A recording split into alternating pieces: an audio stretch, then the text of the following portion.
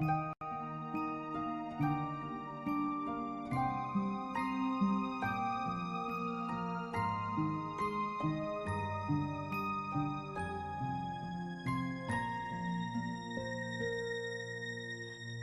been searching for the miracle all around the world.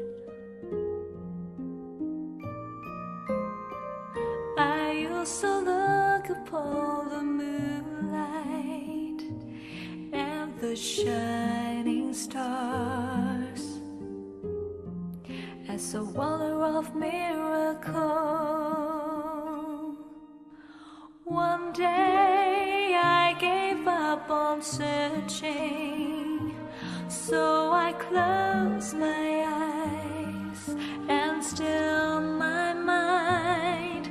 I finally found the greatest miracle inside of me and everyone.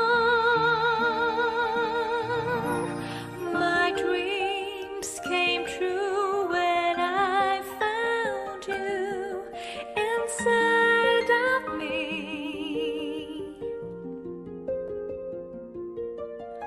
Just close your eyes and you will find another you shadowing inside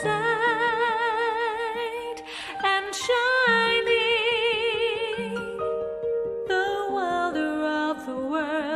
It's in you.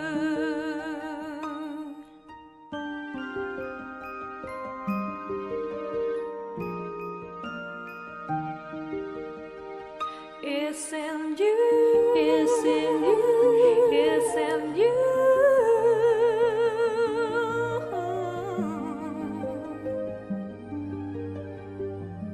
It's in you.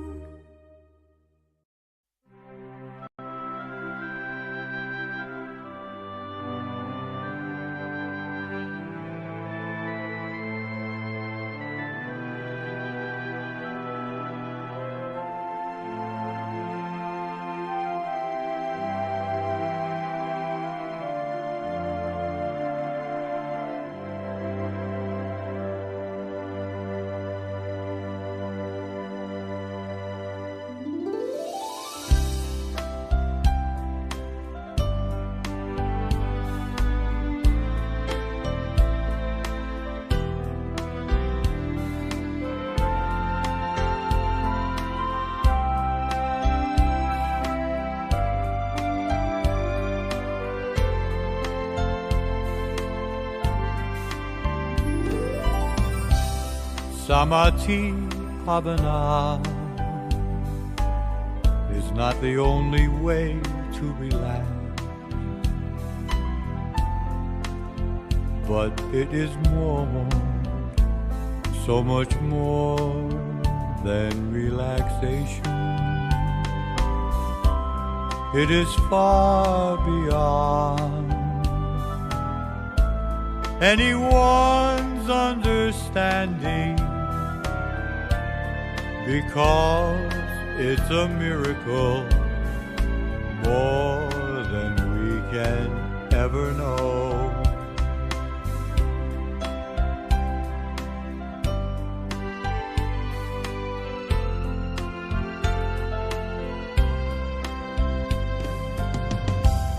Do you know there is someone who is waiting for you? He is with you always, always with you. He is the one who knows with supreme kindness the most beautiful one in the universe.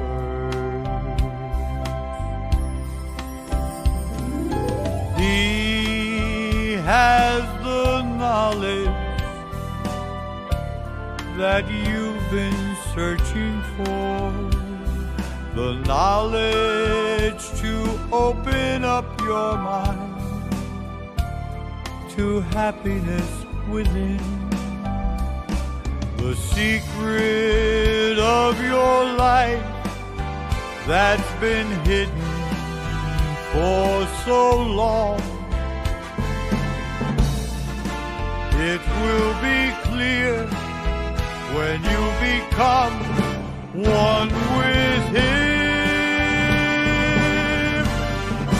There is no one can do it for you. Only you can do it for yourself.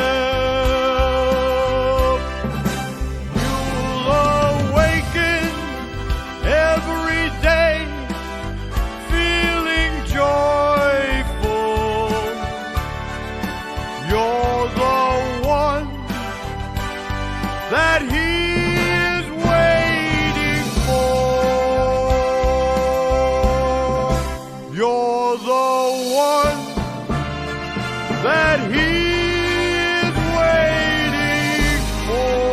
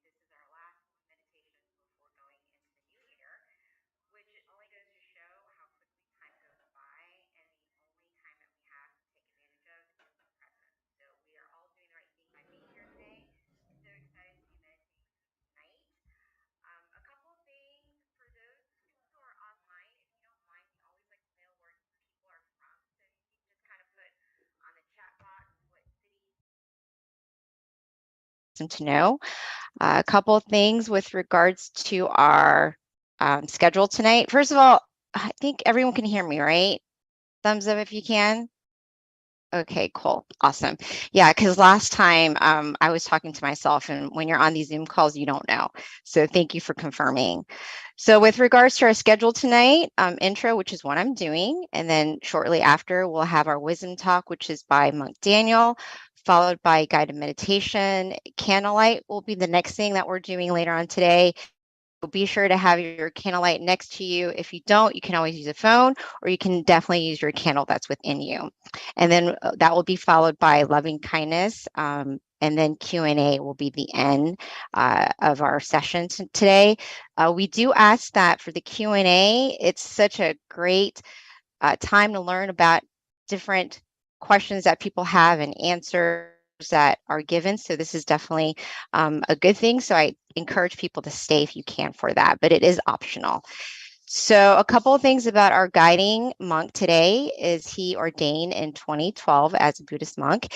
He is going on his 11th year, going into 2020, and his goal is to take any peace mission that is assigned to him with the utmost passion and dedication. So soon I'll be introducing our teaching monk, but before that, let me go ahead and do our quote for the day. So if you don't mind, somebody go ahead and type a number anywhere from 10 to 100.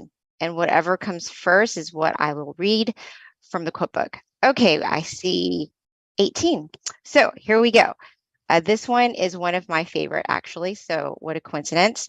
It's see yourself. When you sit with yourself, you will see yourself. You will begin to see what is within. You'll start to see who you really are, and you will live a life true to yourself. So that is today's quote. So, wow, that was fast. So without further ado, let me go ahead and introduce our teaching monk today, Monk Daniel.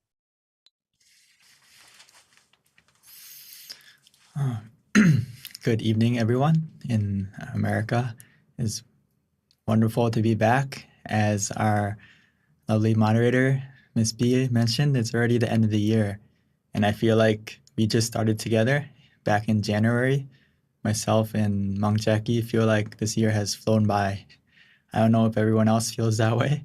Hopefully, you can continue the rest of this year by closing it out in a peaceful way and connecting to the full moon inside tonight, as well as keeping that full energy within you from this meditation to help throughout the month, and then going into the new year to welcome in the new year with a positive and bright mind.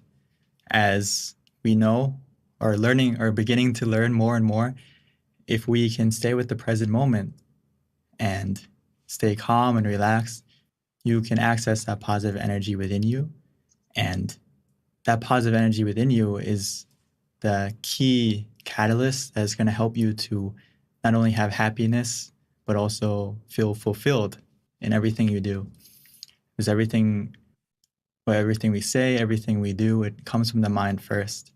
So if we start from a point where your mind is clear, bright, at ease, everything else is going to fall into line easier and smoother.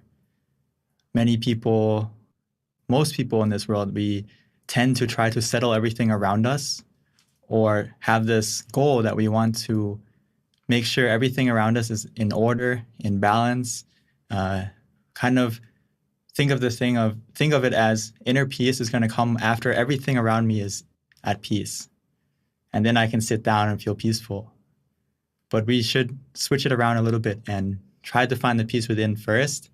And when you have that peace within you, it's easier to help to make everything around you in order and peaceful as well. So switch it around. Start from yourself first.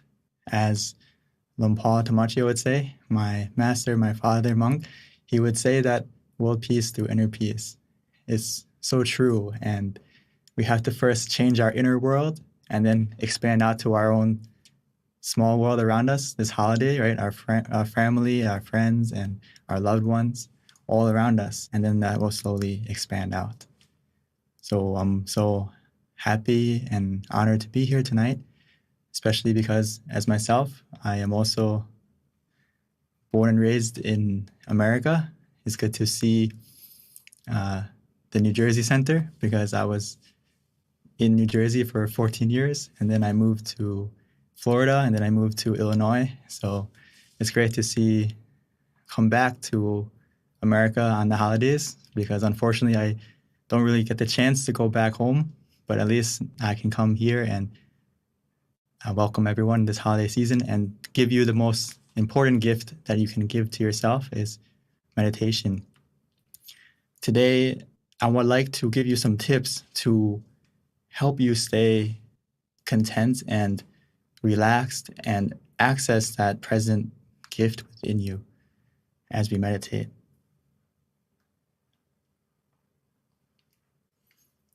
So the true gift that we can give ourselves is by being content, right? If we can stay content, it's going to help our meditation progress naturally and quickly. And it's going to be almost like the key factor that's going to make your relaxation, even though it may not be as much as you would expect, but it can increase without you having to use any effort or use any force or rush anything. So to be content, it's all about being in the present. That's the key. As you may have heard in the past, that happiness is a choice, right? We can choose how to react to a situation and how to view a situation, and that can make you feel happy or content depending on how you place your mind. So being present is actually very important, because a lot of times we may say like, oh, I don't feel happy, or I feel anxious, I feel worried. You have to ask yourself, are you present? I once had someone ask me that, hey, I don't feel happy in the present. But if you sit down and reflect on yourself, the reason why you don't feel happy right now is because, yes, your body is in the present, but your mind is lingering in the past, or it's in the future. And that thing in the future, or that moment in the past, is the thing that's making you feel unhappy or discontent. So if you can really bring your mind to the present and your body to the present, you're going to realize that right here, right now, you're okay, you're fine. And you can kind of slowly let go of that uncomfortable feeling that you may have lingering in your mind. So remind yourself that in the future. So especially in meditation, being content is really one of the key elements of having a successful meditation, because Paul would say that if we start with a mind that is content without boredom, from that absence of boredom, we are led to the feeling of comfort and even more comfort. So after you adjust your body to be relaxed and you're beginning to relax your mind, we also have to stay content with what we have. Stay relaxed. Even though we may initially feel a little bit more relaxed after we adjusted our body, if we can stay content with that relaxation, it's going to lead you to more comfort, more relaxation.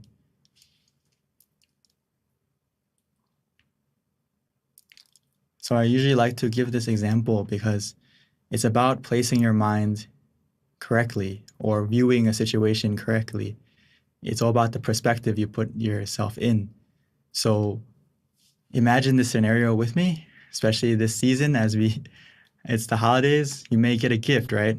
You may get it from your family, your friends, or someone close to you. So the same thing with meditation.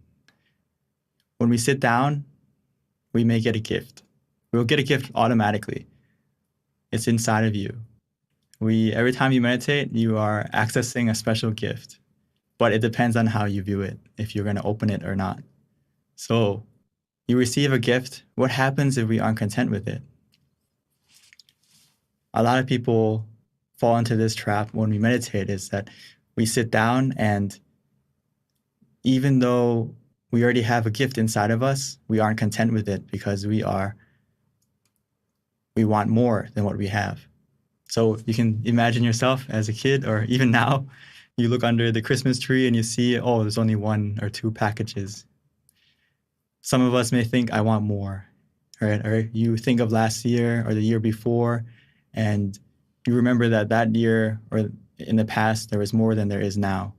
And this happens a lot in meditation when we practice often, or even though it's your first time. We have this expectation, or whether it's coming from the past or the future, and it makes us want more or expect more. And that's when we don't feel content. Or we want something bigger.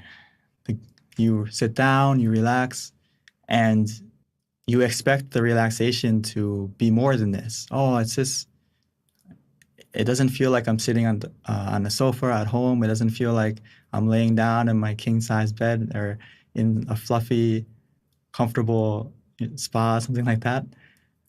So we want more than what we have. And it takes our mind out of the present, and it takes our relaxation away, and it takes our contentment away. So again, our mind isn't in the present. Our mind is in the past or the future. And what we need to do is stop. Because if you do that, you're comparing. Your mind isn't accepting what you have right in front of you right now.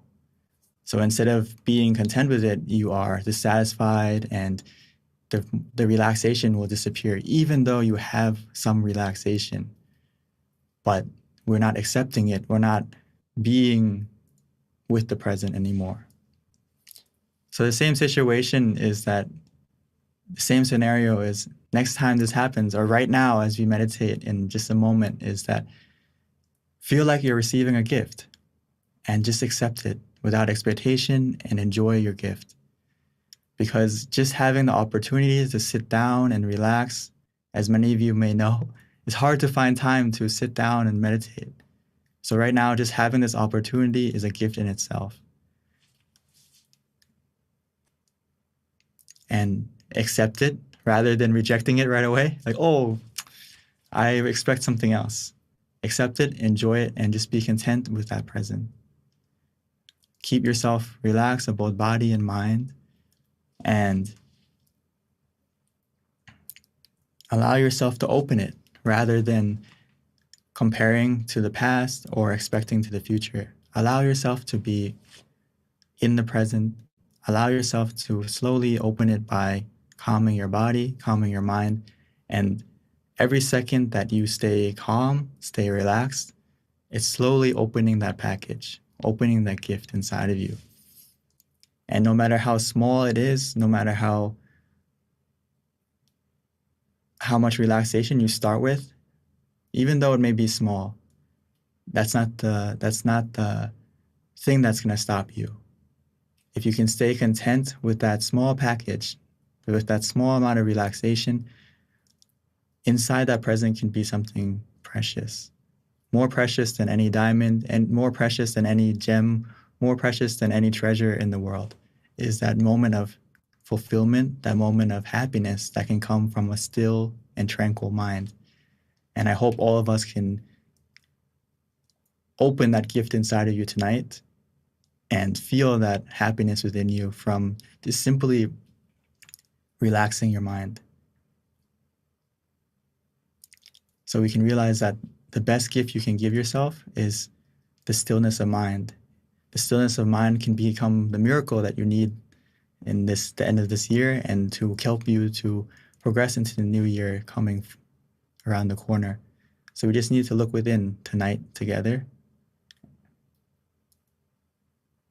And you may be wondering, like, how do I stay present if I feel that my mind is wandering or I feel distracted? So of course we need something to help us. If you can't stay in the present and you realize that you're comparing or you're expecting, the key thing is, I'm sure we've all heard of many methods of meditation, but for now, we can just focus on, no matter the method we use to meditate, whichever way we practice, the principle is being conscious with comfort. These things must go together. So in our meditation practice, we usually give 3 methods, which kind of summarize all the methods in meditation, which the Buddha gave about 40 examples. But in our temple, we simplified it down to 3 methods because it's basically these 3 methods cover all the other methods. So as long as you practice these 3, where you feel conscious with comfort, it will take you to that present moment. That present moment, you can think of it like an island within you, an island of peace, an island where you feel safe, and almost like you go on vacation where you can rest your body and rest your mind. But in order to get there, we need to use a boat. So the image, the mantra, or being still is that boat to take you there. Whether you visualize something, whether you use the mantra, or if you feel ready to, you can just be still. And the thing I like to remind everyone is that sometimes we'll fall off that boat. Sometimes we will get distracted or forget to stay on the boat. You may fall overboard, but that's okay. Just please remember to go back and use the method again to get back on board, to keep going to that island within you. It's a lot like traveling anywhere. The same way we travel inside is that if you think of it, some of us I see are at the center right now, right? So the way you got there is you had to walk first, right? You had to walk first to get to your car or get to your mode of transportation. And then after we got into the car, we traveled to the center. After we got to the center, we have to get out of our car. and we start to walk again, right? So meditation is very similar. It's changing and adapting to the situation and using the method that is appropriate for the situation. So in the beginning, if your mind is not in the present, it would be very good for you to use the image or the mantra, whichever one is easy for you, and that will take you to the moment of being still. Of course, that moment of stillness won't last forever. Sometimes it will last a short time, sometimes it'll last a long time. But when it disappears or when it changes to being distracted again, or you don't feel comfortable, you don't feel still again, just go back to using the mantra or the image again to help you stay still, help you to stay in the present again.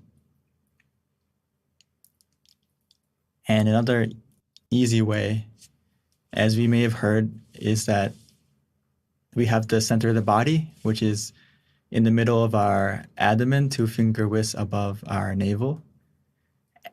That is our present. That's where you can find the present.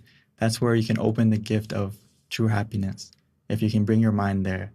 But don't worry, as long as you use any method where you feel conscious and comfortable, you relax your body and your mind, our mind will go there. This point is the point where your mind is already used to it, because it's the point where your mind wakes up. It's the point where your mind ends the day automatically when we fall asleep. So as we meditate, we can connect to this point rather than being conscious and being comfortable. And an easy way as we meditate is just to take a deep breath. Take a deep breath and follow your breath in. Follow it. I would like you to try to just take a deep breath, follow it inside of you, and see where that breath takes you. You may notice that it almost ends close to that center point inside of you. I would like you to try, or if you maybe it's a little bit difficult in the beginning for you, no problem. Just breathe in and breathe out and relax, and we'll get to that point together.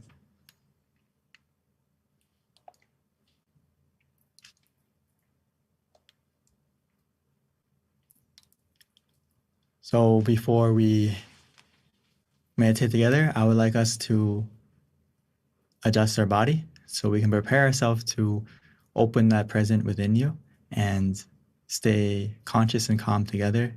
And before you know it, the gift that's waiting for you inside will open. So before we start, please take your time to adjust your body, or if you need to stretch a little bit, please feel free to.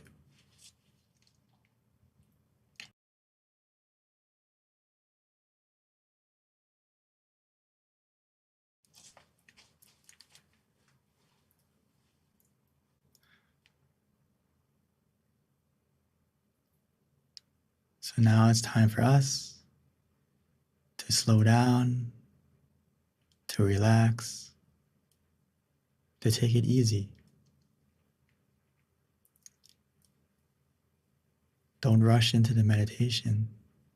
Take your time to find a comfortable and relaxing position.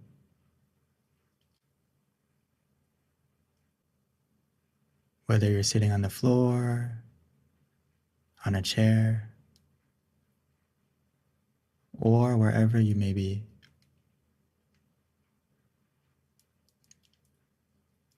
Find the position that feels comfortable for you as we slowly and gently, naturally close your eyes.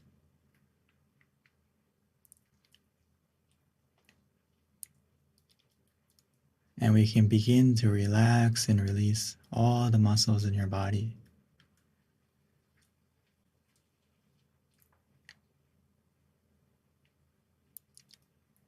Because relaxation is the heart of meditation, the foundation of a successful one.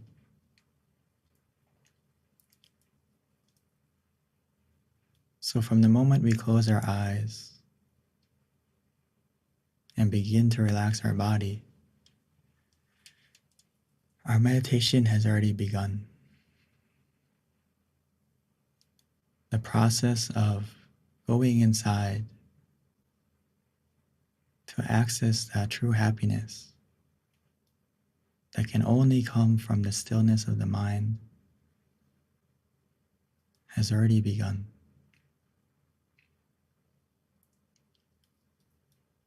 All we need to do is to help your body and your mind relax,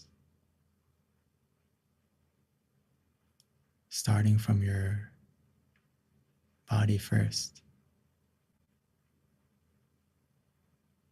Relaxing and releasing every muscle by simply breathing in deeply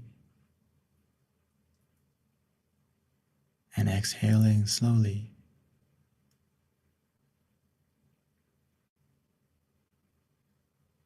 As we do this, it will help our mind and our body to come together, to be one in the present moment. So as you breathe in, try to feel your breath softly and gently.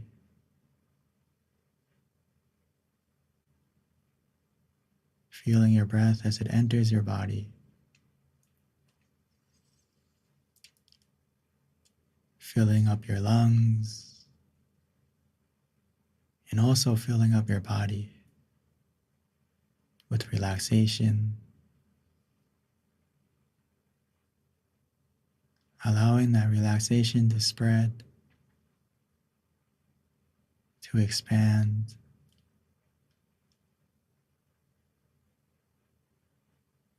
to every corner of your body.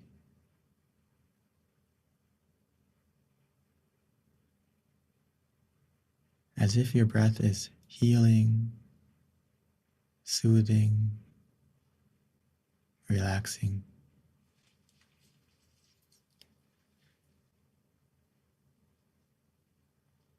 Even when you exhale, allow that relaxation, that soothing and healing energy to come out.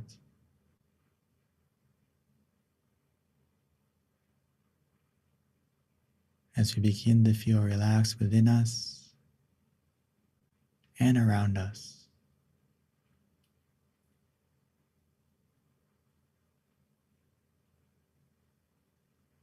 The more we relax our body,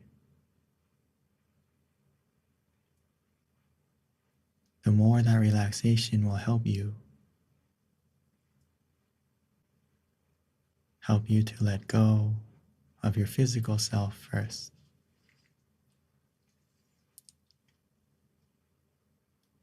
This is the power of relaxation. It's the only way to truly let go, both physically and mentally.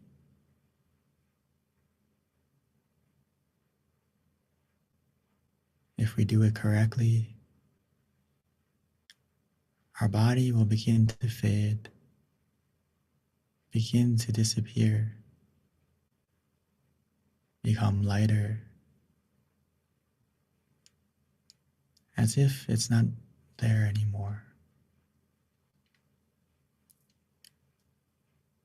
As we begin to let go physically, we can continue to let go mentally.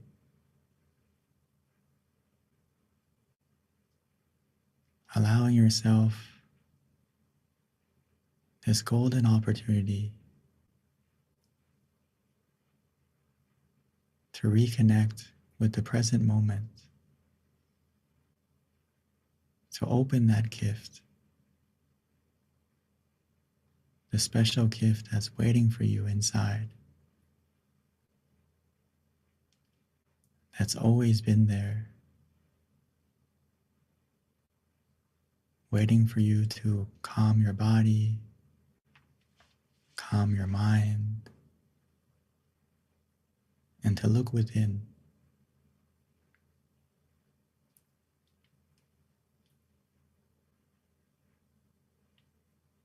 As we bring our body and our mind to the present,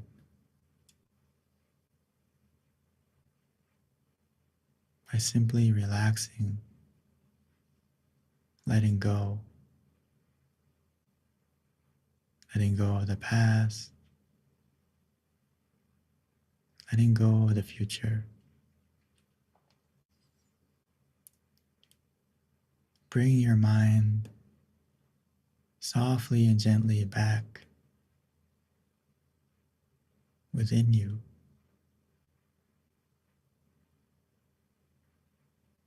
By using the method that is easy, relaxing, comforting. Whether that's to repeat the mantra in your mind, as if that sound is coming from within you.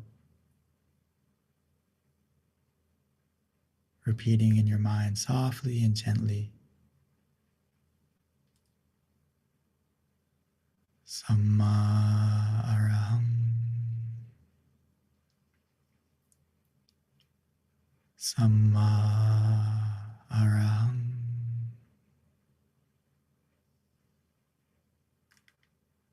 Samma araham.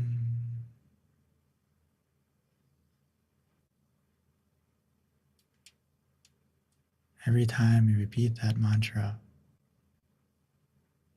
it will help your mind to come back,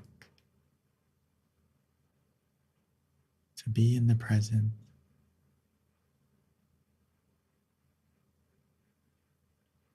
Or we can visualize an image,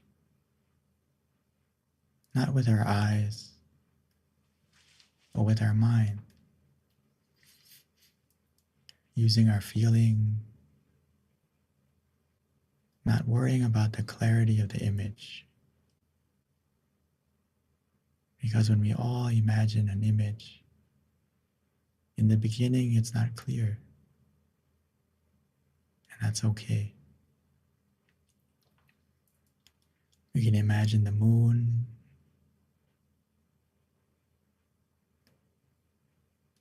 we can imagine the sun, a star,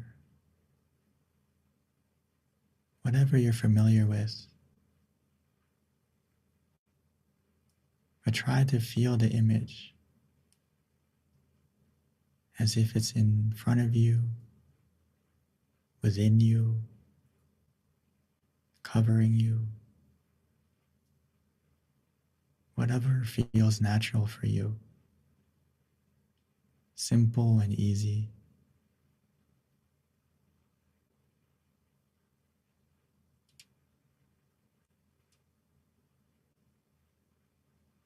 You can imagine it however you like, or wherever you like. The key is it helps you to stay conscious and comfortable.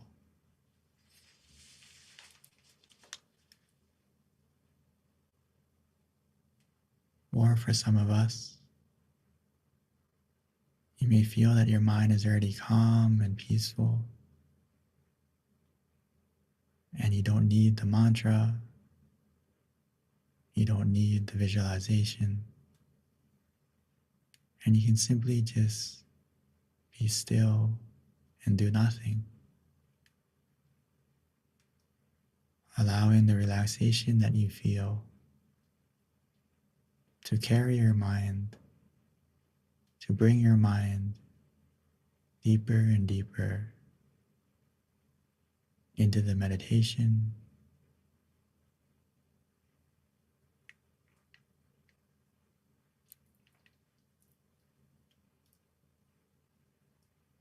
No matter the method you use, as long as it helps you to be conscious and comfortable together, and we stay content, patiently, relaxingly,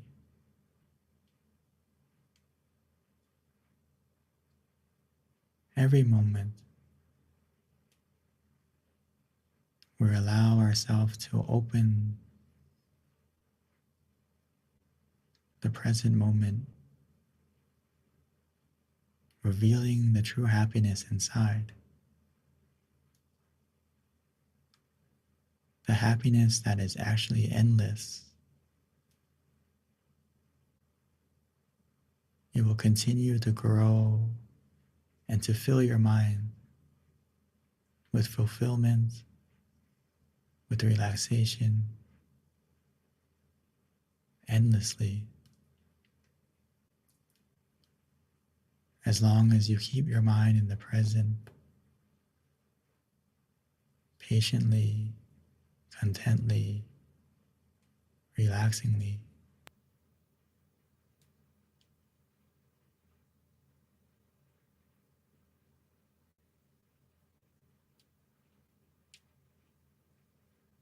That feeling will continue to grow, to expand.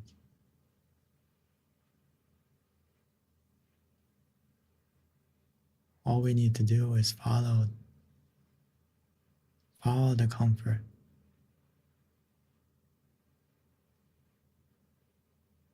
And we will naturally maintain it.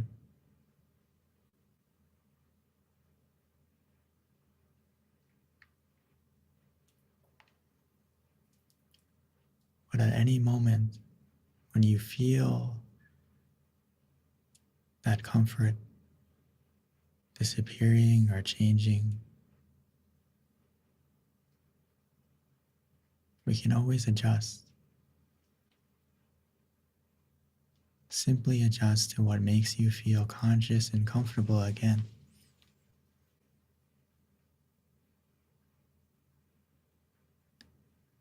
And that will help you to get back to the point of stillness, back to the center of the body within you,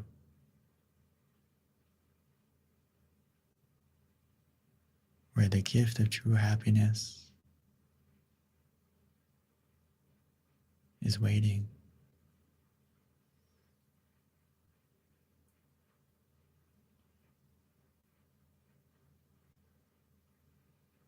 Just continue to relax, to release.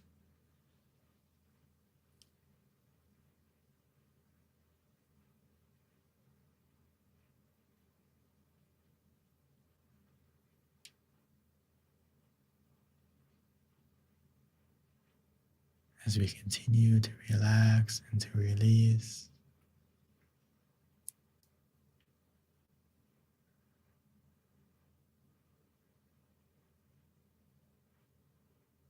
our mind will begin to settle.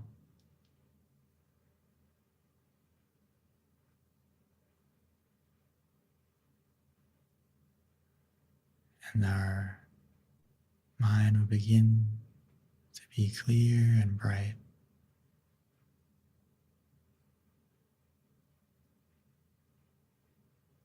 where our mind is free from any negativity, filled with happiness, peacefulness.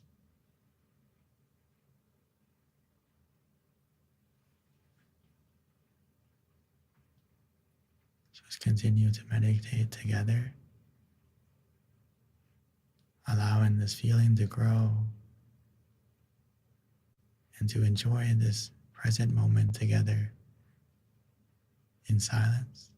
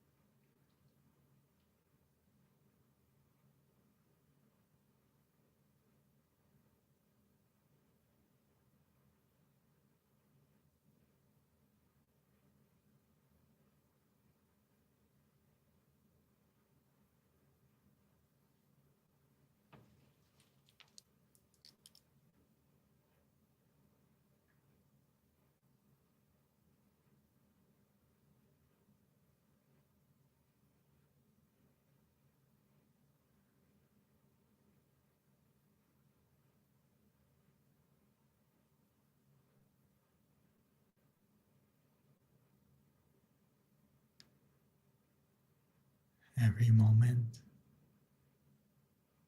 that our mind is conscious and comfortable together, it helps to clear away the negativity, making our mind lit from the inside, a feeling of brightness where we feel clean and refreshed, recharged, rejuvenated, because our mind is free from any negativity, and instead, every moment that we remain calm and relaxed, we fill our mind up with positive energy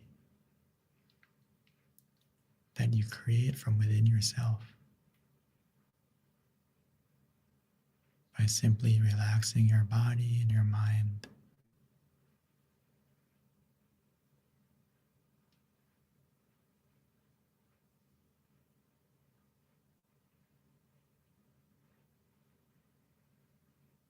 So now that we've taken the time to light our mind from the inside, let's take a moment to transfer that brightness from within you that you feel from the relaxation. Transfer that positivity from within you to the candle on the outside.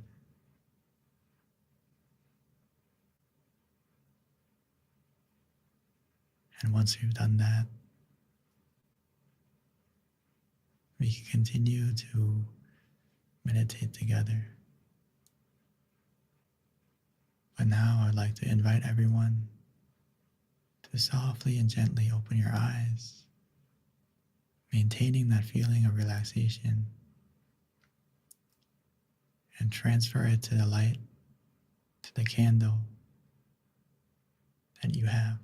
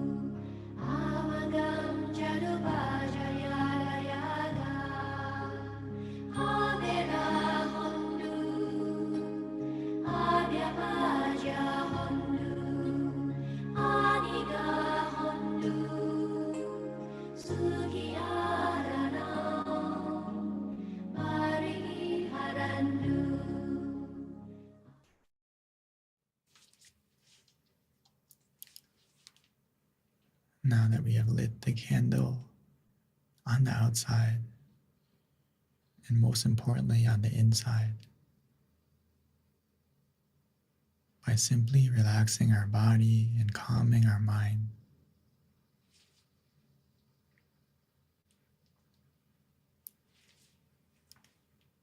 as we continue to relax, we can feel that positivity from within, where we feel refreshed, recharged, rejuvenated. It's because our mind is free and truly in the present, free from any greed, anger, delusion, or any negativity. Every second, every moment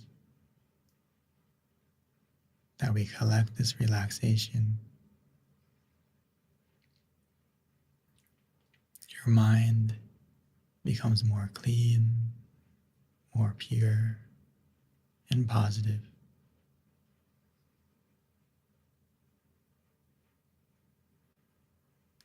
So now that we feel that way from within, we can increase that feeling by sharing it, expanding it out, like the full moon that lights up the night sky, helping to illuminate the darkness for everyone and everything. We can be the same way.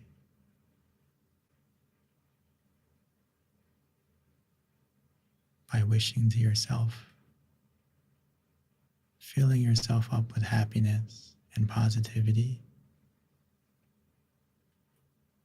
and expanding that feeling out to your loved ones, as if we're giving them a gift from within, a share of this positive energy that you feel, that we can dedicate, that we can send to everyone we love,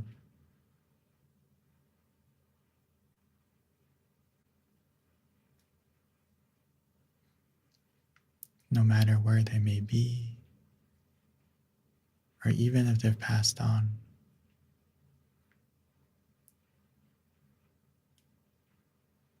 The positivity of the mind can be felt,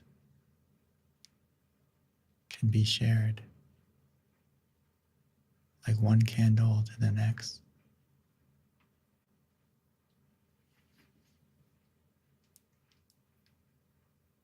By simply visualizing them, their face, or their name, we can connect to them.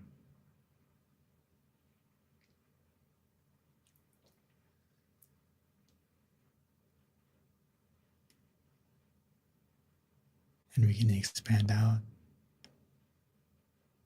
opening our mind, expanding our heart to our friends,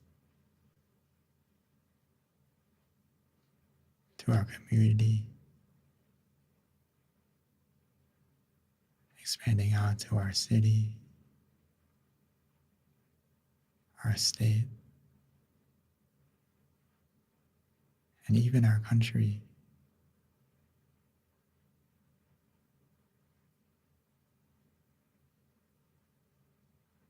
Wishing for everyone in the world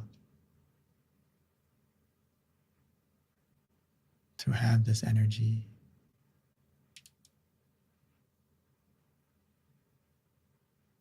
wishing well for everyone and everything, whether we know them or not. Allow the positivity you feel to shine out, helping the darkness of this world to become brighter.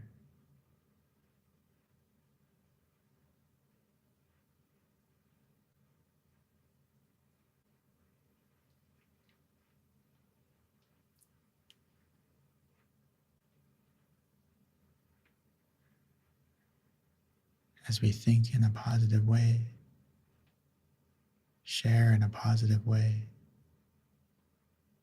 that positivity will come back to you.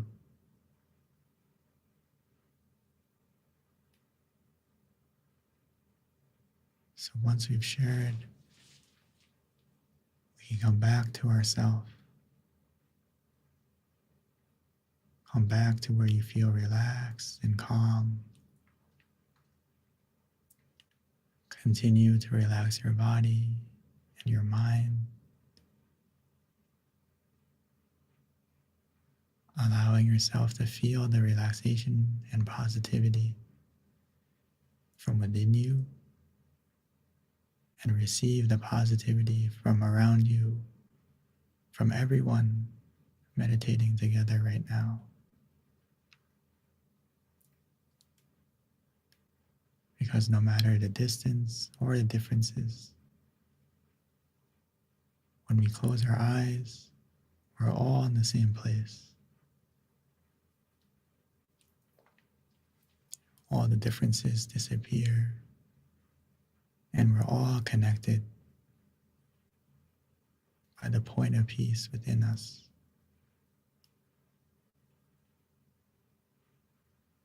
And the more we relax, the more we stay still, you'll be able to feel it from within you and around you.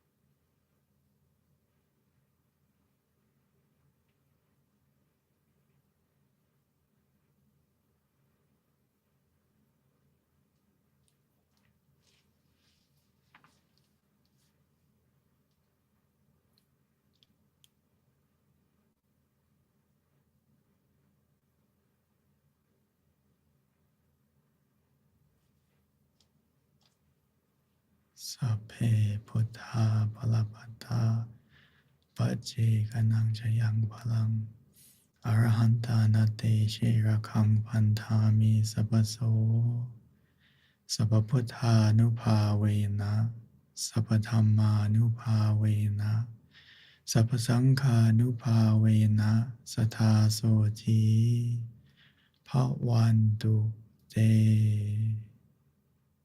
By the positivity that you've generated from your meditation, may that positivity bless you in every way. And when you're ready, you may slowly and gently open your eyes.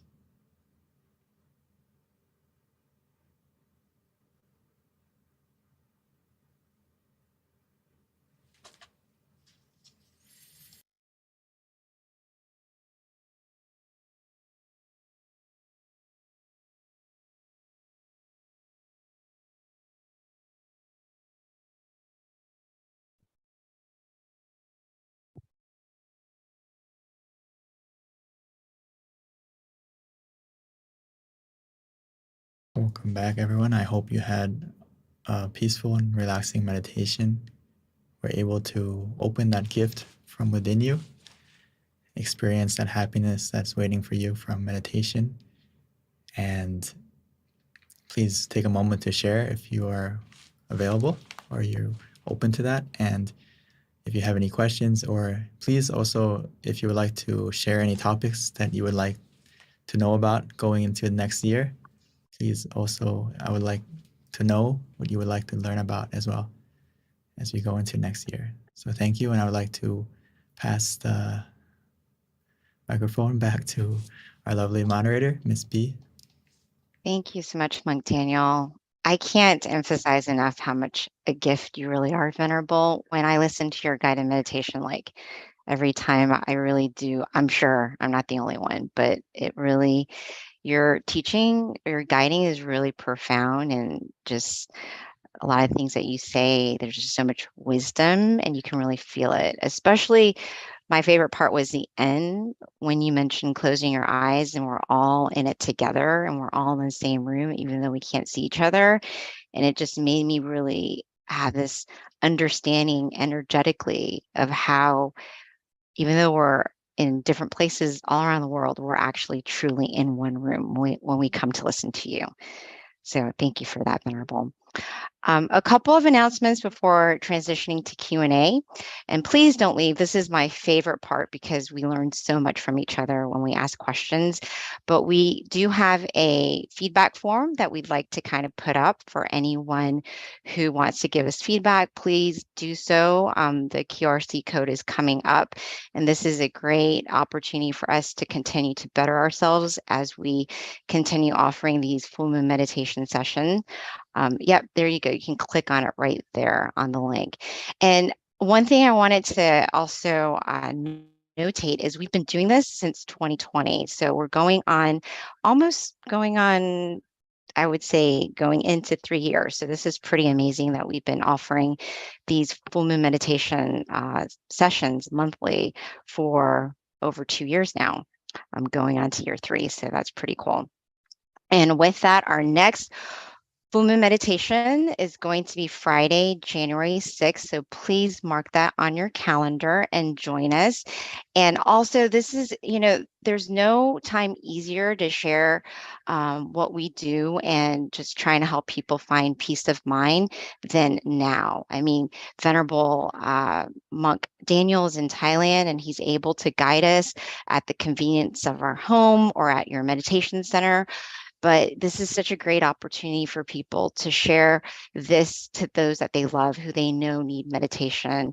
All you have to do is pass on the link, pass on the flyer, invite them to join us. We do this monthly, and our next one's going to be Friday, January 6th. So please join us. Another thing, a couple more announcements before we transition to Q&A. If you haven't already, definitely check out our meditation, our website, tamagayameditation.org. This is a great website to go to learn about our different locations, to also learn about our upcoming virtual meditation, online meditation classes as well. But looks like what we have pulled up is MindGym, which is also another great website that we have, another great offering that we have as well. You can also find out about your center nearest you on the website at MindGym.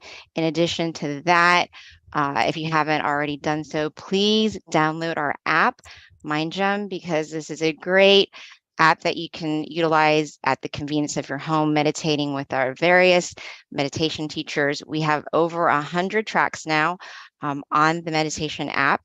In addition to that, we also send out notifications to remind you of our upcoming full moon meditations as well, which is a good reminder, since those are notifications definitely will help. All right, at this time, let's transition over to Q&A. One other thing too, if you've got a location near you, simply go on one of our websites, mindgym.org, look at the location, click on the center nearest you and find out if there are live sessions there. But right now, most of our centers do have live sessions. So please do join us in person or online. So at this time, Venerable Daniel, we are ready for you. Thank you. All right, everyone. So this is my favorite part, which is Q&A, especially for those who are at a center. This is a great time to field questions for us so that we can learn from our teacher, Monk Daniel, and get some answers to some questions with regards to meditation, how to improve your meditation, the challenges you might have, how the Venerable's experience can help you. All right. So let me see. So, Daniel, I do have a question prepared for you. And I think it's definitely relevant for everyone who's listening to the call, which is when we have a guided meditation with you, it's very easy to meditate. But in our daily lives, what can we do to help kind of like extend that energy, that pure joy that you have when you're meditating into your next practice?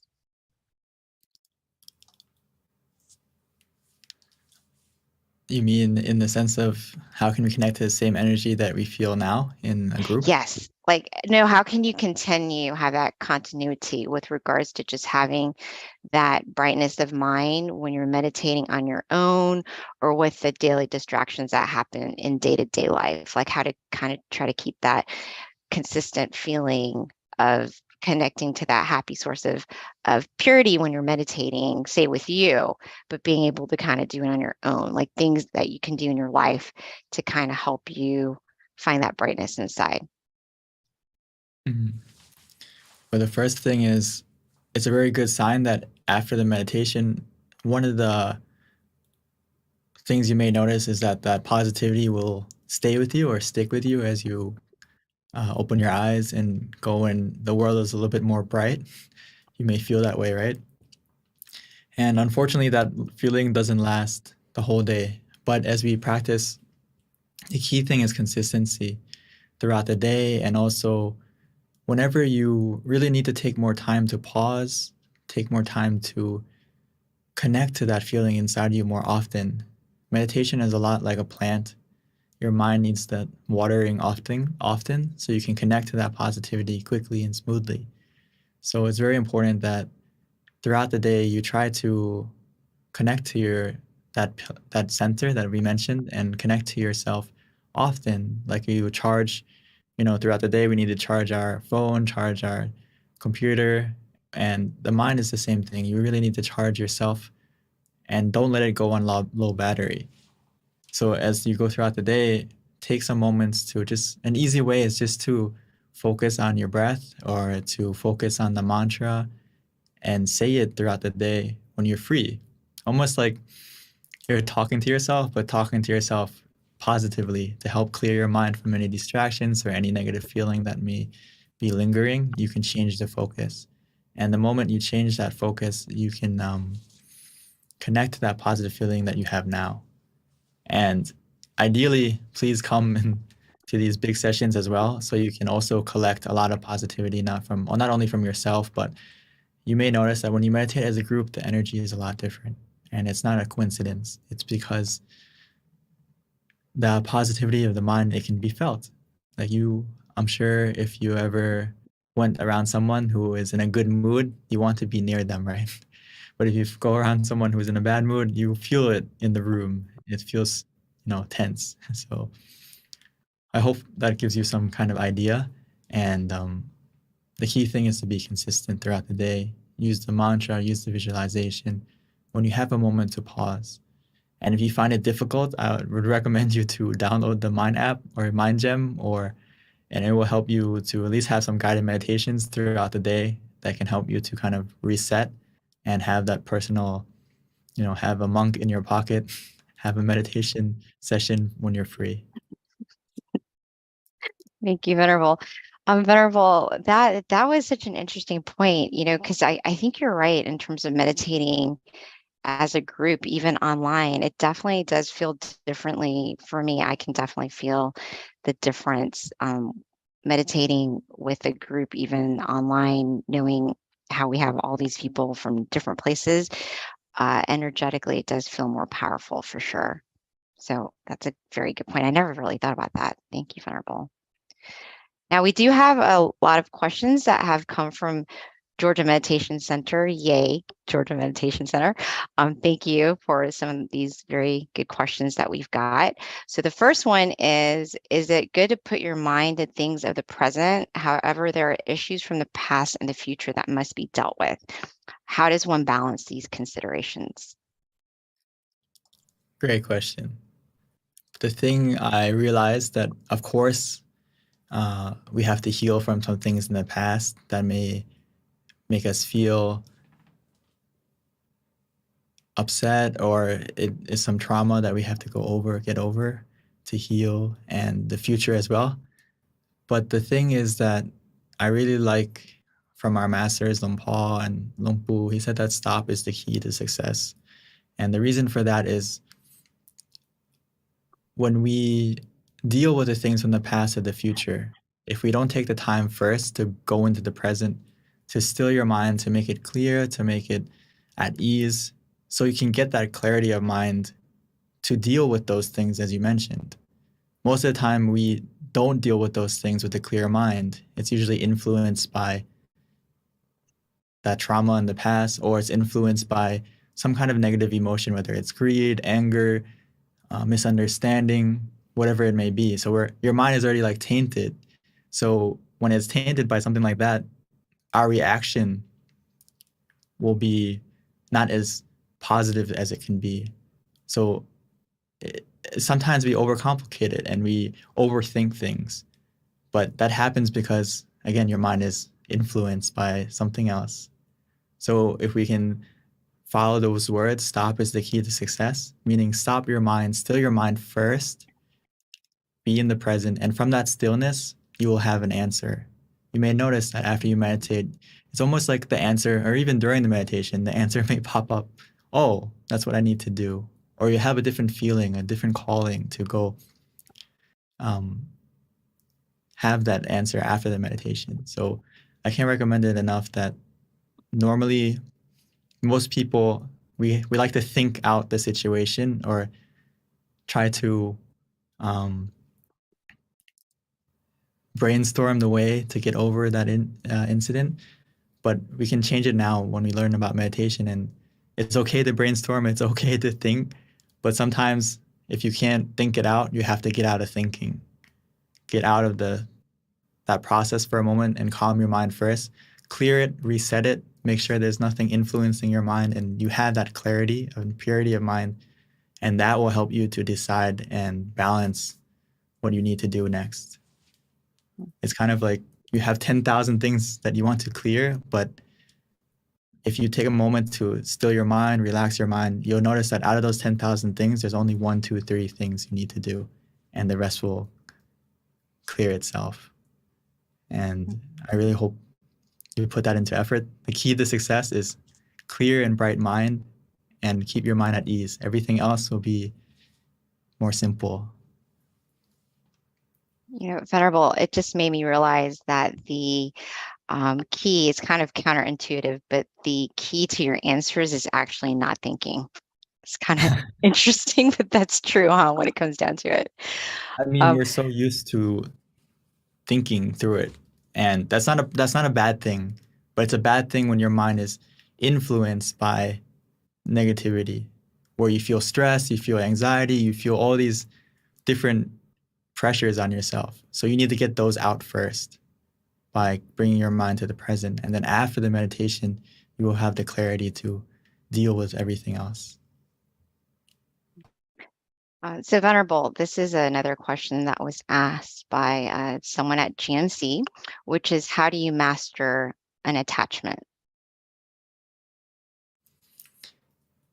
I think the key thing is to reflect on that there's nothing that you can really hold on to forever, whether it's yourself, right? Your own body. You want it to not age, you want it to not get sick, but unfortunately, everything has to change. I think you have to understand that change is a universal principle. So it helps us to not be over-attached to something, whether it's people. So I think for most of us, it's easier to let go of things, but when you think about people or relationships, that may be a little bit more difficult. So I realized from myself that the more I meditate and the more I find that true happiness from inside of you, rather than most people, we rely on happiness and fulfillment from the people around us, the things around us, the status we have, so and so. And when we put that happiness and focus on things that we can't control, that we can't maintain forever, right? We can't keep all those people with us forever. We can't keep all the things around us forever. We can't keep the status that we have forever. And when we put our happiness on those things, we are destined to feel unhappy because they don't last. But if you put your happiness or your focus on Recording in meditation progress. and getting it from within yourself, getting that happiness and creating that happiness from stilling your mind, it makes you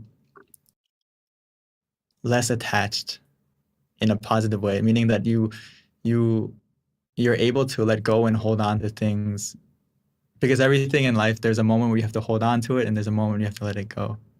So from what I noticed, the more you practice meditation, the more you can practice and master being unattached or being obsessed about certain things. And so change your focus of that to finding happiness from within you rather than around you, if I would answer it shortly. Thank you, Venerable. So GMC's on a roll. We've got more questions. One is, how do I manage my ambitions?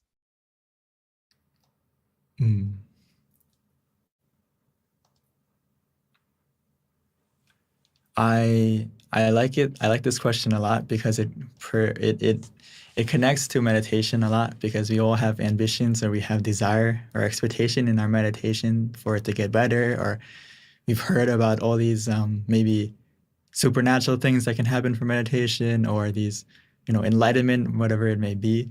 So we have these ambitions that, oh, when I meditate, I can get to that level, or will I be able to get to that level? And this also applies into life where we have ambitions and goals, right? I like to take it's the same thing to monk life. Sometimes we have this goal that I'm going to ordain for the rest of my life. That's a high ambition. Right. So Luang Por would say, don't worry that far. Worry day by day and make every day the best. And say, I'm going to ordain day by day rather than ordain for life. And what that does is you change your focus to the method rather than the result. Change the focus on how you're going to get there rather than, am I there yet? Am I there yet?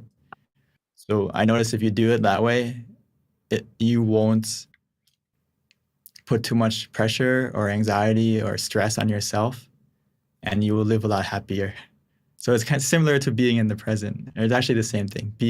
Live in the present moment and focus on what can you do day by day, and that will take you to your ambition or to your goal or to your desire, rather than focusing on the desire and the goal or the ambition. And that will only give you a lot of pressure and expectation and make you feel stressed. So instead of that, it's good to have it, but then focus on what am I going to do to get there rather than am I there yet? And this is the same applies to meditation as well. If you sit and you focus on the method rather than the result, you're going to get the result easier, because you're not putting yourself or starting your meditation with expectation and desire and want. So start from, how can I get there? What is the way? What are the methods that I can use to get there? I hope I gave you an idea. I'm not sure if that or if you're talking. Yeah.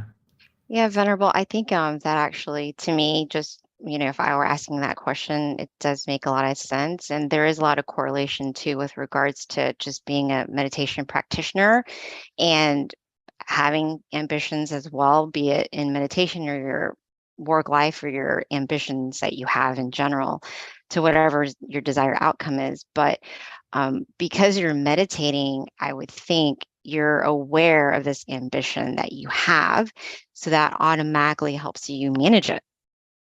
Correct, Venerable? That's to me, that's how it's really connected, is by meditating, you're seeing how ambitious you are, and then you're also being able to identify that, oh, this is actually like not making me happy, it's creating suffering. So let me try to like not be so attached to the outcome because I'm a meditator. Yes. Exactly. Thank you, Venerable. Yeah, that's kind of what I picked up as you were explaining that. So another question that we have from GMC, man, they are dominating. Come on, other centers. Okay. And by the way, I'm associated with the Georgia Meditation Center, so I'm very proud that they're asking all these questions. That's awesome. What if you feel like you can't stop thinking or being distracted by what's around you? And that's another question from GMC as well.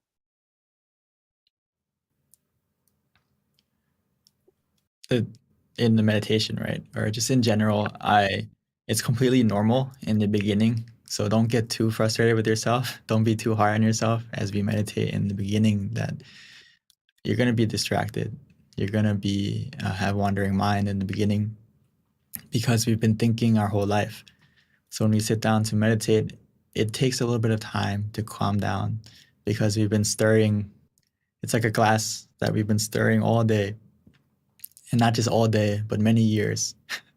So when we take the time to put our mind down and just let it calm down, it takes a moment, it takes some time. So in that time, I can't emphasize enough that you need something to help anchor your mind in the present. Like if you think of it as a boat, you don't want it to drift too far away or drift into, get lost at sea. You need an anchor to keep you in the present. So that's why we use the mantra and the visualization, or even both at the same time, to help you stay here and now. And if you find that even using those methods, if you find that even using those methods, your mind is still really going all over the place during the meditation, just open your eyes. It's like you're a director and you're saying cut, or you're having a bad dream and you open your eyes and it'll fade away, right? So it's the same thing in the meditation. If the wandering is out of control, the visualization, the mantra is not helping, the easiest way is just to open your eyes. And that will help to cut the process of overthinking for a moment. And once that thinking is gone, we can continue to close our eyes. And as you close your eyes this time, please use the mantra and visualization again from the beginning. And this will kind of be that shield, be that anchor to protect your mind from overthinking or being distracted again. Thank you, Venerable. All right, so we've got a couple more questions before we wrap up. So let me quickly get to it. The next one is, do you think the answer to a problem comes by itself, or do you need to chase the answer? And I would suspect this is when you're meditating, Venerable. From what I've noticed is you don't need to chase after the answer or the happiness or anything that happens in meditation. You just need to be still, and the answer will come to you. The answer will come from within you. Because you may not realize it, but you have a lot of wisdom, and it can come from within you. It will come from within you. Just like the happiness or relaxation that you feel. Isn't it amazing that just by staying still and relaxed, that all of a sudden you feel happy, or all of a sudden you feel this contentment from within you? Where did that come from, right? It came from you being still. It came from you just relaxing. You didn't need to run after it. You didn't need to look for it. You didn't need to do anything but be still and relaxed. And that happiness came. So it's a lot like I've mentioned, the door of happiness opens from within. And also those answers are sometimes the answer to a solution miraculously can actually come from you just being still. And it's almost like an intuition, but the more you practice the meditation, the more clear and bright your mind will become, and it'll be easier to find those answers that you're looking for. And the deeper you go, the more profound answers you'll be able to answer, because you'll find it from within you. But it's not, you're not running after it, you're not chasing after it, you're just being still, and it will come to you. Yeah, what a great benefit to meditating. All right, so the next question, Venerable, we've got two more. The next one is from Chris Amon, and the question is, what is a theoretical way to solve problems when you focus?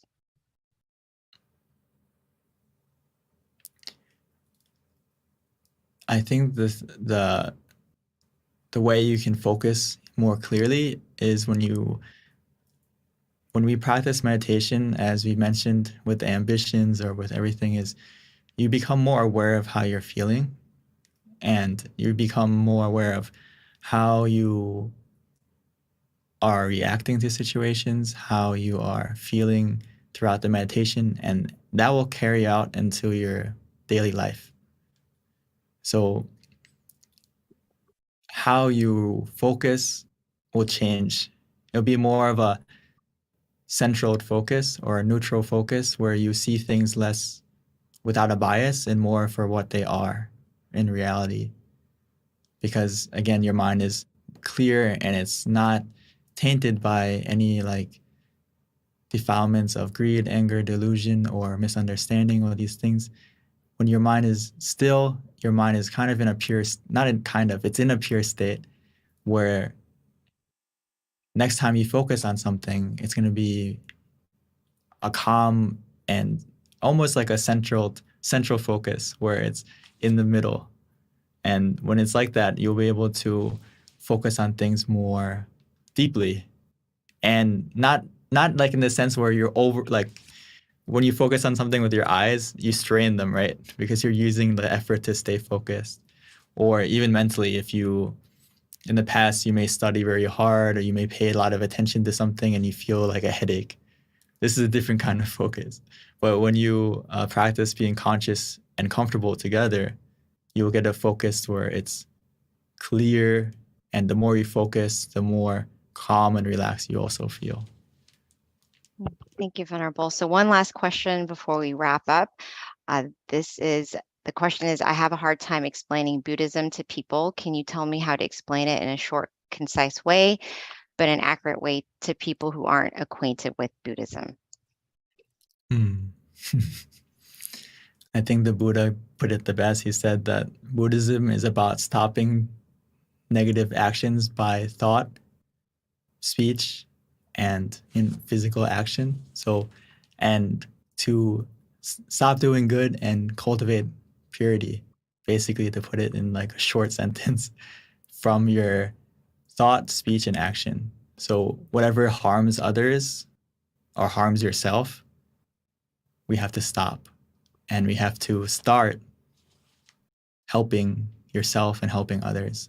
Be a positive influence on yourself and others. So to put it simply, to stop doing negative things and to start doing positive through your body, speech, and action.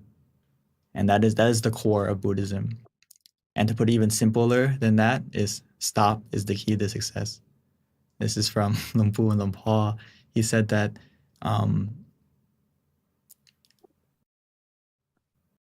if you summarize all the teachings of the Buddha, it comes down to not being careless.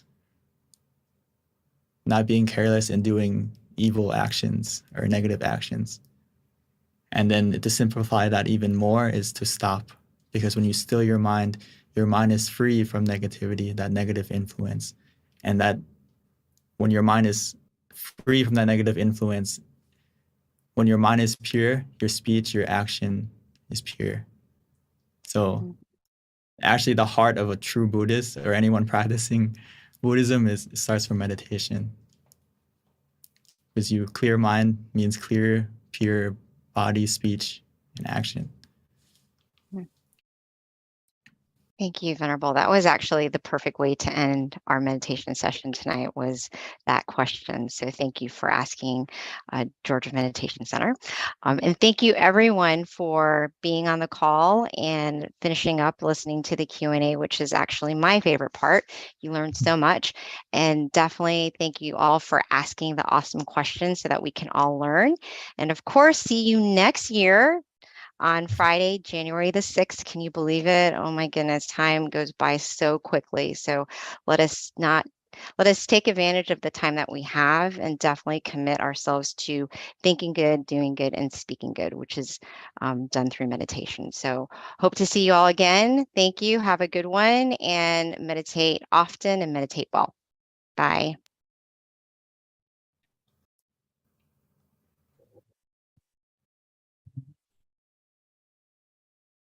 Recording stopped.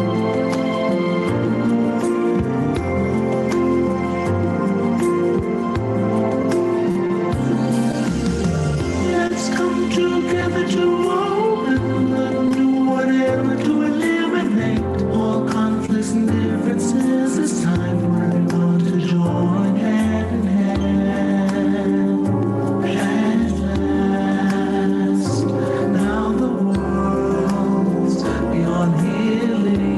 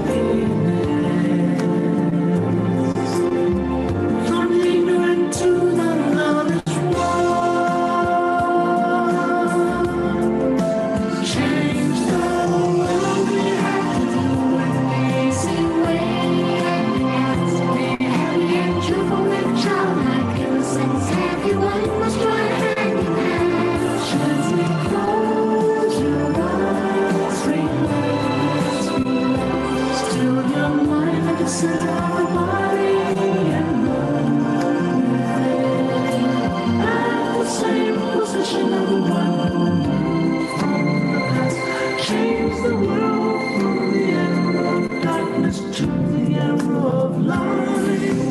From the old era to this new era, the world will be like heaven on earth. No classes in society, everyone will be really happy. We'll speak the same every language. Become as one with smiles of love. We'll be kind, the world will change. The world will change. Let's come together to change the world. Let's come together to change the world. Let's come together to change the world. Let's change the world. We have to do it the easy way and relax each other with childlike innocence. Everyone must join hand in hand. Chemicals will rise and relax. Still the mind at the center of the body, and good will prevail. As the word will be from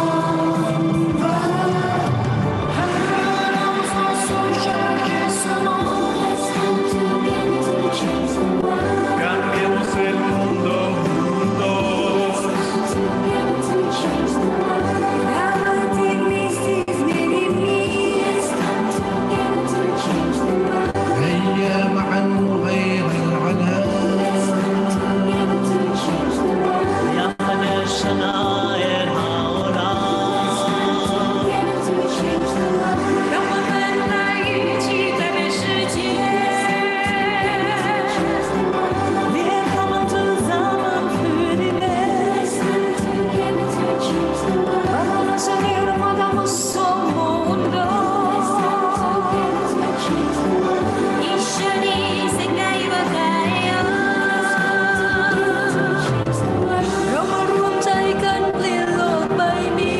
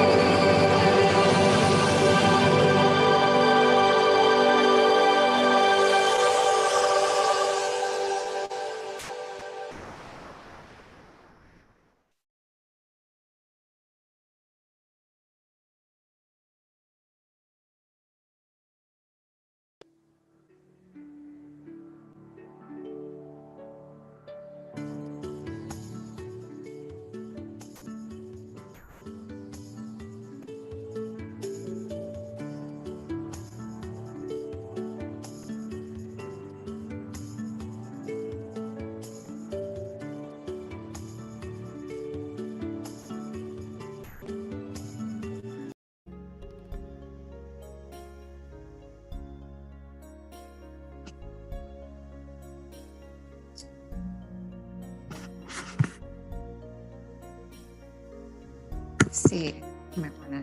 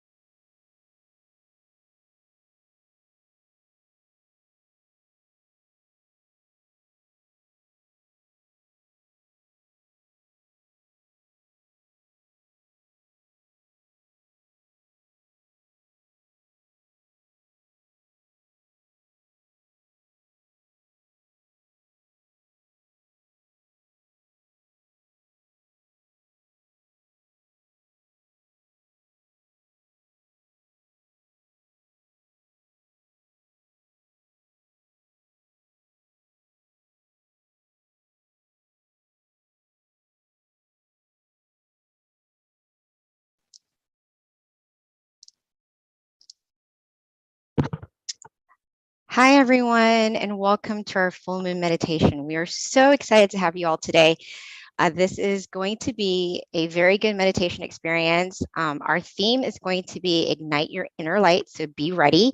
And it is also Equality by Tranquility, which is actually a perfect theme considering today is MLK Day. So with that, I like to go ahead and start off with a quote.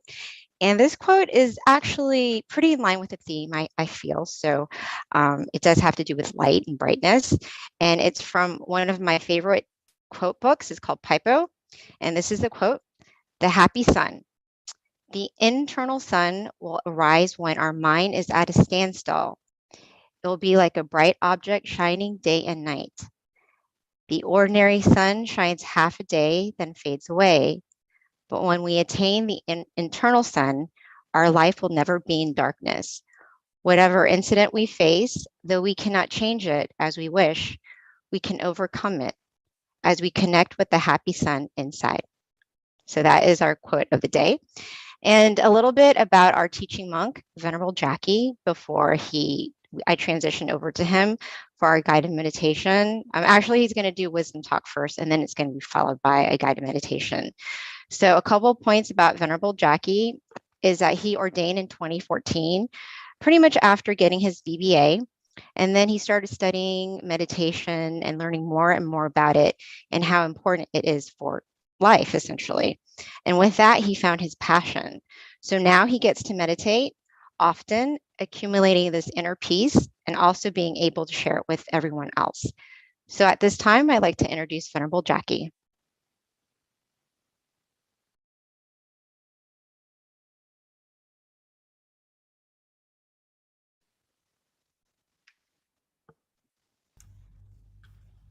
Masaka, Pete. Hello. Well, good morning, good afternoon, and good evening to everyone. I see that you are here not only from America, but from all over the world.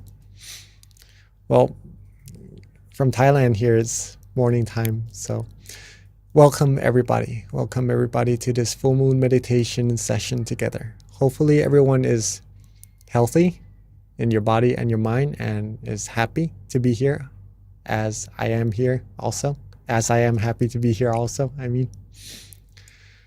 Okay. Today's topic is mainly, since today is Martin Luther King Jr. Day also, I believe, in America,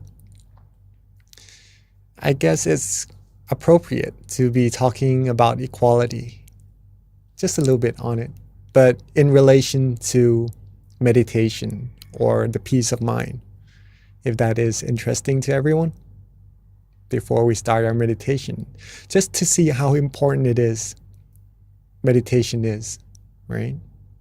Okay. So first point I would like to make is that we know that we are different. From Canada also, welcome. Shanti. We know that we are different, right? We look different. We sometimes speak different languages, right? I speak Thai also as actually my first language. We like different things sometimes. We have different backgrounds. So differences are there. Like, definitely, we can see them. But we do also have similarities, right? We breathe the same air, you know, we are in the same world. We breathe the same air. We have the same sun for light, for brightness. We are under the same moon right now, tonight, right? Sometimes we all have our own problems as well to deal with in life. Also, as humans, as all beings, we all seek happiness, right? You may see sometimes people might want to suffer or hurt themselves, but it is because they seek happiness for that. In a way. So all in all beings seek happiness. And it is this feeling of happiness, right? That is very important. Very, very important. It is because even though we are different on the outside, right? The feelings we have inside, love, happiness, all the other feelings are the same.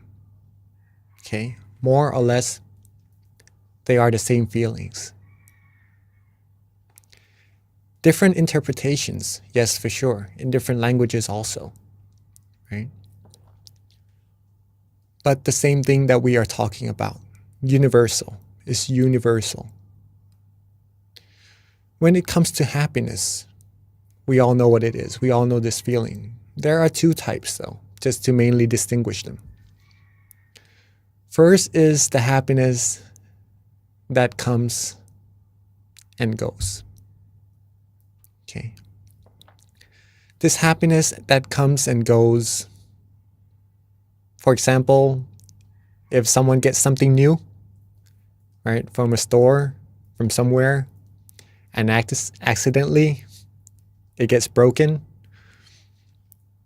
we get happiness, yes, from getting the stuff for a while. It stays with us for a while, and then maybe it departs from us, right? If it doesn't get broken anyhow, right? Either us or that source of happiness on the outside, it could be anything, right, will depart from each other sooner or later. And that departing shows that those happiness doesn't really last. Or if you were to rely on these outer objects, outer things for happiness, sometimes instead of happiness, once we depart, we'll end up feeling sad. Okay. So this is a form of happiness. Okay. This is a form of happiness. You could say that it's a come and go happiness. Let's put it that way. All right. The second type of happiness is the opposite. How could happiness becomes opposites, right? Well, it's the type of happiness that we could always access at any time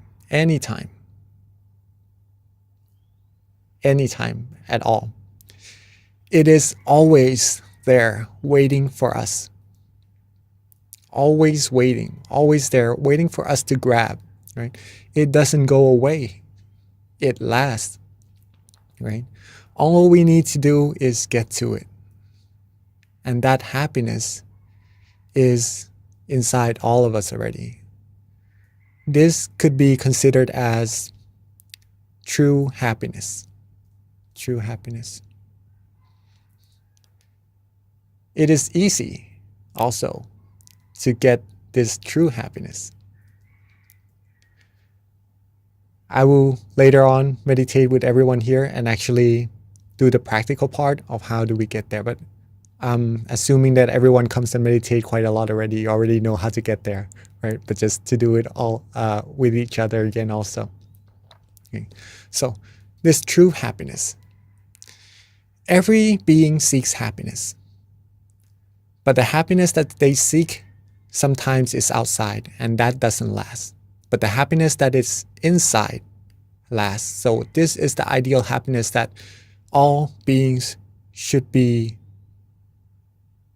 seeking, should be getting, or should be acknowledging and really taking into possession of that, right?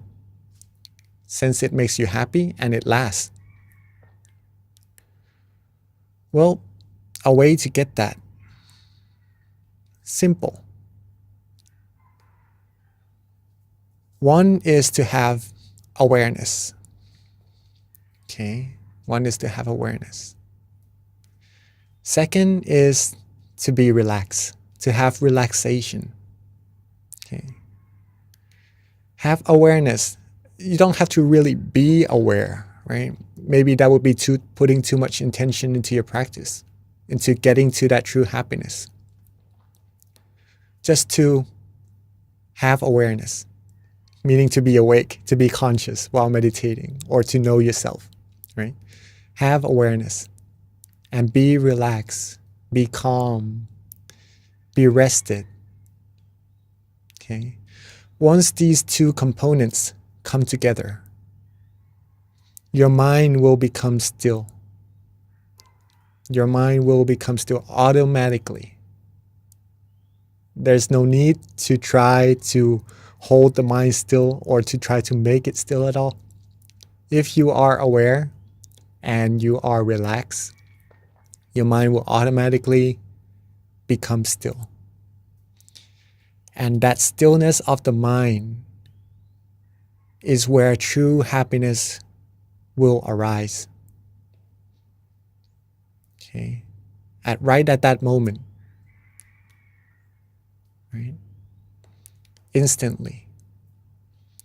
So if you are relaxed right now, sitting in your chairs, you have awareness, of course. Right? And just enjoying this feeling. Enjoying this feeling of relaxation. When you are enjoying it, your mind will become still. Okay. And it keeps getting bigger and bigger. If you are more and more still and neutral with the feeling, we could do this in our practice of meditation together. But just to say that the stillness of the mind will become stronger and stronger. The true happiness inside will become stronger and stronger also. The taste of happiness will become more and more profound. You receive happiness at this level already while being relaxed. But once you stay calmer, once you stay more relaxed longer, different types of happiness, more and more happiness, more tasteful happiness will arise, thus giving you more profound insights into your meditation as well. Okay, but that's for you to prove it to yourself, right? This shows, what does this show? Right? Everyone seeks happiness. There's already happiness inside of all of us. We all feel the same thing, just different interpretations. Okay, and there is a way for everyone in the world using these two things, awareness and relaxation, just to get there the same way. This could be said as equality of happiness, or the equality of humanity. The equality of humanity. Thus, equality by tranquility. Okay. If we choose to not really look so much at the differences of humankind, of humanity, but we choose to look at the similarities, peace will happen. And when we are happy inside, when we are fulfilled, when we are content, we will feel love for everyone. We will feel that everyone is equal in happiness. And we will know that this world is able to receive peace, and thus it is a way to world peace. Okay. There's a quote. Since today is Martin Luther King Jr. Day also, there's a quote by him related to the moon also, right? So today is actually one moon together as one, as our campaign as well. Darkness cannot drive out darkness. only light can. Only light can. If we were to create world peace, but we were to put out negativities, war maybe, into this world, how could world peace really be accomplished? But if everyone in the world can be happy, can find this true universal happiness, equality in all of us, right? That's the light. That's the light within ourselves, within humankind, right? That's the light that can actually, if everyone comes together as one, like the moon, we will be able to eliminate the darkness in the sky, even at night, right? Even in the darkest night. When there's light, we can see. We will be able to bring light into this world and truly make world peace come true. Okay. That is pretty much our talk today. Hopefully everyone enjoyed it and acknowledged how important it is everyone is today. Not to just come here to the session, but actually to the whole world, to create world peace. Okay. But it is a teamwork thing. It is a teamwork thing. It can't just happen with one person. Everyone has to be happy, right? Okay, so I'm guessing that everyone is ready to practice our stilling the mind together. First of all, we all have awareness already. Now the second one is relaxation, right? Make sure you are comfortable in your seats. Make sure you are sitting relaxingly, the way you like it, right? This is all you. It's up to you to make yourself happy. Okay. So once the body is relaxed, then we'll go to the mind. And then when the mind is relaxed, the mind will become still. And then we'll go from there further and further. Okay. So let's take a few minutes to get our body freshened. If you need to drink some water or do some movings, please do. And then once you're done, let's get into our meditation.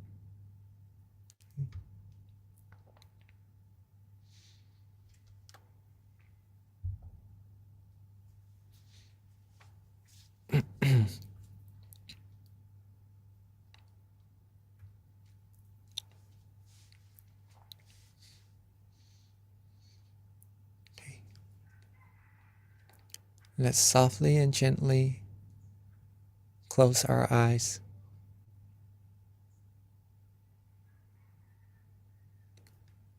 Softly and gently close our eyes.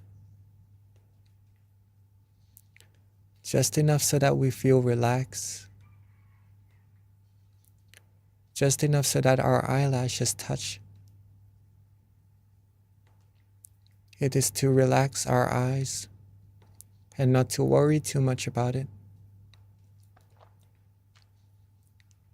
Relax our foreface.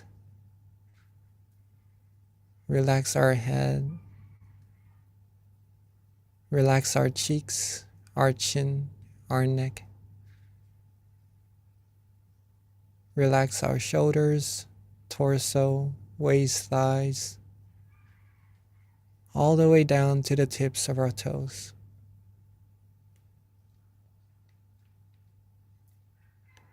Take our time. There's no need to rush at all in meditation. Relax, rest, be calm, be restful.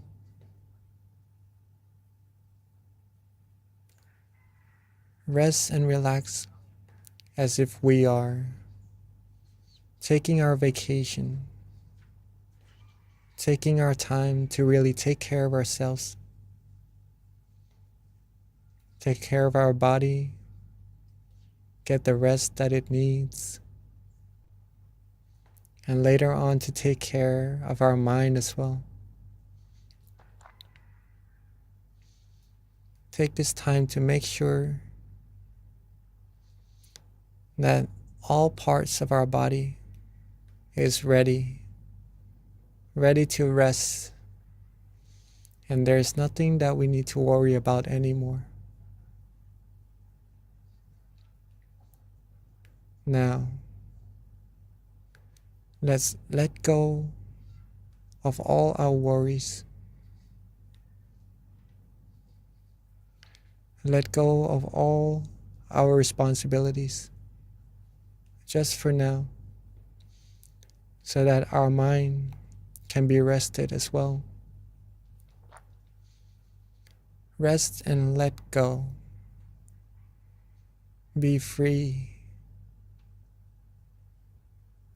Be free from all worries. Be free from anything that would give you a burden or give you weight to your mind. Be completely free. Be completely rested. You may start to feel the mind actually moving, flowing. And that's just the mind being free. And when you're able to let go like this, you'll start to feel relaxation. You start to feel inner comfort, peace, happiness, calmness, or tranquility.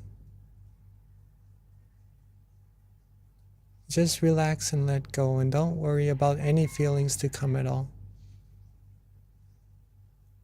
If you don't look for it, it will come to you.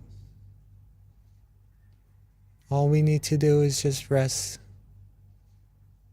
Rest and let go. You'll start to also feel that the mind wants to be at a certain place, maybe right there in front of you,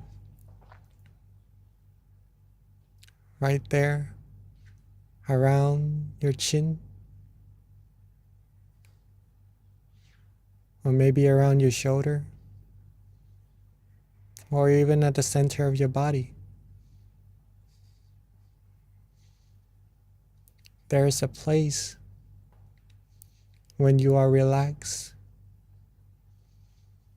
when you let go, when you have no worries, that the mind will rest at.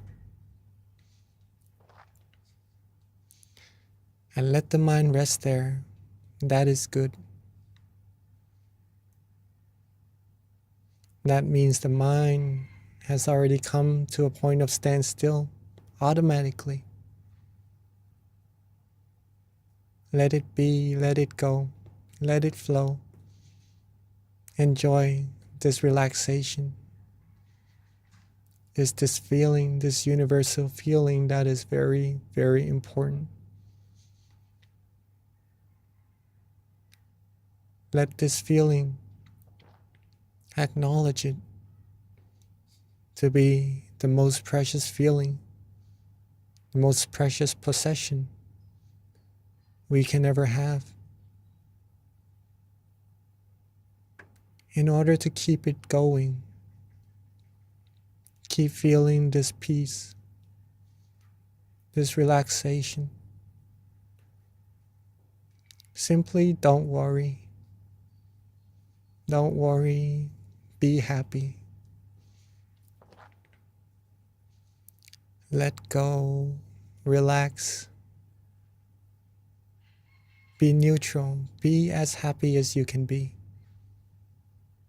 Be as calm, as comfortable, as relaxing as you can be. It's our time to take care of ourselves and enjoy this feeling. The further we relax, the further we let go, the more happiness we will receive. And the further we keep going, the more tasteful, the more meditation experiences we will receive. So let's be neutral. Don't worry about what will happen. Stay calm, stay relaxed, and enjoy this moment. If you wish to use an object of visualization to be a company so that the mind doesn't wander off, then feel free to. If you like to use a mantra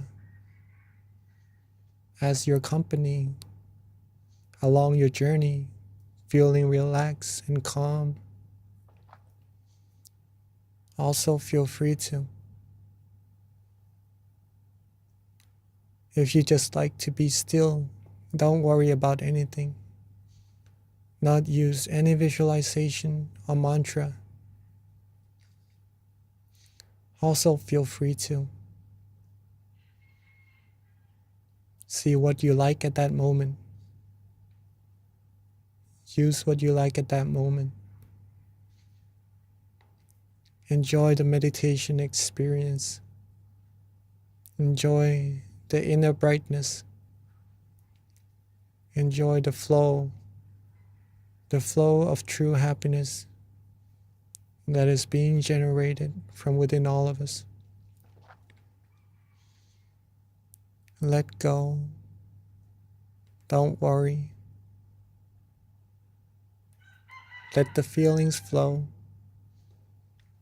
And let's stay still, stay calm. Enjoy this meditation together in silence for this time being.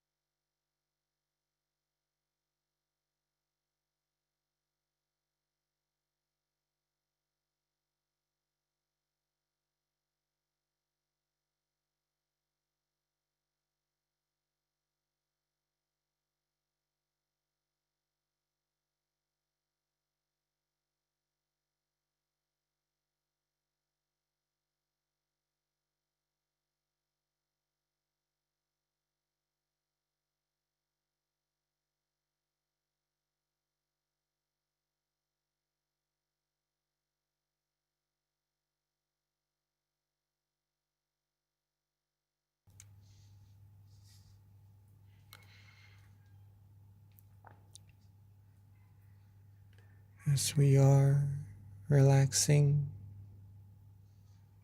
releasing, being calm, being still.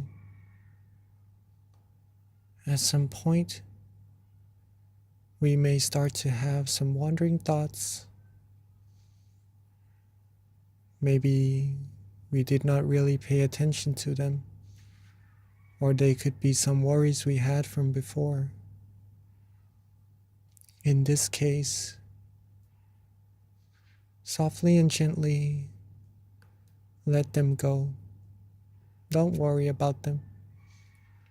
It's perfectly normal. Let them go.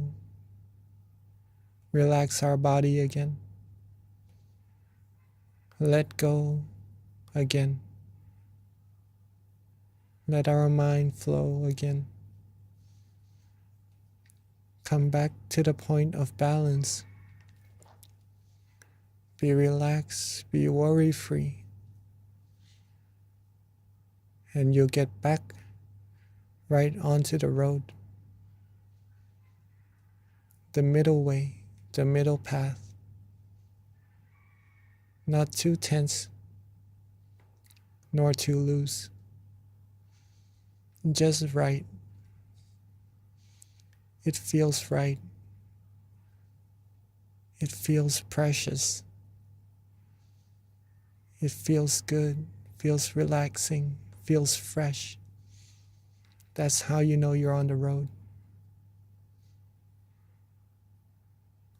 If you feel any tension or any sleepiness along the road, simply use the same technique. We could lift our eyelids up just a little bit. Reset. Let go of all those feelings, tension, drowsiness, wandering thoughts.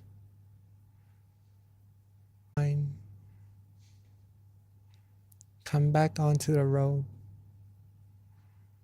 Come back onto the point of balance,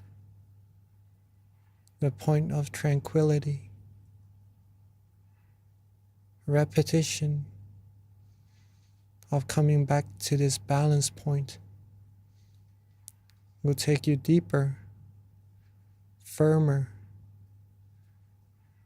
more skillful in meditation, in being still, being on this path to true happiness. So let's take a few more minutes to rest and let go, be free from worries, be free from any thoughts, any anticipations of what meditation experience is to expect it. Let go and enjoy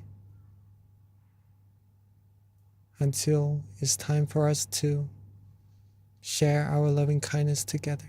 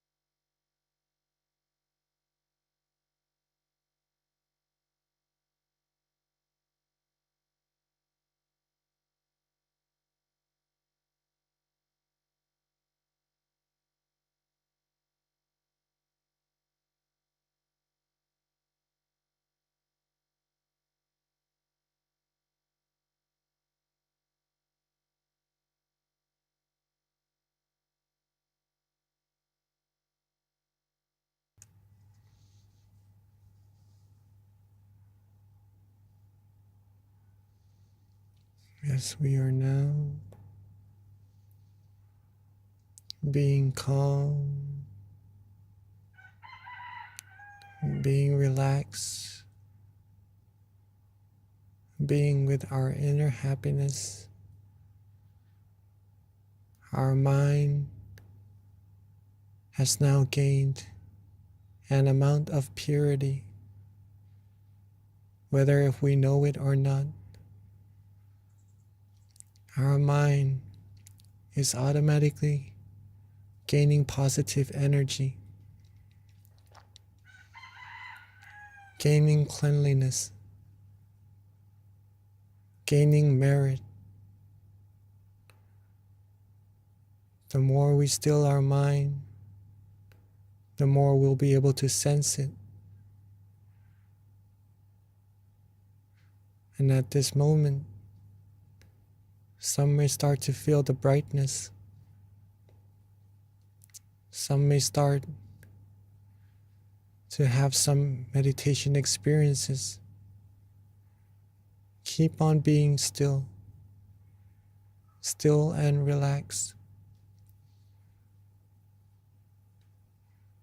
Be calm, be still.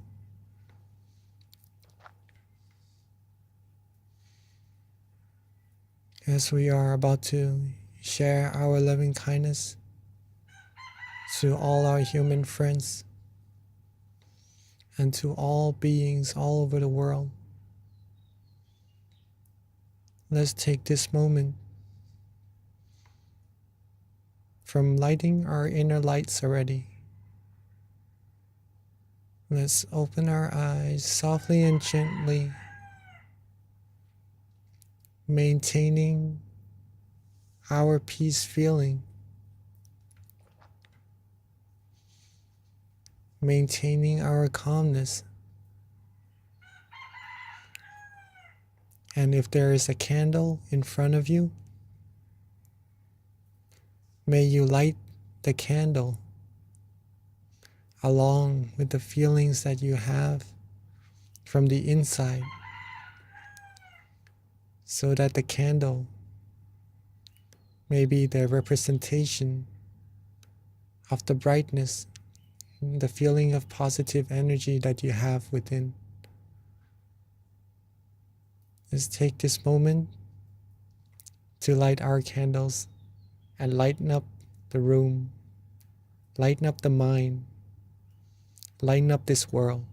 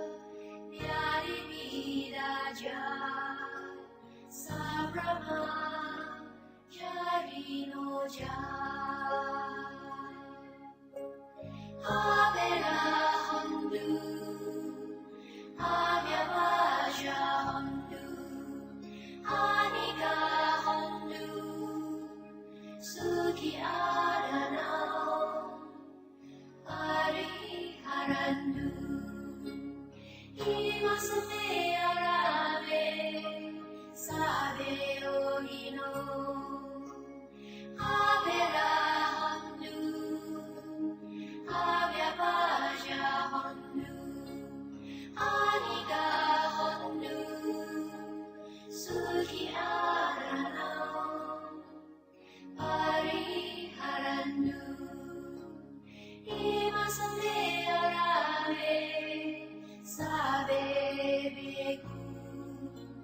Samaderaja Upasana Upasidayoja Avera Hondu Avyavaja Hondu Haniga Hondu Suki Adana Pariharandu Amagam Jadupajayada Yada Avera Hondu Avyavaja Hondu Aniga Hondu Suki Adana Pariharandu Amagan Araga Devada Imasate Vihare Imasate Avase Imasate Arame Araga Devada Avera Hondu Avyavaja Hondu Aniga Hondu Suki Adana Pariharandu Save Sara Save Mana Save Buddha Save Buddha Save Adavana Ariyavanaya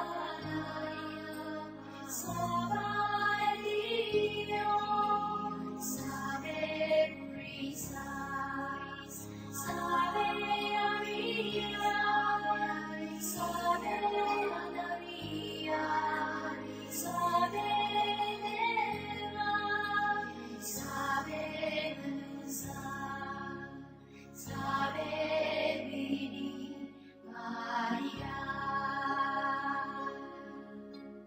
Avera Hondu Okay, and for those at home, we ask that you light your candle.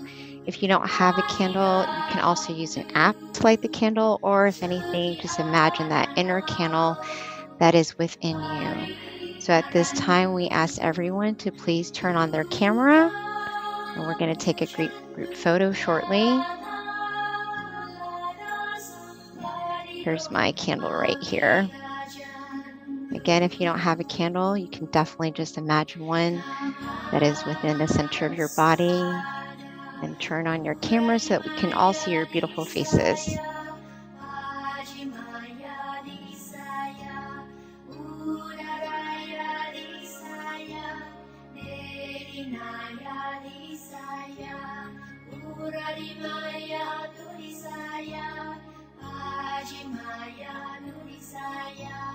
Udaraya Nurisaya, Neginaya Nurisaya, Edimaya Nisaya, Uparimaya Nisaya.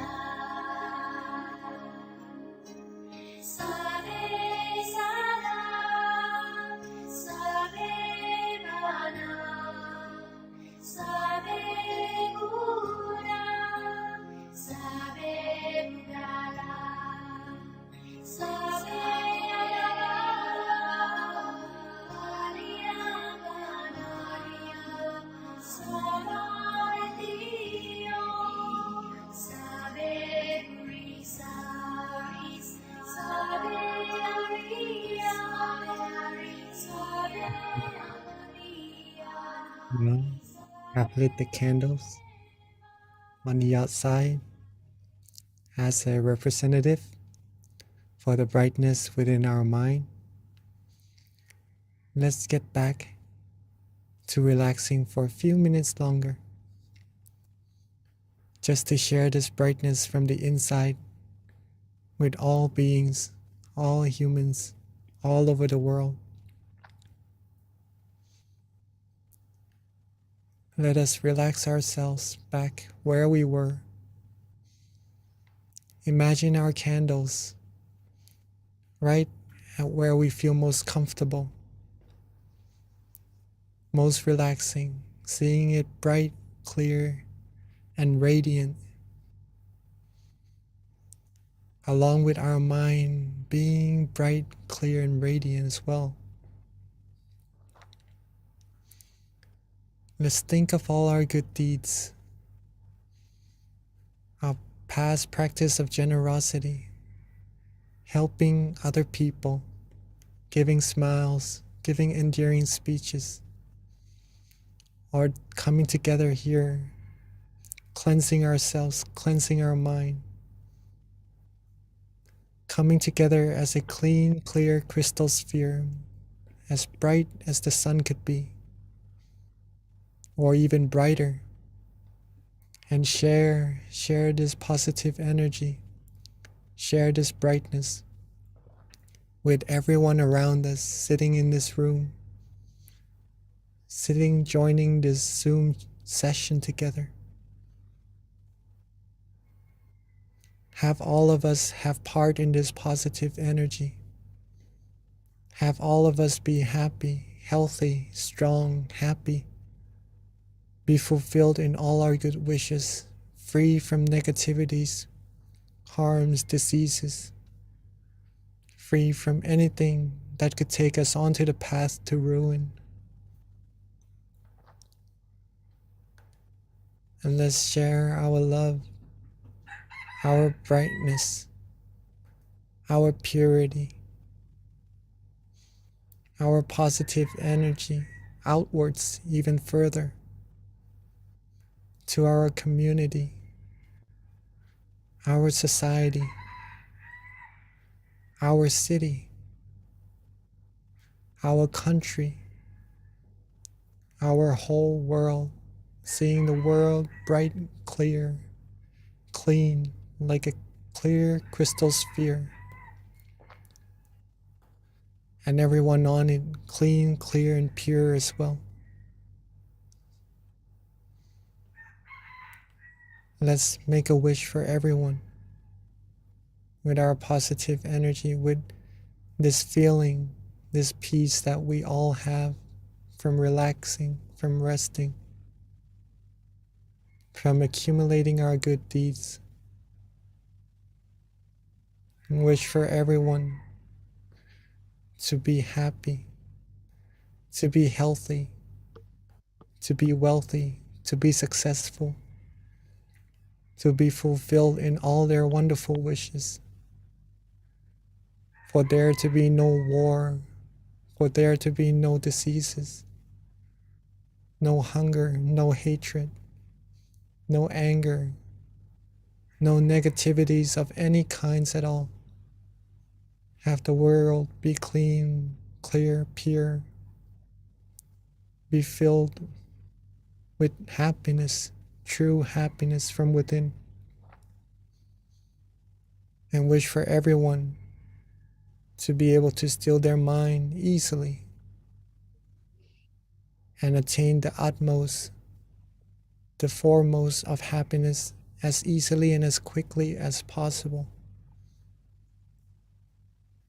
Let's take a few minutes to share our loving kindness brighter and further out into space, into the universe, outwards infinitely, borderlessly, reaching all beings no matter where they are, having all beings, not missing a single one, have part in our kindness, our love, our positive energy as well. Let's take a few minutes to rest and share our loving kindness together.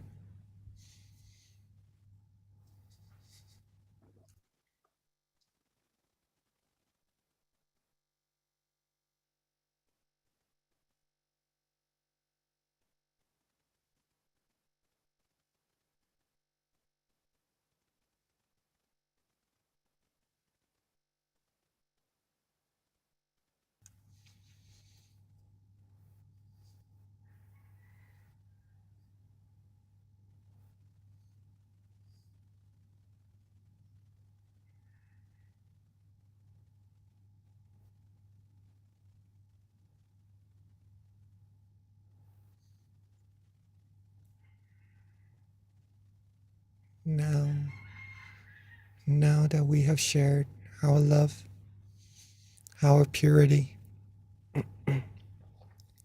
our positive energy to every other beings,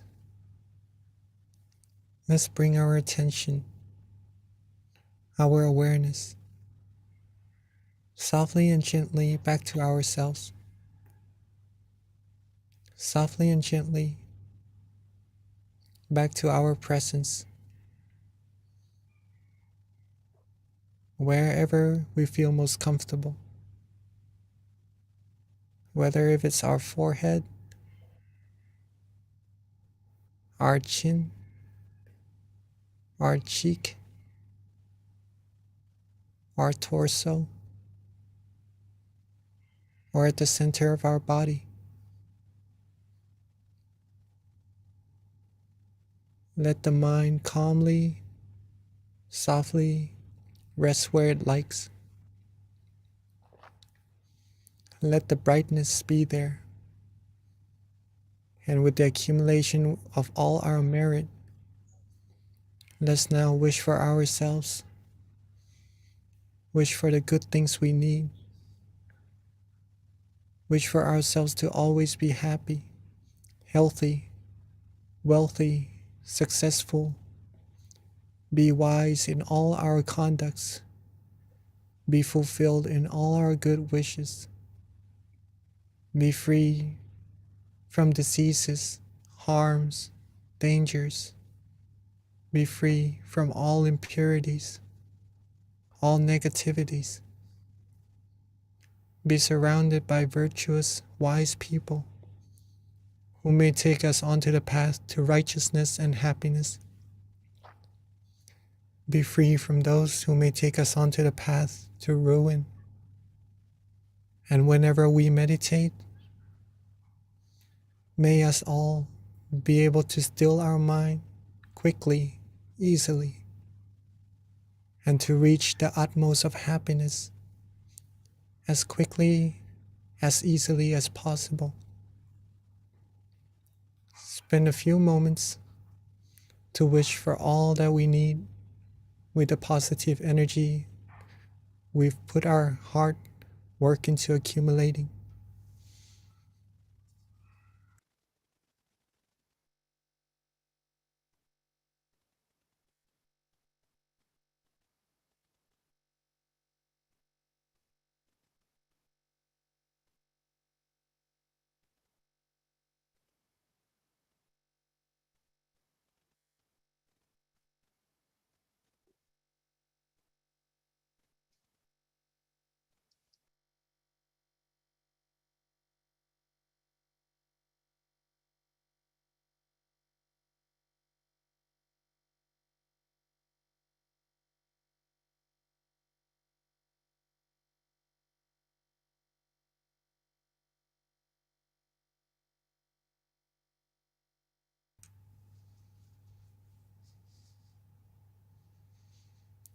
And now that we are reaching the end of our session together, let's recall our calmness.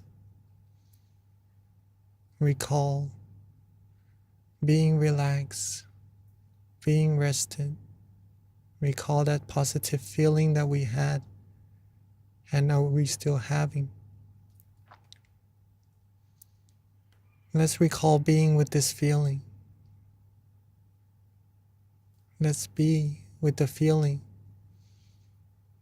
and make sure that we are able to maintain this feeling with us as long as we can once we open our eyes and go about our days and remember how precious this feeling is.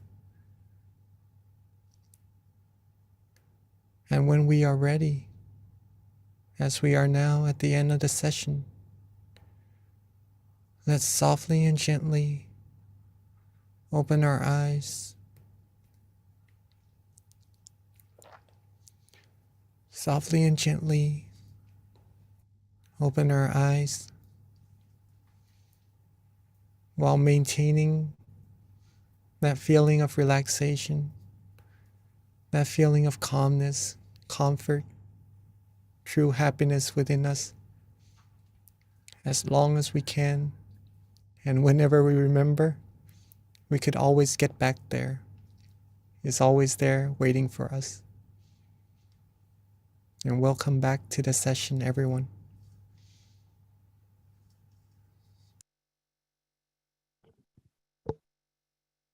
Thank you, Venerable Jackie. That was so lovely, and the blessing was so powerful. So before we transition to the Q&A and back to Venerable Jackie, just a couple of announcements that we need to make. First of all, our next full moon meditation is going to be Wednesday, February 16th. So please mark that on your calendar, invite your friends and family. Let us all be the light together by sharing this light with other people, having people join our call. So please be sure to extend it out to your friends and your family. Join us on the 16th of next month, which is on a Wednesday. Again, that's February 16th. In addition to that, just another thing, the tamagaямeditation.org. This is a great website to learn more about our various centers around the US. That way you can find your local center. It's our centralized website, so please check it out, tamagaямeditation.org. Another website that's very important is MindGem. So if you haven't already, download our app. It's called MindGem. It's a great app. It's got many of our various meditation teachers. Also, another great way to stay on top of our full moon meditations. If you have the app, we do send out notifications through the app so that you can be a part of our full moon meditations and be reminded of the events when they're about to take place.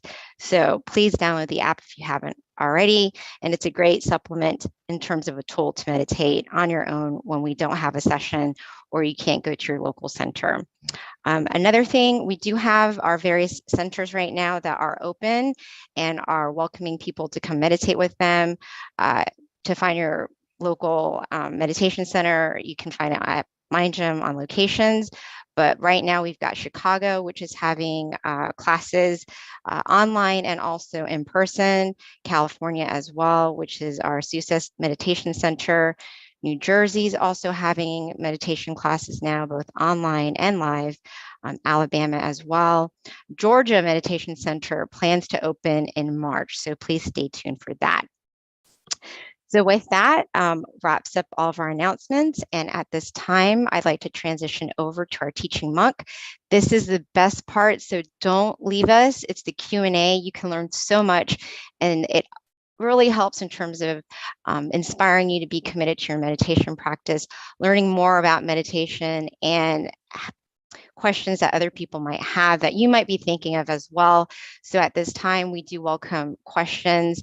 You can easily just put it in the chat and then we'll read it and then have the teaching monk answer. So please, if you have any questions, let us know. Yes. Before, if anyone has to leave, right? Two things. One thing actually, but into two, that I would like to share with everyone. Awareness and relaxation. These two things are really important to take away from these meditation sessions, right? It's been probably reiterated so many times. Please, yes, if you could take anything away, these two things would be very precious to have, since it helps you still your mind and it will take you to that refuge, that happiness inside all of us, inside all of yourselves that you already have, right? Awareness and relaxation. Practice that repeatedly, and then you'll be able to come across deeper and deeper happiness also. So rejoice in all your merit for that. If anybody would like to share their meditation experiences or have any questions like Miss B just said right now, please feel free to ask or share your experiences. It will be very beneficial to everyone here as well. So Venerable Jackie, we did have a question kind of at the top, but keep in mind for anybody who needs to log off, feel free to do so. But if you're interested in learning about the questions that other people have, and again, this should help inspire you, please stay on. One of the questions is, it came through the chat, Venerable, and it just has to do with if you read about the Dharma or the wisdoms of the Buddha, does this generate good karma? Oh, of course it does. Of course it does. Am I okay? I'm on. All right. So pretty much the teaching of the Buddha is mainly to help us reach that inner happiness, right? So if you read it, if you study it, and then you take it into practice, that would give you a whole lot of benefits and good karma as well. Reading took so long. It took so long for the Lord Buddha to become the Lord Buddha. It took many lifetimes to accumulate merit perfections in order to be able to attain this wisdom that he attained right on that day of enlightenment. That wisdom is pure from a mind that is free from all defilements. If you are able to study it, read it, you'll get that knowledge as well. Thus, it is good karma, of course. So, Venerable, another question that just came through. This has to do with if you have like childhood trauma, how do you overcome those scars and integrate the wisdom and meditation into your life? Childhood trauma. And this is How do you- from John Upshaw. Sorry, he asked this question. All right, that's all right. Okay. If we have childhood trauma, a good way, it may be easier said than done, right? But if you are able to let go, it may be a specific situation that happened. In that case, we actually might have to discuss it to see further details of how to actually look at it and overcome it in that certain situations, right? But all in all, whatever happens, if we could see that it is something that could happen to someone, it's something that comes and goes, right? This is what comes along with being human from the very first day that we are born. It is suffering, right? It is suffering. And it's because there are, like what Nong P. Daniel mentioned the other time in the full moon session also, it's like we are ill inside with the viruses, anger, greed, delusion, right? And these things cause negativities that project out of either a situation. I wouldn't like to say so much of someone or somewhat, right? But it happens. It happens.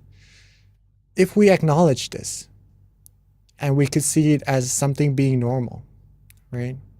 It would be much easier to let go. Okay. It may take some time or some event may be harder to let go, but eventually it is better to let go. It is better to let go. Okay. An example is called a dead dog story. I don't know if you've heard of that. We have some hands up here from May and Katik, right? Maybe we could have some questions from them later on also. But before we get into that, the dead dog story. Okay, I've heard of this story from a teaching monk of mine. There's this one guy who loved his dog really much. One day, his dog died. Okay. But he loved the dog so much that he carried the dog with him, even though it died already. Okay. And sooner or later, the dog it had bad odor coming out of it because it's dead, right? Pretty much. The more days he carried the dog with him, the stinkier it got. And he kept saying that it doesn't smell good at all. It smells really bad, but he still carries it. Okay. The easiest way to deal with it is to pretty much take that very beloved dog of him to bury and get these situations over with, right?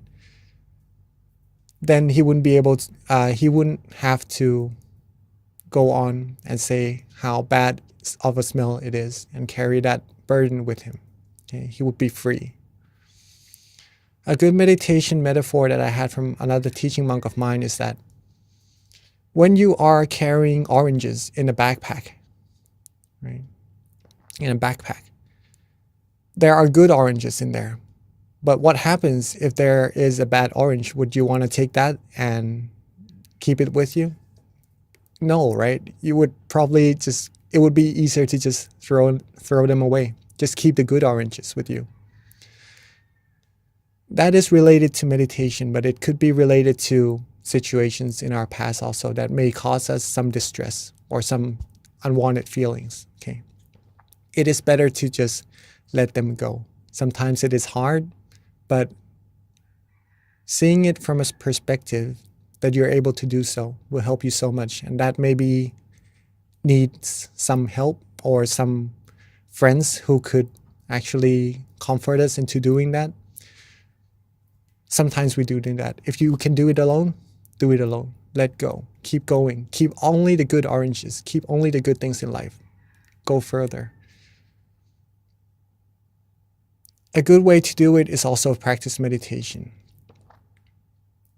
If you practice meditation, just what we did just now, if you can relax, be aware, your mind will come to that place of happiness, of purity. When the mind is there, the mind can only think of one thing at a time. If the mind is happy, all the negativities wouldn't be able to come in. Okay. If you think of the negative things, the negativities will come into the mind, thus making you feel sad and maybe sorrows also. Okay. Come back to that place of comfort, that refuge that you have from awareness and relaxation. Right? Come to the stillness of the mind. Be there. Be there. Then you will receive happiness. When the mind goes off again to think of other stuff that may be unpleasant, reset. Cut it off. Let it go again. Let go. If we're able to let go, even though it's hard, I can't emphasize on that too much, but if we practice, we'll be able to do it. Come back to that happiness. The more times you come back to being happy, the easier it will be, drawing your mind to that happiness, and thus you will feel happy more than the mind going outside and clinging on to things that may be unpleasant. Okay. Hopefully that helps. Venerable, there's actually a very good question that came through the chat. And this is, I think a lot of people might have this issue, so want to hear what your input is. But how do you overcome sleepiness during meditation? Oh, all right. And okay, sleepiness. And this is from Teresa. Okay. Two things first. Check to see if you had enough rest at night. Okay. If you had enough rest at night. If you do, then maybe in the session you will be more fresh. Okay. Number two is usually, as monks, we usually meditate after we eat. Okay. So meals do sometimes play a big part in drowsiness in meditation also. Resting at night, if you had enough, did you have enough to eat or more than a person should, right? If you eat more than what a person should, then a person usually likely becomes sleepy during meditation. So moderation of food and good enough sleep would help with drowsiness. Surely. Some of the few things that also helps inside the session is to reset. If we close our eyes and we start to fall asleep, we wouldn't go to sleep straight away, okay? We wouldn't fall asleep straight away, but we would notice our mind maybe wandering off a little bit, feeling a little bit drowsy first, and then later on going to sleep. At that moment, before going to sleep, if you notice yourself first, then freshen up. Maybe opening up the eyes, drink some water, do some stretches. When you're fresh again, close your eyes and start from there. Start from being fresh, being calm, being relaxed. Okay, that would help with sleepiness during meditation. There are a few more things that could help also, right? Before the other things that could help, maybe we have a limited time over here. So one thing that my teaching monk gave me that really helped me, I tried a lot of methods to help me with sleeping during meditation, but one thing that really helped, one word: be fresh. Be fresh. Okay. That's it. Anyhow that you would like to do it, be fresh before your meditation. Thank you, Venerable. And then here's a question from Chris Stevens. He would like to know, how is the full moon related to our meditation tonight? All right. Full moon is usually, it is very deep and very profound, but let's keep it at a point where we could relate to pretty much, right? In Buddhism, or in other religions as well, full moon tends to be an occasion of the happenings of some sort of somethings, right? In Buddhism, it usually relates to something very special also. So you could take it as a good occasion, right? That the moon is full and that we could come together and be whole, be one, like the moon, okay? Like the brightness in the sky that shines away all the darkness. When we meditate, we are actually shining away all the darkness, all the negativities that is there inside the mind also, and cleansing our mind, giving ourselves positive energy, right? That could be pretty much related to our meditation.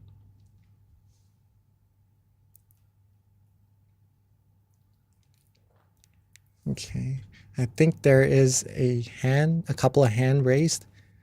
May we have some questions from May or Gretik? Yeah, can someone spotlight May, please?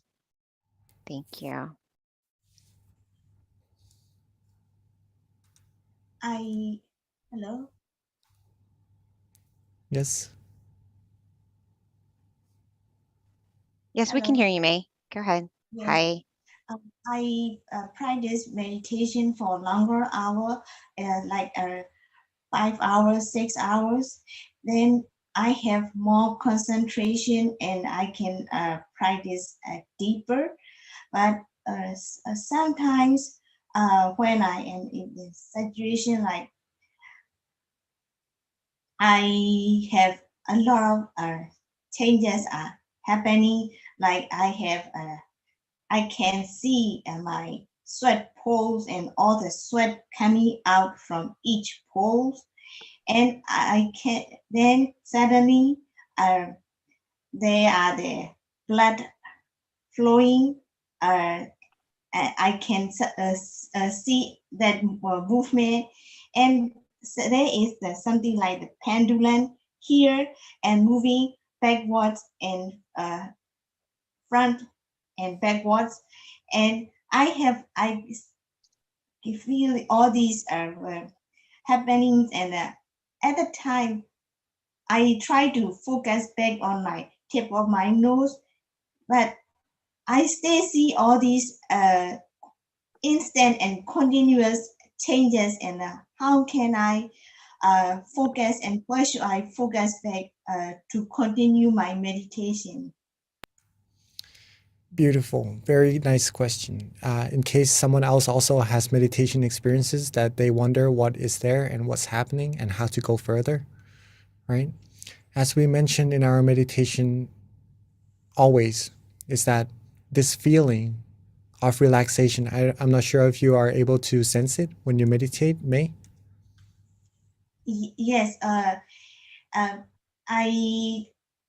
do, but only sometimes I have this, I see all these instant and continuous changes, and at the time I don't know or how to continue, but I will put back on my focus point on my nose, but all these the pendulum things here and the moving front and back, and this is where should I focus at the time. Okay, yes. If you can remember the feeling of relaxation in your meditation, right? If Yes. it's at the tip of your nose, if you focus there and you feel relaxed, Yes. that should be where you should be focusing. Okay. Let's put it this way. If I close my eyes and I feel that around this area, okay, is where I feel relaxed and comfortable. It could be my nose, it could be my ear, or it could be in front of me, anywhere. But I feel like right now, over here is relaxing. I would place my mind over here, but sometimes meditation experiences would happen around here. Maybe like what you said, the pendulum is going back and forth over here, or maybe some other things would happen, maybe in front of me, anywhere. Do not pay attention to them. Don't pay attention to them. That's what being neutral means, right? Like if the door opens behind you right now, maybe you would look at it, right?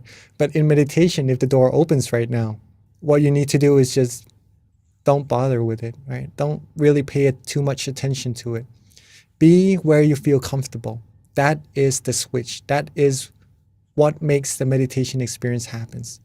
If you let go of it, the feelings will go away and the experience will go away also.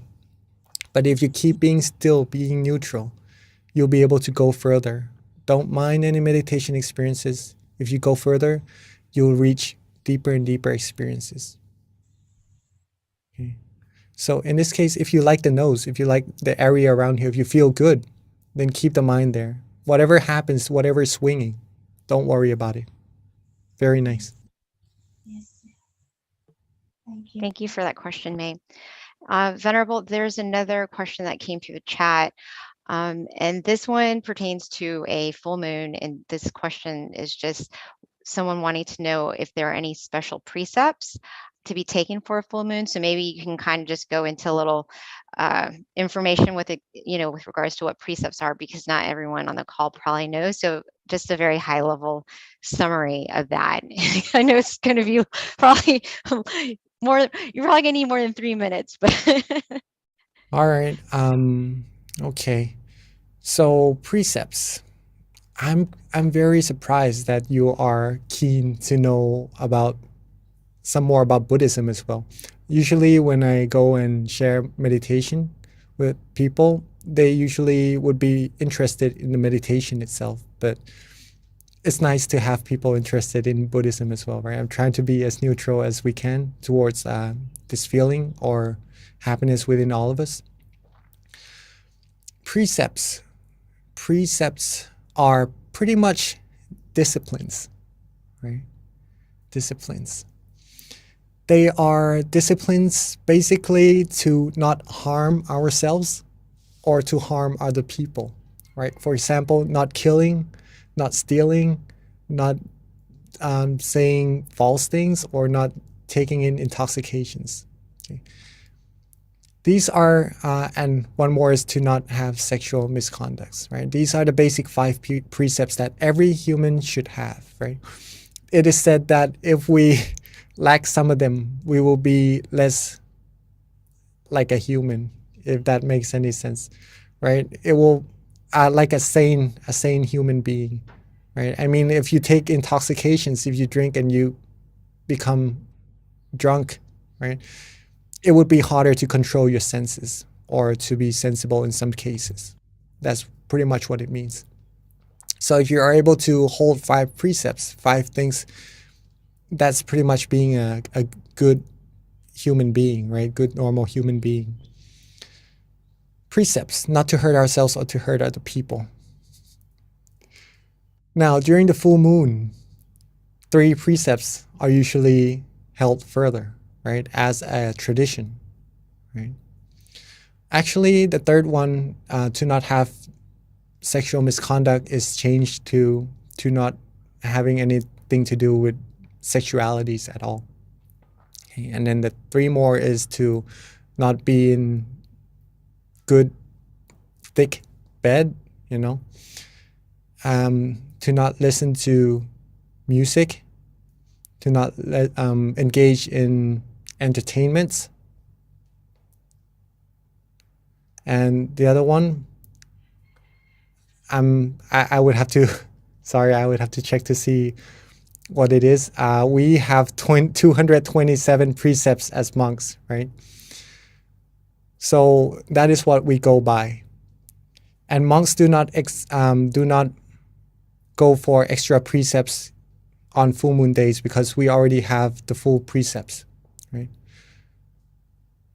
It is up to the person. It is up to the person to whether or not take on the extra 3 precepts, right? I'll see if I could remember it as we go along, right? Okay. Yes, so that is pretty much it. Just to overall say what precepts are and what full moon days give you as extra precepts. Okay. Thank you, Venerable. So Venerable, it is now 10:30. I don't know if you want to take on one more question or if we should just wrap it up. We'll leave it up to you, Venerable, because there are more questions as always, but at some point we do have to cut it off. So. All right, maybe just one more question before we end. All right. Okay, so with that, there is one more question. We've got Chancia who has her hand raised, so she's had it raised for a bit. So let's have her wrap up with the last question. Hi, Chancia. Thank you so much ค่ะ นมัสการค่ะ Long Jackie and Kun V นะคะ My question is, how can I overcome my highly imaginative mind? Because my mind is often get carried away with fun thoughts inside of me, and also like the fun, exciting maybe people or things in the outside world. So how can I overcome that? Do I have to look at like dead bodies or things like that to, sorry, it's just my question. There's no need to actually look at dead bodies. To overcome, but if you would like to, if it helps, then I guess it's okay to do so also. If you would like to overcome wandering thoughts or thoughts running around, right? Being maybe thinking of other people, other things. A good way is to practice resetting, just like what you did in your meditation. Okay. Resetting helps not only inside the sessions but outside also. Whenever your mind goes wandering off, know yourself and reset. Come back to being in balance. If it helps, a good way to help with that is also visualization. You can visualize the Buddha image, the sun, the moon, a crystal sphere, anything that lifts your mind up. That would help with wandering thoughts for sure. Or a mantra, a recitation of any kind of phrase, any kind of words, samarahang, clear and bright, these things, right? It would help you be free from attachments from the outside, right? The mind usually goes wandering off. But it happens because the mind is familiar to doing that, right? If you could train the mind to be familiar with being still, then the mind would be more without going around, right? The mind would be more still automatically. Resetting is the key. If you reset, you train your mind to a new habit. The mind will become more used to being still and less likely to go outside. But dead bodies are one way to do it, right? It's just to let go. It's one of the techniques that sometimes people use. Okay. Yeah, I think that's definitely a great question, because I think desires is definitely one of those defilements that is very rooted in our mind, that I think with other things it's easier to combat, but in terms of greed, you can do generosity. In terms of just delusion, you can meditate more. So, but desire, it's a little harder to figure out how to combat that. So that is a good question. Thank you for asking. Thank you. All right. Before I guess this is the last one, right? Okay. Yeah, you want to ask one more question? You want to answer one more question, Long Pete? All right. We do have a hand raised. We actually had 3. I saw a couple coming, but I think people were probably not sure if they should hold it up, considering, or it's 10:30. All right. If anyone would like to leave, if they have something to do, then please. We're not holding anyone back, but I do have some time to answer more questions if you would like Okay. for me to answer them. But before Yeah. that, the other precepts in the 8th precept is to not have meals after lunch, right? That's the same as what monks do. Mhm. Yes. So that's Okay. pretty much it. Good, you remembered before we wrapped up the call. All right, Venerable. Now there were other questions that were also relevant to Buddhism, since we are continuing to stay on. If you might want to answer, I read it had something to do with consciousness, but I think before that, I don't know if the person's still on. So if they're not, maybe it's moot to ask. But there is a Petra who has her hand raised. So if we can spotlight her or just unmute her so she can ask her question.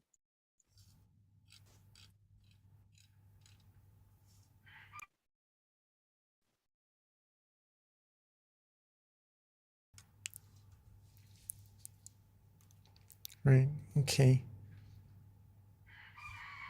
I think we're having problems trying to find that person. I do see the hand raised. Mm. So Venerable, let me go ahead, since this is, that question, if you'd like to answer it. Just has to do with consciousness, and if you can kind of go into a little bit more detail with regards to what happens to consciousness when we're no longer physically here. อ๋อมือไปเลยใครไปเลยแทนของฉันดิฉันเองนะคะ จ้ะมีคำถามไหมเอ่ย Oh, You have any okay. Your hand was raised, so we unmuted you. what's the question with the consciousness? Okay. So this is a question. It says, does consciousness go away after we die? If it does, what happens after rebirth? Well, This is definitely a Buddhist type question. So yeah. If a way to really find out for yourself is to meditate, still your mind further and deeper to see this, right? But to according to Buddhism, what was learned is that no, the consciousness doesn't go away, right? Consciousness is part of the mind, the awareness. So if the body rests, the body dies off. It's just the outside that goes away, it becomes a corpse. But the mind is still there. Or if the mind separates from the body, the mind may be known as spirits, or sometimes we see it as, in some cases, like ghosts and stuff like that. Yes, so the consciousness is still there with the mind. So it goes into another form according to how much merit or demerit it has made, right? If it made a lot of merit, then it's more likely to go into a good place or a better place. excellent. Thank you, Venerable. So that wraps up our questions. At this time, if you're still on the call, let us accept our blessing from our teaching monk before we wrap up this call. Okay. So I'd like us all to bring our mind back to where we feel relaxed and comfortable, and with the merit that we've all accumulated, may us all be pure, be clean, be cleansed in all our bodies, speech, and minds. Be pure in all our conducts. Always be happy, healthy, wealthy, successful, fulfilled in all our good wishes. Free from sadnesses, sorrows, sufferings, diseases, harms, any negativities. Be fulfilled in our goals towards happiness. And when we meditate, may we still our mind easily and be able to attain the utmost of happiness, utmost of inner peace, as quickly, as easily as possible.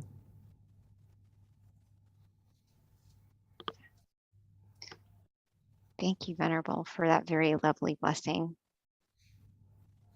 Bye, everyone. Don't forget, February 16th, our next full moon meditation.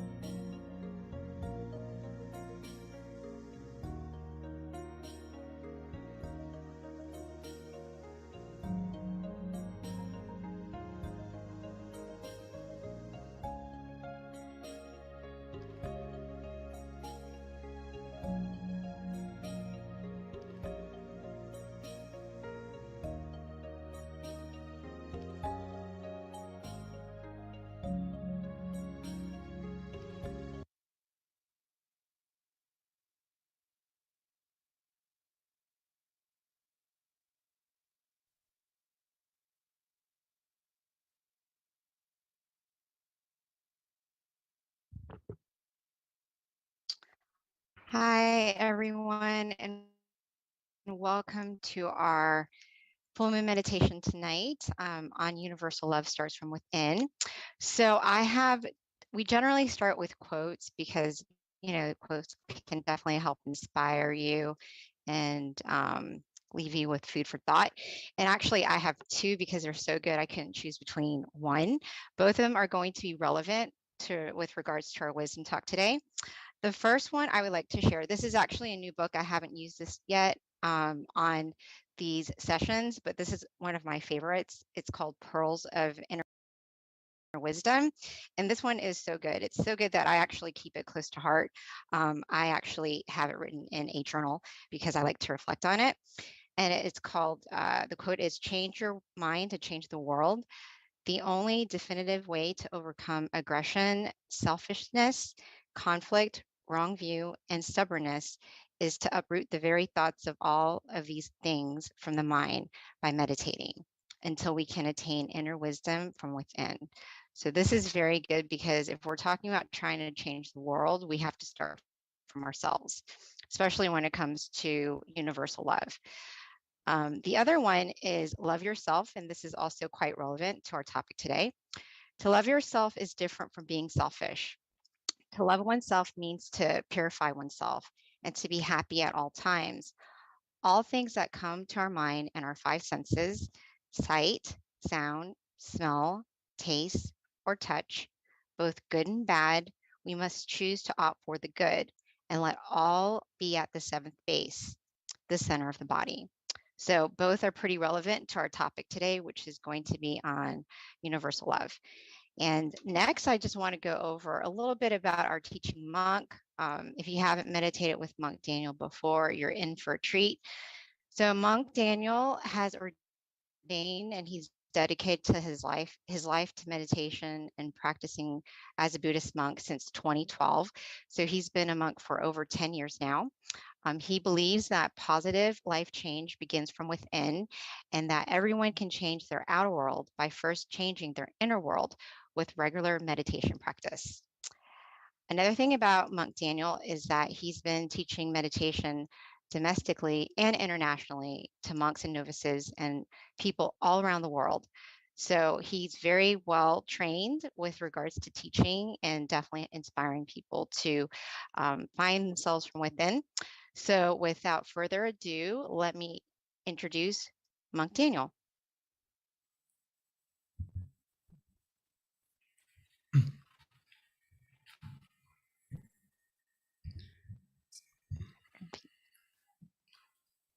So, good evening to everyone. Good morning from Thailand. To see everyone again on this auspicious night on the full moon, which is a very important, special time actually, if we learn more about it. But mainly it's the most brightest night of the month. So there's a lot of positivity, a lot of good energy on this night. Today, I wanted to talk to you about universal love and how we can connect to it through meditation. Especially, we just passed, 2 days ago was Valentine's Day. So happy Valentine's Day to everyone. Hopefully you had a good time. And today we're going to learn the most important thing is to love yourself, to love yourself, as our wonderful host just mentioned with the quote from Luang Por, is one of the best ways is to love yourself. And how to do that is through meditation. This is something that my master Luang Por Tamachio always tells us, the monks, the community, everyone, that we need to make time for ourselves and make time for us to meditate. Because if you truly love not only yourself, but the people around you and everything around you, actually, it will benefit from loving yourself first, which I'll explain a little bit how is that not selfish, right? It may sound a little bit in the beginning, but let's talk a little bit about it. So as we may see I want to talk about self-care a little bit. I know this is a topic that you may have heard about. So self-care isn't being selfish. This is a point that we have to get across, that taking care of yourself doesn't mean me first, but it means me too. It means including yourself in your happiness and including yourself and loving yourself as well. Sometimes in life, our focus gets distracted, and out of our good intentions, we tend to put our passion and our love and dedication into everything around us. It's like whether it's our job, our relationships, whatever it may be, we put our passion and love into everything around us. But sometimes we forget to give some of that. We forget to give some of that love to ourselves. And today I want us to remind ourselves that we need to make time for ourselves too, because a better you means a better world. And right now it may seem kind of, how can me being a better person change the world? It may seem kind of big, like a big picture. But if you think of it, if you're a better version of yourself, the first people who are going to impact are the people around you, right? Your family, the people you love, your friends, your community. So it directly impacts the world and the environment around you about if you look after yourself more. So when we talk about self-care ideas, I'm sure there's many ways that we've heard before, whether it's going to the spa, taking care of yourself, taking care of your body. But the most important self-care idea is to look after your mind, which in this day and age, many people are starting to realize that mental health is very important, as we are living in a day and age where we are connected to everything in the world easily, right? Through technology, through our phones, through everything. We are so connected with everything and everyone, but sometimes from that connection to everything and everyone, we forget to connect to something very important, which is we disconnect from ourselves and we forget to look after ourselves. So we're so connected to everything, but we're disconnected from our own happiness and how we are feeling, because we're distracted on the outside. We're so busy looking outside all the time that we forget to spend some time to look inside and look at ourselves. So the most important self-care idea, number one, is to look after your health, your mental health, your mind. How is your mind today?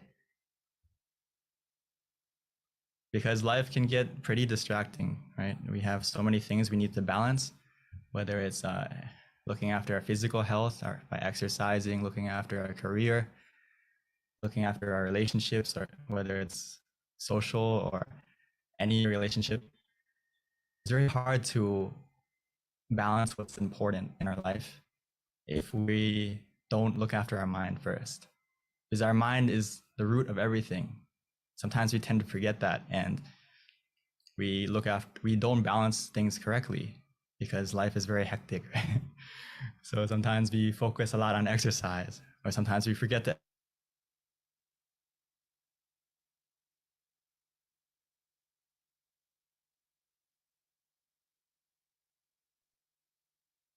simple way is look after your mind first. Because if your mind is clear and bright, everything in your life is going to be done successfully and easily, whether it's your work, your relationships, everything in your life is going to go into balance if your mind is in balance. So many times we may feel like we're out of energy, or maybe we have a broken heart or something like that. We don't have the passion anymore. We don't have the love anymore. We need to recharge.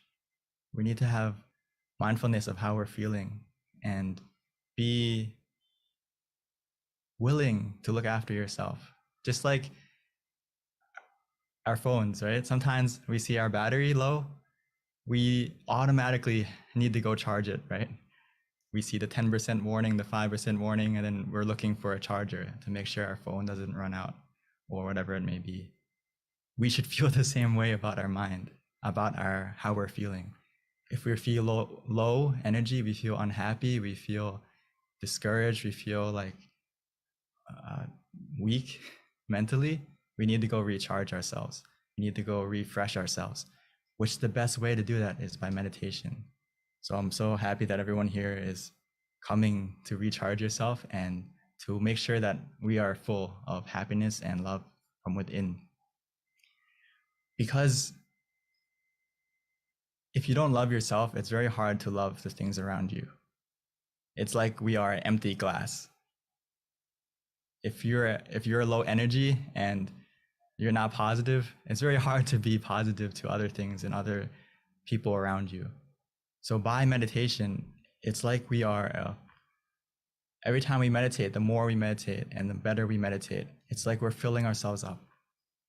It's like a glass that's full. And actually sometimes it may even feel like overflowing with happiness and contentment and not only love for yourself, but love for everything around you. So through meditation, it's like we're a full glass that we can pour and share to everyone around us after we look after ourselves first. So we need to normalize meditation into our life and prioritize, make it one of the things that we make it a daily habit, just like we look after our physical self, whether it's taking a shower, brushing our teeth. We do these things daily, no matter what. And we need to clean our mind the same way as normally as we would look after our health and our body.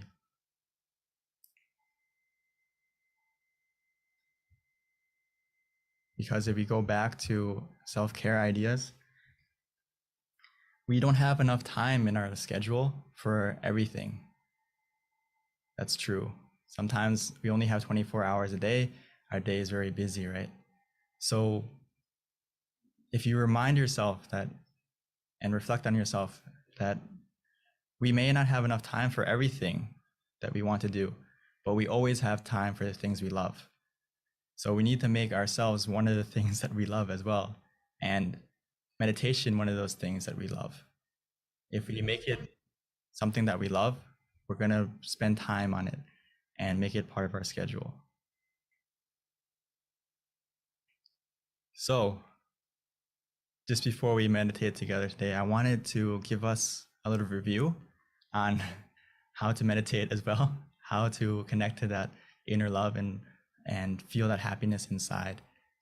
For those of you who are new, or for those of you who are been meditating many years, this is something that even myself, I have to remind myself, even though I've been meditating for 10 years as a monk and ever since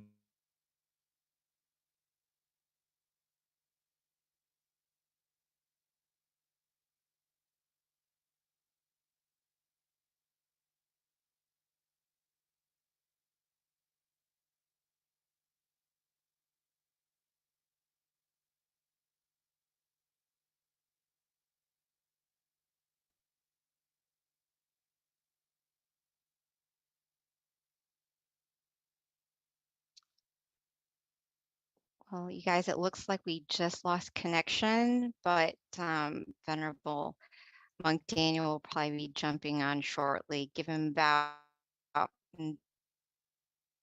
3 minutes. But until then, I'll go ahead and just kind of give you a recap with regards to our meditation technique. Definitely, you want to keep your mind bright and happy and joyful as much as possible. Try to recall good things that you've done in your life to kind of help make your mind just refreshed. And then from there, just relax your mind, your body, just some high level recap with regards to our meditation technique. One of the things that we try to focus on, if you can, is the center of the body. And Monk Daniel will definitely give us some guidance with regards to that when he returns. But there are 3 things that we can do when we're trying to meditate. Is first, we've got to clear our mind. Second, from that, relax the body and the mind. And then we want to pretty much trick the mind, because the mind has a tendency to dart from different thoughts or different images. So high level, one of the things that we recommend people utilize to help calm the images essentially is you can anchor your mind with a shining sun, a full moon, which is very appropriate with it being full moon meditation, or just simply relax and keep your mind at the center of the body. In addition to that, you can also use a mantra, and our mantra is Sama Alahang for those who are familiar with our meditation technique. Or you don't have to use that mantra. You can just use anything that makes you feel calm, whatever it is, it should be neutral. So another recommendation would be you can simply just recite clear and bright, clear and bright, clear and bright. Just something repetitive to kind of help tune out the noises in the mind. Or simply we can just relax and just clear our mind from any thoughts and just simply keep your mind at the center of the body. Meditation is very simple. It's just a matter of letting go of your thoughts, which is definitely easier said than done. One of my teachers, Venerable Nalong, always would used to tell us how simple meditation really is. But when we try, it's not so simple, because even though we might look very peaceful on the outside, in the inside, there's just so many thoughts just constantly running through your mind. But with practice, with guidance from our teaching venerables, you will be able to get to that point where you can calm the mind. So that is pretty much a high-level recap of our meditation technique. Venerable Daniel is probably doing his best to get on. We'll just have to wait for him. And at this time, I would like to invite any venerable that's on this call who might like to also give some advice with regards to our meditation technique. I know we've got many amazing teachers on this call with us tonight. If you can add any additional guidance or any advice with regards to adding on to what I just said, that would be awesome.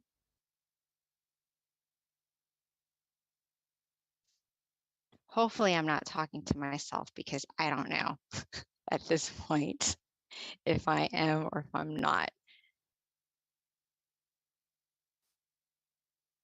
I don't think I am, because if I was, we'd probably have a lot of people leave the call, and we still don't. So yes, please hang in there with us as we take care of our technical difficulties. Oh, good. Thank you. Thank you for letting me know, because when you are on Zoom calls, you really don't know if you're talking to yourself or not unless you get some feedback. Okay, excellent. Thank you. So just a little bit about myself while we're waiting for Monk Daniel. I've actually been a volunteer since 2008. So almost as long as Venerable Daniel being a monk. It's been one of the most passionate things in my life with regards to just helping to spread meditation, being an example, being able to pioneer many different projects. So it's definitely an honor to be able to be on these calls with you. So at this point, I have learned a lot with regards to our meditation technique, because I have had many, many different teaching monks throughout the years, which has been such an inspiration, because no matter what, it's very easy that, you know, if you aren't connected to a community, it's not always very easy to be connected to your practice. Even though you know how important meditation is, without a community of teachers or virtuous friends, or even meditating together like this, it gets really easy to get distracted. And before you know it, time goes by, life goes by, and you just don't have that same commitment to your meditation practice. But by all of us coming together once a month, or as many times as you can, say if you are connected to a local center, it really does help you commit to your practice, so that before you know it, as the days goes by, which becomes months and years, you can look back and be very proud of yourself that you have been able to commit to your practice, that you are doing something worthwhile, you know, with your life, essentially, because in the end, the only thing that we can really take with us is our actions.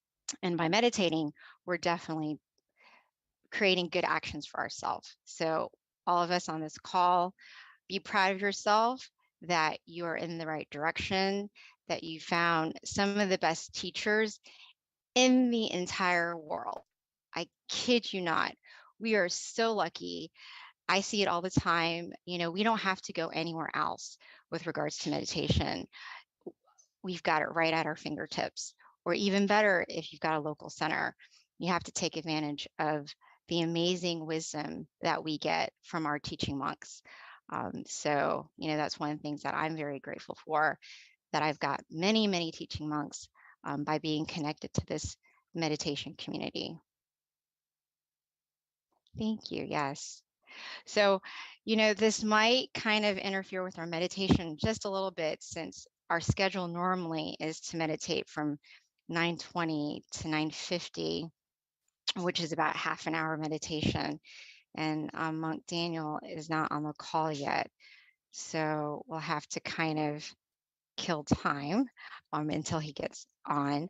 I don't know if anyone can, thank you. I don't know if anyone can connect with Monk Daniel while I'm trying to inspire our community, and that way we can know kind of what to do. If not, I am going to have to volunteer one of our teaching monks, which we've got many qualified ones on this call, to guide our meditation practice for us, because there's many that can do it, I promise you. Okay, so a little bit more about me, since we've got a little bit more time, is that one of the things that I'm most proud of is, and this is for anyone in Georgia, because, and this is something I would announce at the end, but I'm going to do it now. I'm really excited that one of our teaching monks from Thailand, he's actually a former member of Georgia. And I'm very proud to say that when I saw him in Thailand in 2019, pre-COVID, he gave me a gift, and I went to a meditation retreat where he was teaching. His name is Venerable Michael, and he was a former student at the Georgia Meditation Center, which is where I volunteer. And when I saw Venerable Michael just before I was about to leave, oh, wonderful. Okay, I don't have to say anything now. I can wait till the end, because we've got our teaching monk back on the call. And now we will start our meditation, and perfect timing, because we start meditation at 9:20. It's now 9:22, so we didn't lose very much time. So at this time, Venerable Daniel, are you there? Wonderful. He's coming on so I can tell my story later. Thank you, everyone, for being patient with us. As we all know, technology, you just never know, it can be fickle sometimes.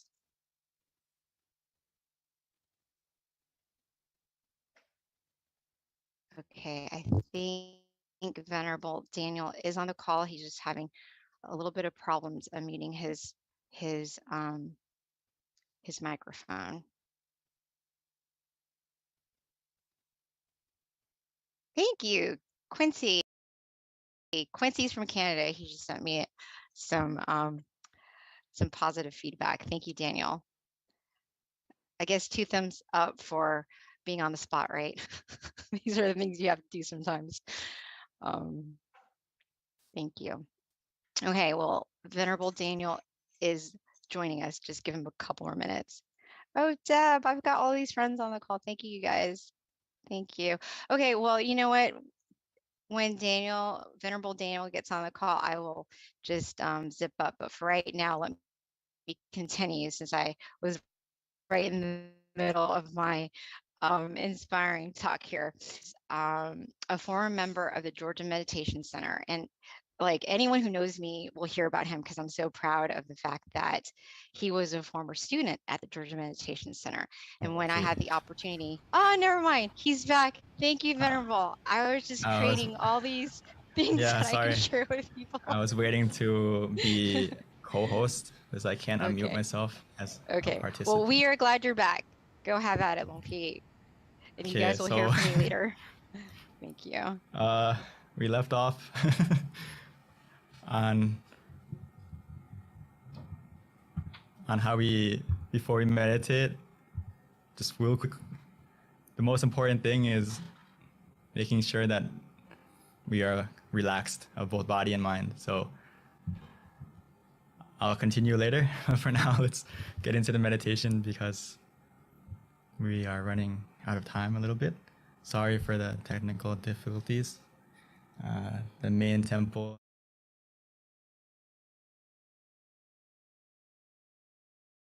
Take a moment to adjust ourselves to make sure we're in the correct position so we don't start or run in the wrong direction like the crab and the shrimp in the picture.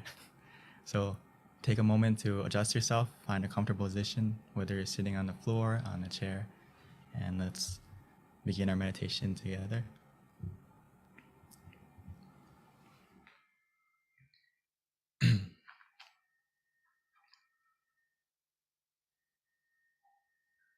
So we should treat every session like it's our first,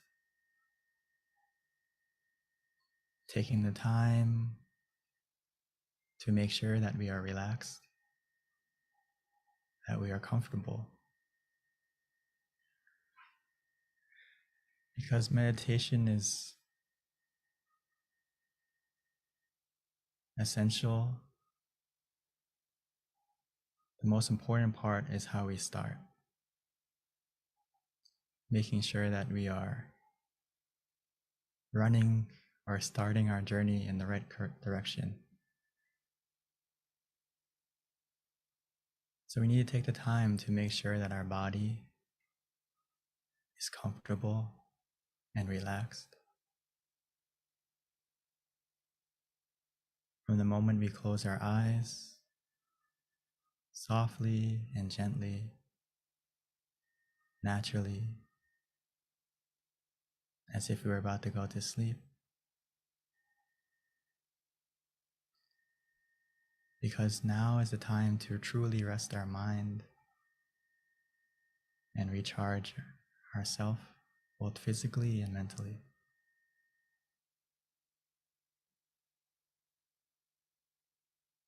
For the rest of the meditation, we no longer need to use our eyes. In order to see and experience the meditation, we only need to use our feeling of relaxation and comfort.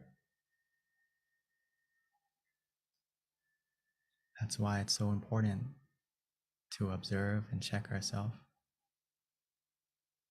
physically first, making sure every single part of our body, from head to toe,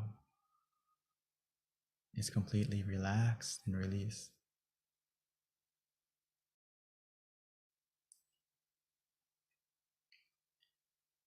Sometimes the easiest way to do that is just to take a deep breath a few times, breathing in slowly and gently and deeply, feeling the cool and relaxing air, the calmness as it fills our body up with relaxation.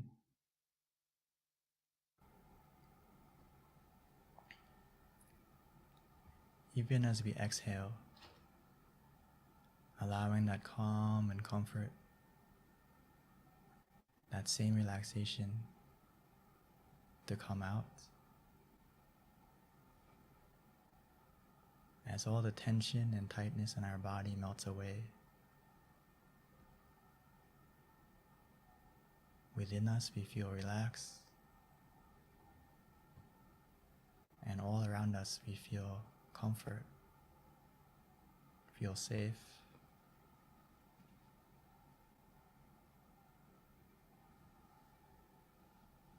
The more we relax our body, we may begin to feel that our body is becoming more light, more weightless.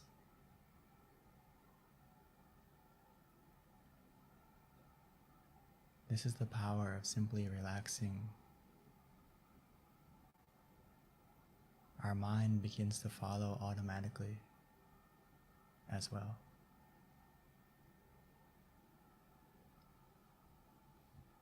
Our journey to find our inner happiness the universal love inside has already begun. Right now, all we need to do is to continue to relax. Now that our body is more relaxed, a mind that is relaxed is simply a mind that is free from any thoughts, any attachments. So we need to put everything aside,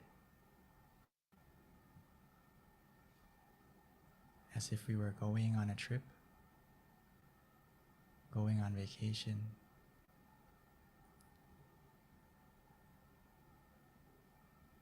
We can put our mind in airplane mode, disconnecting all connections from everyone and everything.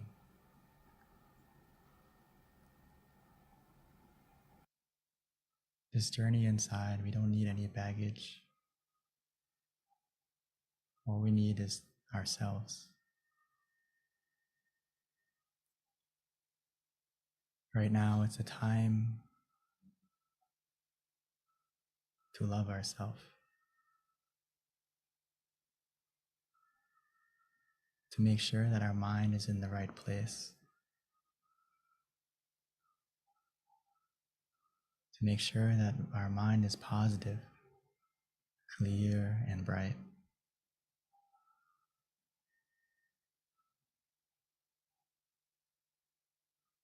So let's take the time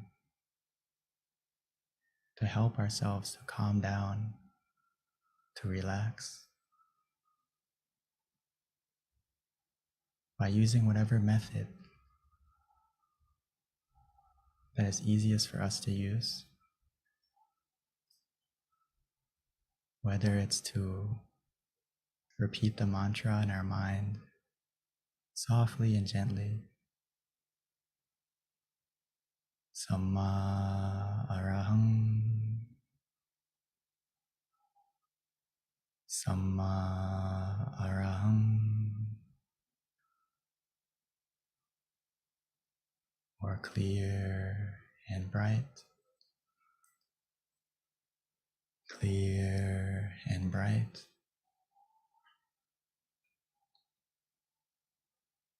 Using the mantra like a calming lullaby, soothing and coaxing our mind to gently calm down, to relax, like a song playing from within.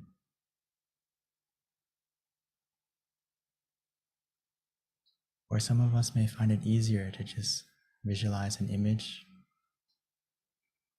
the full moon, like tonight.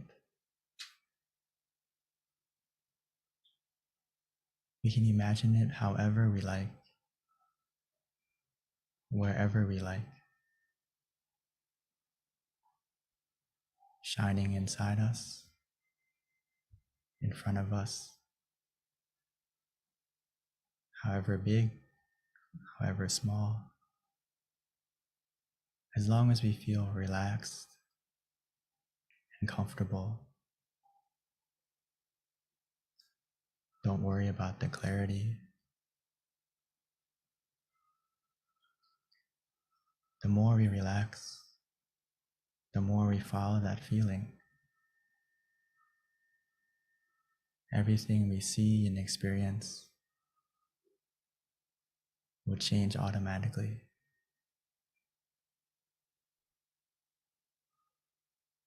The key to meditation is just to keep the balance, to be calm, to be conscious, to be mindful and relaxed together.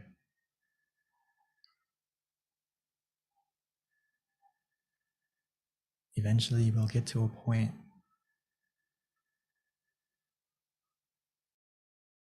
where we don't want to visualize, we don't want to use the mantra. We just want to do nothing. Let it be. Follow that feeling. Trust in yourself. You know what makes you feel relaxed.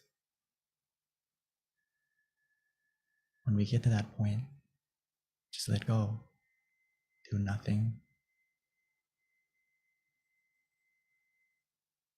And just be content. Through that contentment, the relaxation will continue to grow.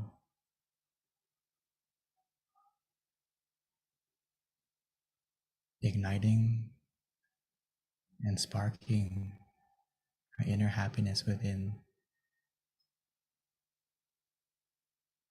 almost like a small star shining. Eventually, the more we relax, by simply remaining calm and patient, content with whatever happens,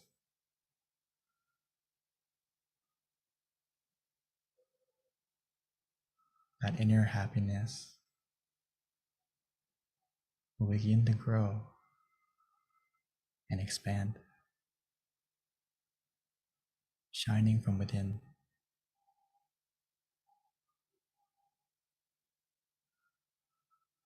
As the clouds in our mind, the negativity in our mind begin to disappear, revealing a happiness, a brightness, a love that has always been within us, waiting for us to look within.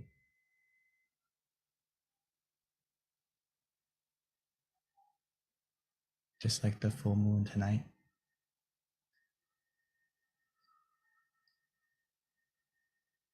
Sometimes we just need to wait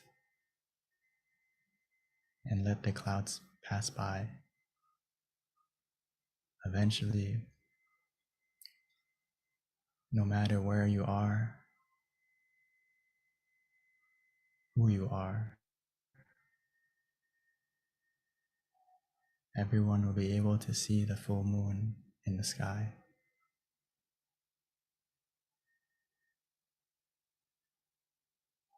Within us, we have our own happiness that we can all connect to.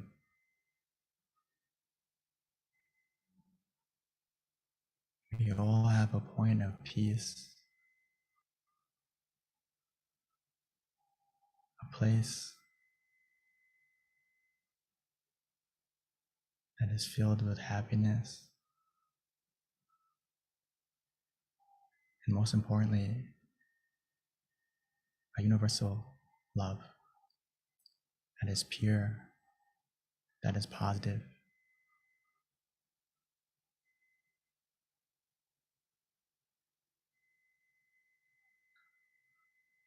And the way to connect to that point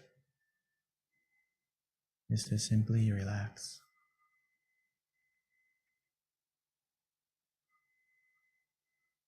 Allowing our mind gently and naturally to go to that place, which it will. All we need to do is guide it by staying relaxed, staying content.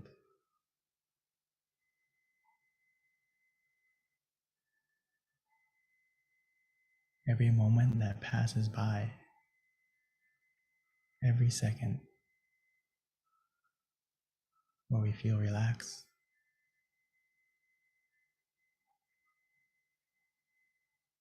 our mind is becoming more still,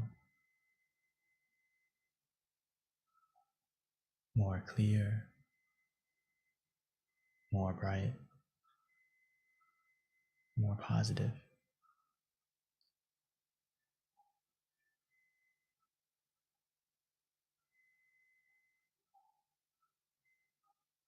Even though right now it may be dark,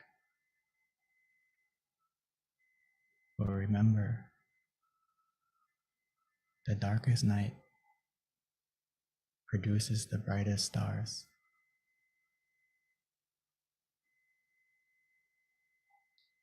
All we need to do is wait,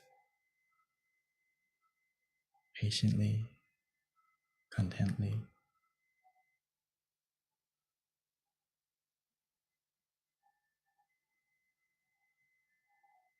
We have everything we need to succeed in meditation now.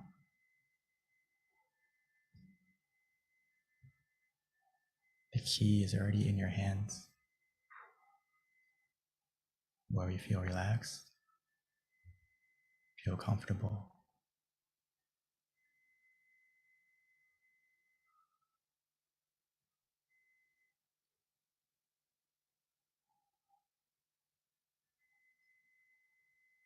So let's continue to enjoy the meditation together, allowing this relaxation to take us to connect to our inner happiness, where we can truly love ourselves, filling our mind with positivity and allowing it to shine from within us.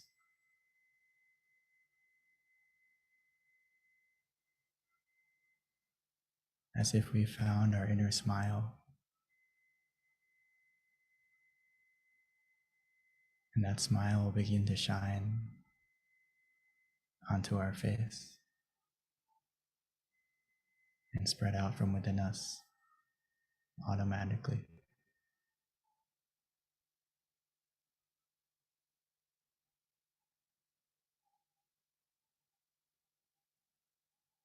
So for now, let's enjoy this meditation together in silence.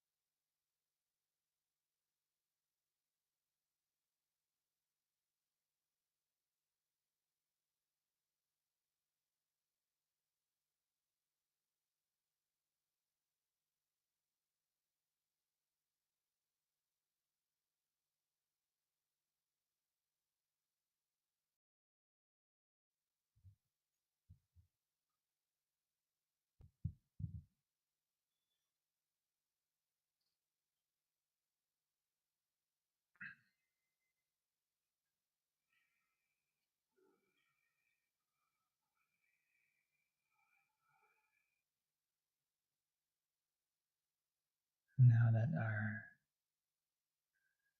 inner happiness, our inner brightness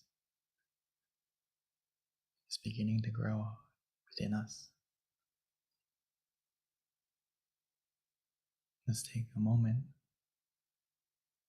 to light our inner happiness on the outside, light our inner brightness from within to our candle on the outside.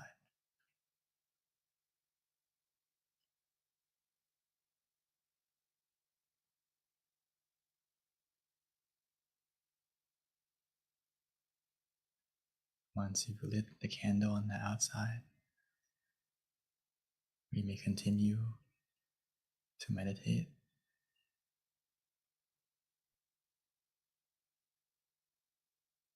trying to feel and see that inner brightness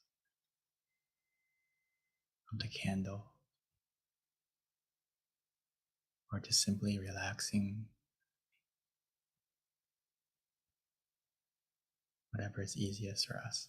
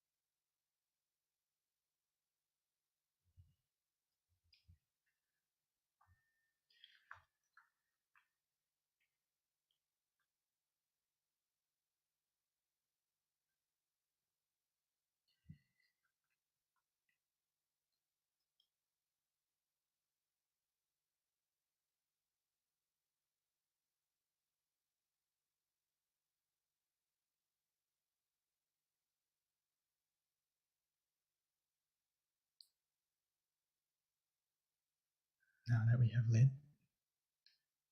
the candle on the outside, and most importantly, lit our inner happiness on the inside,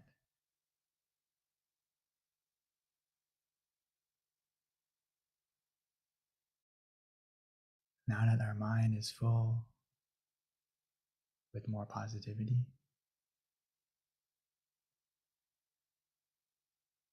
now that we can truly begin to feel the love for ourselves,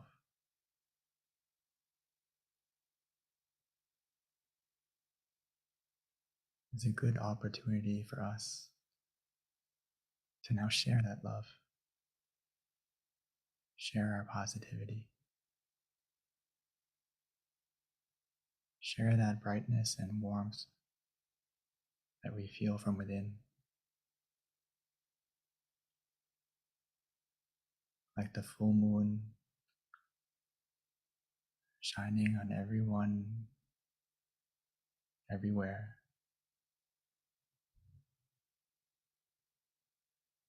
No matter the distance, no matter where they may be,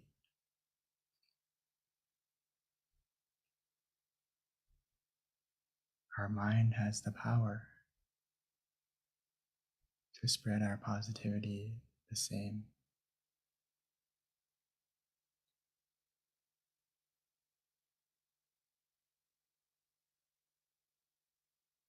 By simply wishing. Because what we think, we can become. Not only for ourselves, but for the people we love. So right now, let's take a moment to spread our love by simply imagining the person or imagining their name, whatever is easiest for us. And wishing for yourself and for them to be healthy, to be happy, to be free from any danger, any sickness.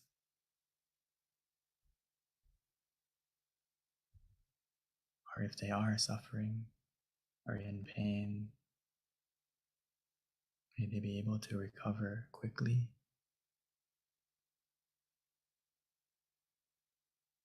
And may our life and the lives of our loved ones be free from any obstacle,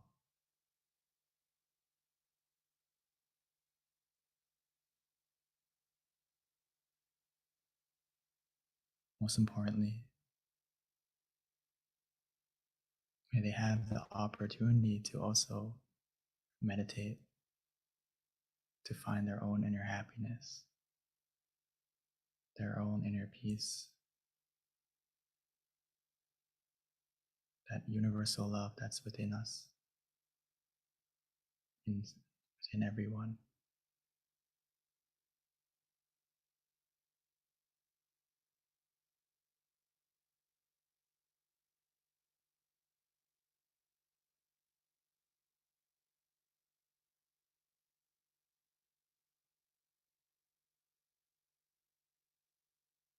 So just continue to wish for yourselves, your loved ones, and for everyone in the world.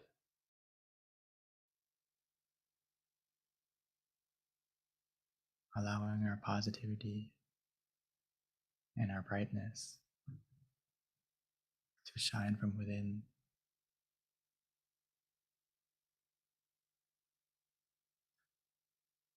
We may not be able to change the world right away. We can help to change the world for ourselves and for the people closest to us first.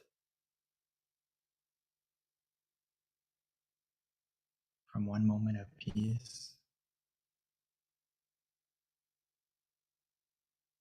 That one moment has the power.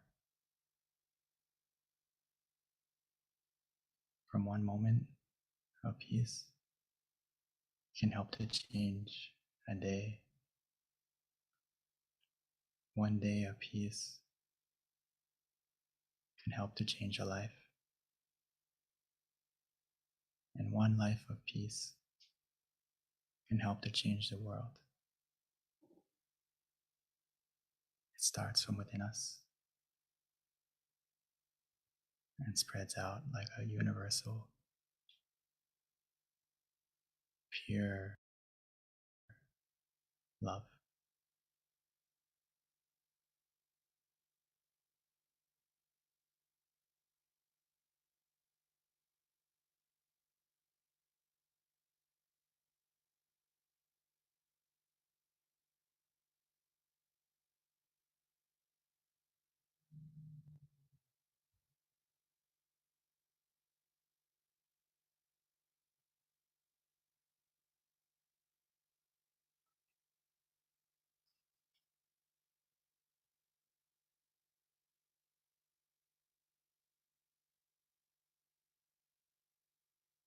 Sapphe Buddha Palapata Pachekanam Chayang Palang Arahantana Te Shirakang Pantami Sapaso Sapaputtha Nupavena Sapathamma Nupavena Sapasangha Nupavena Satha Soti Bhavantu Te. By the power of the positivity generated through this meditation and all the positivity in our life, bless our life with happiness and success. May this positivity and brightness overcome any darkness in our life. And may our life continue to be filled with happiness and positivity forevermore. When we are ready, we may slowly and gently open our eyes.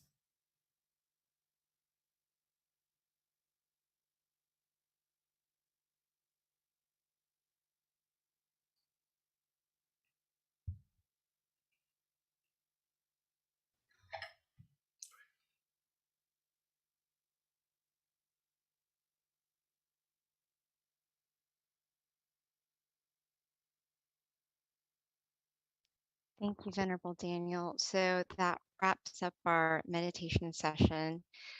Before we transition over to the Q&A, if we can quickly ask for everyone to turn on their camera briefly so that we can all see your bright, happy faces for just a few moments. And then we will visually connect and then take just a couple of pictures before the announcement and then Q&A with Monk Daniel.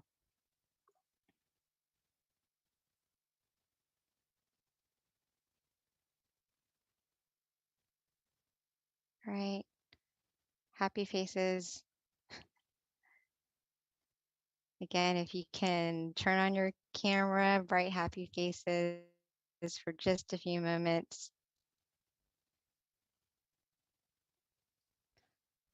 Hopefully everyone enjoyed your meditation tonight. Wonderful. Okay, I think we are good to go. So before we wrap up and transition over to our Q&A, just a couple of announcements that I like to give. Okay. So our next full moon meditation is going to be on March 18th. So everyone, please mark this on your calendar. Again, our next meditation full moon session is going to be on March 18th. Again, depending on where you're at, if you're in the US, it's going to be 6 o'clock PST, 7 o'clock MST, 8 CST, and then 9 p.m. Eastern Standard Time. For those who haven't already, please download our app MindGem. It's a great way for you to meditate with all of our teaching monks at home at the convenience of your home. Every day, if you'd like, we have over 100 audio tracks for you to listen to. In addition to that, we also send out notifications with regards to reminders of special events, such as our full moon meditation. So if you don't already have our app, download it on either iOS or Android. Again, it's called MindGem. Also, another thing to notate is we also have an awesome website, a centralized website. It's called tamakayameditation.org. And this is a great website for you to reference any of our special events and also all of our local centers in the US you can find through tamakayameditation.org.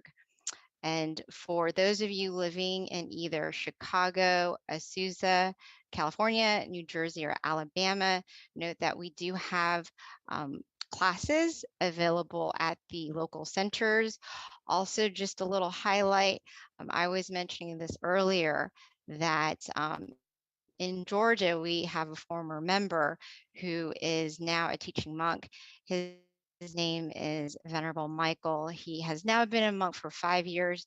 Very proud of him because he came from our center, and he is going to be here with Venerable Nick. Both of them are very well known in Thailand in terms of also doing some wonderful teaching for international students around the world. They're going to be visiting Georgia.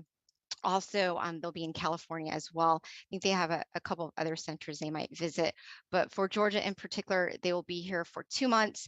Our first class is going to be on March 17th. That's actually a Sunday service class for anyone who's in Georgia. Please come visit us. And on March 18th, we will have our full moon meditation session at the Georgia Meditation Center as well. And then we're going to have our kickoff Wednesday meditation class on March 23rd. Kind of a big deal for us because we have not met since 2019. So we're very excited about opening up our first class. So if you're in Georgia, please do come visit us that day. Check out our website, meditationcircle.org, for information as well. So at this time, that pretty much sums up our announcements. We are going to turn it back over to our teaching monk, Daniel, for Q&A. So let's transition back to our teaching monk. Okay. I'm just reading everyone's comments. Oh, great. Thank you so much. Hopefully you had a good meditation. If anyone could please share in chat, that would be wonderful as well. And if you have any questions, or please send in the chat and I will help to answer any questions you may have about meditation or about your experience or whatever it may be. Yeah, so Venerable, looks like we do have a question. Okay. Yeah, Venerable, looks like we do have a question. Yeah, we've got a question. A hand is raised. So if you can introduce yourself when we spotlight you. I don't know where he went. But yes, so you guys, this is a great time to ask any questions you might have to our teaching monk, Daniel. You can either ask via chat or you can raise your hand and we can bring you onto Spotlight so that you can ask your questions to our teaching monk tonight.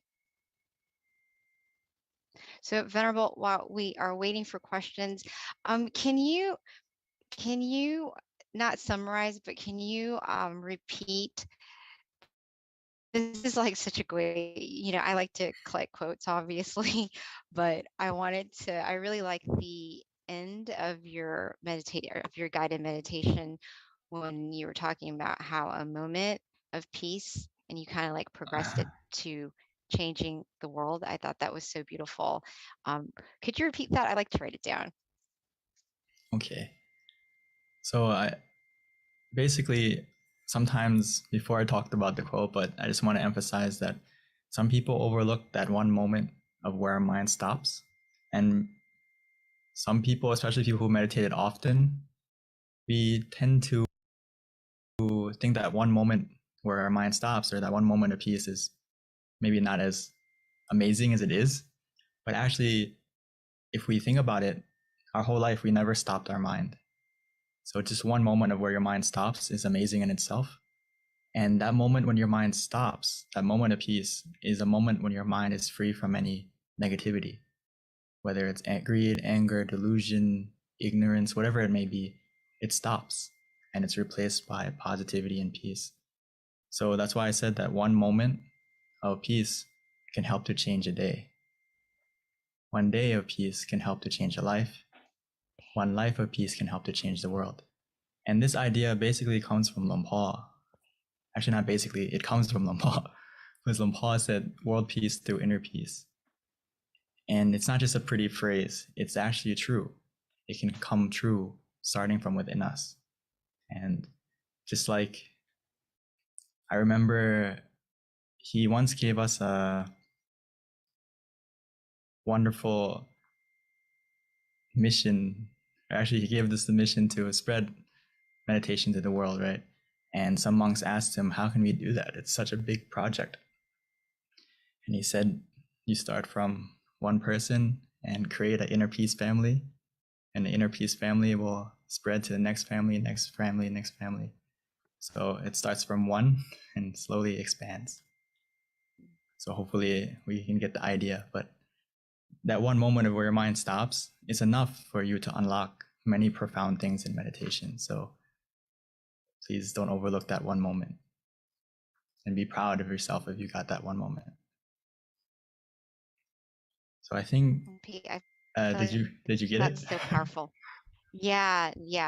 No, I just feel like it's just so powerful. Like when you really break down that, that advice, essentially, how, that one moment and you are that one seed and how we can all really help the world. When we're talking about universal love, it's definitely very relevant. Exactly. And Lisa that said one world moment, peace through inner peace. yeah, Lisa. that's Luang Por's famous quote, and it's actually very possible. There's so many people who talk about peace, and I think that if more people focus on changing themselves first, that world peace that seems so impossible can happen. But it starts from everyone putting in the effort to change the things that they can change, which is change themselves first, right? We can't change the environment right away. We can't change policies right away, but we can change ourselves first and change the people. Mm-hmm. We can't change people, but we can change ourselves first. We can change people eventually, but it's harder than changing ourselves. Right. So it's a collective effort. Right. So I think someone said, I saw your slide about shrimp and crab. Could you share it with us briefly, please? Okay, I'll go back to that, or just to explain it. Sometimes this is a funny thing that happens a lot in meditation, is that we try to rush to the peace. We want to race to get to the goal. And if we rush, sometimes we run in the wrong direction, just like the crab and the shrimp. So when we start meditation, we need to take our time to make sure we're going in the right direction. And for the crab and the shrimp, it needs to know for itself what position works for them. For the crab, it needs to put itself in the right position that's comfortable for it to go in the right direction, which is side to side. For the shrimp, it goes backwards when it runs. So it needs to face itself in the right direction, in the right position. So what I mean by that is, for every person who meditates, it's different. Every session is different. So we need to take the time to look at ourselves and make sure we're going in the right direction, and we're starting in a position that is comfortable for us. Keyword is for us, not for someone else, not from what you heard before, but for you, what works for you. That's something that we need to pay attention to a lot. It's not a race to the goal. And sometimes when you run in a race, if you're running in the wrong direction, then there's going to be problems. So meditation is not necessarily about how fast you get to the destination, but it depends on, are you running in the right way? Are you walking in the right direction? Running or walking will the speed isn't important. The speed will change automatically. I know a lot of people like to ask, like, how can I quickly still my mind? How can I get to that point of peace quicker? You can't rush it. The less you do, the more you're going to get. The more you let go, the more you relax. That's the way you can go quicker. It's not like on the outside world when we want to get somewhere, we need to try more. We need to put more effort in. We need to run. In meditation, it's the opposite, completely opposite. So it's something we have to reflect on often. And I think Luang Pu gave the best example of that is stop is the key to success. Stop your thinking, stop your anticipation, stop your desire, and you're going to have success in your meditation for sure. So, Venerable, before we continue with the next question, just for everyone who is on the call, if you have any questions, definitely please let us know. But also, we did wrap up meditation, so if you have to go, that's fine. But we'd love for you to stay on because you can learn a lot. So there is a question that came through, Venerable. It's from Deb, and her question is, what would be a good way to help someone who does not meditate but wants to have less anxiety and more peace? Sorry, one more time. There was a little bit of lag on our So this my question side. is from Deb. Oh, that's fine. Her question is, what would be a good way to help someone who does not meditate but wants to have less anxiety and wants to also have peace, but they don't meditate? I think that's a very good question. Thank you, Deb. Great question. Ideally, trying to invite them to come and meditate. Because anxiety and a lot of these problems that we have in society now, it comes from we don't know how to take care of our minds. We don't know how to calm our minds down. So as a friend or as someone that you care for them, we need to try to invite them to come and meditate for themselves.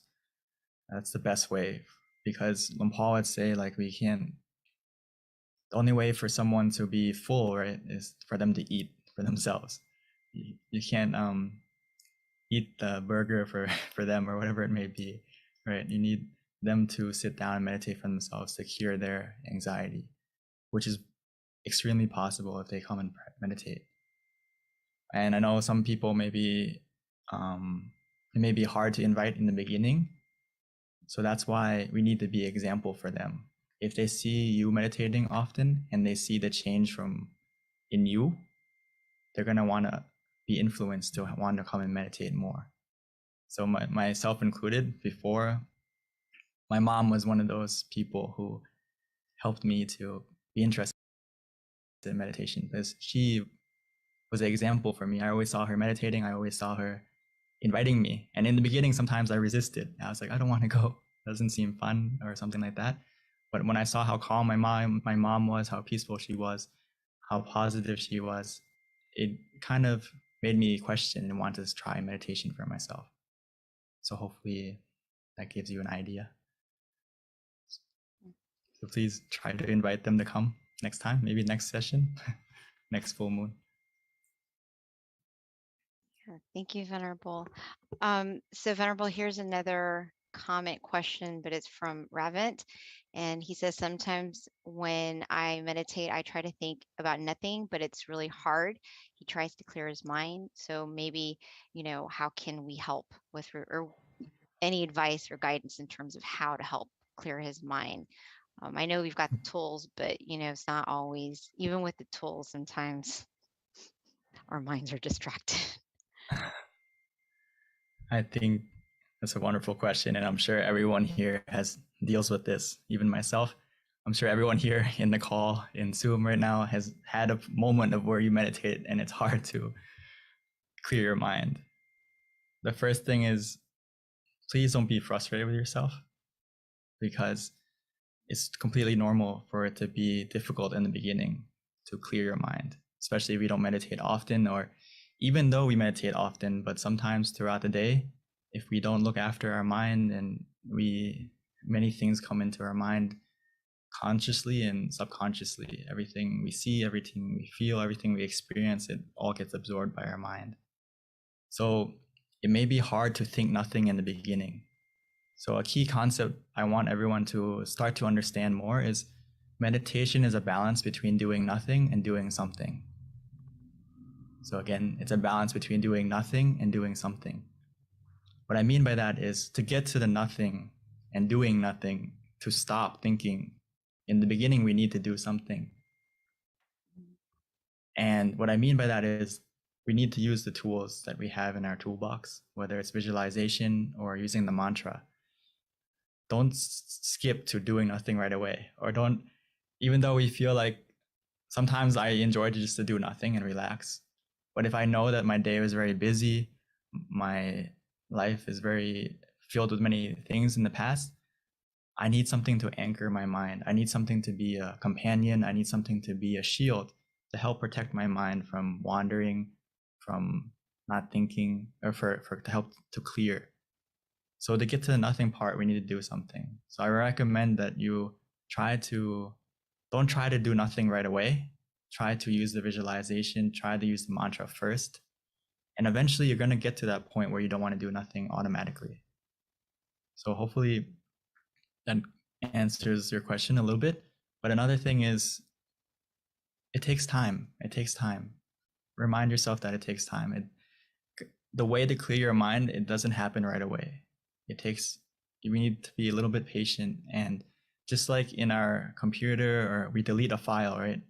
Some files that are big, it takes a while to delete, right? It's not right away. The same thing is in our mind. Some things are deleted quickly and easily, and some things take a little bit of time. But it doesn't mean it's not getting deleted. It just means we need to wait a little bit longer and just be calm, be patient, and it's going to get to that point bit by bit. Wow, Venerable. I've never heard anyone put it like that. That is so profound. Like doing nothing and doing something. I actually really, that makes a lot of sense. Thank you for that knowledge. Just to reiterate that everyone throughout your meditation session has to switch between these two things. That's what makes you a good meditator, is knowing when to do nothing and when to do something. Meaning that when you're off balance, when you're in balance, you don't need to do anything. When you have mindfulness and relaxation together, you feel calm, you feel relaxed, you don't need to do anything at that point. But whenever you start to feel that balance is shifting or off, that's when we need to do something, adapt to the situation by using the mantra, by using visualization, whatever it may be, to get you back in balance. Thank you, Venerable. I love that. Another question that we have, and I think this is pretty relevant to universal love as being our wisdom talk today. And this question is, why do we hurt those we love? So I just want to expand on that a little bit more, which is true if we're talking about universal love and kind of expanding that out there. But, it's so everyone's hurting everyone, and we've got all these situations, even right now, Ukraine and Russia, things like that.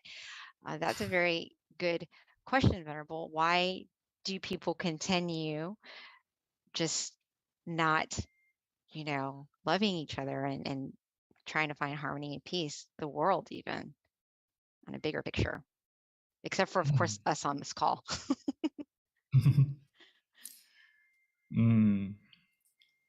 That's why Luang Pu said stop is the key to success in your life and in meditation. And the problem is we hurt the people we love because our mind gets influenced by the negativity that inherently everyone has what we call defilements, where we have anger, we have greed, we have delusion, we have ignorance, we have all these negative emotions, or we have that switch to be negative inside of us. And the thing with it is, if you think about it, it's like almost everyone in the world is I would say sick with those things, and we need to keep them in check and keep that negativity in our mind that is always there, possibly able to switch. We need to make sure that we keep those negative emotions at bay. which is why we need to stop our mind often. We need to recharge our mind often to connect to those moments of peace more often. Because every time we connect to those moments of peace within, it's going to lower the negativity in our mind and not allow it to infect our mind, infect our thoughts, infect our words, infect our actions. So that's why we hurt people, is because we aren't mindful of our mental health, and that negativity takes over what we think, what we say, what we do to them. So the more often we stop and still our mind, the more easily it's going to be for us to not hurt anyone. That's why meditation is so important, and why Luang Por would say we need to love ourselves through meditation. And why is that the best way? Because directly we're going to be a better person for everyone around us, and we're not going to hurt anyone anymore. And most importantly, we're not going to hurt ourselves, because we are more connected to how we're feeling, both physically, both negatively and positively, meaning that if you practice meditation more often, you're going to be able to know how you're feeling, be more aware of how you're feeling. And a lot of times when we hurt someone, it's because we let our emotions take over. And sometimes, like speech, it takes a second to say something. And that second that we said something hurtful, it can last a lifetime to someone. And the same thing is true for positive things, right? One thing you said, one action you did one time can change someone's life. So we need to meditate and look after our mind to make sure that what we say, what we do, what we think is more positive. And the chances for us to hurt someone we love will reduce automatically. So hopefully that gave you some kind of idea. Well, that was so inspiring.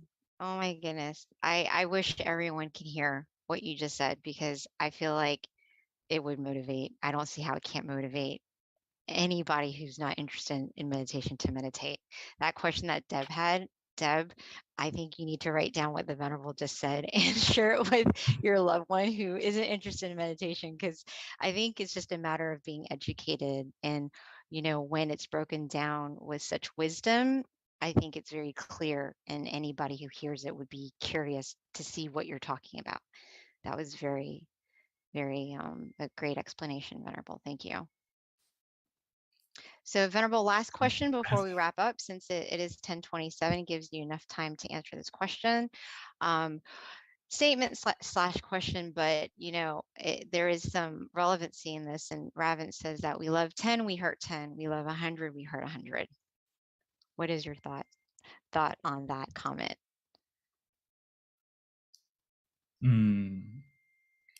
I think it connects to the second part where you say, when we love someone, we expect too much from someone.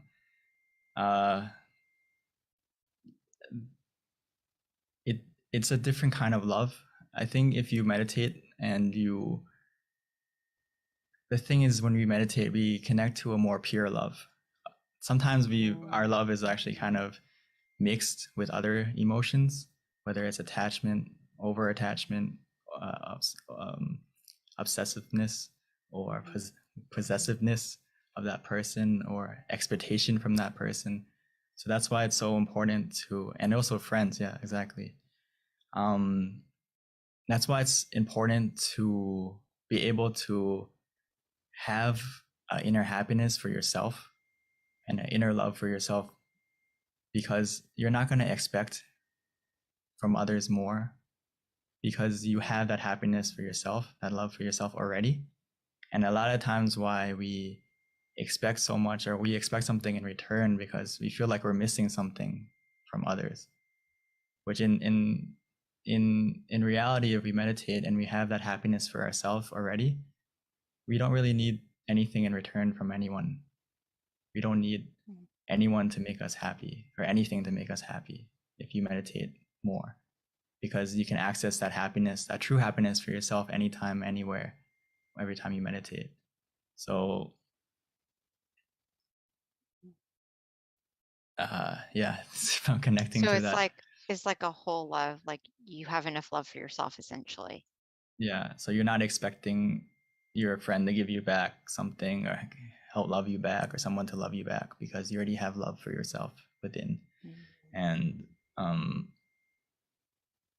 it's similar to giving without expecting anything in return, if that makes sense. When we talk about giving or being generous, the gift of giving is the act of giving in itself. And if you practice that in Buddhism, yeah,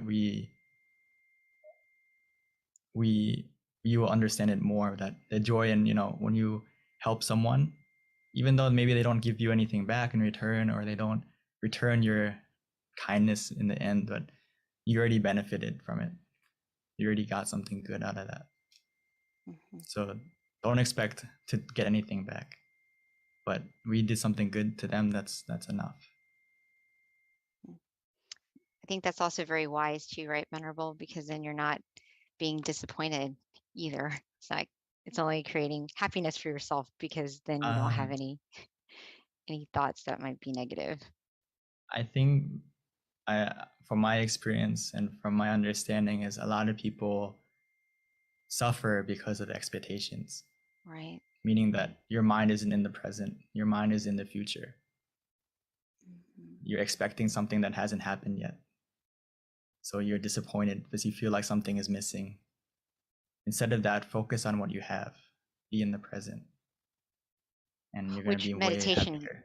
Which meditation teaches you how to do that. That's why being in the present is so important, because it really can impact your mental being. And eventually you're going to get what you expect automatically without you realizing it. Because if you're in the present moment, you have the power and the decision to make your life better. When you're in the present, you're able to walk towards your goal. It's not bad to have goal or expectations necessarily, but if you focus on the expectation and on the goal rather than the method, you're gonna suffer. But if you focus on the method and how to get to that goal, you're not gonna suffer. Wow, that is so well put, Venerable. Thank you. I love hearing your wisdom, because it really is so inspiring, Venerable. And you've got so many great comments that I didn't get a chance to read out loud, but they're there in terms of the wisdom that you've taught us today and how many people have enjoyed it. And thank you for sharing it with us tonight. So at this time, everyone, it is 10:30, and this wraps up our meditation session tonight. The Venerable is going to give us a blessing, and we can accept it by putting our palms together.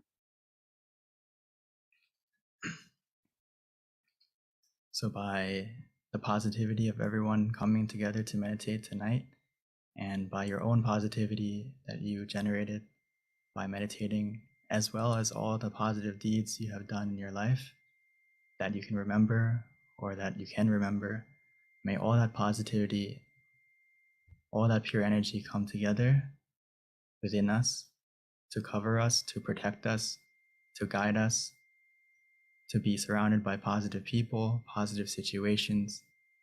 May that inner brightness, that inner positivity make our life more clear, more bright, more successful in every way. May all the darkness, all the obstacles in our life disappear and be replaced with opportunities to succeed, to become more happy, both physically and mentally.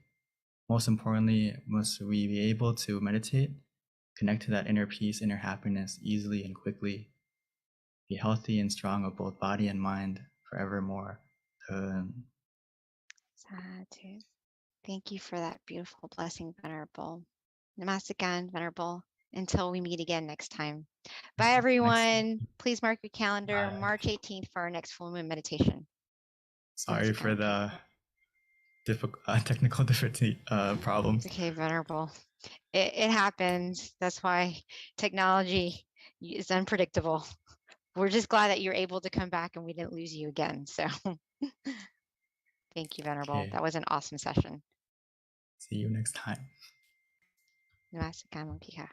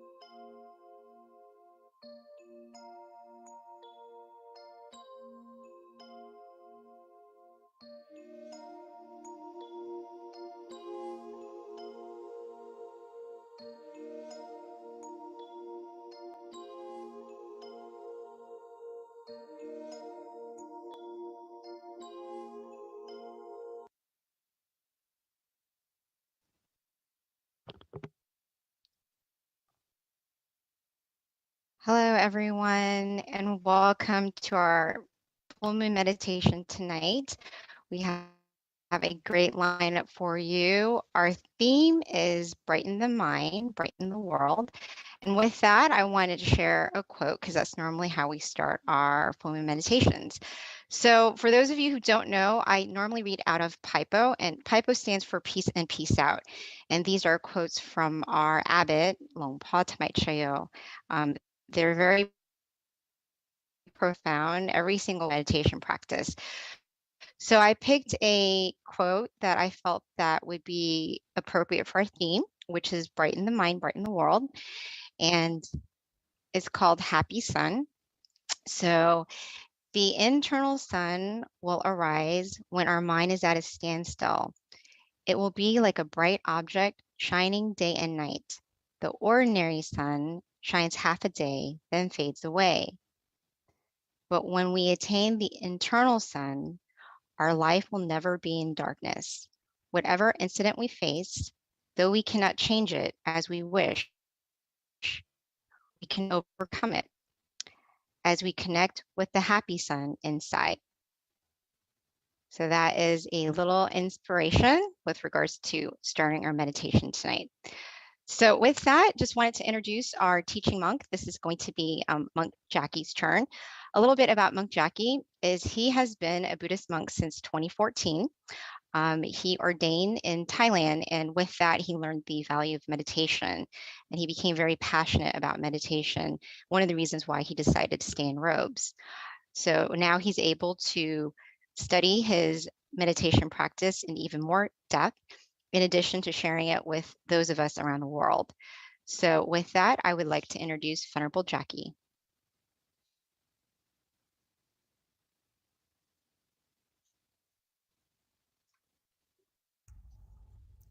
Hello.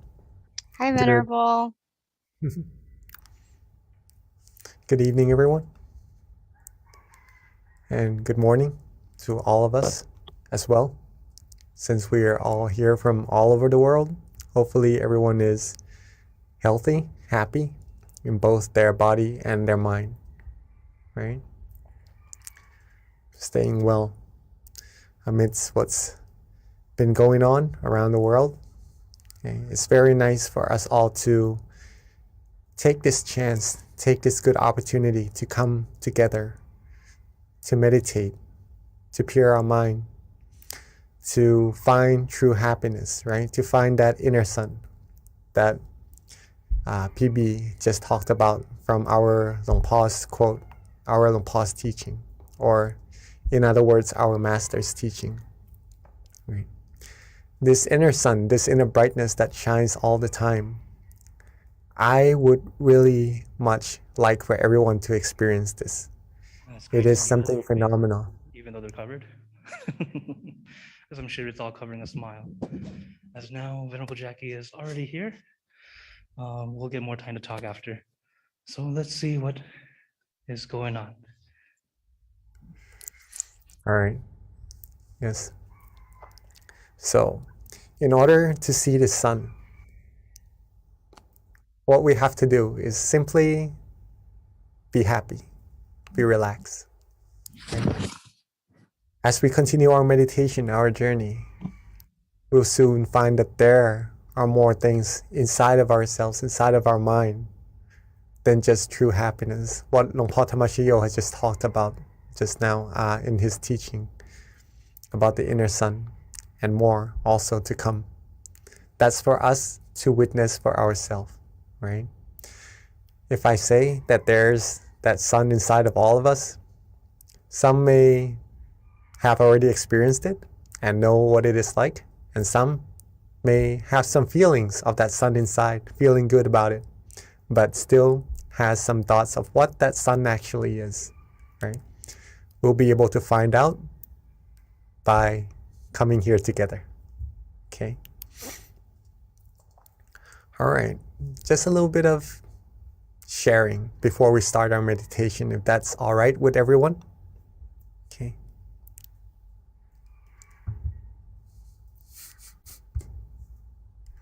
All right, so war, chaos, disputes, all these things that somehow creates sorrows, sadnesses in our mind, all derives from one same source, right? All derives from one same source. And do we all know what that source is? Weapons, money, power, authority. What is that source that creates conflicts all over the world? Right? Not to be specific or anything, right? Just in general. Well, the source of all these conflicts or these disputes, these commotions, is the mind, right? The mind. The mind of human beings that are involved with pretty much the viruses, not on the outside, but on the inside. The viruses that can't really be seen unless we still our mind correctly and go deeper, having that sun and further on. But that's another topic, all right? But just to show you first that these things, these disputes comes from the mind that is involved with some viruses that's already there inside of our mind, right? To name them: anger, right? Delusion, greed. Greed, anger, delusion. The three musketeers that usually creates problems and is already there inside of our mind. But there is a way to deal with them. We'll go into that later on, all right? So these are the causes. These are the causes. And these things usually bring about the feeling of sadness, right? As a result, sorrows as a result, negative feelings to be in general, right? Not what we actually want as humans, or I believe any beings, because all humans seek, what all humans seek, what all beings seek is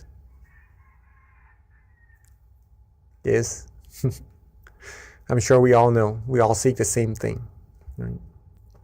We all seek happiness. We all seek happiness one way or another. We try to find things that makes us happy, right? Things that we know we like, we try to get it. We try to have it for ourselves so that we could feel better. Surround us by people who we like, who we love. Do things that we like, that we enjoy, just to get that feeling of happiness inside of us. Find good food. Find food just to replenish our body, our mind, just to be healthy, just to be able to have the energy to go about doing our things, to feel good, to be happy again. Everything revolves around seeking this happiness, okay? One form or another. Where can happiness actually be sought?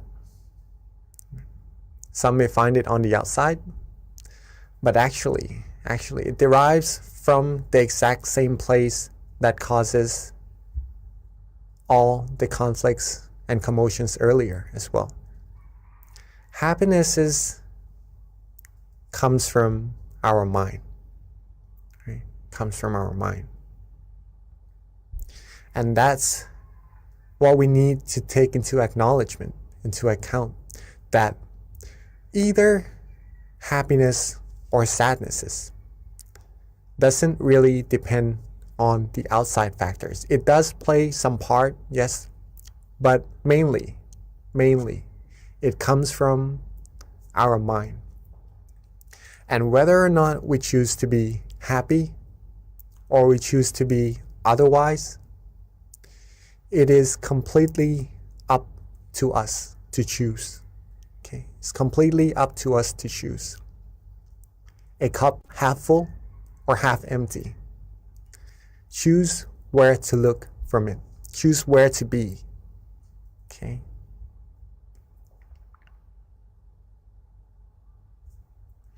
Now, let's go back a bit first.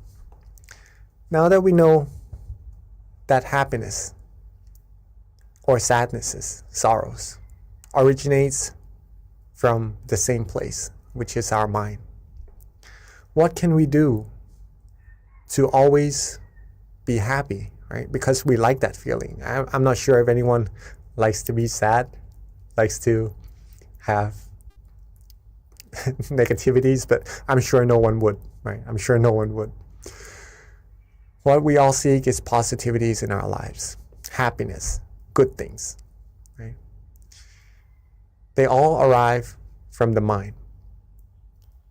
Can we control it? Can we control these feelings? Yes, we can. Yes, we can. If we train our mind well, it needs training, right? A mind that is untrained would be more likely to be affected by the outside factors. Thus, these outside factors may sometimes bring positivities into our mind, but sometimes it would take out the happiness from our mind as well. Okay, so training the mind, training this source of happiness within us to always have that feeling of happiness is very, very important. Okay, we can all do it. We can all do it. Right? If we always wanted to be happy, there's a way to do so. That's what I'm implying on this, right? Hopefully this all makes sense and everyone is catching up.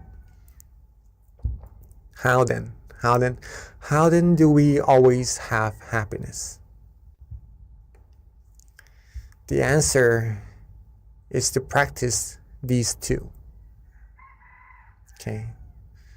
Whatever we do in life, wherever we are,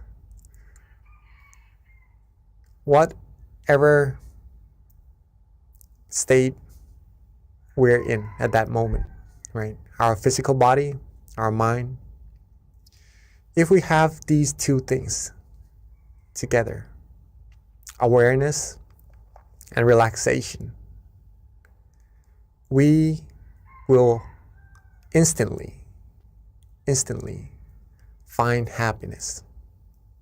Awareness and relaxation. If we have awareness right now, and also if you take a look in the middle of the word awareness and relaxation, I don't know if you could all see, but there is a plus sign, right? So that means that if we are aware and we have relaxation, we simply put our awareness with that relaxation. Have them two go together, hand in hand. And that's when we will receive happiness. An unlimited amount of happiness. Infinite amount of happiness.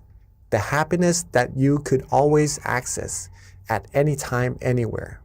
Whether you're here on Earth or maybe you have the chance to go out in space, if you have these two things together, awareness and relaxation in your mind, in your body and your mind, right? You see? Relaxation in your body and your mind.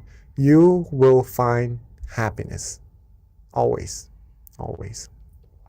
No matter if we are healthy or if we maybe in times of sicknesses, right? We always have that point in our mind to be happy, for sure, 100% all the time, right? This is why training the mind or meditation would give us the opportunity or the knowledge or the skills to take us through that source, to that source which is the source of true happiness. Okay, just to keep that in mind, that what we're doing may be simple, just relaxing and having awareness. But the more we practice, the more we'll see how profound it actually is.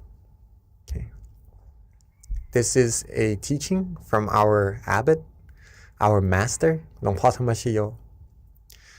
When the body is relaxed and the mind is relaxed, it will be very easy. This it means meditation, or finding true happiness, or stilling our mind.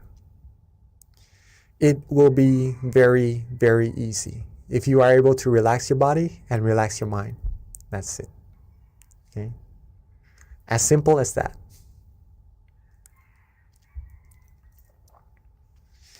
Now, what Miss B had just spoken earlier before our session also is that she mentioned this word in our master's teaching, right? Stop. When the mind stops or becomes still, we'll be able to find that inner sun.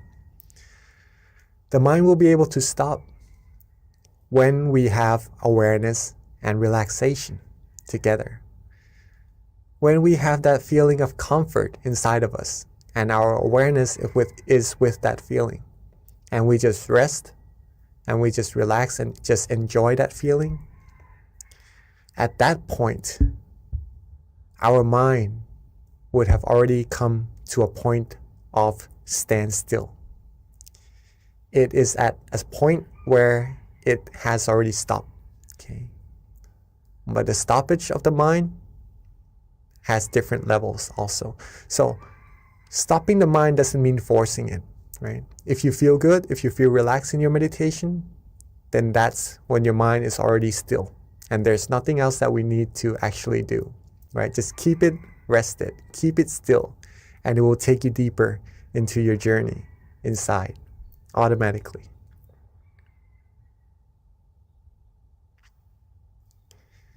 This is a very important sentence from our great master, the one who rediscovered this meditation technique, or rediscovered the middle way, the way to true happiness.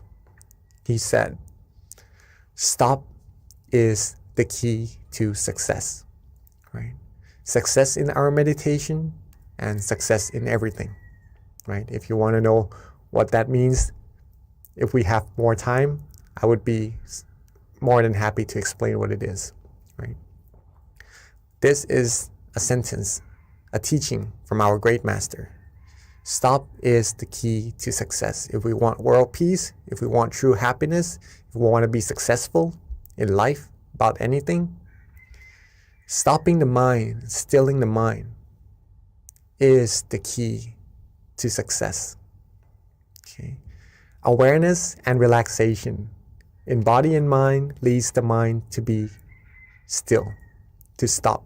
And then that stop will bring true happiness and is the key to success. Right?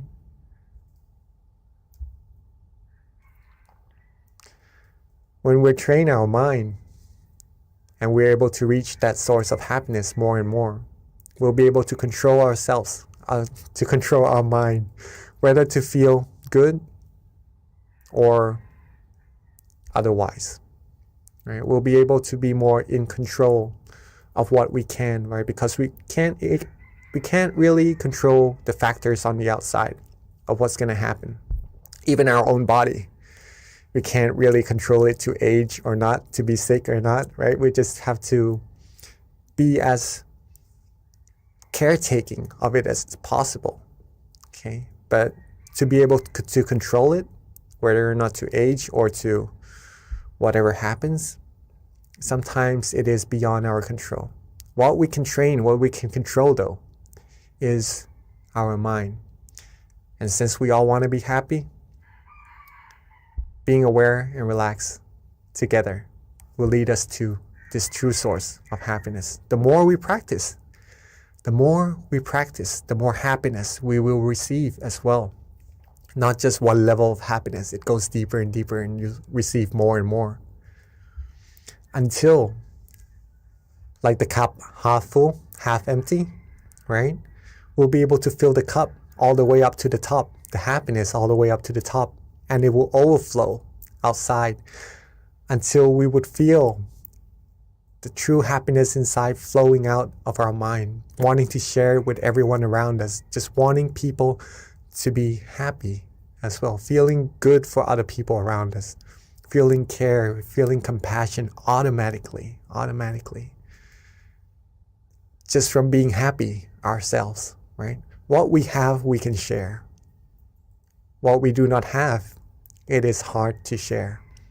So if we want to have other people around us happy, have the world be a world of peace, it is very important to keep ourselves happy or to make ourselves happy. Then we can make others happy as well, help others be happy as well. Like the sun, having so much brightness in it that it shares its golden lights with everyone on earth. Right? Like the moon that shines, especially this full moon meditation, right? Shines, illuminating the darkness in the sky and sharing its wonderful, brilliant light with everyone on earth as well. We will be able to be like this sun, like this source of light for everyone on earth, right? And together, it's not a one-man job, right? If we can all find that sun, that happiness, that brightness inside of our mind, overflow ourselves with happiness, the more we can do, the more people who comes together and are able to find this true happiness. This is a way that we can attain true world peace, right? True world peace. World peace through inner peace. World peace, there's a teaching from my master that I just listened to yesterday, actually, a voice file. He says that, okay, we have a little bit more time. Not a lot more time, sorry. But world peace cannot be attained with fights, with wars, with disputes, right, around the world. The true war is not actually outside, it's actually within us, right? Whether we are happy or not, with that viruses inside of the mind, whether we clear it out or not, the true war is actually inside. If we can win the war inside, we'll always be happy. And if everyone can win that war inside, that's when true world peace will happen, okay? So it's amazing to get to see everyone here come together to practice meditation so we can brighten our mind and brighten the world as well. Hopefully that all makes sense to all of us, and that we all know how important we are to having world peace. And if we are able to do so, once we have our inner peace inside, share it with as many people as we can, our loved ones, so that this world peace can happen as quickly, as soon as possible. Okay. So I guess that's a good amount of talking for today's session. Maybe we start our practice of meditation. See that sun, see that brightness inside of ourselves for ourselves. Okay. So we can practice being the light to this world.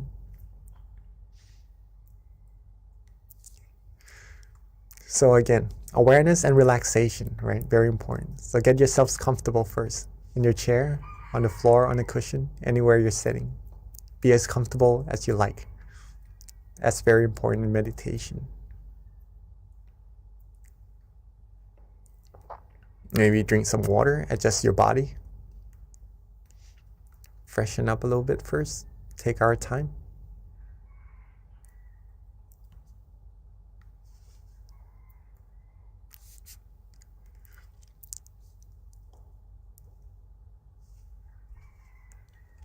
All right.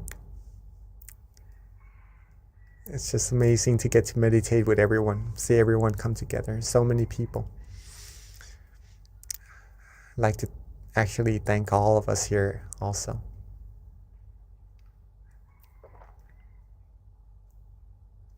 All right, so when we are ready, let's softly and gently close our eyes.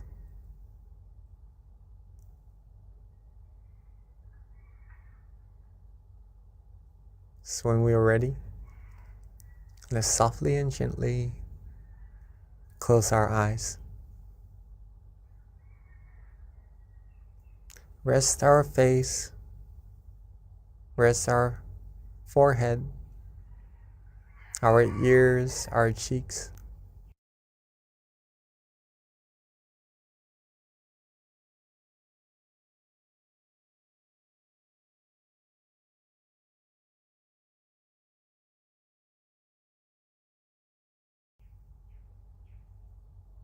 Rest our neck, shoulders.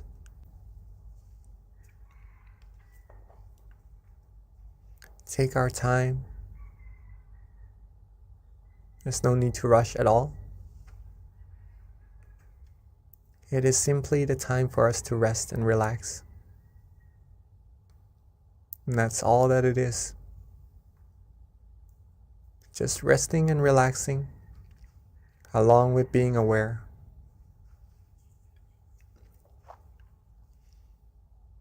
If we are awake, if we are aware, that means we are good. And the rest is just being rested, being relaxed, and being with that feeling, softly and gently. Free ourselves from all worries. Free ourselves from all responsibilities for now. Let everything go.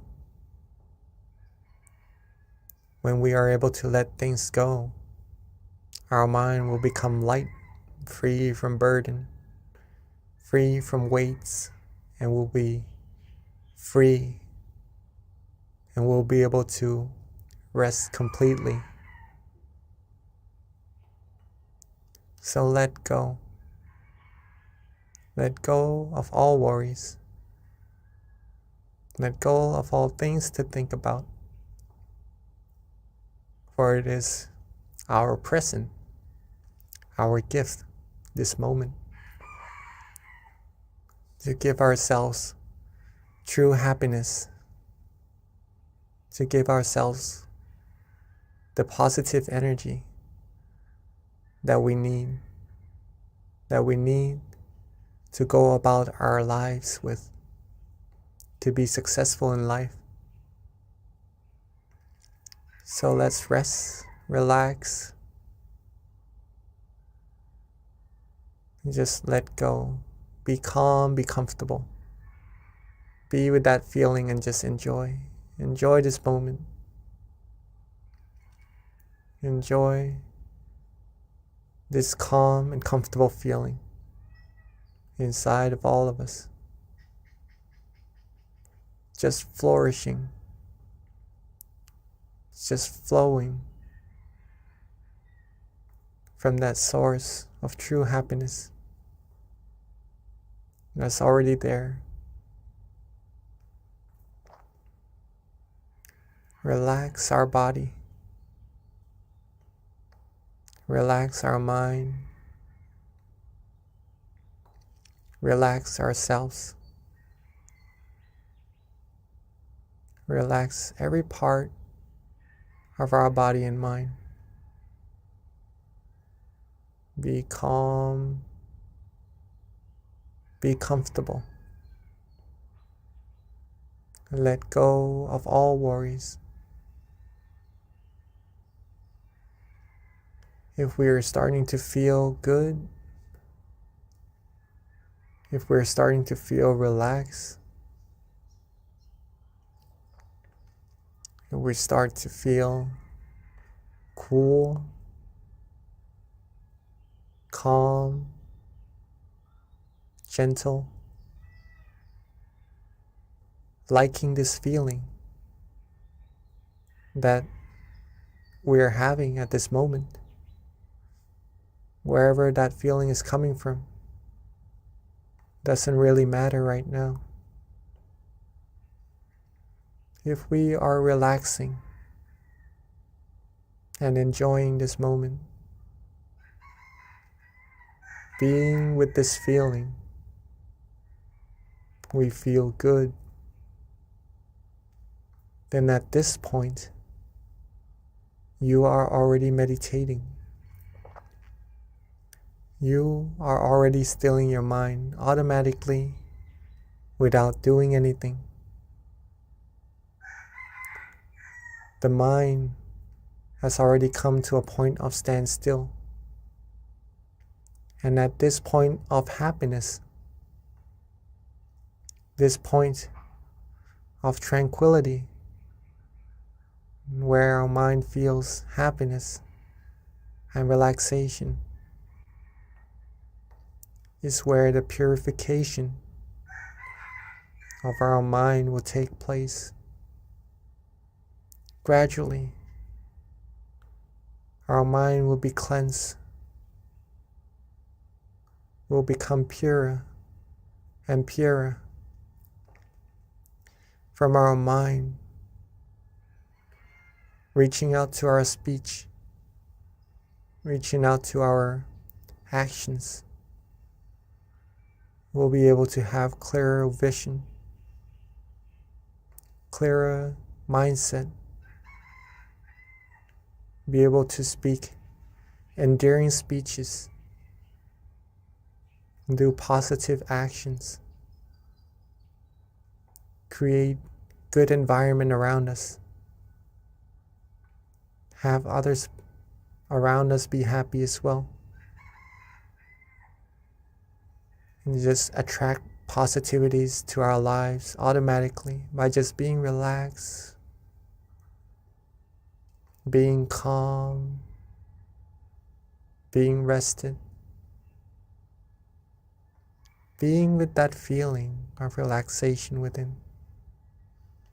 Some might even start to feel bright,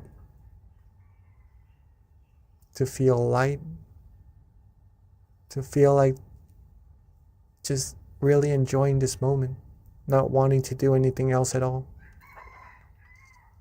And that is really, really good. All that we need to do is the exact same thing, which is to be relaxed, to rest, to let go. Just let our mind sink to that point, that place of clarity, of true happiness automatically, and to rejuvenate us with that positive energy. If we would like to use an object of visualization, such as the sun or the moon, then you may feel free to do so. Whatever image that uplifts the mind, that is pure, and you are visualizing it comfortably, then that is also meditating correctly. That will also lead us to the point of true happiness.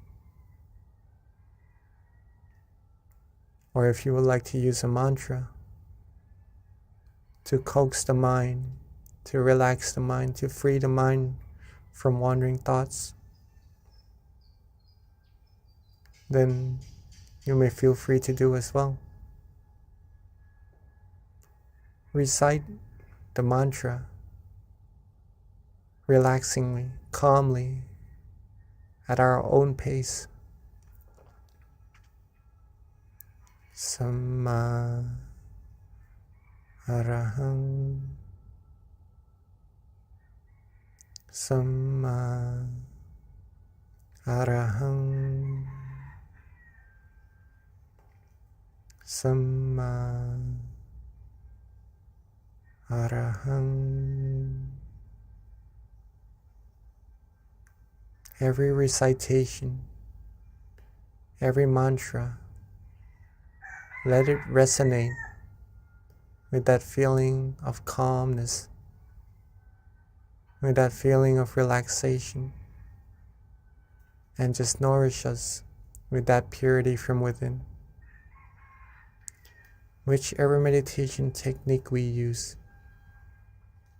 let's make sure that we are calm and comfortable and relaxed using it. So let's keep ourselves calm, keep ourselves relaxed. Enjoy this moment. Be free from worries. Let's meditate together in silence for this time being.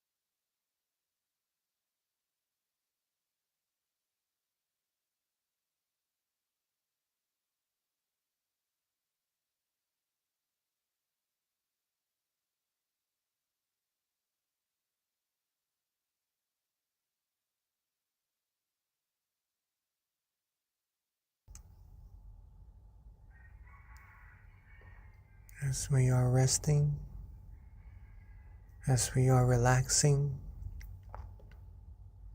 as we are letting go, sometimes we may start to have some wandering thoughts come inside our mind in our meditation, distracting us just a little bit from that feeling of happiness, that feeling of relaxation inside of our mind. In that case, there's no need to worry at all. Don't worry, be happy. Let the thoughts go. Let them flow for just now. And simply relax, rest, and let our mind come to that point of standstill again, automatically.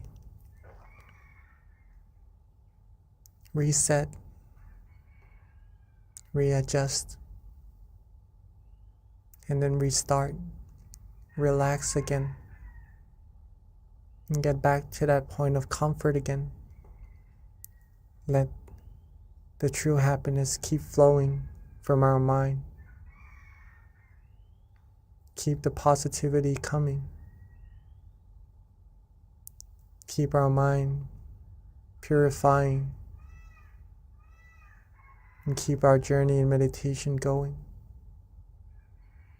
so we can reach even deeper and deeper happiness.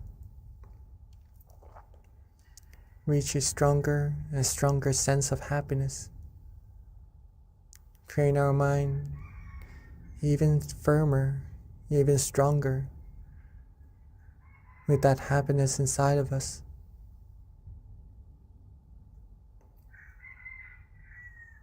At some point, we may have some tension as well, or some sleepiness. There's no need to worry about that either. Simply let go. Let go of the tension. Let go of that drowsiness. Relax our body and our mind.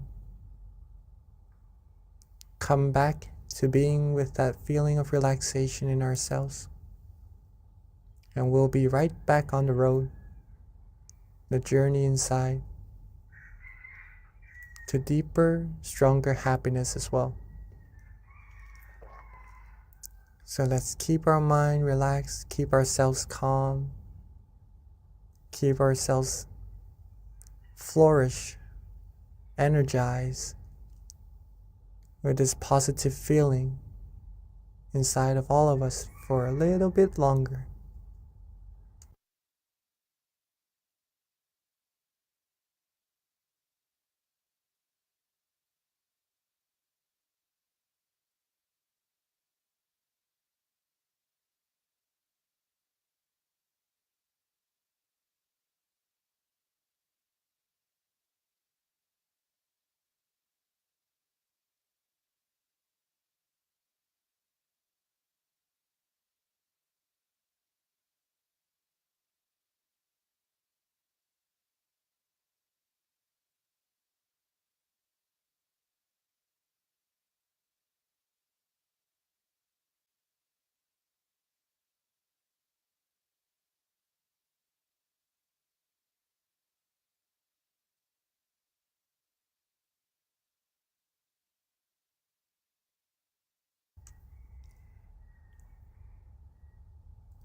Now that our mind is bright, that our mind is filled with the inner light, the inner happiness, from relaxing, from stilling our mind, let us all come together and light the candle to represent our brightness from the inside, shown to the outside, to brighten this world, shine away all the darkness.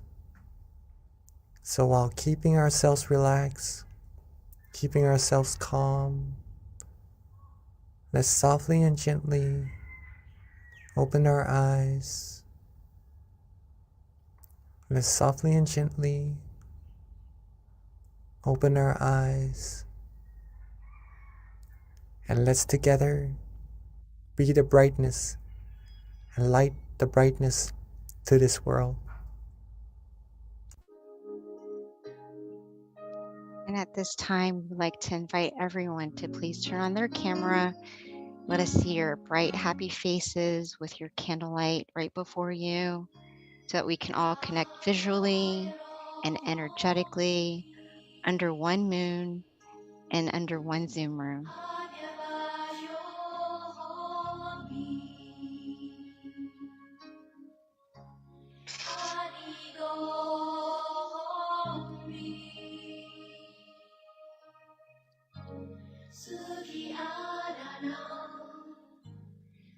There's my candle. Again, we'd like to invite everyone to please turn on their camera so that we can see your bright, happy faces, connecting visually and energetically, keeping your mind at the center of the body, allowing your mind to radiate with happiness and joy.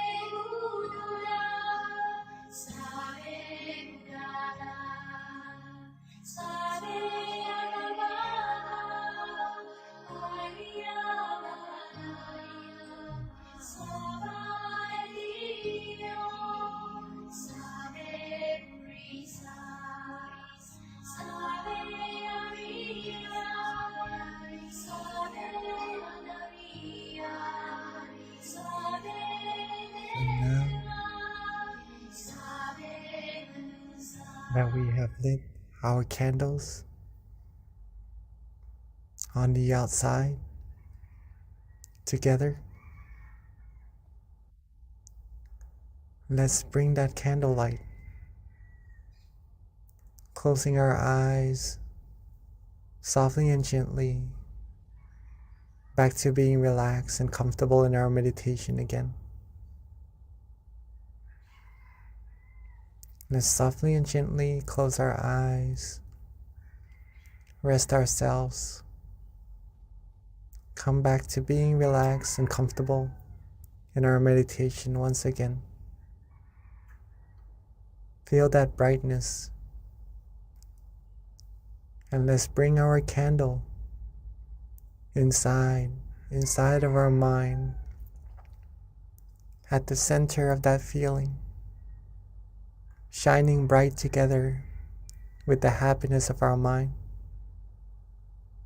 And let that brightness be the representative of our true happiness, of our positive energy. Let all of our merit, all of our good deeds, the positive energy from all our good actions come together into this brightness, and let it shine bright outwards to everyone in this room. Shine bright outwards, reaching everyone in our community. Shine outwards even more while being relaxed, reaching everyone in this country, and shine brighter outwards even more, reaching everyone in this world. Shine bright, shine out this peaceful light, this light of purity, cleansing everyone, everything in this world,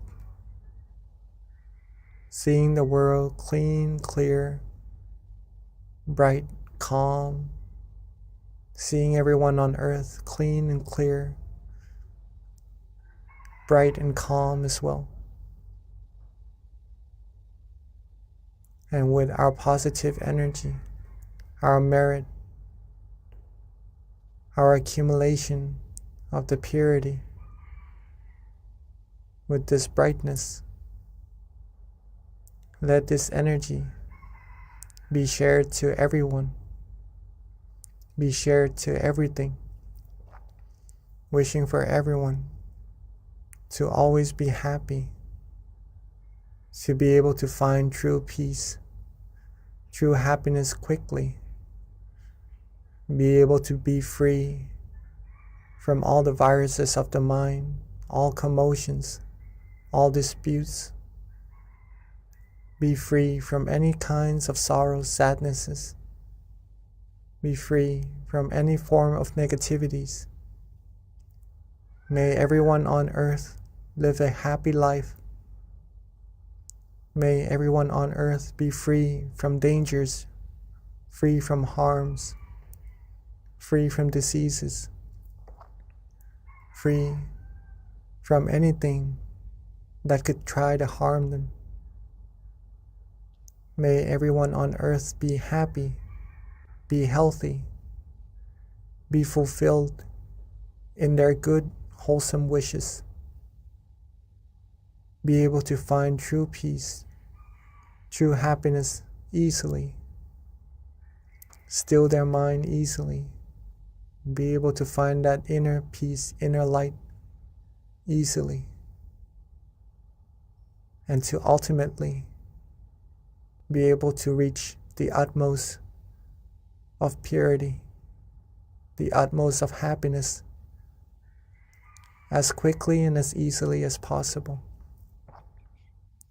Let's take a few moments to share with the world, share with everyone our positive energy, our good thoughts, goodwill, our loving kindness.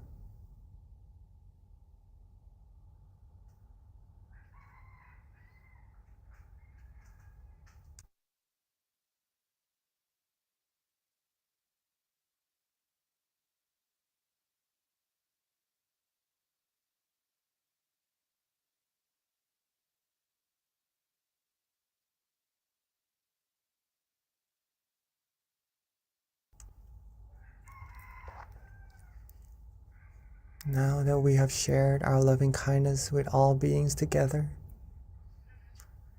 let's softly and gently relax ourselves, bring our awareness, bring our attention softly and gently back to ourselves.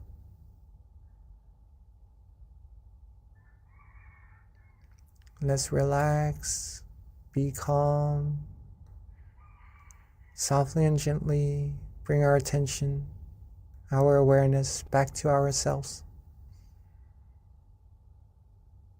where we feel it is easiest, it is most comfortable. And at that point of brightness, that point of restfulness, that point of relaxation,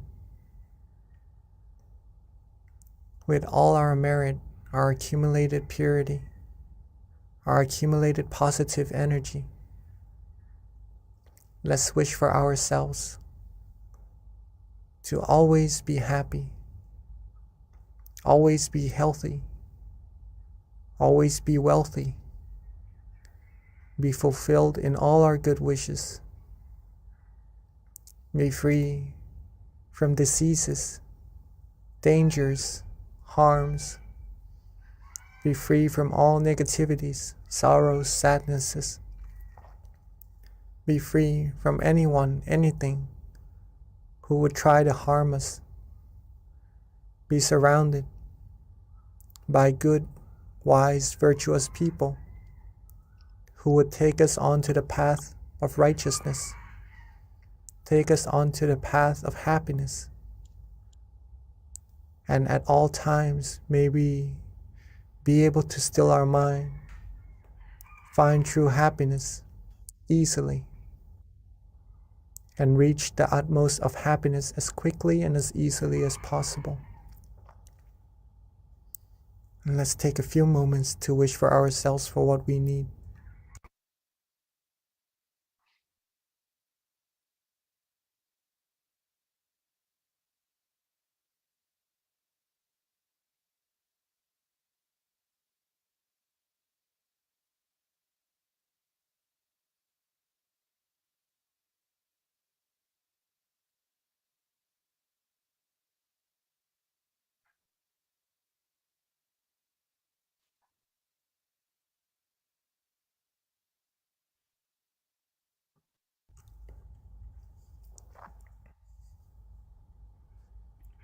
Sapphe Buddha Phalapata Paccekanan Jayang Phalang Arahantanan Jate Shena Rakhang Pantami Sapaso Sapaputta Nupavena Sapathamma Nupavena Sapasangha Nupavena Satha Soti Bhavantu Te. And then when we are ready, let's maintain our relaxation, our calmness, our feeling of comfort, and to keep this feeling with us as much and as often as possible. When we are ready, let's softly and gently open our eyes. And when we are ready, let's softly and gently open our eyes, for we are now at the end of our session together. Thank you, Venerable Jackie. That was a lovely meditation tonight. So everyone, please note that this does wrap up our meditation session. We do have a Q&A, but before Q&A, which of course we recommend everyone please stay on. You'll learn so much information with the Q&A. We do have a couple of announcements before transitioning over to Q&A. A couple of things to note is please mark your calendar for Saturday, April 16th. It's going to be our next full moon meditation, and the theme is going to be a better you means a better world, and our teaching monk will be Venerable Daniel. A couple of other additional points to make is that for those who are not aware, please do follow us on tamakayameditation.org. This is where you can find out information with regards to your local center if you want to come meditate in person, or you can also follow us on MindGem as well, on our Facebook, on our Instagram, on our website. If you don't already have our app, you can download it on either iOS or Android. Again, that's MindGem, and we send notifications every month with regards to our full moon meditation. So you'll be reminded and get notified on your phone, which is very convenient and easy. And if you RSVP, you'll also get daily, well, not daily, but you'll get reminders with regards to our full moon meditation. A couple of other things to announce is that we do have our in-person meditation centers that you can visit if you're in New Jersey, Azusa, Alabama, Chicago. Our local centers are open to the public. And a big announcement for those of you in Georgia like myself, please mark your calendar. We are so excited after 2 years of being closed since 2019. We are one of the last centers to open, but we will be officially opening this week. We've got our kickoff meditation classes, one being on Sunday for those who attend service, the other being on Wednesday, which is our regular meditation classes weekly, was on Wednesday before. So we're going to start that, resuming that again. And our kickoff is going to be on March 23rd. And super excited that we've got 2 visiting venerables from Thailand. One of them being our former member, Venerable Michael. He is with us. He flew in the other day. And Venerable Nick, if you aren't aware of Venerable Nick, he's got a huge following on YouTube. He gets, at this point, millions of hits. They're both in Georgia. And what's even more exciting is they've got a book that they're going to be launching, and the book is The Building Blocks of Meditation. So if you're in Georgia on the 23rd, please come to our 7 o'clock meditation class. Anyone who attends will receive a book as a gift from the center. We've got a lot right now in inventory, so please come and get yourself a book. If you aren't in Georgia, it's okay. You can go to Amazon and purchase a book, and all the proceeds goes to donations anyways. So at this time, that wraps up all of our announcements. We would like to invite Venerable Jackie to answer any questions.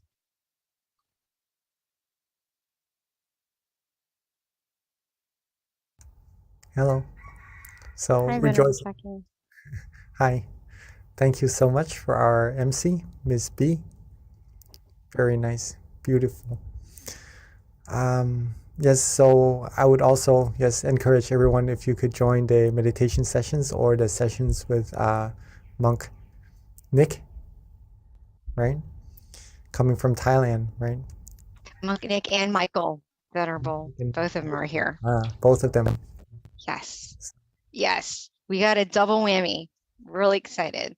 And they've got their second book, The Building Blocks of Meditation, that we get to piggyback off of a book launch too, and opening our first class in after 2 years. So very excited about that.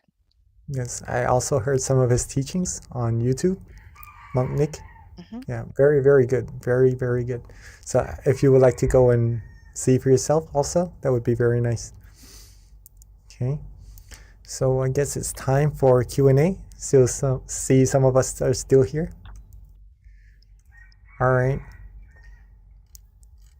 So I do have a question from, not me, but someone gave me a question.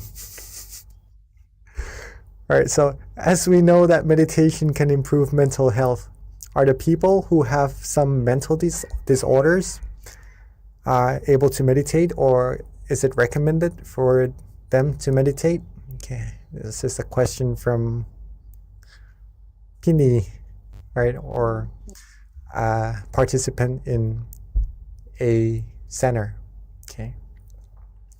So yeah, actually meditation is really good for mental health. It's really good for everyone actually.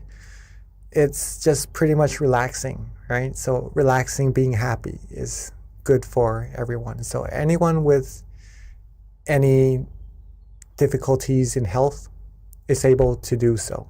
Okay. Completely try meditation. It's free, it's natural, and it's very easy. But there is an exception. There's an exception. Okay. Because we need awareness and relaxation to go together in meditation. In some cases of mental disorders, it is hard for the person to have awareness, to have attention with something for a very long time.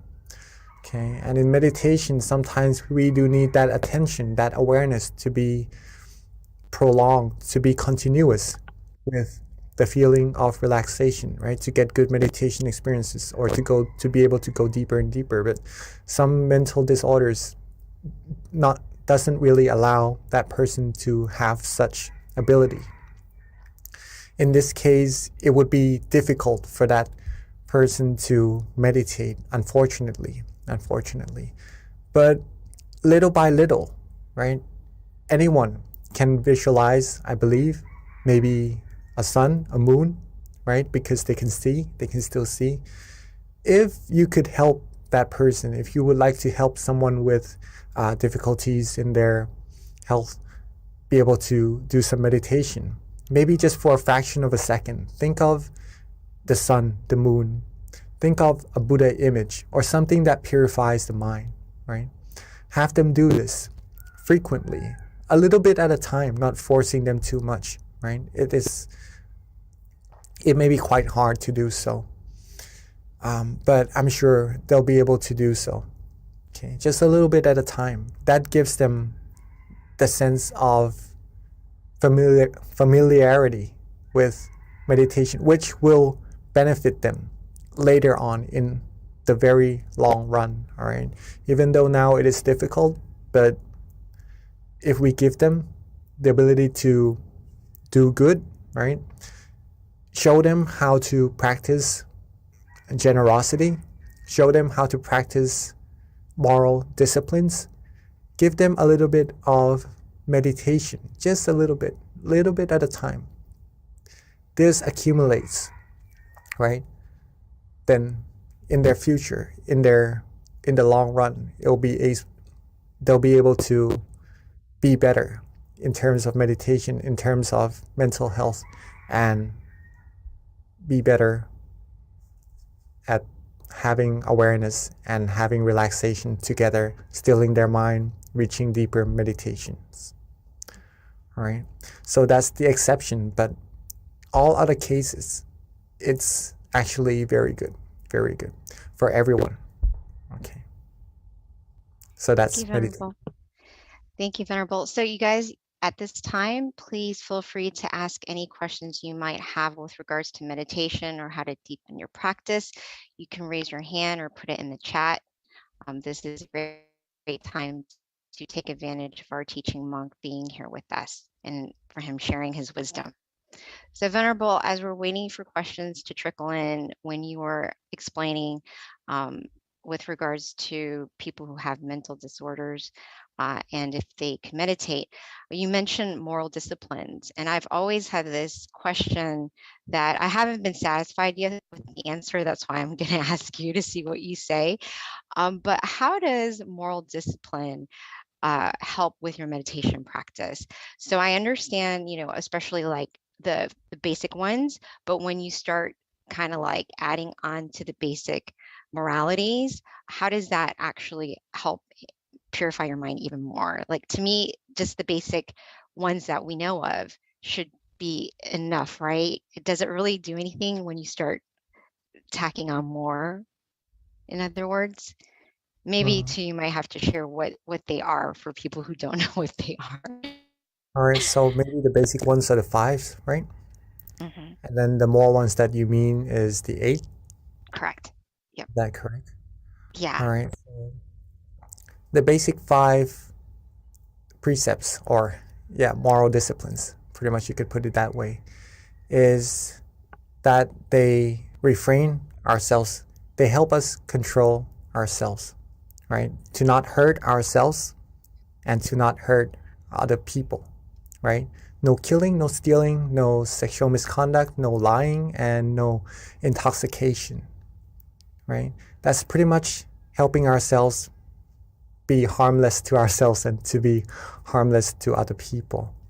In this sense, we are able to control our actions more to be towards goodness, control our speech more to be towards goodness, and with a good mind, with a clear mind, that gives a sense of no harm to ourselves, right? No danger to come to ourselves, no worries, in other words, no anxiety. Our mind will be able to be more still easily. We'll be able to meditate better easily, right? And the 3, to add even more, is to uplift the mind even further, to be pure, right? The extra 3, no having dinner, no having meals after lunch, pretty much that. No engaging in entertainments, no lying on big beds or very comfortable ones, right? It's just an incentive. It's just disciplines to help us free ourselves from desires. Let's just put it that way, from desires. When the mind is free from desires, it'll be more calm, it'll be more tranquil, thus easier to meditate. Okay. All precepts are good. It keeps our mind clean, gets ourselves the better sense of meditation, better sense of cleanliness of our mind. Like when we shower, we clean our body. We really don't want to get our body dirty after cleaning it, right? When we have our white shirt on, don't really want to get it dirty, all right? It doesn't feel good. Okay, same with the mind. If our mind is clean, we will get the sense of cleanliness and have better meditation. Moral disciplines. If we have the 5 disciplines, it's like wearing a good white shirt, right? We are clean, we're clean, and makes us feel good. The 8 disciplines, maybe a white shirt also, but an even brighter one, right? It uplifts the mind, makes that brightness, makes that cleanliness of our mind even higher. And maybe even more disciplines, if you would like to take on, then that's like wearing an even brighter, whiter clothes, shirt, right? That's pure in a sense of the mind, feeling better, feeling more proud of oneself in the sense of wholesomeness in the mind. And that gives better meditation as well. Thank you, Lupi. I like the comparison of the white t-shirt. I never thought of it that way, but that actually is a really good analogy in terms of that question. Yes. Yes. So about just a little bit about, is there any other questions to come? I haven't seen any other questions yet at this time, Venerable. Looks like we kind of have a quiet bunch today. It's kind All right. of the change in time, I think, makes me feel a little slower. Oh, we have a question from someone in DC who just raised their hand. Can someone spotlight Mr. Rabbit, please? Okay, let me see. All right. If you have any questions or you would like to share your meditation experiences, you may feel free to do so, all right? Or what to do in your meditation when you come to this experience or anything. If you have any questions related to that, please feel free to ask, okay? Yeah, so we do have a question, Venerable, just waiting for our technical lead to unmute the person and spotlight him. But in the meantime, Mr. Raven, if you want, you can also put it in the chat too. They might have individuals within the chat room.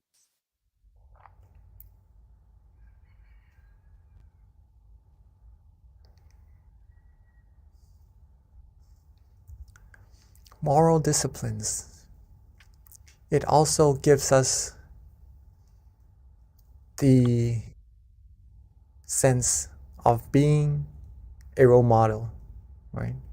A role model of goodness to other people around us as well. So if you would like to try to take on these moral disciplines, it will be very beneficial for yourselves as well. Okay. All the people around us as well. So Venerable Mr. Ravan did follow up with his question, which, is more of a comment, but maybe you can expand on this, which is meditation is similar to an oil change in an engine. What do you have to say with that? A clean engine, clean your mind. Yes. Yeah, of course. It's like detoxing, right? In a way.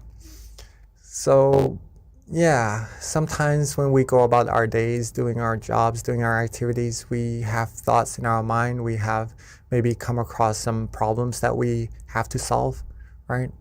All these things do build up inside of our minds. Some situations that we come across in the news, in our everyday lives, right?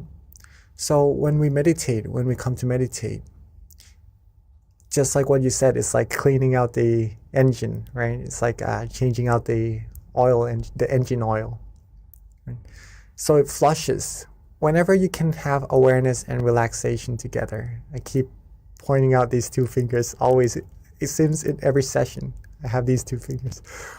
But awareness and relaxation, very, very, very important. If we have these two together, it flushes away all the negativities, all the commotions, all the fussiness inside of our mind, all the fuss, right, that we maybe accumulate without intention throughout our days. Our mind will become clean. Our mind will become refreshed, re-energized, right? It's like that cup of water that we've mentioned earlier. If we have a full cup, it's like having full energy to go about our days doing other things. Right? Compared to a person, maybe feeling a little bit sad, feeling a little bit not energetic, feeling a little bit depleted in their energy, maybe giving them the advice of meditation, recharging them, they would feel better, they would feel more energized, they would feel good, and then they would have the energy to go about doing their days, right? So yes, Mr. Ravan, yes. So meditation is pretty much like that. It's cleaning the mind. It's like cleaning the engine of the car, right? Our body is the car and our mind inside. Maybe we need to change the oil, take the bad stuff out, fill it with good stuff, good energy, positive energy, and carry on with our lives better. So Venerable Scott has a question, and his question pretty much is, how do you relax the body? Because sometimes it's hard to relax, which I think that is a very common question. That is actually a very, very good question, right? How do you relax your body? How do you relax your body? Sometimes it doesn't get really relaxed. What do? Get your body as comfortable as you can, okay? First of all, if you need to do some stretchings, some exercises on some parts of the body, then do so in order to have a better, more comfortable body, relaxed body in your meditation sessions or in your daily lives, to be general. However, sometimes we do have some pain or maybe some difficulties in relaxing some part of the body, or maybe someone may be sick as well even, and it is really difficult for that situation to be able to relax the body. All right. In this case, be content. Be content. Be happy with what we have, right? Whatever relaxation we have at that moment, it may be different also. Even being healthy, it may be even different in each different session or different days. So whatever we have of a feeling of relaxation at that moment in our body, be content with it. And then once it's relaxed, once it's good, once we accept it, then we go on to relaxing the mind. And then our meditation will progress as well. Okay. Thank you, Venerable. We have another question from Isabella. This is a pretty good question too, which is how can you tell that you have true self-awareness? How to tell that you have true self-awareness, right? Simply, let's put it this way first. Simply being present, knowing that you are here, knowing that your mind is not somewhere else, right? Knowing that you are present, then that's being aware. That's having true self-awareness already, okay? But it gets even more intense as we go deeper in our meditation, as we become more and more still. Okay, so when your awareness is coupled with being relaxed and you like this feeling, you enjoy this feeling, you know that you are awake and you are aware, then that's when you have true self-awareness, right? But there are probably different levels of true self-awareness in this terminology inside of our meditation. That's where we need to keep going inside, right? That's pretty much that. So Venerable Scott, thanks you for the question about relaxing the body. He says that it definitely is going to help him. And then here's a more difficult question. This is interesting to hear your point on this, and I could understand with what's going on in the world, this is probably, people are going to wonder, but this is from Pat. And her question is, how does karma work when someone orders others to kill or do harm for that person? That's an interesting question, but yeah, it does happen too. So when it comes to karma, what does that do? Really good. Not really good for the person, I would have to say. Okay. Usually the person doing the initiation would receive worse karma, right? The top person doing the initiation of whatever is done later on would receive the worst karma. If someone sells alcohol, right, the producer would receive the worst karma rather than the people selling them, or because it does bad to the people who are receiving them, right? So the top person is the worst to receive the karma. Not saying that everyone wants to be a good person, everyone wants to be happy, right? But the karma just means action, right? It's just a general explanation for it, terminology for it. There's no meaning of bad or good. But if a person does something not really wholesome and it's the top person doing it, ordering it downwards, then he receives the worst karma. On the other hand, if the top person initiates good actions, wholesome actions, that person will receive good karma as the most as well, right? So if we are practicing meditation right here together, okay, we have the brightness and we share this brightness with people around us, and they go to share with more people around them. They go to share with more people around them until we have world peace. All the brightnesses that you share to that first person and share to the others, the good karma you share to all of them will be unto you. You'll receive all of those good karmas. It's like lighting one candle for yourself. But when you light other candles, all the candles that's lit after that, you'll receive that brightness back to yourself as well. Thank you, Venerable. A very simple answer, but it makes a lot of sense.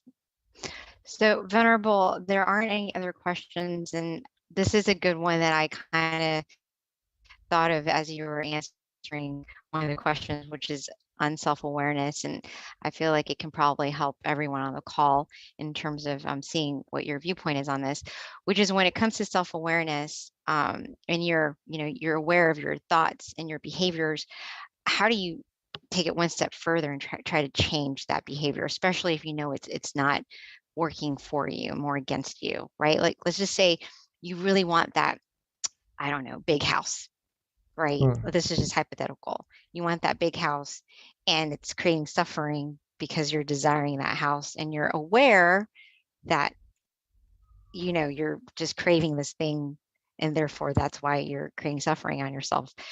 So you're aware of that, but like it's still there, you know? So how do you take it one step further to really penetrate that and try to like detach? All right. Does So my if you want question to, make sense? I guess I'm trying to get a little deeper in terms of how to eradicate some of your bad behaviors and habits, essentially. pretty much is desires, right? To get things maybe sometimes we need, then it's okay if we are looking forward to get that. It's just good passion, good intention to receive that, and we need it. But sometimes we need to work hard for it, all right? But sometimes just again, if it's something on the outside that hurts us, let's just put it that way, right? Because some things we need, some things maybe would hurt us and be less beneficial. Not the house in this case, right? Maybe sometimes we do need a house and we do need to work for it. In that case, we could work for it from a mind that is happy, and that would reach us that success more easily as well. Okay, but maybe let's just some other example of something that we may desire that sometimes hurts our mind. Okay, how do we get our mind to be happy and to be free from actually feeling any negativity from what we desire? The answer is to practice meditation. To practice meditation. How do we go deeper? Practice resetting. Resetting. Okay. Once we know, our awareness goes out, right, to other things around us. Because if we receive it, if we have it, it makes us feel good. But if we cannot have it, if we depart from it, then it doesn't really make us feel that well, unless we are able to control our mind. If we reset our mind, get our mind away from these thoughts, these desires, right? Come back to being relaxed and aware, okay? Relaxed and aware. Come back to that point of tranquility, that point of brightness inside of our mind. All the bad oil, the engine oil, all the other feelings other than happiness, the viruses, won't be able to penetrate, to come in at that moment. Okay, we will be free from those thoughts that may feel like it hurts us, or maybe isn't really as healthy as happiness inside of our mind at that moment. Does that make sense? Does that make Yes, sense? that's great. Thank you, Pete. That makes a lot of sense. So Venerable, we actually have a couple more questions that have trickled through. All right. Okay, let's go on first. All right. So it's, what do you envision when you say world peace, Venerable?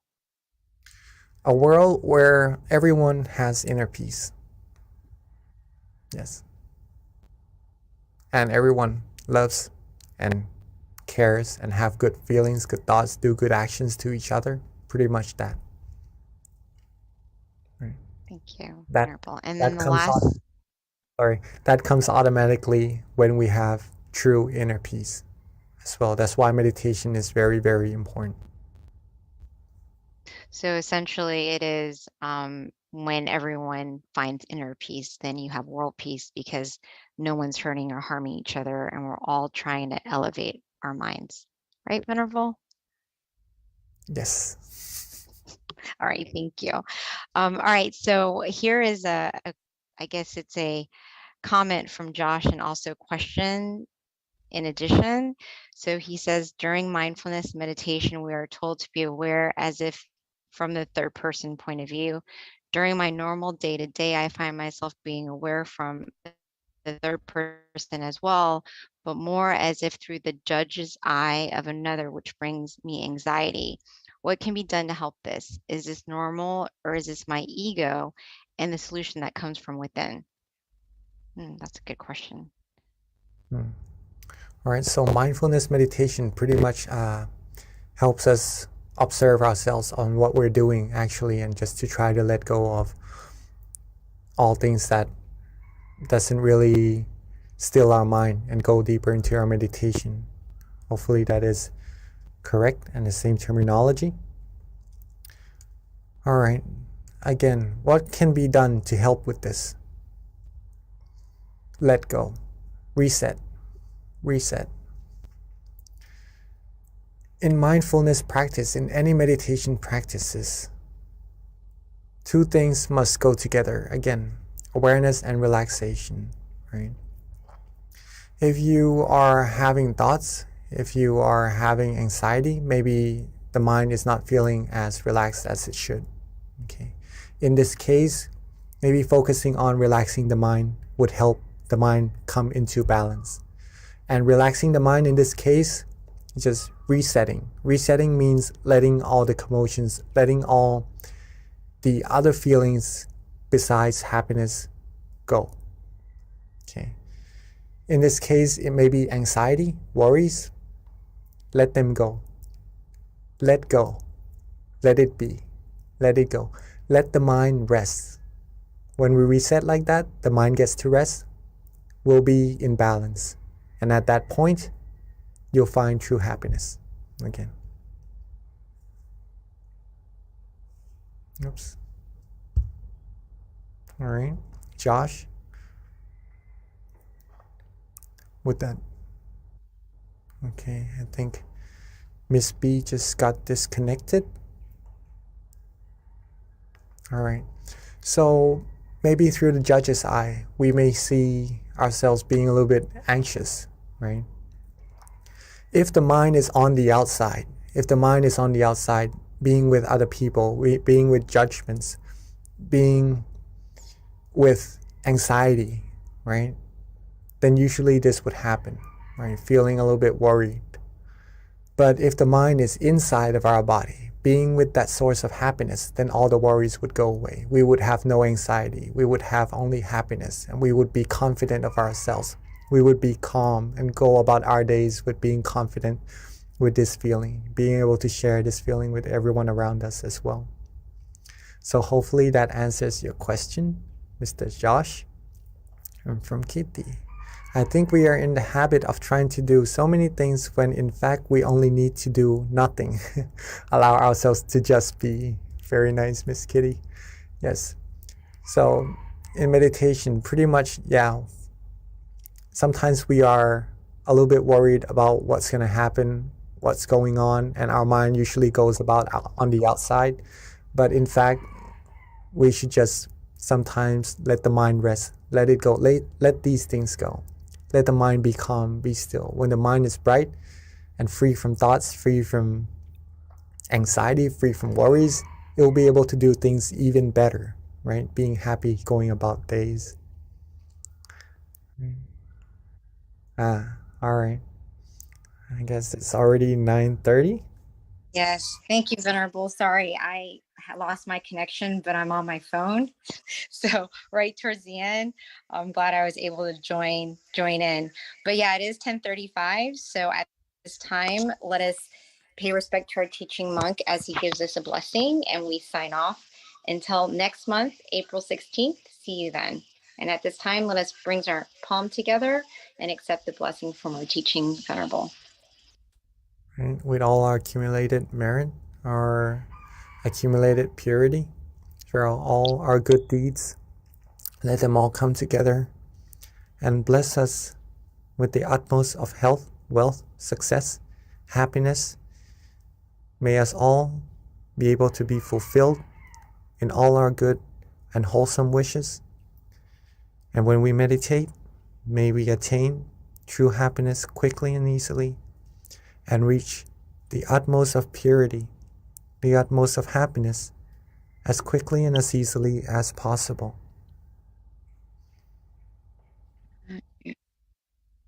Thank you so much for your great questions and for your guided meditation. Until next time, Venerable. Thank you for everyone for joining as well. Beautiful audience. Rejoice in all your merit.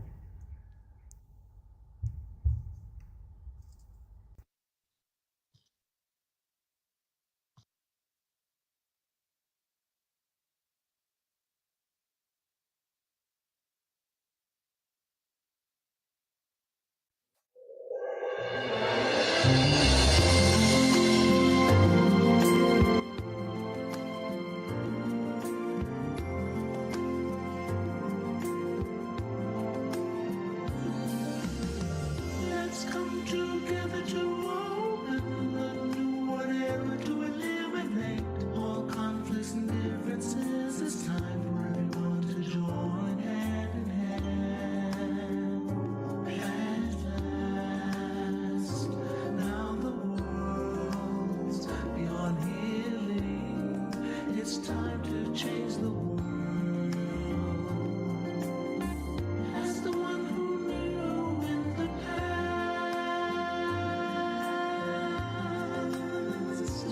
in this period of our time, we will see before we depart this world. Everyone must join hand in hand to change the world from darkness to brightness, from suffering to happiness,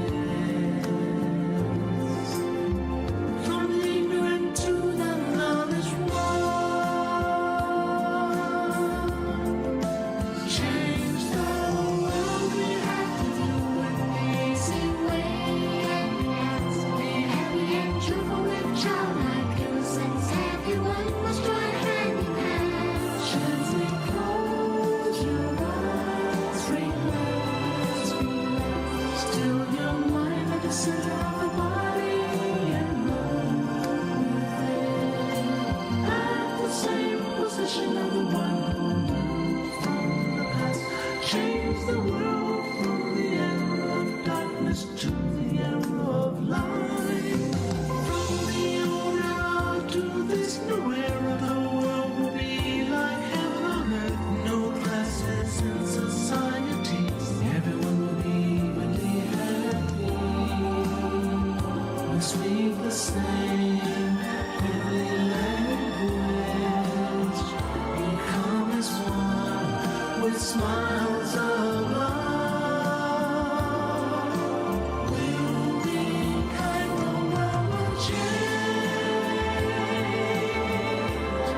The world will change. Let's come together to change the world. Let's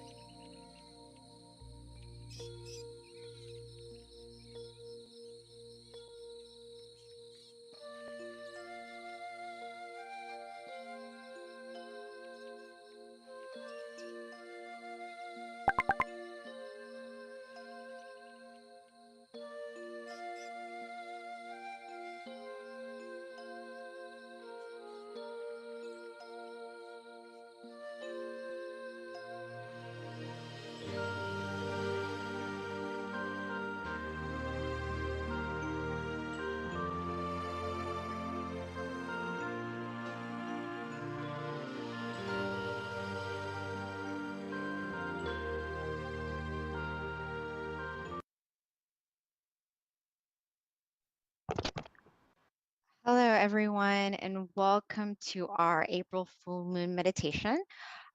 We always start off with a quote, but first of all, let me introduce myself. Hi, I'm B, and I've been so fortunate to be able to help MC these monthly meditations since the beginning of the year.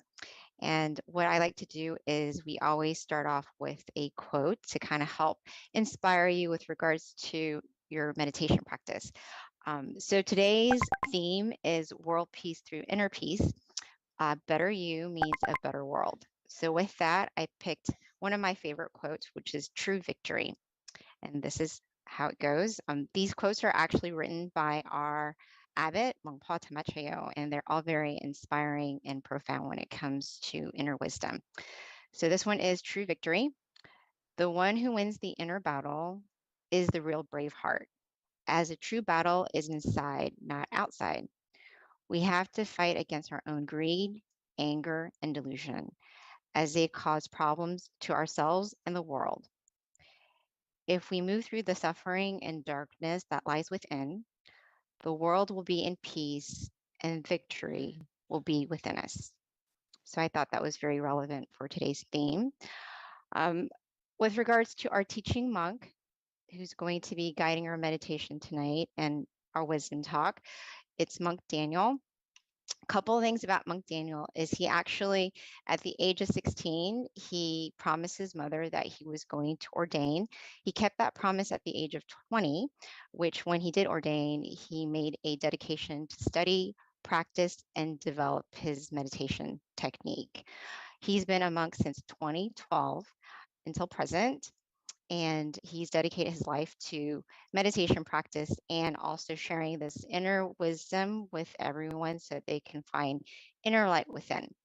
So with that, today we're going to have a wisdom talk, which Monk Daniel will be giving to us, in addition to a guided meditation. Afterwards, we'll have the candlelight as well, a candlelight offering, in addition to loving kindness, and then Q&A at the end. So Q&A starts at 10 o'clock. We normally do about half an hour, ideally. Hopefully, you'll be able to have really good questions that will help you with regards to your meditation practice, anything that you're wondering about meditation. And I promise you, there is no bad question because everyone benefits. Because if you're thinking it, someone else probably is as well. So with that, I'm going to be welcoming Monk Daniel. He is in Thailand. So let's just fingers crossed everything goes well. We don't have any connection issues. We generally do not, but every now and again we do. So if we do, please be patient with us.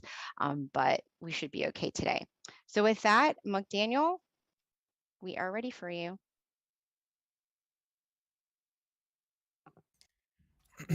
Pete. Good morning, good evening to everyone in America, but good morning from Thailand. It's wonderful to have the opportunity to see everyone. Hopefully everyone's day and tonight will be very peaceful, just like the full moon will be full of happiness and brightness. So yes, I love the quote that our wonderful moderator, Miss B, just gave to us about conquering our mind, which is the true victory, where we can find our inner happiness, our inner brightness. This is the most important thing that we need to put into our life, which will connect to today. A lot of people don't realize that when we take care of our mind and take care of ourselves from within, it's actually going to help the world. And sometimes we may see or feel like, how can I have an impact on the world? Or how can just one person make the world a better place? So I wanted to expand on that a little bit so you can be inspired not only to change yourself from within, but also to help make this world a better place, one person at a time. So let's get into today's topic.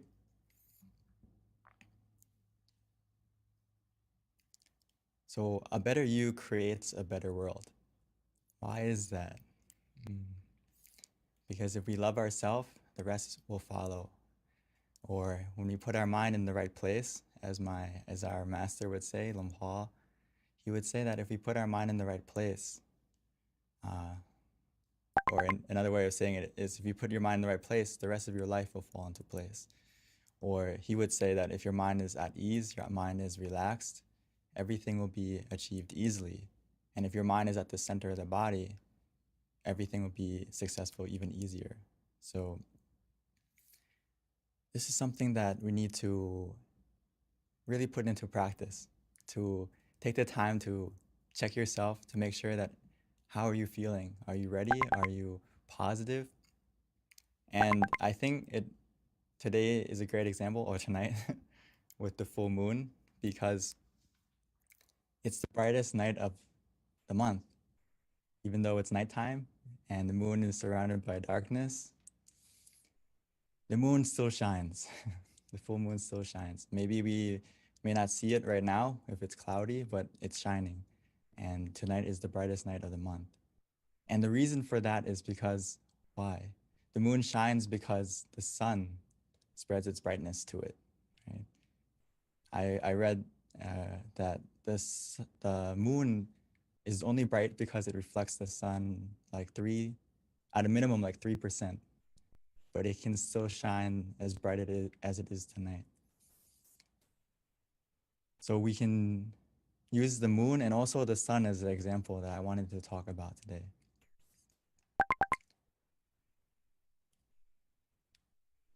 So the sun and the moon have a good relationship.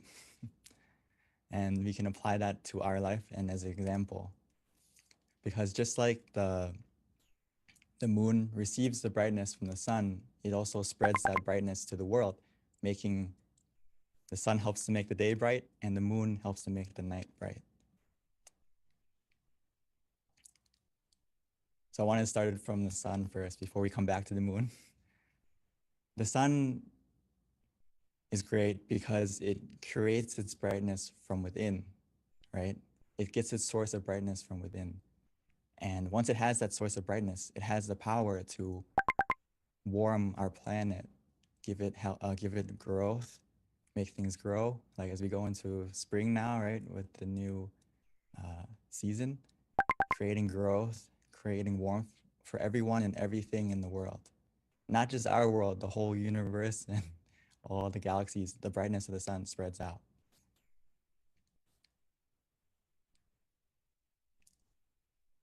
Even in times of darkness, as we can see, when there's a storm, when it's rainy out, it doesn't mean that the sun stops shining. The clouds may be covering it, making us not be able to see its brightness, but it's still shining, no matter the situation, no matter the storm.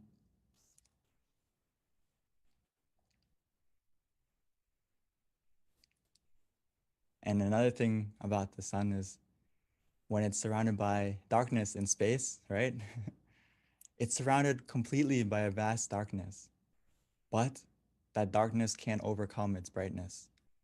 Actually, its brightness overcomes the darkness and it gives life to our planet and spreads its light throughout the universe. So you may see a pattern here that when you find your own source of brightness or happiness from within, like the sun does, whenever we have obstacles in our life, whenever we have dark moments, which we will all have, when your mind is clear and bright, it can overcome all that darkness. It can overcome all the obstacles that we encounter as long as we maintain our source of happiness, our source of brightness from within. We can be just like the sun, giving warmth, growth to not only yourself, but also to everyone around you, everyone around you.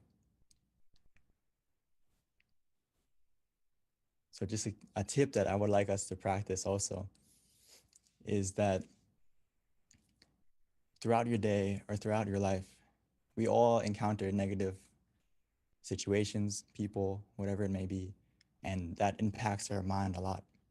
So what we have to practice after we learn about meditation is to escape from the black clouds and experience your inner sun, meaning that we don't linger in the darkness too long.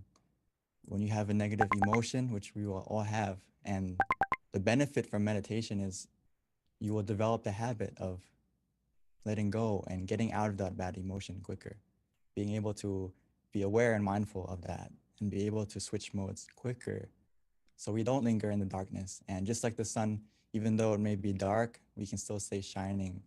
And eventually those black clouds will disappear and we can stay with our inner sun, our inner brightness, our inner happiness that's from within us. So just a tip is don't linger in the negativity. The longer we linger in it, the longer we linger in the darkness, it's gonna impact our mind more and more. So we need to learn how to switch modes as quickly as possible.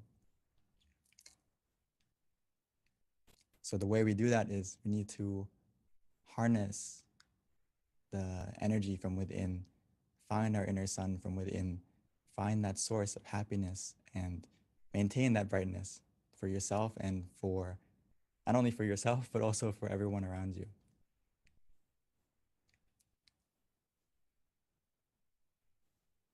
So we need to be able to find your inner smile, as I put it as well, and relight that inner sun before you do anything in your life and make it a habit. A lot of times, the reason why I call it the inner smile, and sometimes our brightness within our inner sun that we all have actually, it may have went out and we don't have the opportunity to relight it. So before you do anything, we need to practice ourselves to make sure that can you smile to yourself? Can you smile to others? Sometimes we can't, I know. And this is a good homework to practice, to check yourself. How is your mind? Did you lose your smile? Did you lose your brightness from within? If so, that's a red flag for yourself to go and meditate, to find that smile from within again and also to relight that inner happiness, that inner brightness, that inner sun before you do anything. So just like a simple tip is when we wake up in the morning or before we start our day or throughout the day when we need to take a moment to pause to find your smile and relight that sun within before you do anything. And then you're going to be automatically want to smile not only to yourself, but to the people around you. And also you may even smile to everything. You may smile to your everything surrounding you, whether it's you see the sun shining in the sky and you smile and you are grateful that the sun's there. Or you see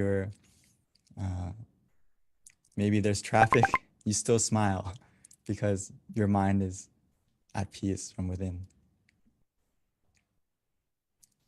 So why does this create a better world? Because you become just like the sun.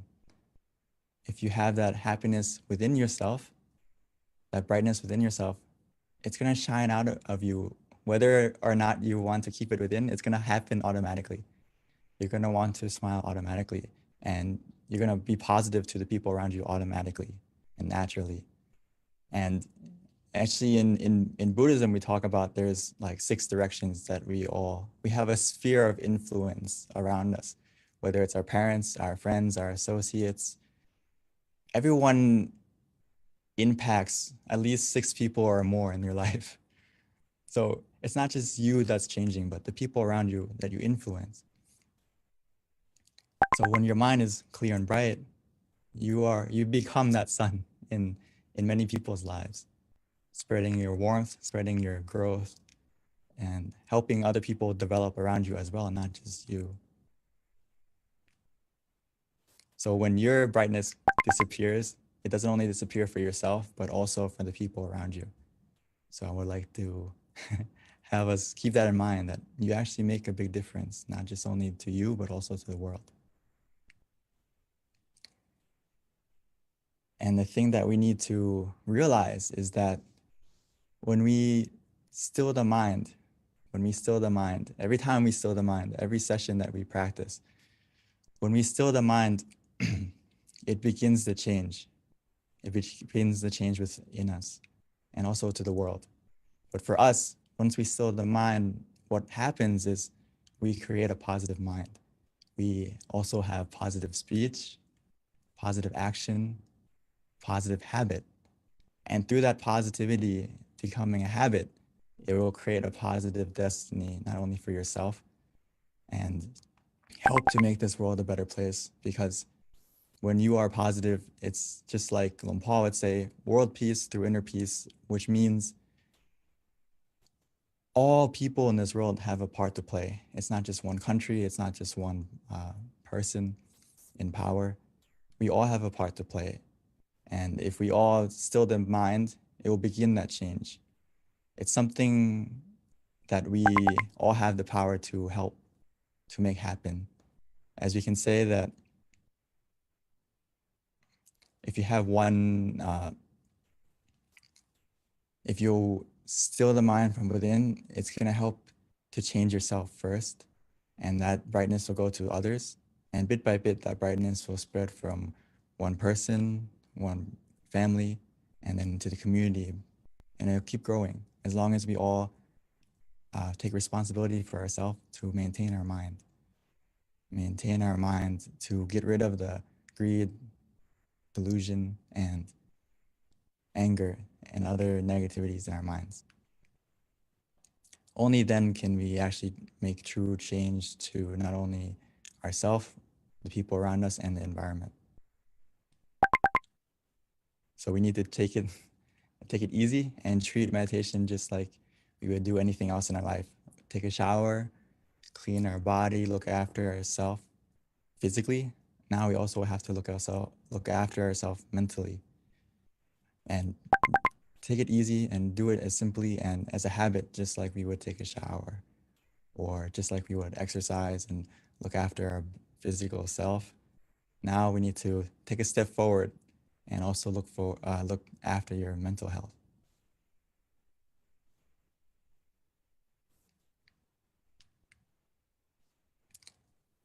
And just to remind ourselves that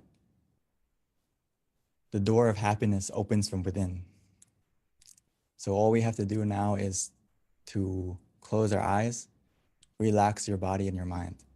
And by relaxing your body and your mind, our mind will calm down, it'll be still, and we will have the key to open the door from within, which is simply just to relax. And when we are relaxed with both body and mind, we're going to understand this, that the door of happiness opens from within. A lot of us have been searching for it from around us, but hopefully tonight we can get a glimpse of that happiness from within by closing your eyes and just relaxing your body and calming your mind.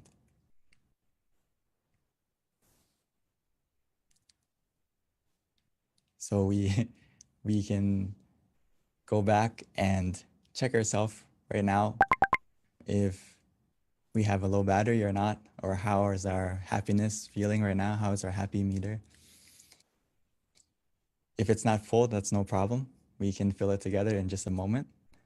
And also just to keep in mind for yourself going forward that try to be aware of how you're feeling throughout the day and make sure that you are a full battery. Just like our life, we don't really like to let our phone run out of battery or our technology run out of battery.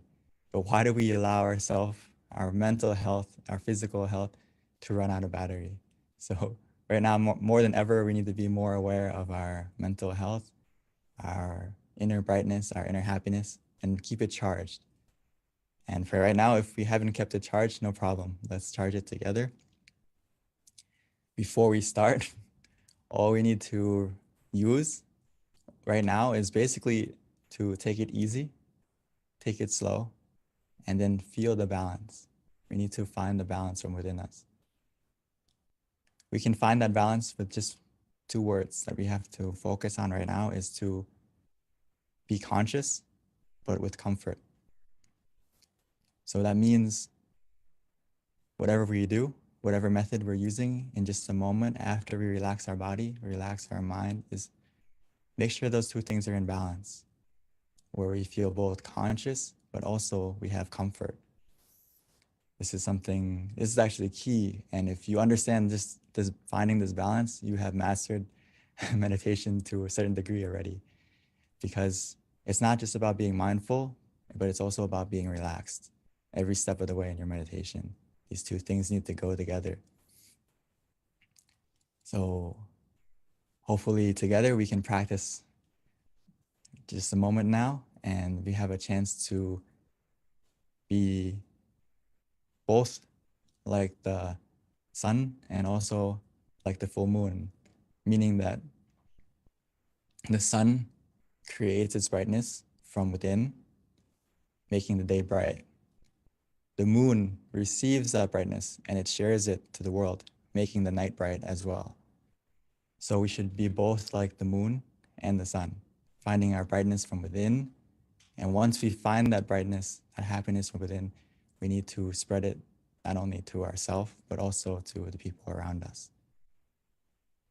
So I'd like to invite all of us to meditate together so we can be both like the moon and the sun and find our source of happiness, our inner brightness from within together. So before we start, I would like to invite everyone to take it easy, take it slow, and no need to rush. Take a moment right now to adjust your body, make sure that you are comfortable before we switch modes into meditation together.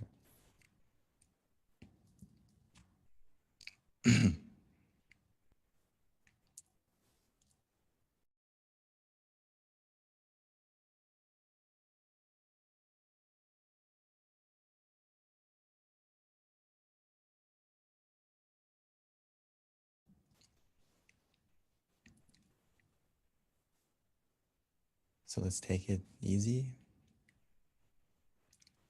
There's no need to rush.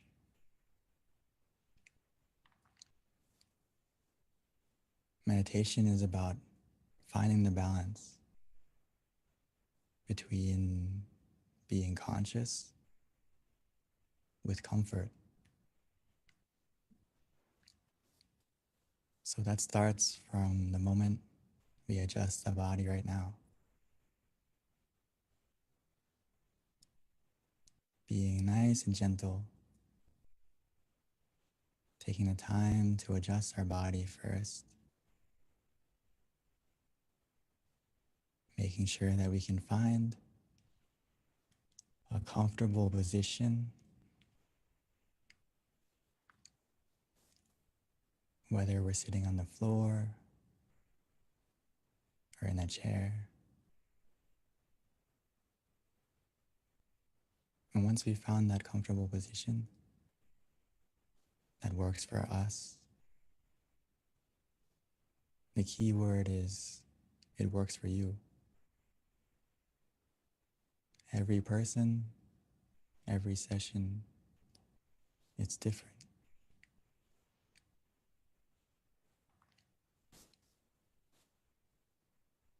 Once you feel comfortable,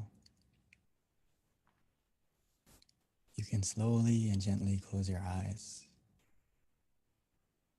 naturally, as if you're about to go to sleep.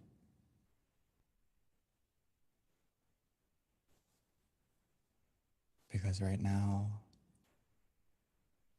is our opportunity to not only rest our body, but to truly rest our mind.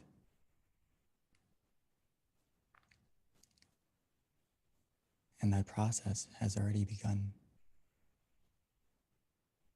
The moment we take the time to relax our body and calm our mind, the process of meditation has already begun.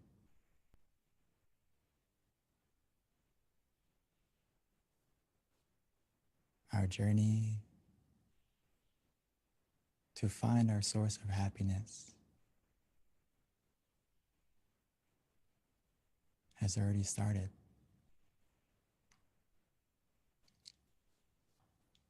All we need to do now is to relax our body, making sure every single part, from our eyes, our face, all the way down to our feet,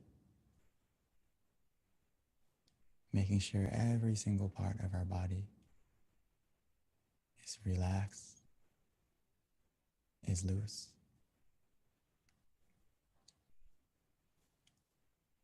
We can simply do that by taking a deep breath, breathing in deeply and exhaling slowly.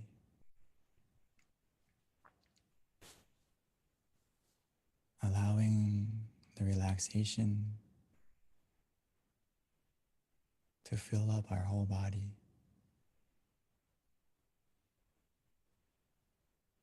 Flowing down from our head and throughout.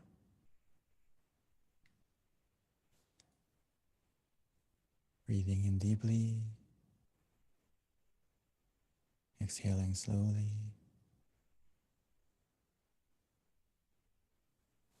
Allowing any hidden tension to melt away.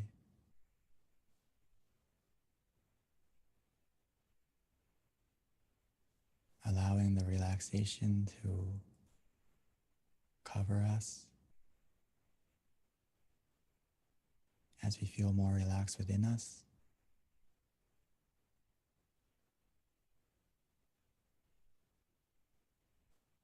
Even as we exhale, allowing that relaxation to surround us. The more we relax our body,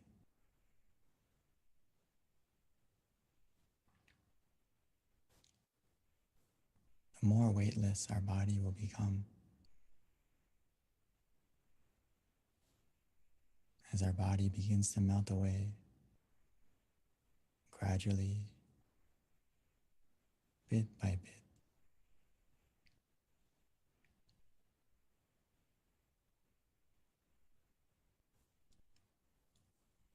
This is the power of simply relaxing. It helps us to let go physically first.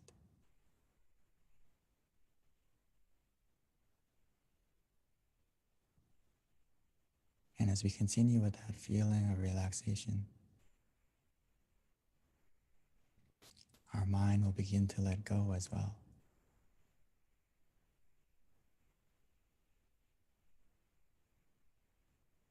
All we need to do now is to allow our mind to put everything aside. Any thoughts, any responsibilities. Just put everything aside. We invest so much time. We have so much love to give to everything and everyone. But now allow yourself this time. Give some of that love to yourself.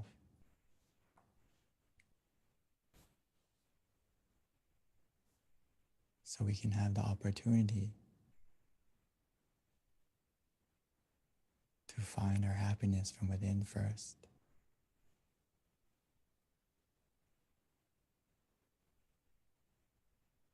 Everything that we are planning or want to become better, it will happen automatically, easier and smoother after we make sure that our mind is clear and bright. Just like the full moon tonight. Making sure our mind is full of positivity, full of happiness.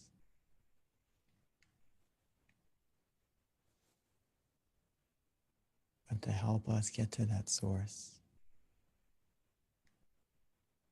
we can start by using any method we like.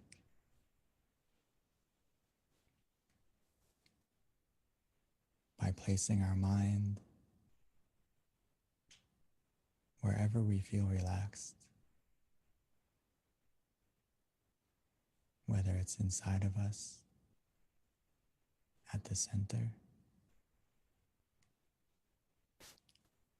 or anywhere you like. As well as using a method that is easy for you to use.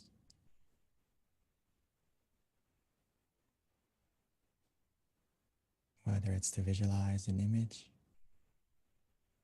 softly and gently, whether it's the full moon, the sun, a star. We can imagine it however we like, anywhere we like, as long as it helps us to feel conscious as well as comfortable. Don't worry about the clarity. As long as it helps us to stay relaxed.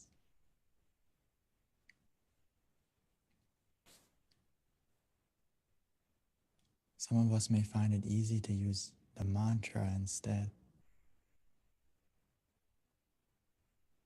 Repeating softly and gently in their mind. Samma araham. Samma araham. Samma Araham.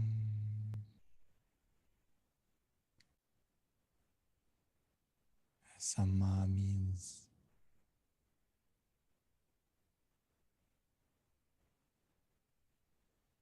purity. Araham means freedom. So almost every time we can imagine, every time we repeat the mantra in our mind, it's helping our mind to become more pure, more clear, and free from any negativity, any darkness that may be lingering in our mind.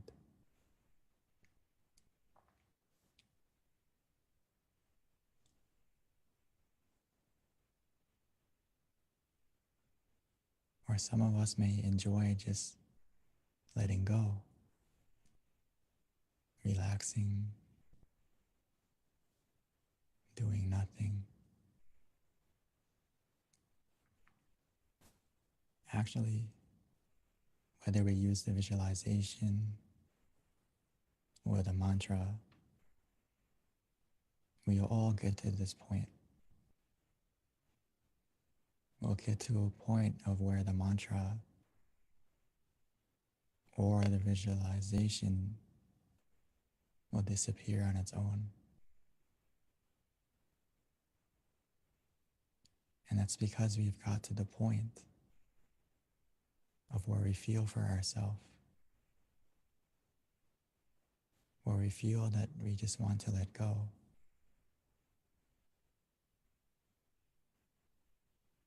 We are free to just be still, to let it be.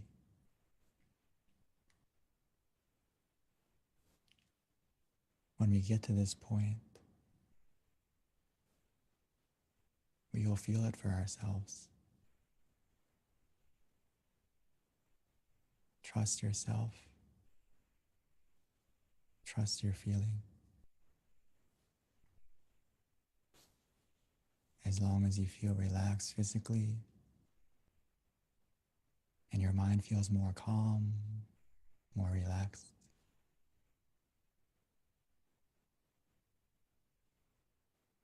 we are on the right path.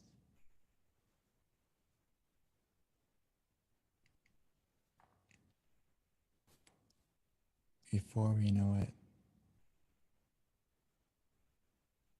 we will get to that source of happiness within us.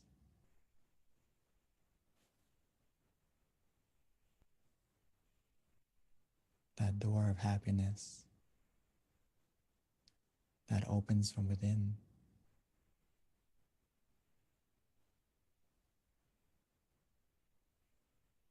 We have the key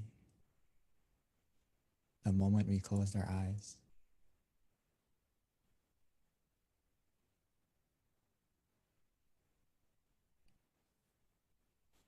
The more we relax our body, the more we calm our mind. Our mind will become still. Our mind will stop. And the moment our mind stops, our inner happiness will begin.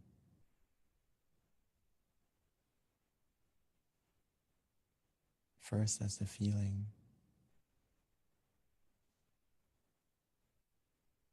a feeling of calm, of contentment.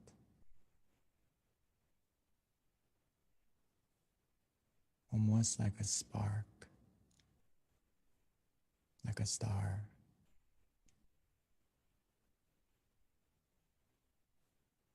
And as we continue to relax, take it easy, that feeling will grow and expand as the clouds of our mind will begin to disappear. Revealing the full moon shining within us.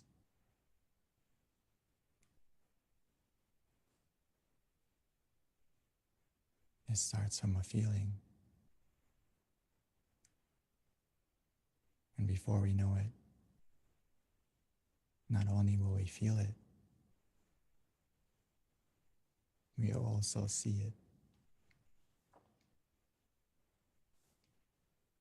And experience that source of happiness from within more deeply.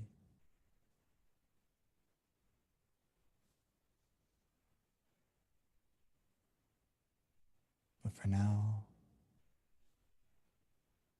as long as you feel relaxed, we feel conscious and calm together.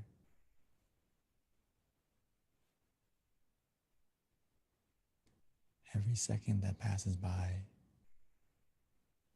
every moment matters.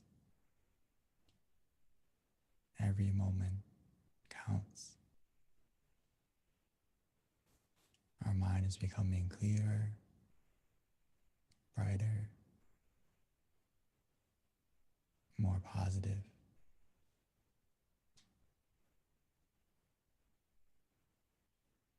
We have everything we need to succeed in our meditation.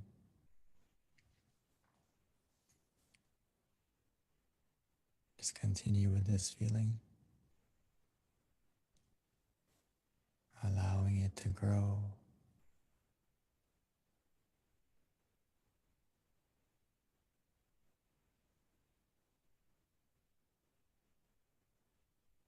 Just enjoy this meditation together in silence.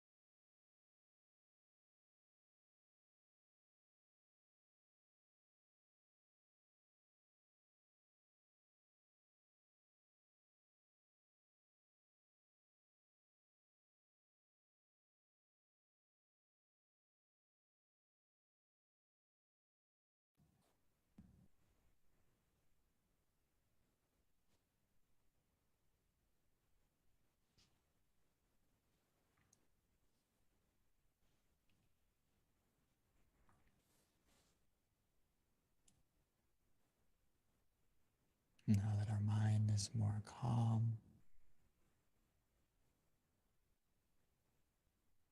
now that our mind is more clear and bright, let's take a moment to light the candle. Light the candle in front of us, as now we found our light from within.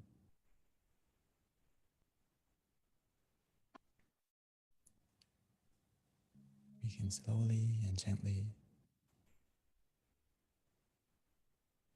light our candle.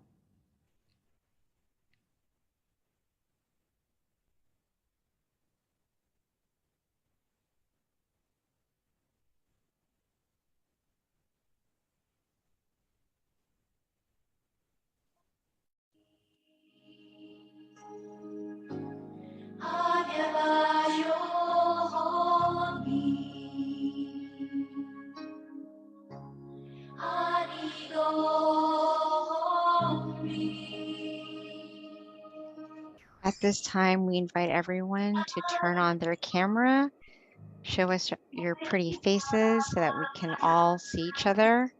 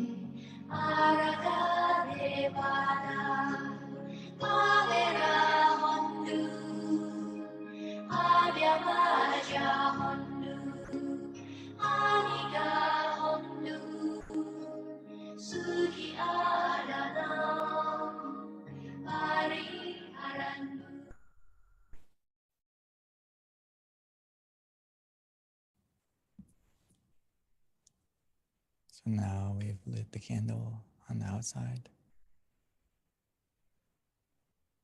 Let's continue to keep our candle, keep our brightness on the inside by continuing to relax our body, to calm our mind.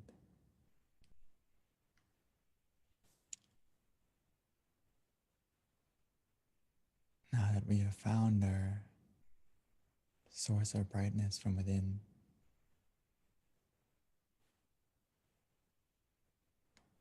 Now that we have taken the time to become more full of happiness, of positivity, let's take a moment to spread our love and kindness, our forgiveness. Spread it just like the full moon.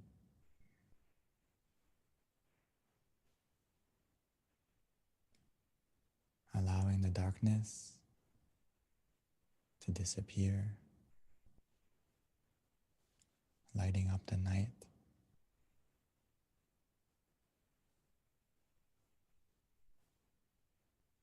Don't let the ugliness of others or of the world destroy the beauty within us. Now that we have found our inner smile, we should spread it to ourselves, smiling to yourself, and continuing to smile and spread your positivity.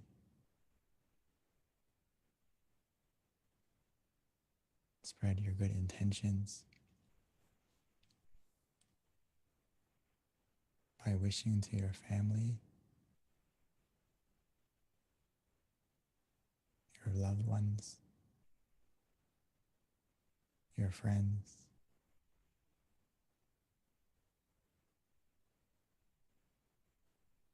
wishing for everyone to be healthy, to be happy,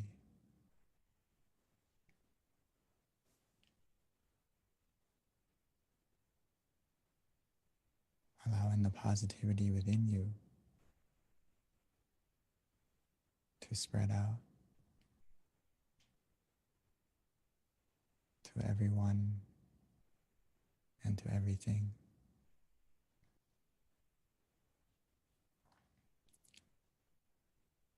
We all have a part to play, just like all the stars in the sky help to make the night more beautiful.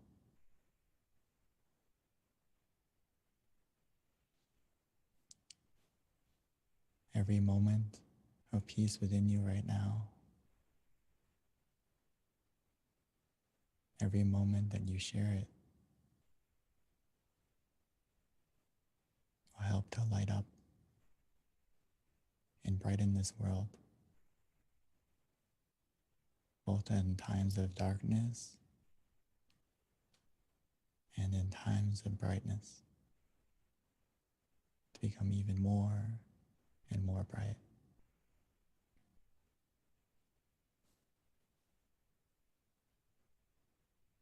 So take a moment to spread your happiness, your love and kindness to everything, to everyone.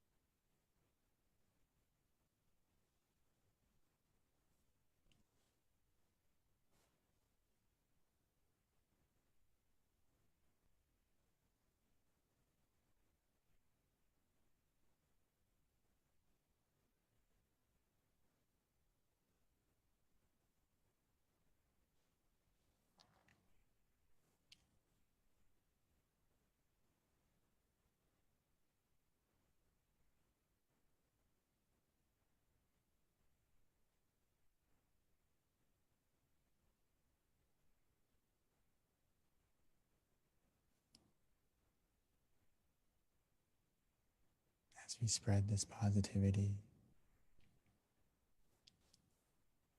we may not see the change right away,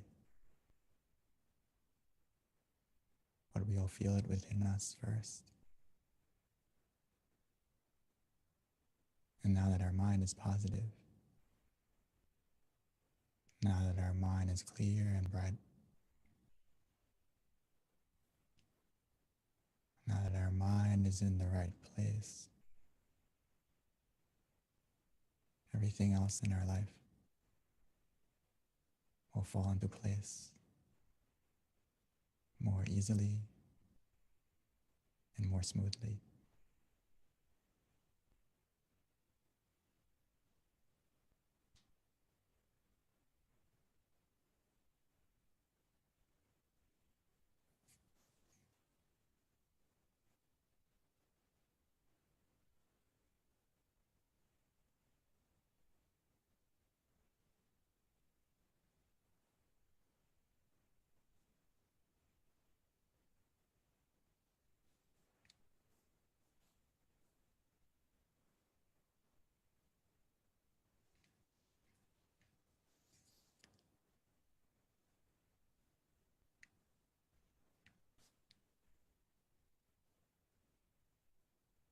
Sapphe patta palapatta pache kannang jayang palang arahantana te sherakang pantami sapaso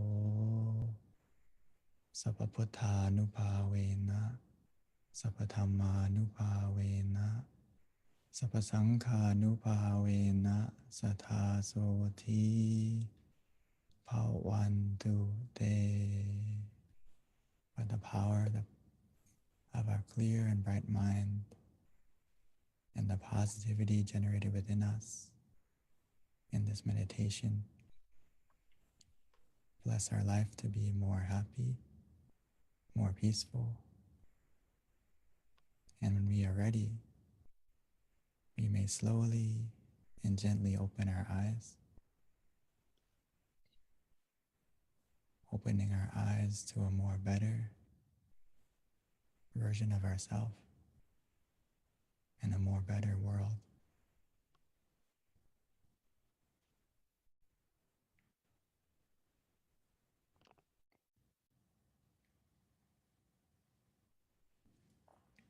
Thank you, Venerable Daniel. That was very, very peaceful and very calming and beautiful meditation, always. So before we transition over to the Q&A, Venerable, did you have something you want to say before I do announcements? Okay. Yeah, just before we continue, as you're also announcing, but as well as I would also like to check everyone, if you are at home or if you're available to, if you can check yourself, how do you feel? And please share it not only as a word form, but as an easy form, maybe 1 to 5 on a scale for yourself. How do you feel from the meditation? And please share it into the chat, as well as if you have any initial or any further comments or experiences, please also share. Thank you so much. And I would like to pass the mic back to Ms. B. Thank you, Venerable. Yeah, that's a very cute slide. I like that.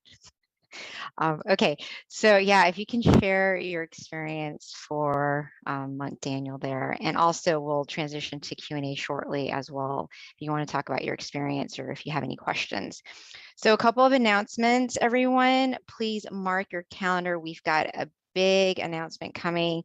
April 22nd is Earth Day, and it is actually a recognized day around the world. It's also our Master Abbot Longpa Tamachayo's birthday, which falls on the same day, amazingly enough. So there are no such thing as coincidences. There you go, April 22nd. Please join us, as it is a very special day for all of us, not only appreciating the earth, but also for our community. It's a great way to give back to the world in our own way, or the earth, and also a way to show gratitude for our teacher who's given us this meditation practice. So we are hoping to have as many people on the call as possible, because, you know, it's really world peace through inner peace, and with all of us coming together in different parts of the world, it's even more power, and it's a great way of just thanking the earth. So please join us on April 22nd. And 2, you can always download our app as well, MindGem, which you can get on iOS or iPhone, and we send out notifications and reminders so that you're definitely up to date on all of our activities and our meditation events. So with that, another event that I want to go ahead and just share with everyone so that you have it way in advance is our next full moon meditation in May. I know that's a long time away, but time goes by so quickly. That's one thing that's for sure. And so we'll quickly be getting to May 16th. Right around the corner. So that's going to be Monday, May 16th, again for Earth Day meditation and the May full moon meditation as well. It's the same time zone. We don't change it. So if you're in Pacific, it's going to be 6 o'clock. If you're in Mountain Time, it's 7, Central is 8, and Eastern is 9. So that's an easy way. We keep things consistent. Also, we do have an awesome meditation website for everyone to visit, and this will help you be connected to your closest center. It's tamagayameditation.org. In addition with just learning more about our meditation technique and meditating with your closest center, and you can find out that information with regards to location from that website as well. All right, a couple of other things. Yeah, there you go. All of the centers are there.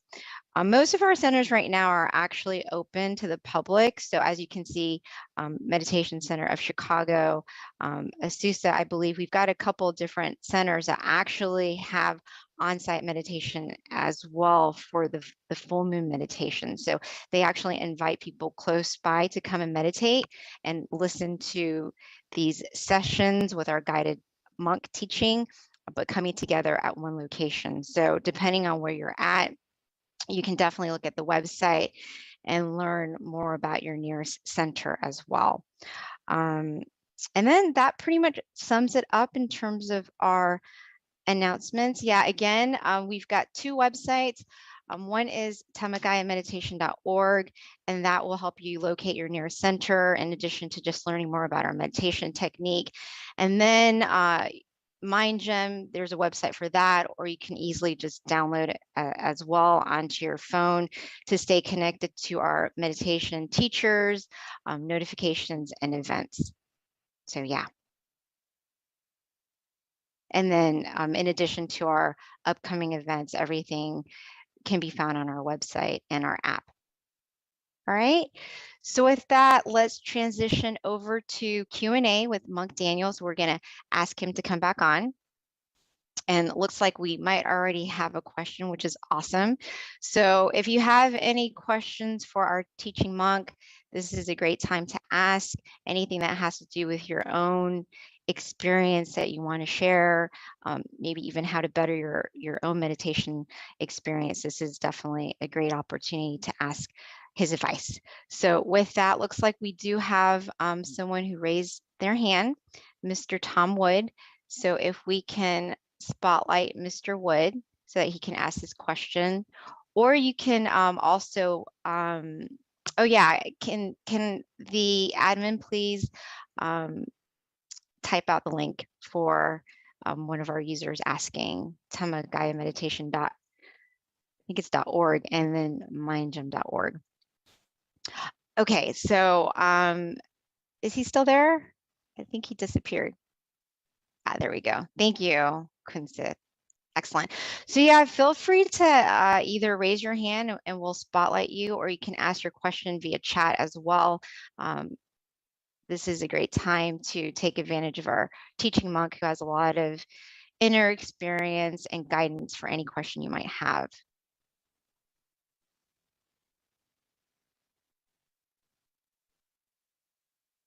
So it looks like we kind of have a little quiet bunch today, Venerable. Normally these questions are kind of flowing through. Do you have a question? Yeah. Or want to share your meditation experience? Or if anyone would like to share their experience other than the initial 5 or 4, please feel free. So we can check each other and I can help you. Just make sure your meditation's on the right path, or any tips I could give you as well. But anyway, on the scale, if you have a 3 and an up, you're very good. Even if you felt neutral, that's a very good starting point for anyone who just meditated a moment ago. So don't be discouraged if you didn't feel like super happy or super blissful, but just a moment of where you feel neutral is actually a very good starting point. And from that neutrality, it means that your mind is in balance, and just stay relaxed, and before you know it, it's going to increase. So, okay, we have a question from, Yeah, so Venerable, actually there was one earlier that they're starting to come through, so I was paying attention. The first question, which is if we scroll up, but I have it right here. The question is, when we are in pain, how can we meditate? when we have pain, actually, myself included, sometimes when I first ordained, I was 20 and I grew up in America. So sitting on the floor or sitting in meditation position, like the standard one, it could be painful for me. And also like physically more pain than that. I had some knee surgery. So I also had problems physically when I first started. So there's a couple ways to deal with it. So great question. The first way is, a lot of times we can't completely get rid of the pain because physically we have some limitations. But the best thing we can do initially is to adjust yourself to be as comfortable as you can. And when we meditate and close our eyes, it's like a race between the pain and the calmness. So if we can get to the calmness first by using the mantra and using the visualization to kind of take our focus off, it can help us to win over that pain that we may feel like. It depends on the level of pain too, okay? And another thing is, if you feel pain throughout the meditation, like where it's distracting to us to a big degree, I would recommend you just to adjust your position. And sometimes if I felt like a really overwhelming pain when I'm sitting, sometimes I just get up and walk around and still meditate, but in a walking position or in a different position until you feel that pain kind of dissipate, and then you can continue again when that pain goes away. So actually, it depends a lot on the level of pain. I don't know if I could ask you how severe it is, and it can also give you some more tips. But if it's not super painful, we can adjust the way I just mentioned. Hopefully that gives you an idea. It doesn't mean that if you feel pain you can't meditate well. It can be a little bit difficult, but we can overcome it in different ways. So Venerable, there is a comment that I feel like is definitely something I wanted to share with you. It's from Jesse. Jesse states that beginning session was awesome for a short time. This person saw brightness within, and yeah, so it was very lovely. That's what came from Jesse. Are you ready for the next question, Venerable? Oh, thank you, Jesse, for sharing. And yes, you can. Okay. When your mind is more calm, more peaceful, like I mentioned during the meditation, we may experience it first by a feeling, but if we continue with that feeling, we may encounter something more profound, as Jesse mentioned, where we can not only feel the purity of our mind, that we will also be able to see and experience it more. But yeah, sorry. Oh, the next question, Venerable, is, and I think this is a good one. Actually, every question is always a good one, but this one is, what can you do when you find that it's hard to motivate yourself to meditate, and you find that it's actually like boring? What can you do to motivate yourself? The thing that I find that if we practice when we practice in the right method, the word bored will disappear. So we have to be a little bit observant of ourselves, that are we practicing correctly, and just truly relaxing our body and relaxing our mind, and treat it like don't treat it as meditation, treat it as a time to rest your body and your mind. and you're gonna find that the boredom will disappear because we need to rest our body, rest our mind often. And if you don't feel motivated to meditate, I like to think of the benefits a lot to myself to motivate me to meditate is to think of that, okay, if my mind is clear and bright, I can achieve and do everything more efficiently. So I use that to motivate myself sometimes when maybe I don't have the drive in the beginning, and I try to think of the benefits and how can that impact not only myself, but how can it also impact the people I care about and love. For example, one way I motivate myself is like we've all made mistakes in the past. We've all hurt the people that we care about, right? And maybe we don't want to repeat those mistakes. And the best way we can do that is to look after our mind. So to motivate yourself to see the impact it doesn't have, not only does it have for yourself, but also the people around you. So that's one way to, for me to motivate myself as well.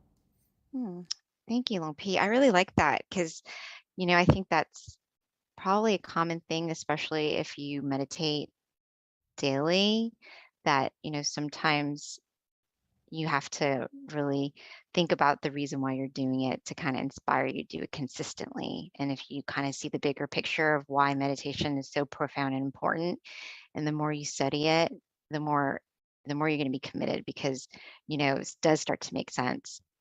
One of my teachers used to always say, and it was a little far-fetched at the time, but now I actually agree, he said that you're born to meditate. So if you start to realize that there's some truth in that, you're going to meditate. Yeah, exactly. We need to normalize looking after our mind just like we look after our body. And I think initially it takes a little bit of commitment to do it. But once you study the benefits and also feel the benefits for yourself, you're going to realize that, okay, it's something I need to do. And I really recommend you being as consistent as possible because actually the method is really easy if you understand just finding the balance between being relaxed and mindful together, or sometimes you can say conscious and comfortable. But the thing is, the hardest thing of meditation is not the practice, but the consistency. And just like exercise, right? Sometimes the first step is to get yourself to the gym or start to work out, and then it kind of gets easier as it becomes a habit and becomes almost like you can't miss it and you want to do it. And this is even more so with meditation because you're going to feel that happiness and you're going to have you're going to not only see the happiness within yourself, but the impact of yourself around other people. So. Thank you, Venerable. All right. And then the next question is, why do I always feel sleepy when I meditate? So maybe like how, this can be what this person can do to prevent the sleepiness. Great question. I'm sure everyone here has felt sleepy sometimes during meditation, myself included. So it's not something to be annoyed about. It's just you practice correctly. And one of the side effects is you feel really relaxed. So it's very easy for us to fall asleep sometimes in meditation. So there's a couple of things that generally cause you to feel sleepy in meditation. And a lot of it is physical, meaning that how did you prepare yourself to come to the meditation? Physically, as we go throughout our day, a lot of things that we've measured it down to is basically how late you sleep, how much physical activity you do can have a huge impact on when you come and meditate, are you going to feel sleepy? Also, as maybe not tonight because, or maybe some of us, if you had a heavy dinner and you come to meditate, it's very easy to fall asleep as well. So these are physically has a huge impact on if you're going to fall asleep, if you feel sleepy.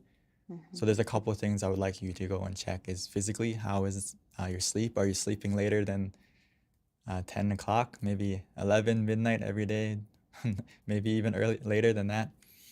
If you sleep late, when we come to meditate, there's a good chance you're going to feel sleepy as well. As well as how much you eat can have a big impact, or how much physical activity you did. But in the case where you can't control those factors and you come to meditate, what do? We have 3 techniques, right? Visualization, mantra, and just relaxing.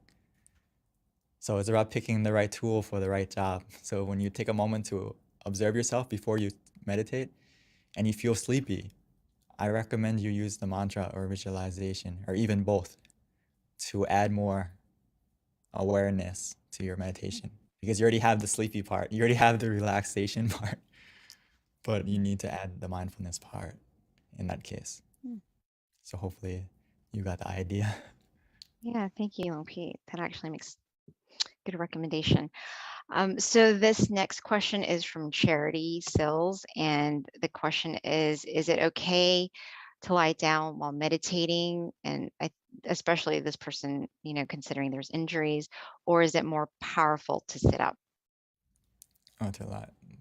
I think in this case, in general, I wouldn't recommend you to lay down to meditate in a sleeping position. Only unless in this case, like you said, is if you have injuries or you're physically like unable to sit up, or to sit up. Because in this case, yes, it's okay to lie down, but if we in a normal situation, I recommend you to sit up, just because it helps you to find that balance between being conscious with comfort and being mindful and relaxed together. It's easier when you're sitting in a position or not necessarily lying down, because when you're lying down, just like the question before this, it's very easy to fall asleep. So it depends. It depends on your physical condition. But in this case, please feel free if you are if you have an injury like this. So it is still possible, though, correct, Venerable, Yeah. to meditate lying down. You just have to be more aware, because if you're not, you're going to fall asleep. Exactly. Okay. This is an interesting question, Lung P. It's a question/experience. So this person felt very cold, like chills on the arms, but it was very blissful in meditation, and wondering if this is a cleansing of energy or just relaxation, like the temperature dropped. This has happened a few times during meditation. Very good example and question. I would like, for those of us in Thailand right now, it's very hot. So if you can get that experience, that's great. You can feel cool and have your own personal air conditioning. Right now it's very hot. But anyway, it's a very good experience, okay? If you feel, the key thing is not only with any sensation, whether it's a cold feeling, some people feel warm, some people even feel hot. But the key thing I would like to ask you back is, other than that sensation, is how did you feel? Which in this case, if you felt, in this case where you said that you feel blissful, you feel, and you have relaxation, that is the key, that to check yourself, that is it a good experience or is it a positive experience? So you can say it's similar to what's actually cleansing you is not necessarily just the sensation, but also the feeling of relaxation, and that you have the blissfulness too. So I would say that it's a result that you're practicing in the right method, and just keep going with that sensation and see where it's going to take you. It's definitely the feeling of relaxation, the feeling of blissfulness, as well as the product of being cool and feeling more cool. It's all in the right direction. So please keep going and spread your coolness and your your coolness to not only yourself, but the people around you.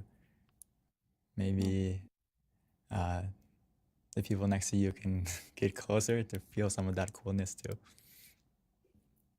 So Venerable, here is more of a comment, I think. So maybe you can give more insight if this is kind of what happens when you meditate, but it's from Scott. And he says that he finds that when he meditates and he's at work, he's more in tune with himself and his surroundings.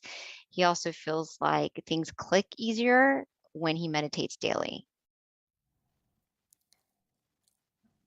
Yes, it's actually, I'm glad that you mentioned it, so it's not just me saying it, but as we meditate more, we develop mindfulness. Not only that, but not mindfulness just of what you're doing, but it's a focus where you feel also relaxed. So it's not like another focus where we're dialed in on what we're doing and we feel stressed.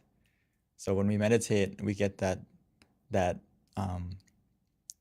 we develop the skill to observe things relaxingly, but also be in you can call it like neutral observation, where you observe something, but you can be in the right position to observe it correctly with a good perspective, with a clear perspective. So that's why I recommend actually in the slide where I said that to find your inner smile and to relight your inner sun before you do anything, meaning that you center yourself, and by practicing meditation daily, you're going to become just like Scott and be able to be in tune with yourself and also what you're doing more. To put it simply, you become more present. A lot of us, we live our life in the future and in the past, and we aren't present of what we're doing. We're not fully present. So when we meditate, we are able to stay more present and, like you said, be in tune with how you're feeling and realize and how to adjust correctly. So yes, that's why I recommend everyone to please practice daily, and you're going to see many more profound benefits just like this. Thank you, Venerable. Looks like that was our last question, unless anyone else has anything they want to share before we wrap up today's session. Someone said, should you face east with meditation? Ah, From Evangela. I would say that you can face any direction. I mean, face this direction that you feel comfortable in, and it depends on where you are. Sometimes it depends on the feeling you have. This is the most important. It doesn't necessarily have to be a certain position. In, like, for example, when I am in the temple, there is a big jariya, or a big stupa, that we pay respect to. So sometimes I like to face in that direction because mentally I feel more comfortable, but it doesn't mean necessarily that I have to face that way, but it depends on you. And you can face the direction. but Venerable, isn't there some benefit to sitting in the lotus position? I mean, ideally you want to be comfortable, but is there a benefit essentially to sitting in a lotus position versus like a chair? There's benefits, of course. It's a standard position for a reason.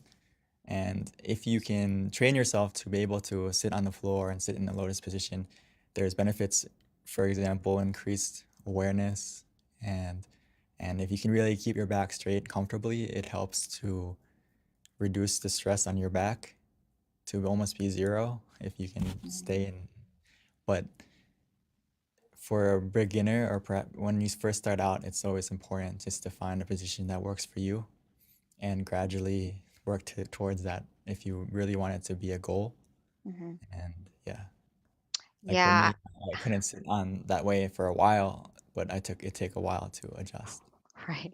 I'm always very stubborn. Like I like to kind of test things that I'm told. And I did try the chair, and I'm like, yeah, I could sit in a chair just as well as sitting on the ground in the lotus position. And then I tried it, and then I learned why. You have to try it for yourself for you to figure out what works for you. Because after 40 minutes, my head kind of like went down and I almost fell off the chair. So I was like, oh, that's why I should sit on the floor. Okay, so Venerable, another question that just came through. The question is, what are the different type of levels of meditation, and how can we tell if we've reached the next level of meditation? Very good question. Save the best for last. Great question. To put it simply, there is many levels of meditation that we can attain, but for now, I would treat meditation not necessarily are we there yet. It's not like a race to the destination. If we treat meditation that way, it's gonna feel we might feel bored or we might get dissatisfied with our experience.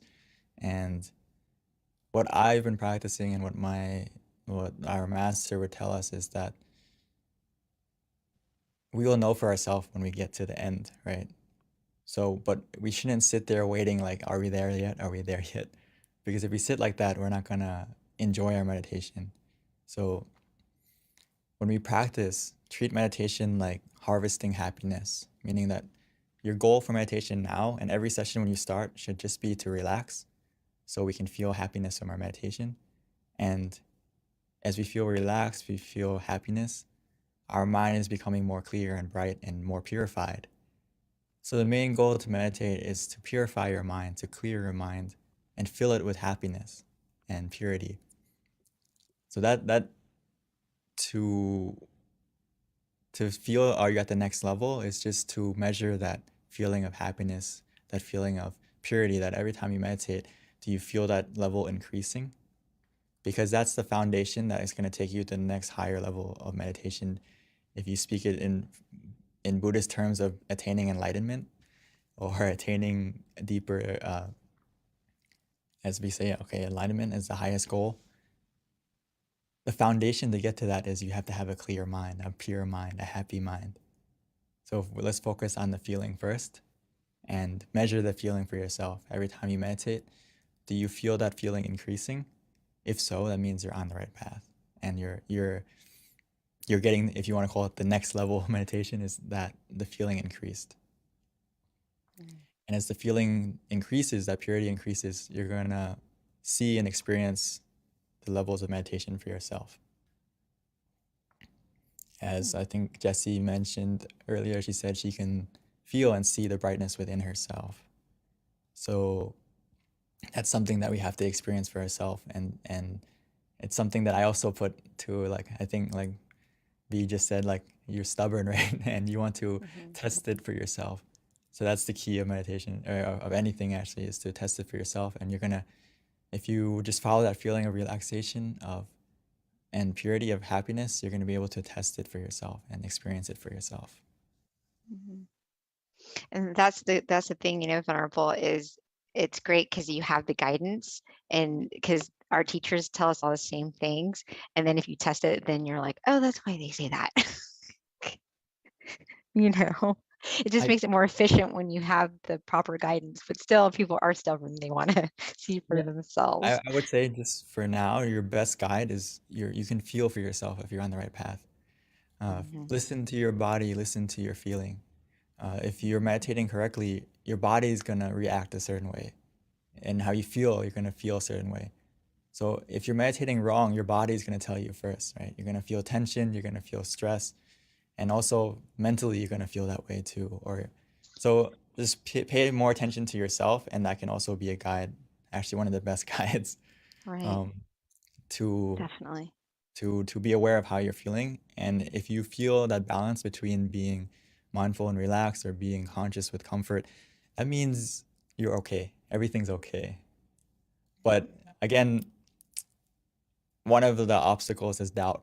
Yeah. So that's why it's always good to come and meditate together. And if you have any questions, don't be scared to ask, because sometimes we have that doubt. Are we practicing correctly? And my job is to reassure you, and also the monks that practice, to reassure you that, okay, you're on the right path. Right. And I always learn so much just listening to your answers from the questions, because you always add some sort of insight that I didn't really ever think of. So thank you, Venerable. I hope other people feel the same, but your answers are always very profound and simple, but yet inspiring at the same time. So thank you. So Venerable, that wraps it up. It is 10:32. So everyone, thank you so much. As my teachers like to say, sleep in a sea of merit. We'll see you next Friday for Earth Day meditation. Please join us. It's going to be super special. And then, of course, the following full moon next month on May 16th. Thank you, everyone. Namaskaran, Venerable Daniel. Thank you, everyone, and hope to see everyone in the next full moon, and also on the 22nd. Yes. Namaskaran, Pete. Atu.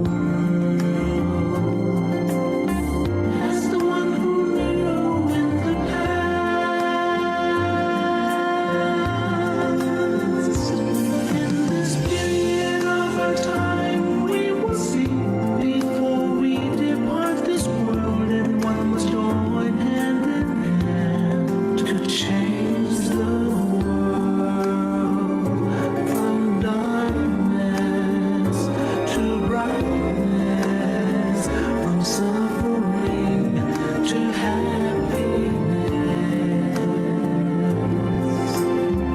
from ignorant to the knowledge one. Change the world, we have to do it easy way, and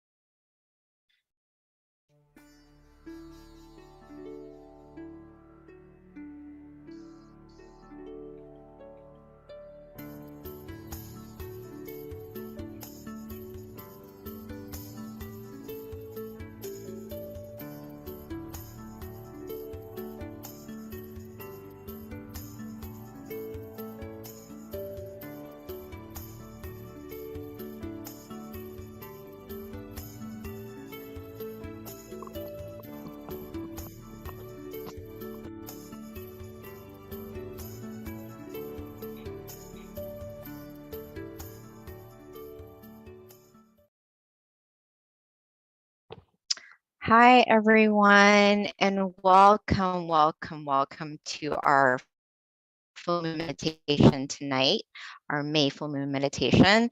The theme today is Wesak Day, which is a day of inner peace. So I found a quote that I felt was very appropriate, not only to honor the Buddha being our ultimate teacher, but all of our teachers, because this definitely is a representation of all good teachers. And the quote is, "A good teacher is like a candle. It consumes itself to light the way for others." So I feel like that's very appropriate, and that's definitely in honor of all of our teachers. So that's a quote of the day.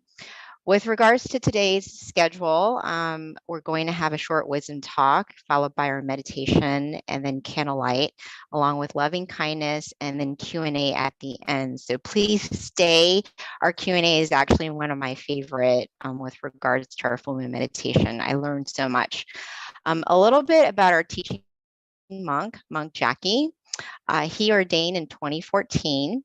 And after graduating, that's when he ordained. He got his BBA. Once he ordained to life, and so he found his goal and his passion, which is to practice his passion, which is meditation, not only cultivating it, but sharing it to others as well. So that's a little bit about Venerable Jackie, Monk Jackie. Before we start, we would like to ask everyone to please share on the chat, just so that we know where people are from, the state that they're at, their city, and their country, because we do have people from all around the world. So it's definitely very interesting to know where you're from. So if you can put that in the chat, that would be very helpful. Thank you, everyone. All right, so at this time, I would like to invite Monk Jackie to start our session for us. Good morning. Good evening. Good evening to everyone. It's morning time here, so. Depending on where you are in the world. Yes. So I'm thinking maybe other people from other places around the world are joining also. So good morning, good afternoon, and good evening to everyone, right? Welcome everyone to our full moon meditation tonight. Okay. Hopefully you all have had good meditation sessions from our past full moon events also. And hopefully this one will be a great one for you all as well. Okay. It is Vesak Day tonight, right? And we would have a little information to share to you about that. But before we go into that and to our meditation, there's something I'd like to share. Okay.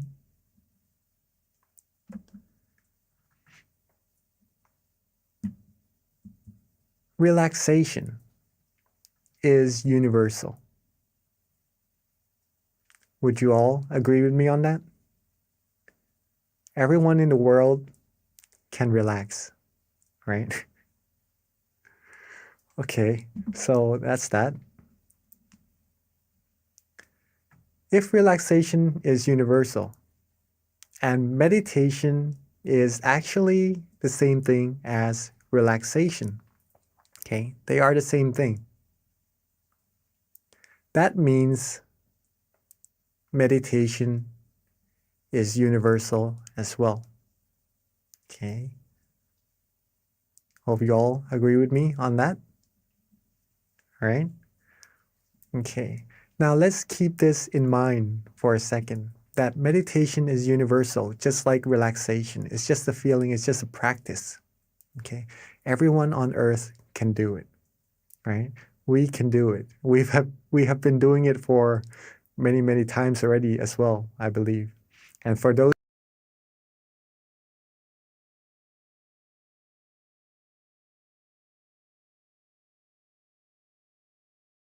already as well, I believe. And for those who are new, meditation is relaxation. It is very, very easy to do.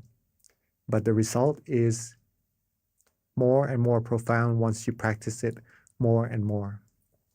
Okay? Now, meditation is universal, right? Meditation also leads us to happiness, Okay. Not just any happiness, though. It leads us to true happiness.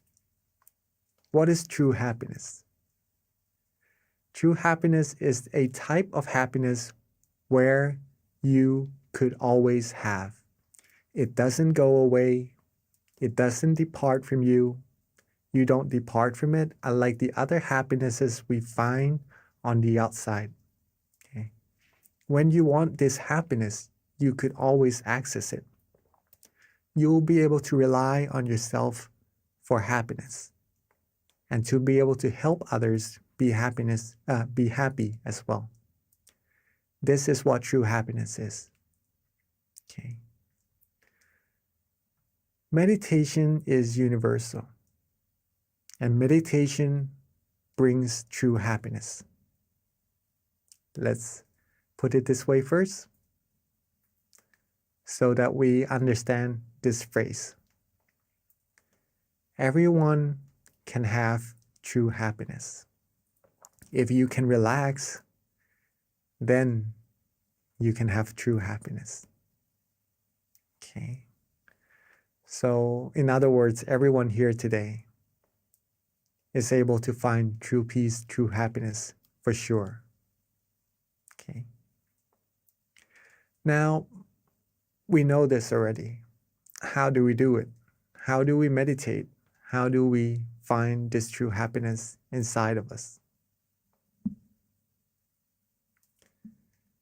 Simply by relaxing our body and mind. That's it. As simple as that, right? If you can relax, you can meditate. You can relax your body, you can relax your mind. That is already meditation. Thus, this word, relaxation, or feeling comfortable, feeling good, feeling calm, is very, very important in meditation and for everyone as well. We may feel relaxed from time to time. We may feel good when we are sitting in a comfortable chair before we go to bed. After coming out of the shower, we feel good, we feel relaxed. But sometimes we are used to it, that we overlook it, of how important it actually is, this feeling of relaxation. This is the feeling that will bring you deeper and deeper into more and more happiness inside of yourself. Okay, so let's take a look at how it does that a little bit more. So if you're able to relax your body, relax your mind. Okay. I don't know if you can see this, but there's a little word, relaxation, on the bottom right here, right? On the left of the screen. We might start off with a good amount of relaxation, right? That we feel, okay, this is our relaxation right now. I'm feeling good. I'm feeling calm. That's good. If we keep that feeling going, if we keep being relaxed more and more, be with that relaxation,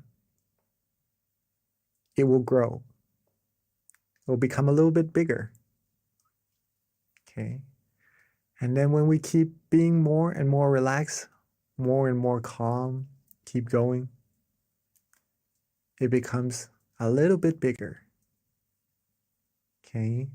And I guess you all know what's going to happen next.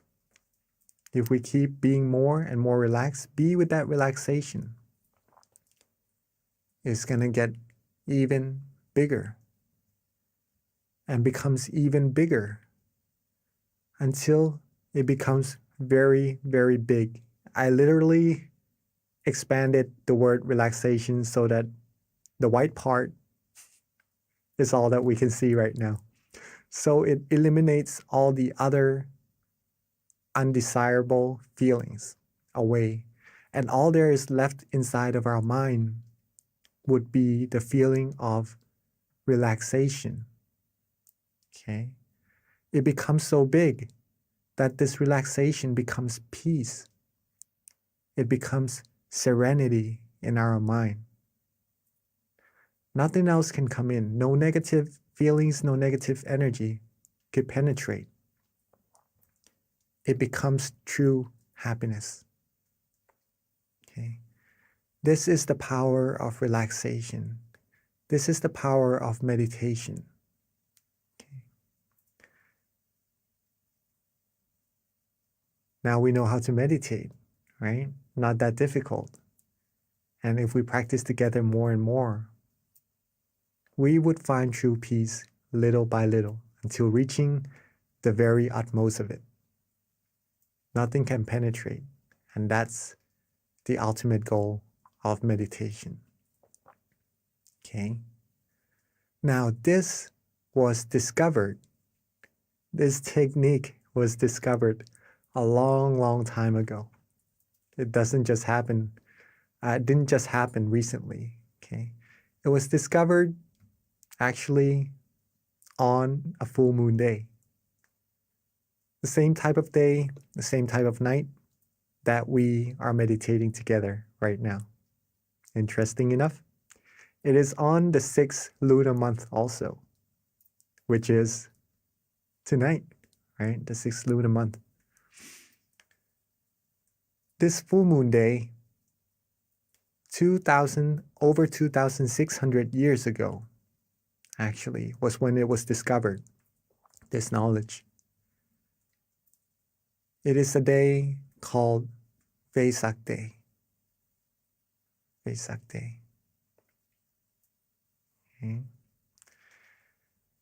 On this day, just for information for all of us also, when true happiness was discovered, when a person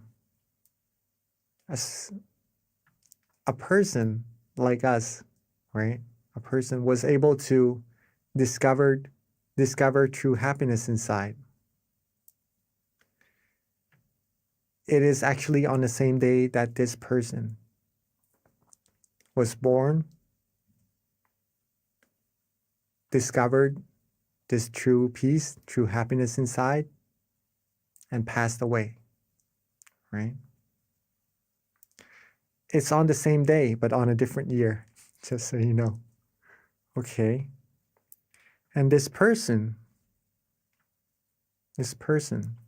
we all know who this person is already, actually, from seeing the picture, right? Is the Lord Buddha. On this Vesak Day, over 2,600 years ago, he sat down and vowed that if he doesn't attain true happiness or the knowledge to eliminate all negativities from the mind, right?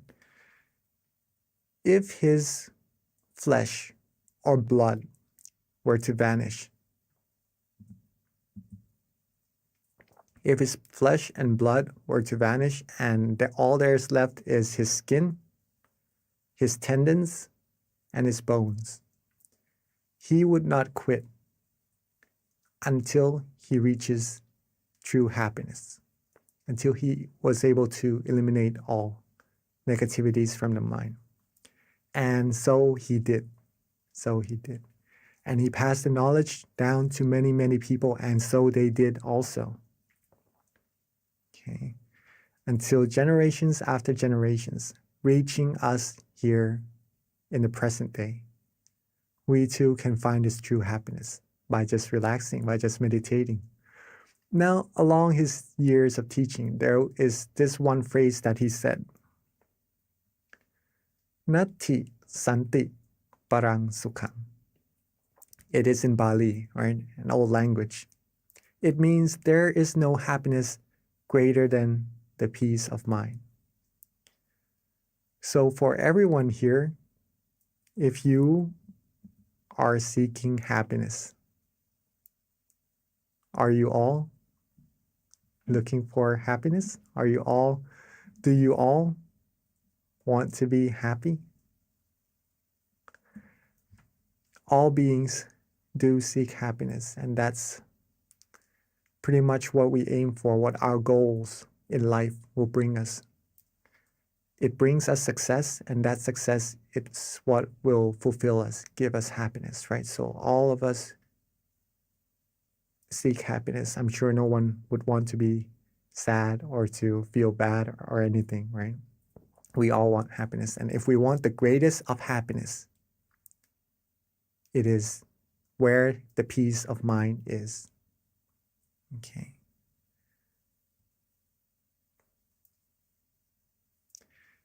If true happiness is what you seek, if you like to rely on yourself for happiness, you want to help yourself and help other people around you become happy. Now you have the roadmap. Now you have the roadmap. You know where your destination is, right? You know where your destination is. You have the compass. You have the tools, which is meditation. And how to get there is just to be relaxed. Keep being relaxed more and more until we reach our destination. We have all the necessities we need to go further and further through this path of happiness. Now, there is still one factor that has to be taken into account for us all to reach our destination. That factor, can anyone guess?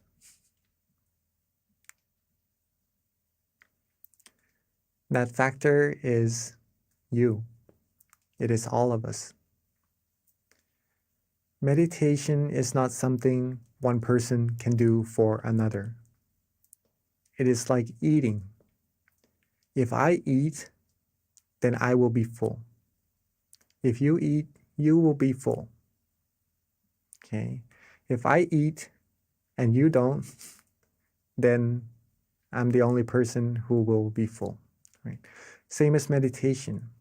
If you meditate, you're going to be the person who finds true happiness. If you have the knowledge, if you know how to do it, you have the destination, the roadmap, and everything. Well, if we take into account, right, if we take that into practice, we will sure reach our destination. And I'm sure all of us would be keen, right, to reach that destination altogether. If we can be truly happy inside, if we can find that true happiness inside of all of us, then we could be the role model to other people around us. Remember, at that point of true happiness, no negativities will be able to penetrate. If we could get to that point, more and more of us, no negativities will be able to come in, okay? Not just into our mind, but into our community, to our society. The more we expand this true happiness to the outside, the more we would be closer to world peace, okay? We are simply just being relaxed and just being still, meditating.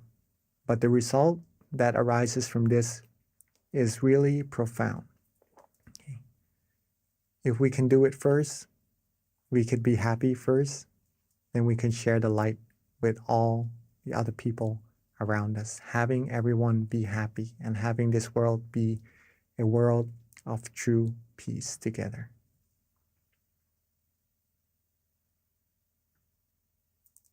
All right. Hopefully that was interesting enough of how meditation just being something that is maybe a little bit overlooked, right? Just being relaxed. But by being relaxed more and more, it becomes something very big and profound. So I think it is a good time for us to actually take this into practice together. Okay. So when we are all ready, before we meditate, make sure you're comfortable. Make sure your body is relaxed as well, right? Because that's what we need for our meditation.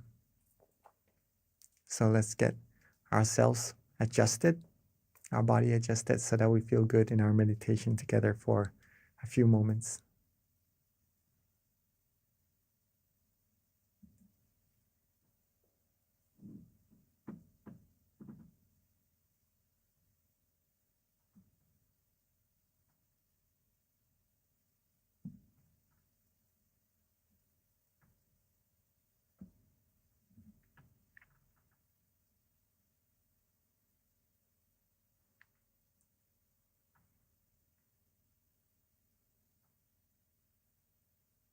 Okay. So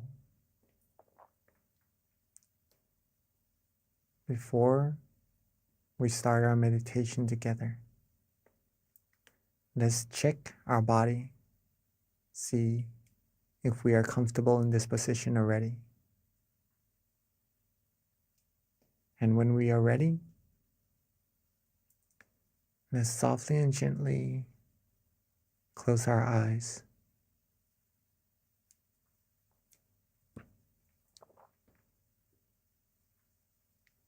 When we are ready, let's softly and gently close our eyes.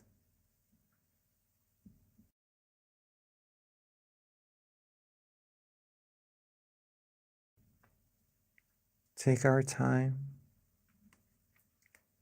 There's no need to rush at all.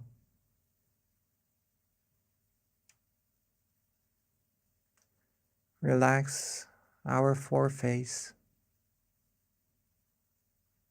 Relax our eyebrows, our cheeks, our chin, our jaws. Relax our neck, our shoulders, our waist, our thighs, our legs,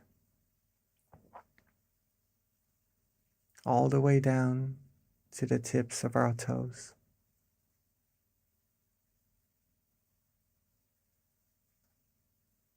Let's take this moment together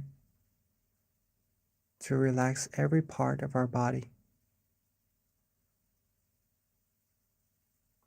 Take our time so that we feel good for ourselves. Rest every part of our body. Make sure that there is no tension at all in our meditation.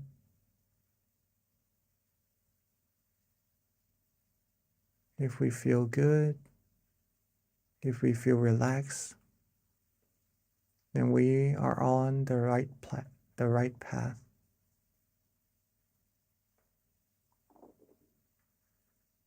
Let's keep this feeling going.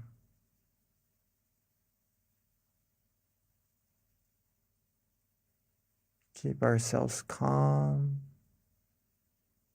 Keep ourselves relaxed. And let's let everything go. Let all our worries go. Let all our responsibilities rest just for now, so that we can have time to find true peace and true happiness all together.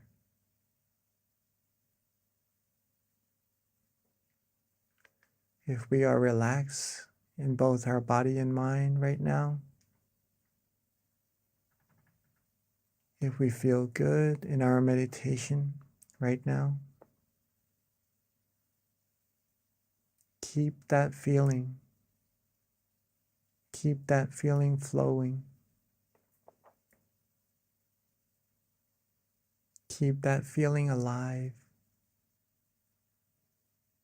Just like our heart that is beating.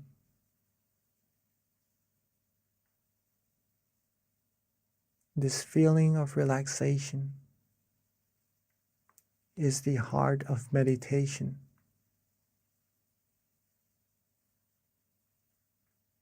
So as long as we feel good, as long as we feel calm, as long as we feel relaxed in our meditation,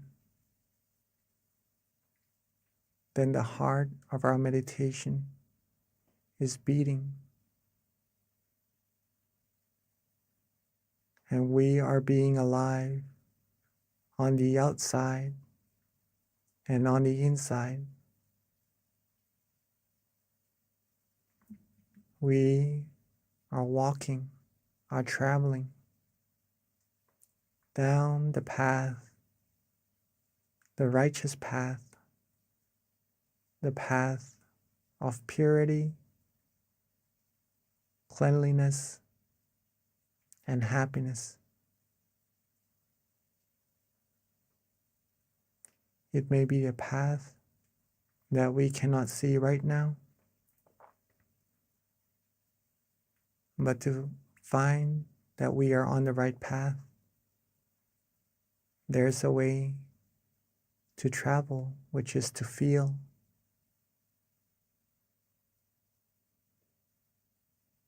To feel calm, to feel relaxed, to feel restful. And that's how we know we are traveling on the right path, in the right direction, getting closer, closer to the utmost of happiness, the greatest of happiness. But it is like a tree as well, where we cannot rush for it to grow, where we cannot rush for it to bear fruit.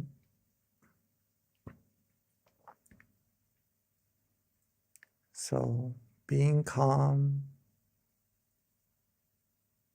being patient,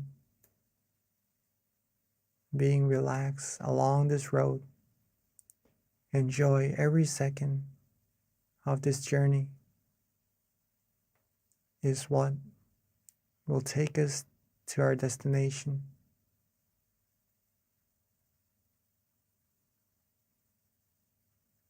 The more we can be calm, the more we can wait, the more we accumulate this peace of mind that we are having right now, the closer, the faster we will be to reaching that destination of ours.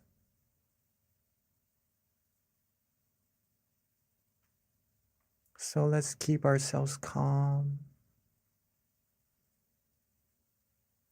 Let's keep our body relaxed. Let's keep our mind relaxed.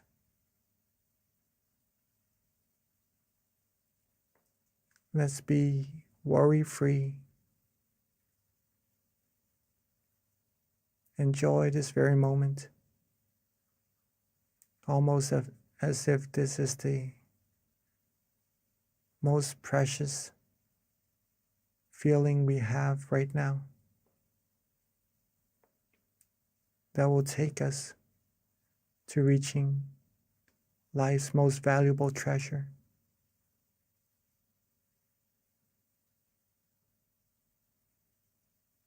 Keep our body relaxed.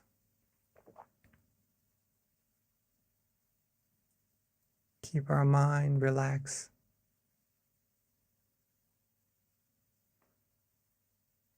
Soon the brightness, the feeling of brightness will shine. We will find that from closing our eyes and all that we can see is darkness, it will start to slowly dissipate, and gradually we will feel lighter, brighter.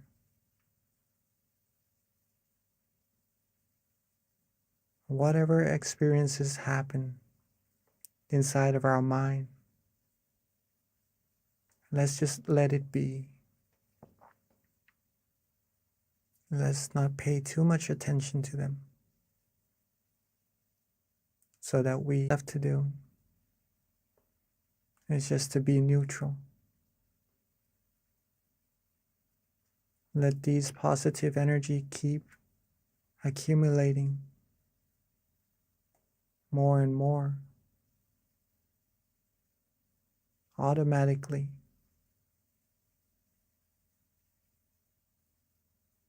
All the wondrous things, all the good things are being bestowed to us right now just by relaxing, releasing, letting go, whether if we know it or not. You're a being,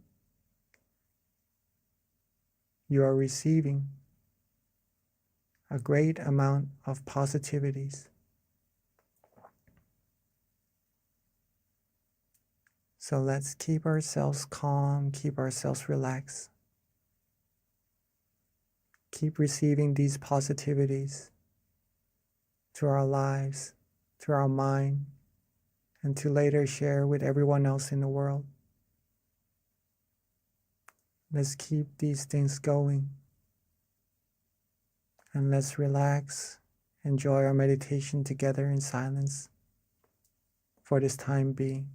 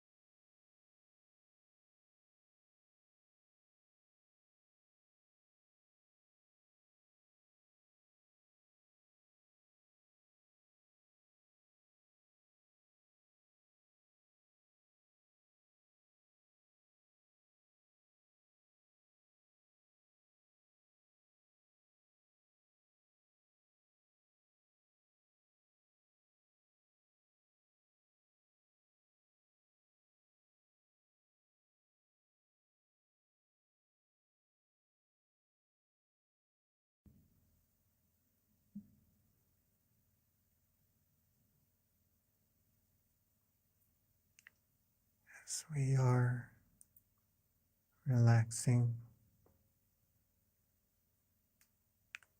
as we are letting go, feeling our relaxation,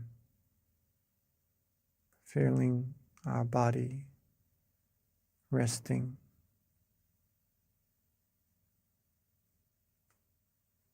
letting everything go, feeling calm, feeling restful. We may start to feel the flow of energy inside of ourselves. Some may start to have different meditation experiences. Some may feel calm, relaxed, bright, light. All there is to be done right now is to just be neutral. Don't worry about what is happening inside of our meditation. Don't worry about what's going to come into our meditation. Don't worry about what is passing in our meditation. As a matter of fact, there is no need to worry about anything at all. Just to be with this moment, with this feeling of relaxation, is all that we have to do.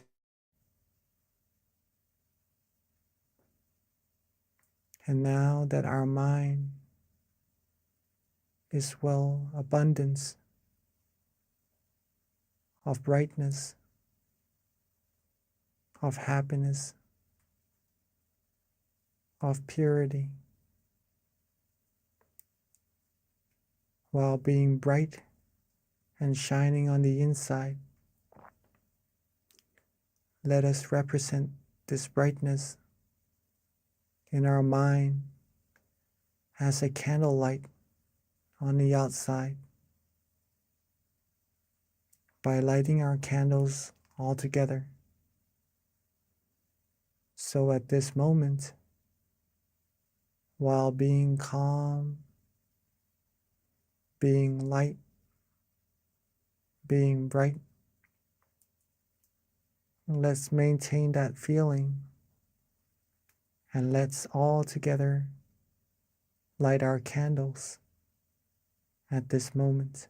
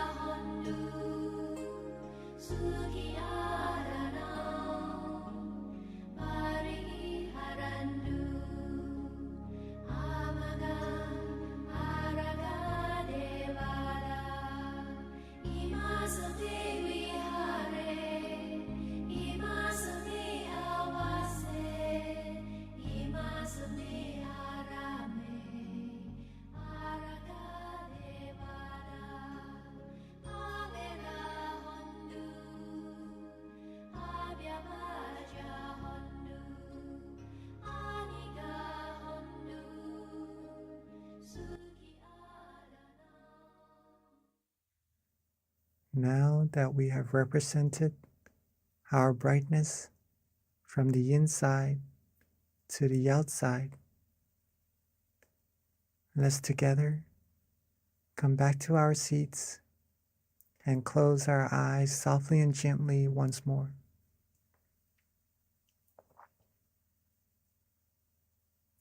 Let's relax our eyes, our body, every part of our body,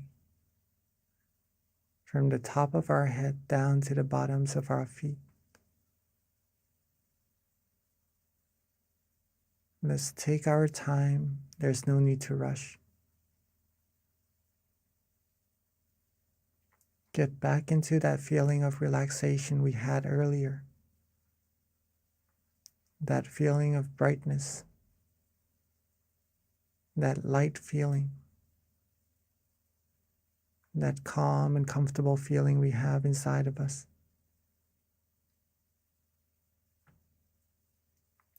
And let's softly and gently bring our candle lights inside of our mind.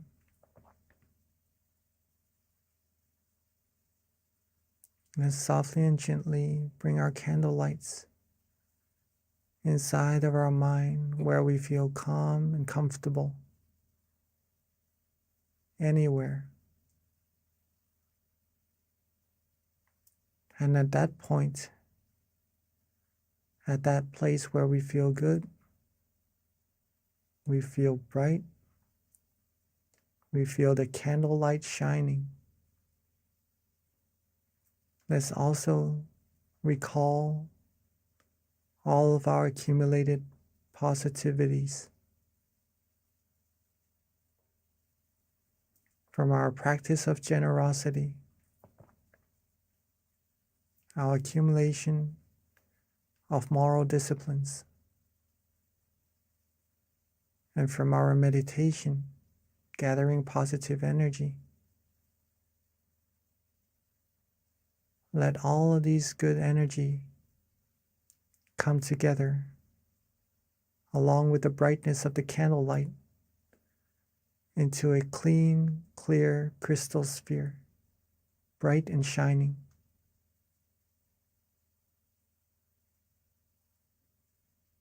Let's think of our family and friends.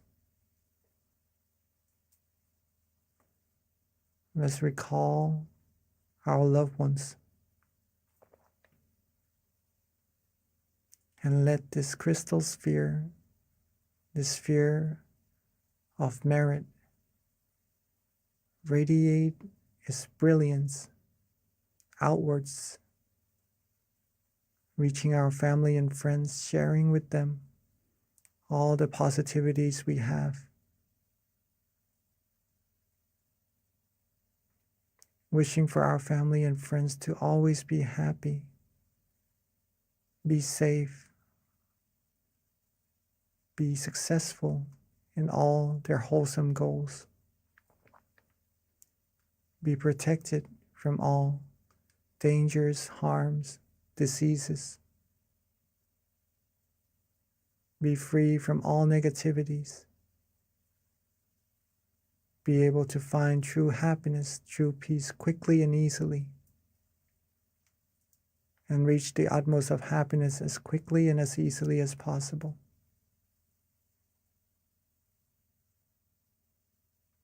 And let's share our brightness, the brilliance of our mind outwards even further. Outwards, reaching everybody here in this room. Outwards, reaching everybody in our community. Reaching everybody in our city.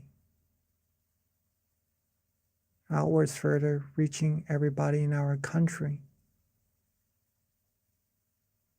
And outwards further, reaching everybody in our world. Seeing this world clean, clear, and bright and shining. Seeing everyone on it clean, clear, and bright as well.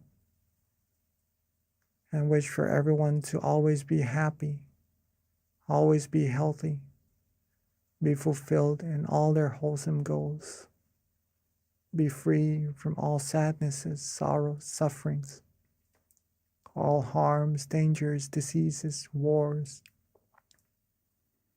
Be free from any form of negativity. And may everyone on earth be able to find true peace quickly and easily. And may this world be a world of true happiness, true peace quickly and easily. And may we all reach the utmost of happiness as quickly and as easily as possible. And let's share our loving kindness outwards even further into space, into the universe. Outwards infinitely. Outwards unlimitedly, reaching all beings no matter where they are. Wishing all the good things for all beings as well. And let's take a few moments to share our loving together, our loving kindness together in silence.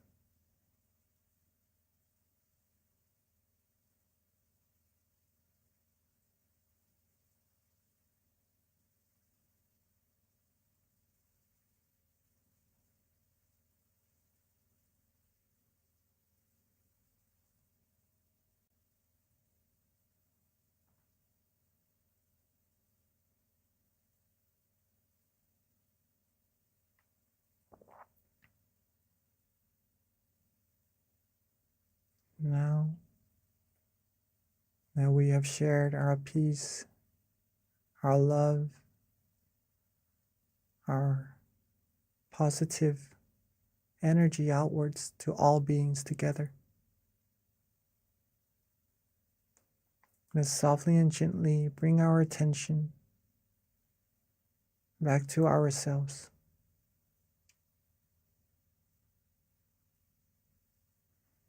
Let's softly and gently bring our attention back to ourselves, to where we feel calm, to where we feel good, feel comfortable. And at that point, with all our accumulated merit, let's wish for ourselves to always be happy, to always be healthy, always be happy, always be wealthy, free from diseases, harms, dangers,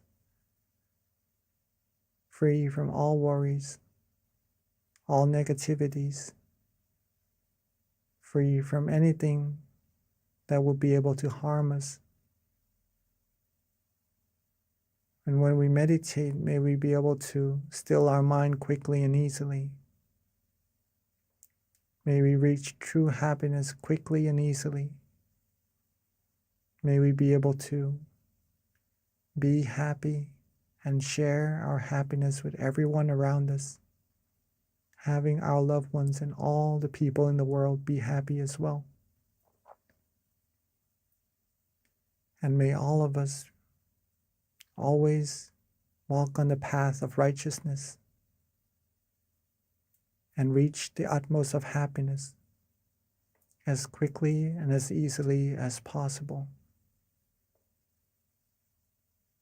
Let's take a few moments to wish for ourselves for all the good things we need.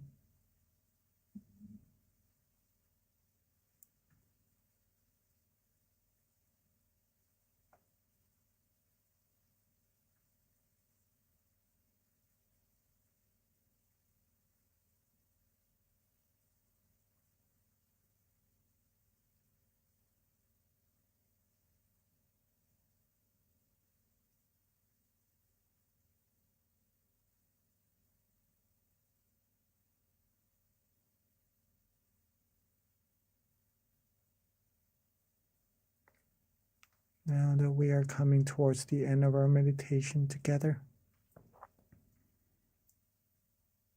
Let's recall ourselves being calm, being relaxed. Let's recall that feeling of relaxation we have in our meditation. And let's recall how important this feeling actually is, and that it will grow into a big tree bearing us the fruit of true happiness one day. Let's keep this feeling together with us as much as possible, as often as possible. And then when we are ready, we can softly and gently open our eyes. When we are ready,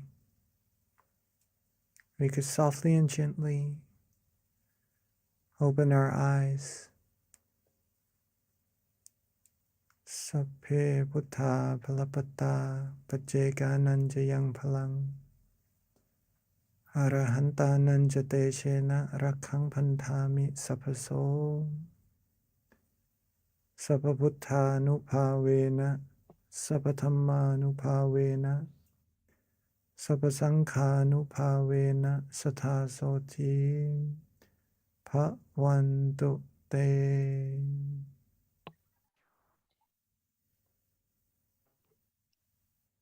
Thank you, Venerable Jackie, for that lovely guided meditation. So before we transition over to Q&A, a couple of announcements. First of all, if you didn't join us earlier in the beginning when we started, if you can share your country and your city, we just like to know where everyone's coming from as we have people meditating with us from all around the world. It's just very interesting to know what city, country, state you're from. Okay, with regards to a couple of announcements that we have, please jot down the next full moon meditation is going to be on Tuesday, June 14th, next month. A couple of other announcements. If you haven't already visited this website, please be sure to check it out, tamagayameditation.org. This is where you can learn of the various centers that we have in the US, the closest center to you that you can go and visit even. We do have guided meditation open right now at our various city centers, such as Boston, Chicago, Azusa, Georgia as well. So yes, you can definitely learn more about that from the website tamagayameditation.org. And those are our various locations with those marks in the States. So yep, and all you have to do is click on the location closest to you and you'll be linked to the website, and that you can learn more information about their local offerings as well. And then the next website is, if you don't already have our app, please definitely download it. It has a wealth of information, guided meditations. It's mindgem.org. That's the website. You can link to connect with us and download the app from the Play Store or the App Store. This is also a great way to stay connected to our notifications, any announcements that we have. Every month when we've got our full moon meditation, there's a notification that comes out through the app to remind you. So it's definitely a great way to stay in touch with us and keep up to date on our announcements. And then lastly, we've got something interesting going on. It is, first of all, we want to invite everyone to upload a picture of themselves in meditation. It's going to be part of the Guinness World Record, where we're going to try to have as many different entries as possible. And then it's open until August 6th. So there's a QR code right there. All you need to do is just upload a picture of yourself in meditation. We're trying to make the most people meditating online, which we have actually broken many different Guinness World Records before. So this is just another cool one that we've got going on.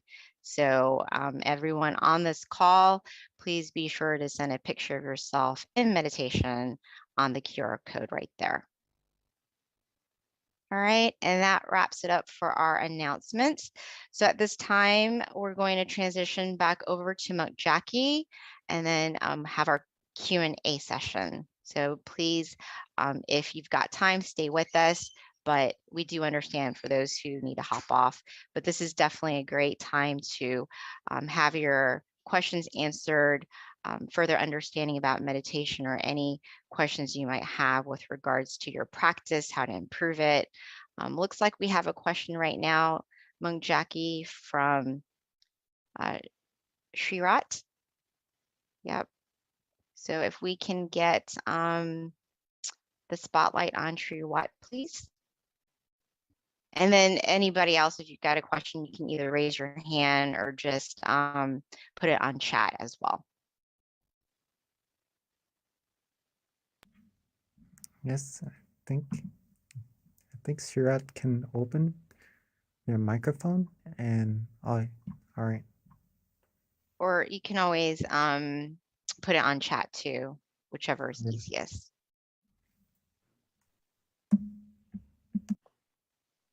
So Venerable, while we're waiting for Shriwat to ask the question or get on spotlight, I do have something that happened to me just as early as today that I think might be interesting to find out what your advice is, or other people might benefit from it too.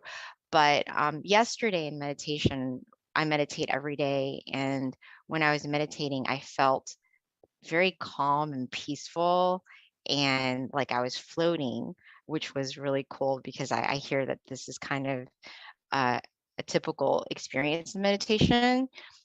But then today, when I meditated earlier, I felt like a heavy rock, like a rock. And it was weird because in my meditation, I felt like the rock was round and was like right on my lap.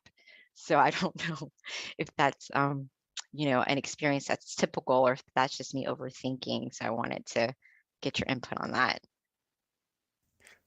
Does it feel heavy or does it Yeah. feel light?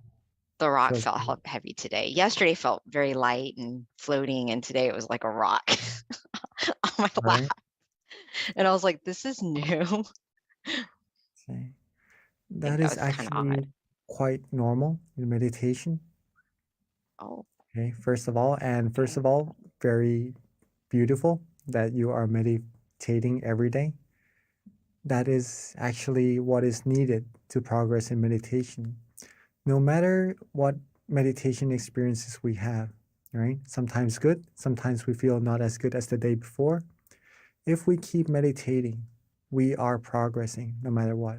The only way we're not progressing in meditation is that we do not meditate. Okay. Now, sometimes when we have good meditation experiences one time, right? The next time we may look forward to getting the same meditation experience. And there are many reasons, right? That rock is there. Okay. There are many reasons for that rock to be there. So one reason is that maybe we are anticipating a same meditation experience. Maybe we're anticipating that we're doing the same thing, so maybe the same experience should happen to us. And that anticipation from before not having any, right? Now there is a little bit that may cause a slight tension in our meditation. Okay. And that is what is causing that feeling of heaviness, or maybe we could interpret it as a round rock, right? Another thing is that we may have accidentally put some effort into our meditation, And it may be a slight effort at first, but if we keep that effort going, it may be bigger and bigger as well, right? Like the feeling of relaxation. If we start off by being just a little bit relaxed and we're content with it, it will grow and grow and become bigger relaxation as well, right? Same thing with the tension. It may be a little bit, and then it becomes more prominent. What we can do with this is that once we notice ourselves being a little bit uncomfortable in our meditation, it feels a little bit different. It feels skeptical in our meditation. We're not sure if we're doing it correctly or not at all in our meditation. If we have this feeling, reset straight away. Reset straight away. Okay, don't hesitate, don't go further to see whether if this is correct or not, because once we have doubts, that shows that we are maybe going a little bit off course already. Reset straight away, come back to relaxing, do what we like, do what we enjoy. And then when we have that feeling of relaxation, we are certain about that is the right path, that is the right way, and that will bring you further and deeper down the middle path, down the path of true happiness for sure. Okay, hopefully that answers your question. Yeah, thank you, Venerable. Yeah, the rock and knowing it was round sitting on my lap was a very weird experience I haven't had before, but thank you. So yeah, we do have a question from Ashley that just came through, and Ashley asked if you recommend writing down your meditation experience every single day. Yes, yes, if that is possible, please do. That will help you observe whether what you did today that benefited you. All right. So what you did that was good for you, if you keep repeating that, it will become bigger and bigger also. You will get better and better in meditation. And it will help you observe what didn't really benefit you also. So if we lessen those things, then we will be able to progress in our meditation also. So meditation, writing journals is a great way to improve in our meditation. And that's also recommended by our master himself, right? If you could write after your sessions, right, in every session, that would be even better, okay? But see what works for you, what helps you observe yourself better, and then do that, then we could improve our meditation from there.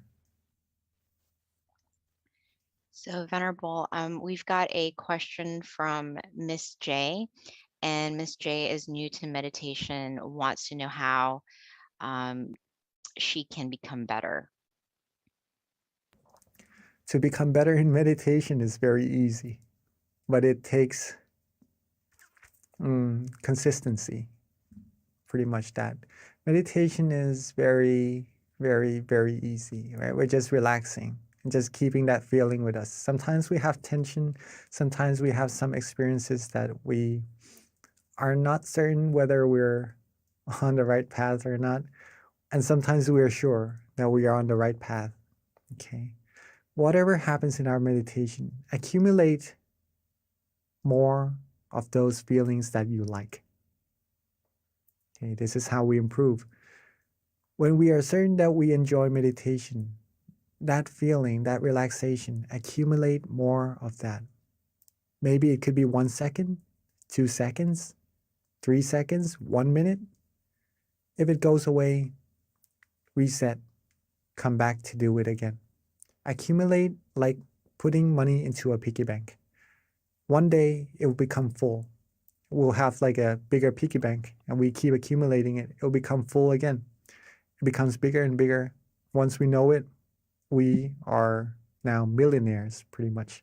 We would be very wealthy of the happiness inside of our mind. Okay. Consistency, repetition, be relaxed often. That's how you're gonna improve in your meditation. Thank you, Venerable. So we've got a question from Deb, and her question is, first of all, she had a beautiful meditation experience and it felt very peaceful, but she wants to know how she can do this as a daily activity where she's able to keep calm and have that peaceful feeling consistently. I actually have something that I can share with you about this. Let me just try to find it. All right, so to be able to have this feeling with you more often until it becomes part of you. Same thing with what Ashley asked, right? Or Miss J, right? Miss J asked, how to improve meditation. Oh, just a second. I'm on airplane mode right now. Uh-oh. Okay. So it's pretty much almost the same thing. But just for you to see as well. Just a second. Right? We have the 3 things for us to improve now, which is consistency, repetition, sorry. So we have consistency, repetition, and be relaxed often, right? Now, what would happen to our meditation is this. At first, the first sentence, right? When we start practicing meditation, we would have the question of what is relaxation, or we aren't certain what relaxation is. But the more we practice, the more we will be certain that this feeling in our meditation is truly relaxation. Okay? And the more we practice, the more repetition we put into meditation, the more times we become relaxed. Then we become familiar with that feeling of relaxation inside of us, right? It keeps growing and growing. And then at one point in your meditation, instead of trying to be relaxed, practicing relaxation, it will become so easy that it automatically wants to be with you. Right? Your mind wants to be relaxed automatically. When you eat, when you sleep, you just want to be with that feeling without trying to want to be there. It becomes automatic, it becomes natural. It becomes like breathing, right? You don't have to try to breathe. You just breathe normally. It becomes like that. And the way for this to happen is that we have time to meditate in our days. We have to schedule time for it. There is a set of chanting in monkhood, right? There's a set of chanting that is really, really long, the longest set of chanting that we have. And people who are able to do that must pay a lot of attention to memorize this thick amount of chanting, this thick book, right? And there was this one monk who I met, and he was able to do this, okay? He told me, I still remember it. It's a really good saying from him. He told me that if you have passion, then you will have time. Okay, if you have passion for something, you'll make time for it for sure. Okay. So if you like meditation, if you want to improve on meditation, you will definitely have time for it. And a good way to have time for it is to actually prioritize it and make time for it in your day. Maybe Miss B, she meditates every day, right? She would probably be a good role model to how we can meditate every day and incorporate meditation sessions into our daily practices as well. Yes. So that's how we do that. So that's how we do that, and how we improve our meditation until meditation becomes part of our life and becomes like breathing. Mhm. Thank you, Venerable. Yeah, one of the things I feel is very key, and you hear this from every single teaching monk, so there's some truth in it. And not only that, you experience it for yourself, so it's always nice to have monks confirm what you're already doing, but it's definitely little by little. So, the recommendation of meditating initially 5 minutes a day, don't overdo yourself, and then increase it with time to 10 minutes. And before you know it, little by little, at some point you get to an hour, and that's, but you accumulate it slowly. So it's just something that I've heard many times from different monks in terms of your own self-development as well. So Venerable, we've had several questions kind of trickle in. The next question is from Casey, and she wants to know if it's normal that your body feels cold after you meditate for a while. Usually we will feel calm and comfortable. Unless the room is cold, then you maybe feel a little bit cold after the meditation, right? If you have come from a hot place and you meditate, and you feel cooler, right? Then that the physical part of meditation pretty much deals with the outside factors, right? But if you feel cool in your meditation from inside, that is part of the meditation experiences that we would have when we are able to relax ourselves, right? So if you feel cool from the inside from meditation, that shows that you are practicing correctly already, right? It is a coolness that doesn't make you feel cold, right? It is a different kind of coolness on the outside. This type of coolness is like a warm feeling at the same time as well. You feel secure, you feel good, you feel fresh, like a good fresh air that we breathe in the morning, right? It's that type of coolness. So if you feel that, then you are practicing very well. But maybe the coolness from the outside, the physical body, it could be due to the outside factors, if that is so. Got it. So, Venerable, next question is from Charlene David. And the question is it okay to meditate lying down as opposed to sitting? Yes, we can meditate actually in every position, right? It's just relaxing.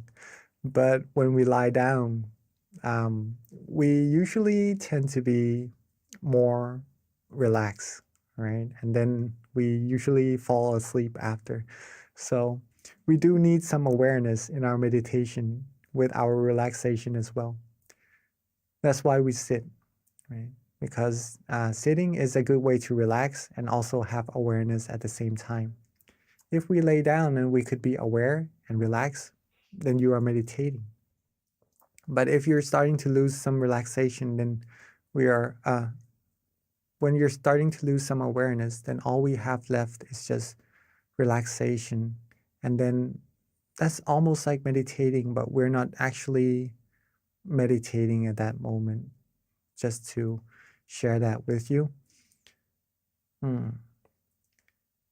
Relaxing must go together with being aware also for meditation experiences to happen. Okay. But just to answer your question, whether you can or not, yes, you can.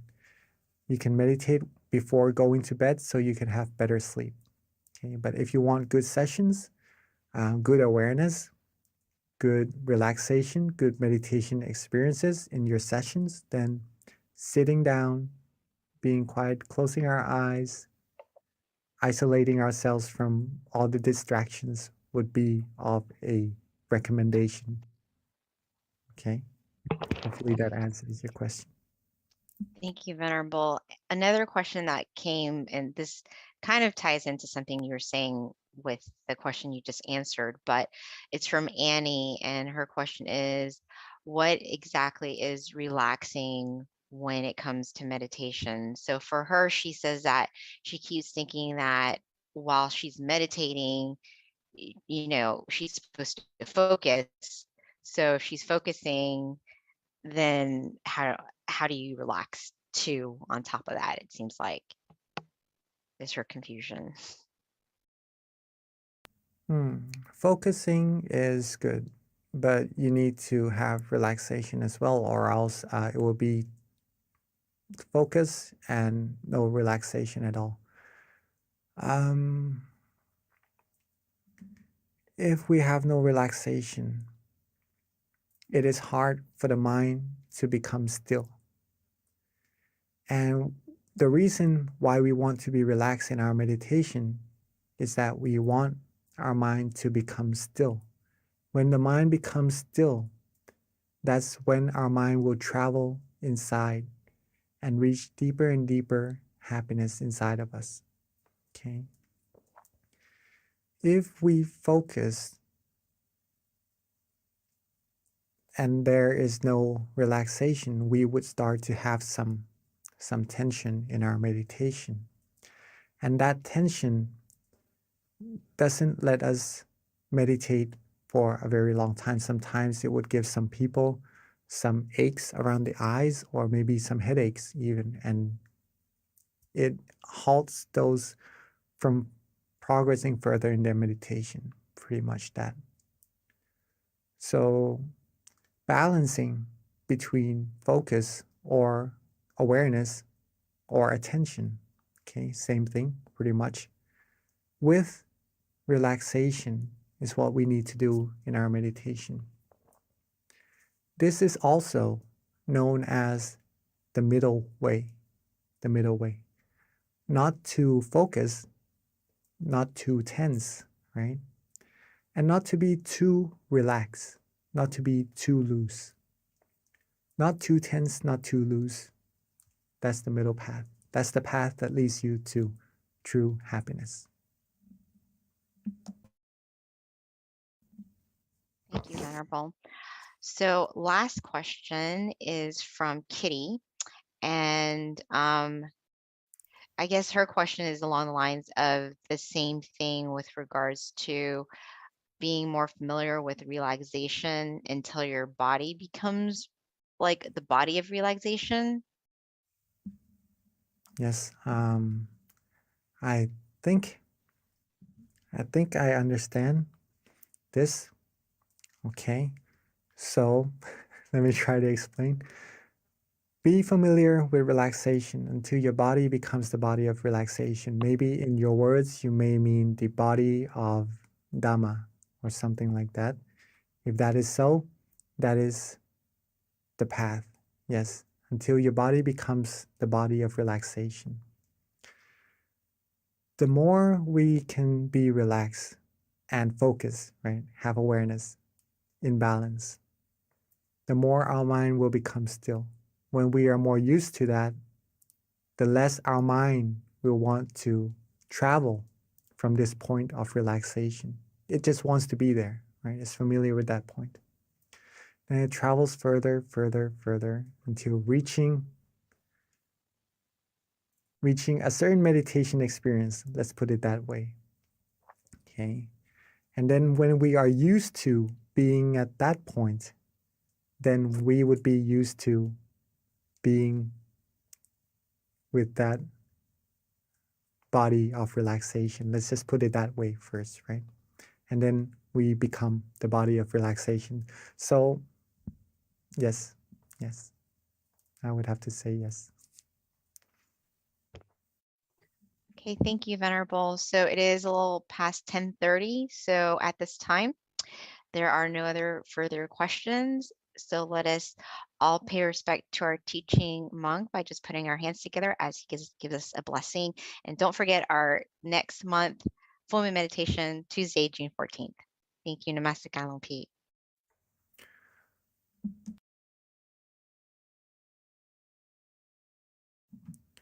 So with all our accumulated merit, our accumulated positive energy, let all these merit come together into a clean, clear crystal sphere.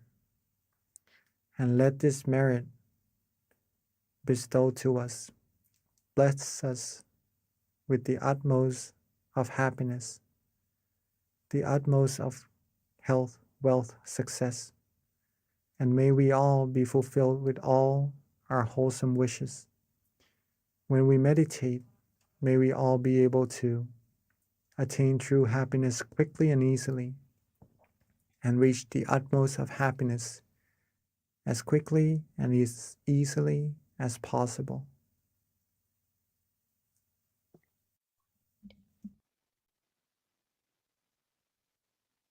Thank you, Venerable Jackie. Thank you, everyone, for attending our May full moon meditation, and we'll see you again next month. Until then, meditate well, meditate peacefully, and meditate every day. Thank you.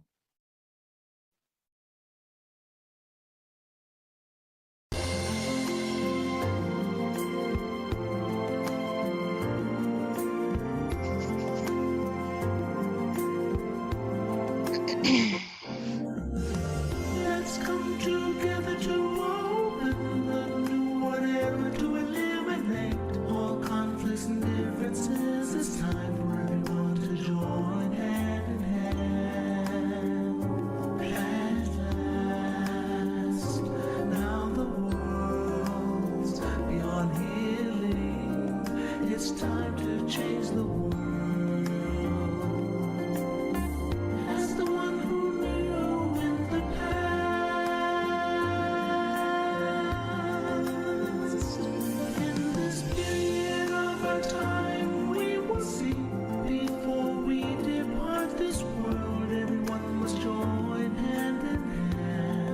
could change the world from darkness to brightness, from suffering to happiness, from the ignorant to the knowledge one. Change the world, we have to do it the easy way.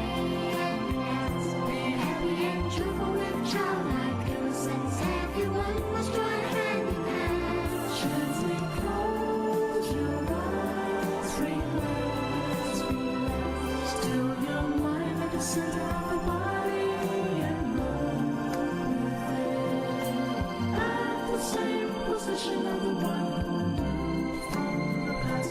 Change the world from the era of darkness to the era of light. From the old era to this new era, the world will be like heaven on earth. No classes in society. Everyone will be evenly happy. We'll speak the same heavenly language. Become as one with smiles of love. We'll be kind, the world will change.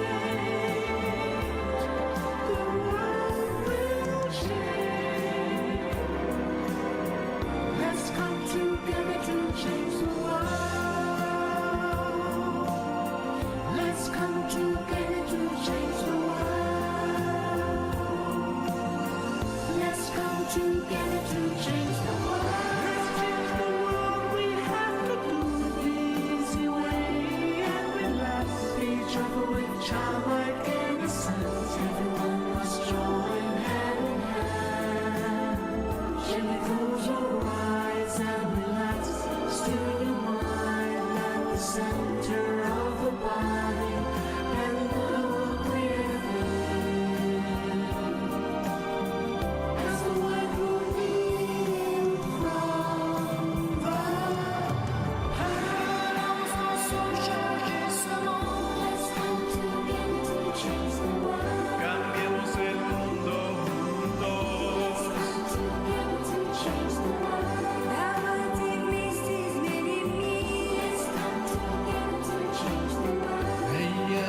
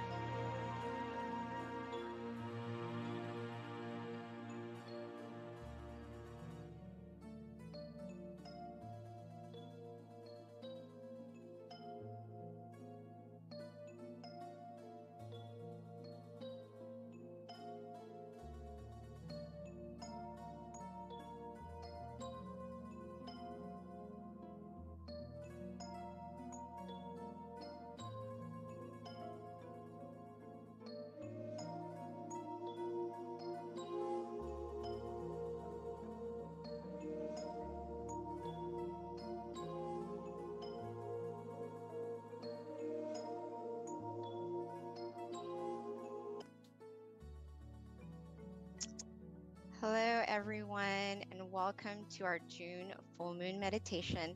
So excited to be here today and to have you join us. So, first of all, can everyone hear me okay? Before we start? Yes? Okay, excellent. Thank you. All right, so before we begin, we always start off with a quote and then an intro with regards to our teaching monk, which is Monk Daniel. So I'm going to read one of my favorite quotes for you. It's just such a profound quote. It's very simple. It comes from this book, Pipo, which is actually Peace In, Peace Out. So this is one of my favorites. It's called See Yourself. And I think it goes with our theme, which is gratitude. Because, you know, the most important person really to have gratitude for is essentially for yourself, because we have to be kind with ourselves. We have to love ourselves and nurture ourselves. So seeing yourself is very important. So with that, when you sit with yourself, within yourself, you'll begin to see yourself within yourself. You will start to see who you really are, and you will live a life true to yourself. And that is why meditation is really important, because this is actually quite true. And with that, let me tell you a little bit about our teaching monk today. So Monk Daniel, for those who haven't meditated with him before, he is simply amazing. One of my favorites. Actually, in all honesty, all of the monks are my favorites because we've got such amazing monks here at Tamagaya in general. But Monk Daniel, he actually ordained in 2012. So he's been teaching Buddhist monk for over 10 years, going on to his 11th year. His goal is to pretty much help with any peace projects that he's assigned with his greatest potential. And he's been training monks and staff and people from all around the world to find true inner peace. And he has a wealth of wisdom. I actually had the opportunity to meditate with him and meet him for the first time in 2019 with a whole bunch of staff and volunteers in Thailand. And you guys are definitely in for a treat. So I'm so excited to welcome our teaching monk, Monk Daniel. But before we transition over to him, a couple of announcements or a couple of things to keep in mind. First of all, we do ask that if you can, please share with us in the chat where you are from. We have people from all around the world, so it's just nice to know what city, state, country that you're from. It's just something that we like to kind of keep up with. So if you could put that in the chat for us. And then also we do have a candlelight meditation as well that will be done later after our guided meditation. We do ask that you have your candles ready. If you don't have a candle, that's fine. Simply, you can use your phone. There's an app in terms of a candlelight, and you can use that as well. So at this time, let me transition over to our teaching monk, Monk Daniel. Okay, good evening, everyone. Welcome, Venerable. Good morning from Thailand. Nice to be back on the full moon of June as we go into, the halfway mark of the year. Before we know it, it's already the 6th month of the year. So time really flies by, right? So true. So it's a very good time to reflect as we're halfway through the year. How's it going, right? As today's theme is about gratitude, and also in June, there's a special day that we have, right? In June, we have Father's Day in America, right? So not only should we have gratitude for our parents and especially our father in this month, but we should have gratitude for something very important that they gave us, our parents, our father, and we got the most important gift the moment we were born, which is life. So this is why which connects to the quote just a moment ago from our lovely moderator, from Ms. B, about having gratitude for yourself, having gratitude that you have life. This is the most precious thing we have, right? Time, and we have life. So we still have an opportunity to make things better. We still have an opportunity, as my master would say, Lom Paul, is have opportunity to train your mind, to get to know yourself, understand yourself truly, and acquire this true happiness that's waiting for you within you. So this is something that is so precious, even though not everything is perfect, but we still have life to make things better. So this is something that we should be so grateful for, that even though then it's something that we practice as a homework from Lampal, is like when you wake up in the morning, the first thing you should do is reflect and meditate for a moment and just appreciate that I have another day, I have another morning. You know, every morning we're born again, we have another chance to keep doing good and another chance to cultivate our mind, to unlock that hidden potential within you. So I'm very happy that everyone's here tonight on full moon, because we can be just like the full moon and shine. Even though we're surrounded by darkness, we can be the full moon and shine to illuminate that night, make it, you know, such a beautiful and auspicious time. We can be just like the full moon. And today I just wanted to go over some basics about meditation for those of us who are new, and also for those of us who aren't as new, but we always have to remind ourselves, because you know, the foundation is easy, but sometimes it's so easy that we overlook it and we forget to do it. So, but first, like I said, something we should practice every morning when we wake up is our first blessing of the day is that I woke up today. So instead of hurrying up to, you know, turn off the alarm clock and rushing to get ready to go to work or to start a day, start your day peacefully and calmly, and just sit up, and before you get out of bed, start your day in a positive note and reflect on how lucky you are to have another chance, another opportunity. So it's the first blessing to be grateful for, right? We have another day. And why is it so grateful? Because we have another opportunity to not only go through our life and do everything, but one of the things that we should love and take into consideration is to practice our mind and to cultivate our mind to become, as the Buddha would say, it's so important. And he would say that whatever precious jewel there is in the heavenly worlds, there is nothing comparable to one who is awakened. So we have this precious like jewel within us that we can attain, and it's not just a physical jewel. It's a happiness and something that's so precious that we can attain within ourselves. So every day that we have another chance to train ourselves and meditate, we can get to this precious treasure that's waiting for you inside, which is just being able to control your mind, be able to be in control and understand yourself. This is something that we need to focus more on in life, because the stillness of mind can become our miracle. We just need to look within. And a lot of times in life, we are always searching for something on the outside to help us to be our miracle, or depending on something or someone to come along to make our life better. But actually, if we practice the stillness of mind, we can become the miracle we need for ourselves and also for the people around us.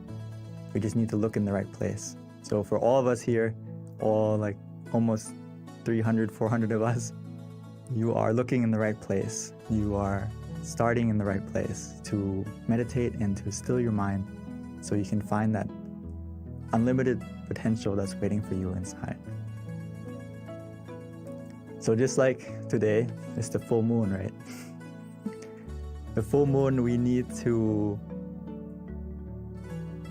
is a good example, because when we meditate, it's very important to do something, which is what?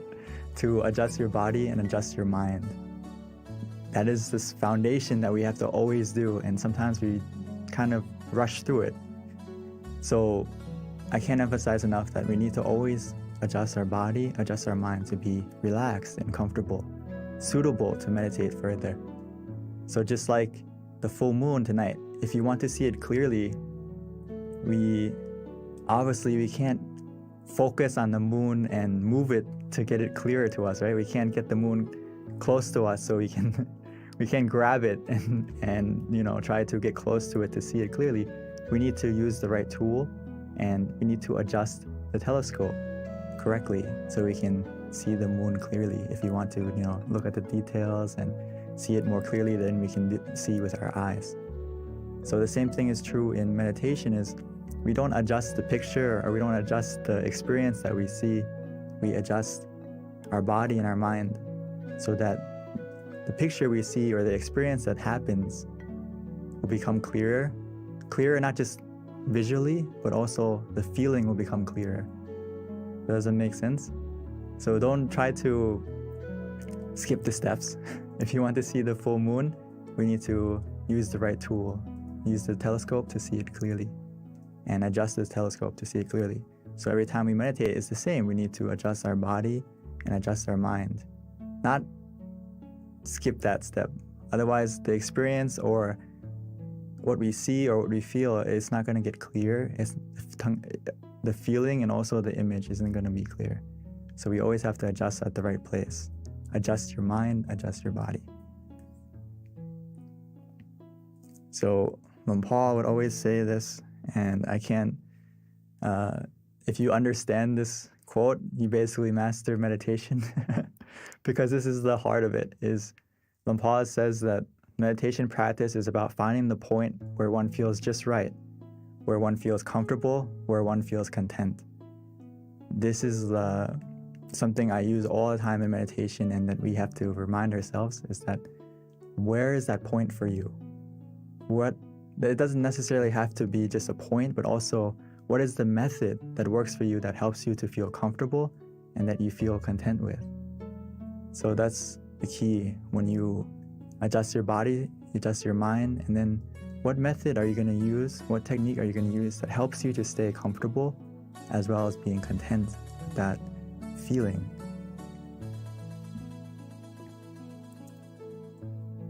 So as we find that point of where we feel comfortable, where we feel relaxed, where we feel physically and mentally comfortable, and we stay at that point contently, what's going to happen is your mind is going to slowly declutter itself.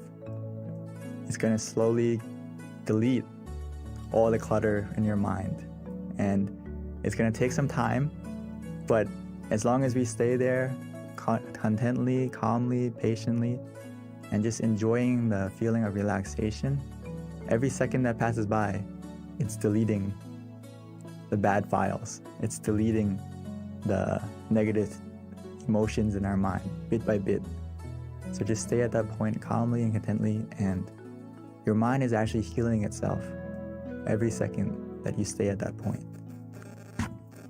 It's actually doing two things at once. It's deleting the bad, removing the clutter, and also it's uninstalling all the bad emotions, all the negativity within us, the greed, the anger, the delusion, and also everything that is negative. It's going to slowly get deleted, as well as at the same time it's downloading a happiness within you and making your mind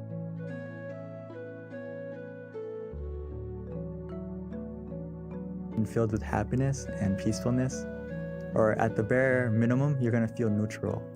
And even though you feel neutral, this process is already happening as well. As long as we stay content, stay patient, and embrace the meditation at that moment, and just trust that your mind is healing itself as long as you feel calm, you feel comfortable, you feel relaxed. So like I said, we always need to check. We always need to check our body and our mind. What makes us ready to meditate? Always have to check every time you meditate. And how we do that is physically, we always have to make sure that we feel calm, relaxed, and comfortable. As you can see in the picture, she's sitting very nicely with the back straight, but this is the standard position. But if you don't feel comfortable in that position, it's okay. Start from what position works for you, and we can always adjust according to how you feel, and just go with your own flow, go with how you feel. If you feel relaxed, you feel comfortable, you need to adjust, feel free, because it's the foundation of making your mind calm and relaxed as well. So physically, if you're not comfortable during the meditation, you can adjust, you can move, okay? Always go back to making sure physically you're as comfortable as you can be. And your mind, how can you adjust your mind? When you go, after you adjusted your body, we also have to adjust our mind by just changing our mindset and switching modes, like we would do with our phone. If you turn on airplane mode, there's no Bluetooth, there's no connection anymore, right? You turn everything off and no one can call you, no one can contact you if you have this on. So we should kind of get the same feeling when we meditate, is put your mind on airplane mode.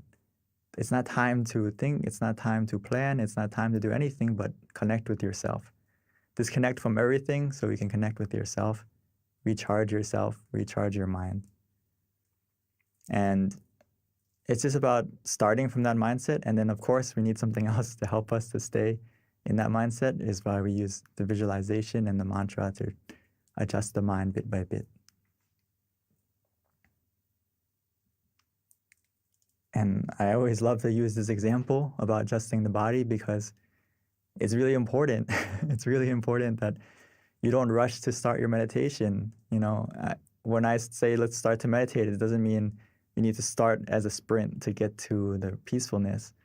You need to see what works for you, what position works for you, what method works for you at this moment. So the crab and the shrimp, they have their own specialty. You know, the crab runs side to side, the shrimp goes backwards. So it needs to adjust itself in the right position so it can go in the right direction. Our meditation's the same. When you adjust your body, adjust your mind, it's about looking at yourself, reflecting on yourself, what method, what technique, what position works for you that helps you to feel comfortable this session. It's not always the same. It's not always a fixed 1 + 1. It's sometimes you have to find the position that works today. And it's not always the same. And the method is the same. Sometimes we use the mantra, sometimes we use visualization.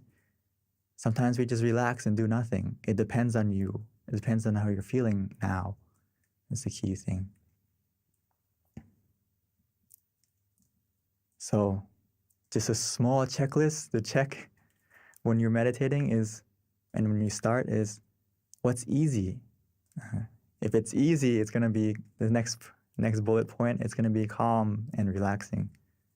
So do what's easy for you and helps you to stay calm and relaxed.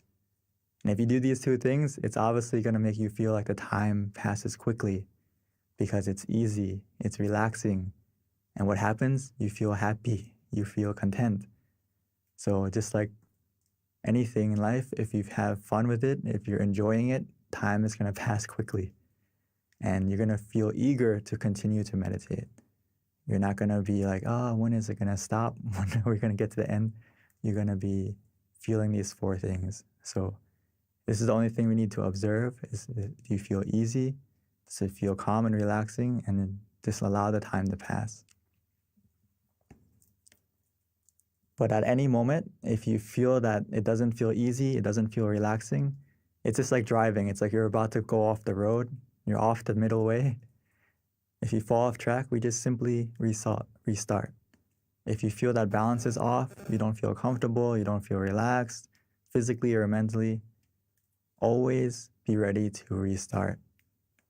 Restart in this sense doesn't mean going back to zero. It means just coming back on the road, coming back on the path so you can continue going in the right direction. But if you don't reset, if you don't readjust, you're still meditating, but you're still sitting, but you're not actually meditating. You're going in the wrong direction and yes, you're sitting, but your progress isn't going anywhere if you don't come back to the right path where you feel in balance, like Paul said, where you feel content, where you feel comfortable again. So the sooner you readjust, the sooner you restart, the better. So just keep that in mind, that it's okay to reset, restart as many times as you need. And before we start the meditation in just a moment, just remind yourself to take it easy, take it slow, and to feel that balance between being conscious, and also to have comfort. These two things are all we need after you adjust the body, adjust the mind. All we need to do now is to find that balance. Feel that balance for yourself, where you feel conscious of your comfort. Does that make sense? Meaning that you are able to, if you feel and are aware that you're comfortable right now, and that feeling is still with you, that means you have both, right? You have you're conscious and you're also comfortable. So just do that and stay with that comfort feeling, stay with the feeling of relaxation, and just observe it neutrally. See where it takes you. The only time you need to react, readjust, or do anything is that comfort is starting to change in a negative way. It's decreasing, or you feel not as relaxed as before, then okay, that's something we have to interact and adjust by, whether adjusting the body again to be comfortable, or mentally, maybe we need to use the mantra again or use the visualization again to help you to get back on track. So hopefully we got some sort of picture of how to meditate. And now I would like to invite us to practice meditation together, and we can put it into practice and have some time to cultivate our mind as we can become the full moon we need tonight, find our brightness within us. So I would like to invite everyone to prepare yourself to meditate. And if you need to adjust your body, you need to take some water or freshen up, stretch a little bit, please feel free.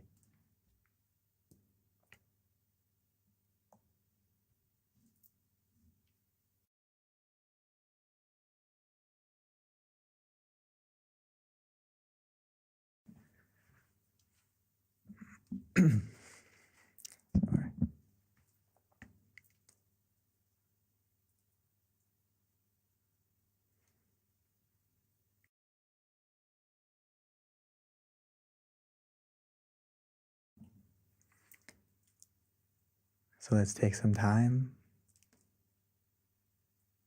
to switch modes. Now it's time for us to meditate. Time for us to find the miracle waiting inside. All we need to do now is to look within, easily and simply.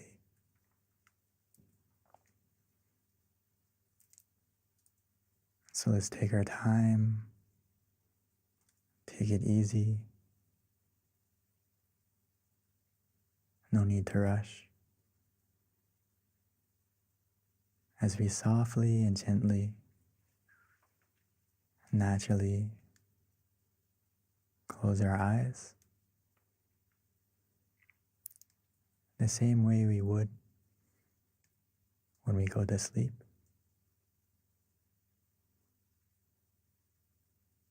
Because now is a time for us to rest, to reconnect, to recharge,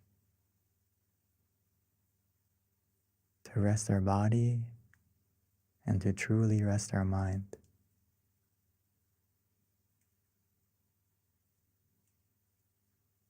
And we can do that easily and simply by first taking the time to adjust our body, making sure that our body is completely relaxed, comfortable, by finding the position that works for you. Whether you're sitting on the floor, in a chair, wherever you may be, take a moment to check yourself. Finding that position that feels good, feels relaxing.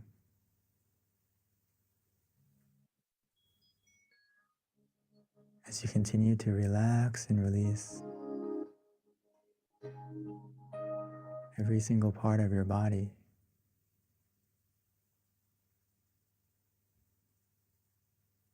making sure that every single muscle from your eyes, your face, your shoulders, arms and hands is relaxed and released. Our back, our legs, all the way down to your toes.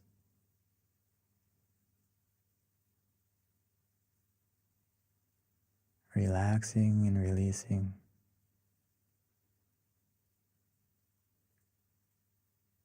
Sometimes it's easy to relax and to let go by taking a deep breath, breathing in deeply, exhaling slowly, bringing your mind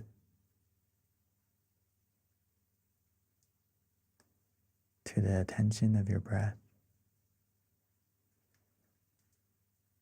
feeling the relaxation,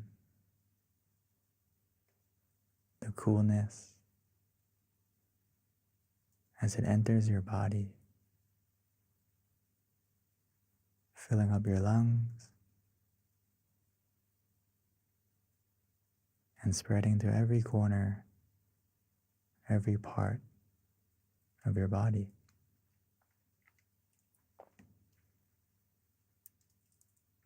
Even as we exhale, allow all the tension, all the tightness to leave, to melt away, to fade, leaving only relaxation and comfort within you, around you, as if we're embraced, surrounded in a cloud of comfort where we feel safe, where we feel free.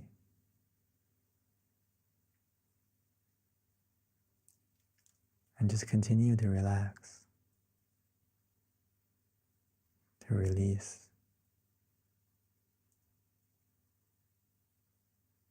And gradually our body will begin to fade away, almost as if it's not there.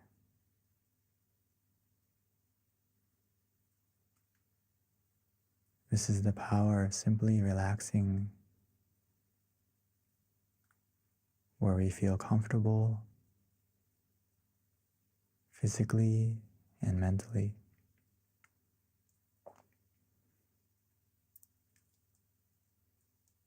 Now that our body is more relaxed and comfortable,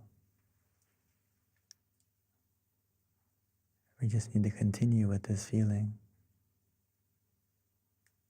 allowing our mind to also let go, to relax, to release. Allow your mind to let go. Put everything aside,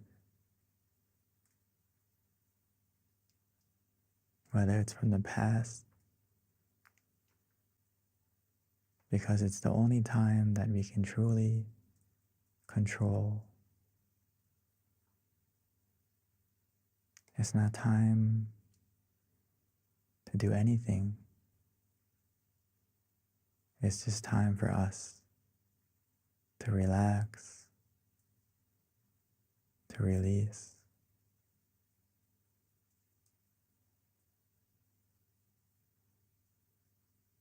allow your mind to be free.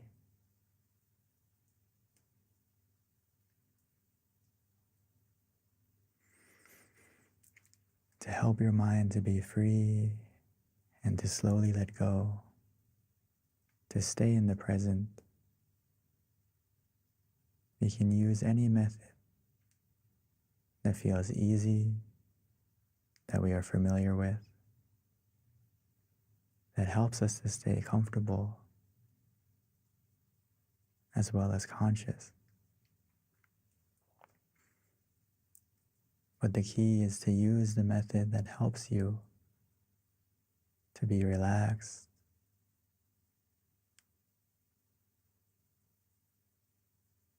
so whether we use the mantra Samma Arahang,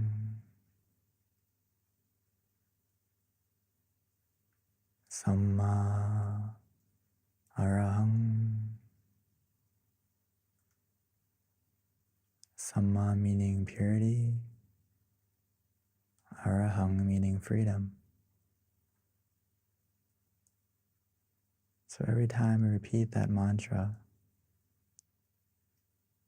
allow it to resonate, allow it to help our mind to become more clear, more free from any distractions, as it helps our mind to be calm, comfortable, present.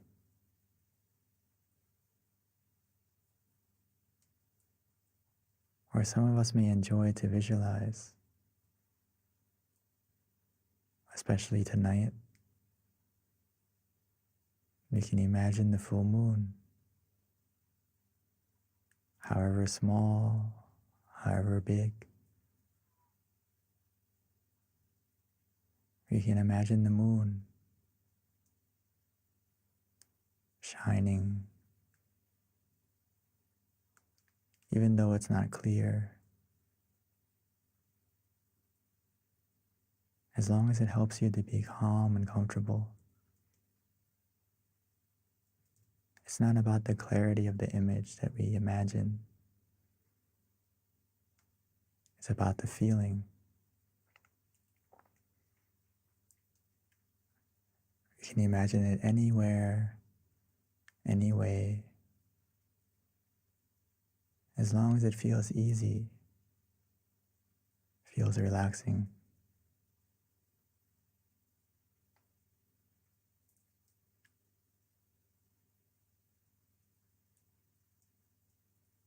Or for some of us, we feel ready to just do nothing, just to relax, allowing that relaxation to take us inside, as if the relaxation and comfort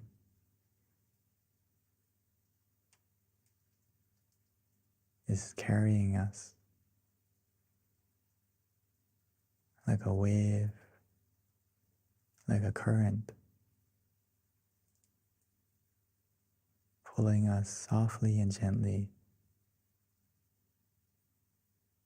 to the point of peace within us.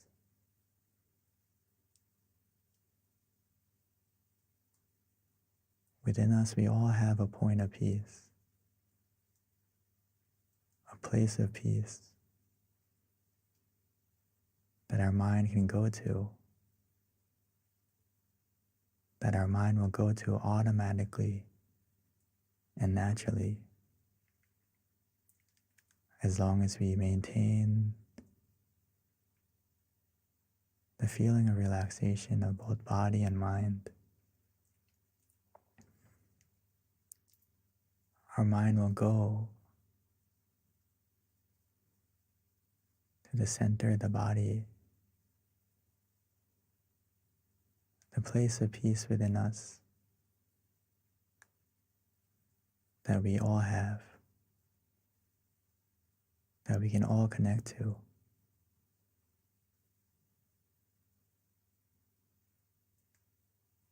It's located within us. at the center of our abdomen, 2 finger widths above the navel.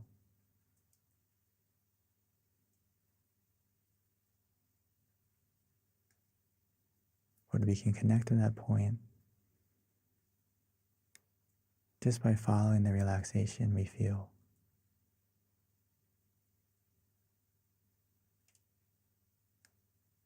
The relaxation of both body and mind will be our guide.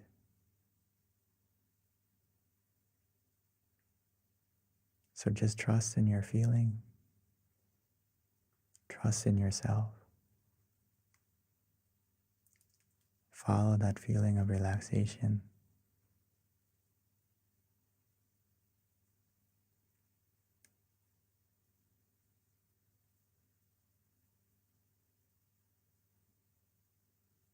As long as we stay in balance, where we feel calm and content, comfortable and relaxed, our mind is becoming clearer. Our mind is becoming brighter. As bit by bit, gradually and naturally, our mind will heal itself. The negativity, the darkness of our mind, the clouds, they will begin to fade and disappear, leaving our mind full of happiness, full of brightness, full of positivity, as we'll be able to find our own full moon shining within us. It's always been there, waiting for you to look within, calmly, comfortably, relaxingly.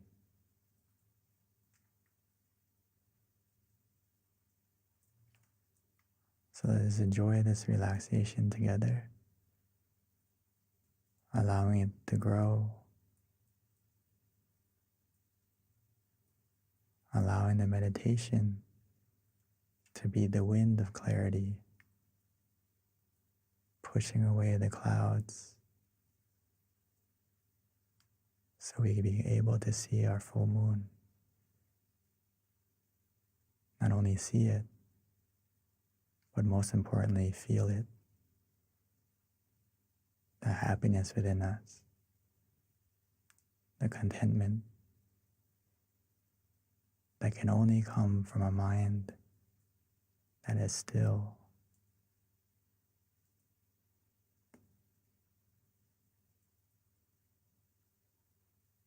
So let's enjoy the meditation together in silence.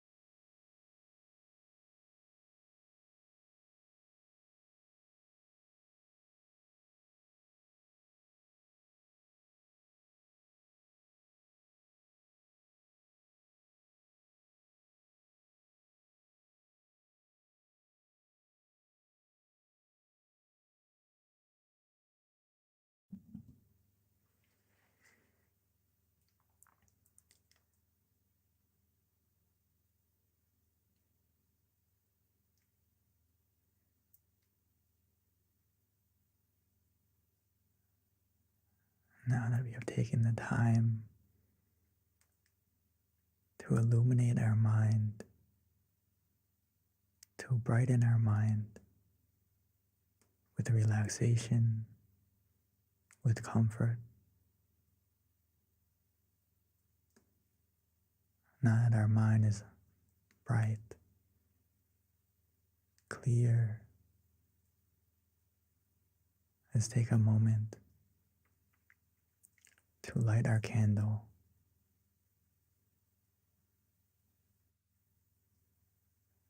Now that we have found our light within, with the positivity that we feel. And once we've lit it, we can slowly and gently close our eyes and continue to meditate.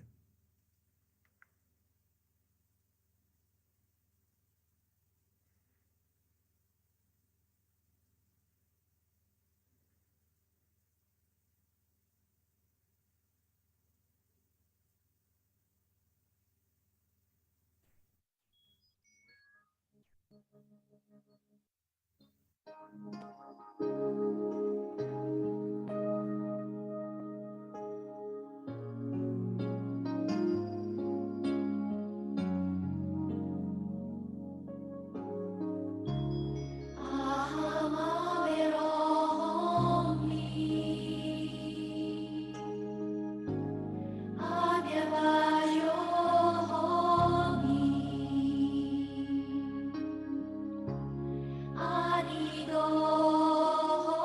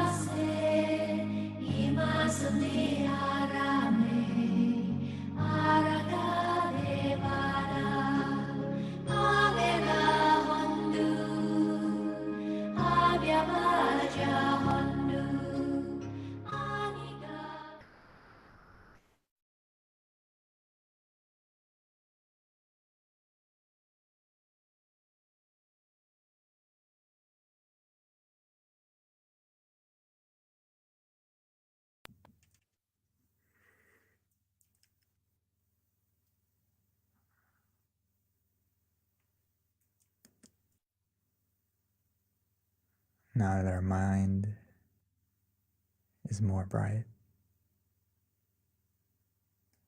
now that we lit the candle on the outside as well on the inside,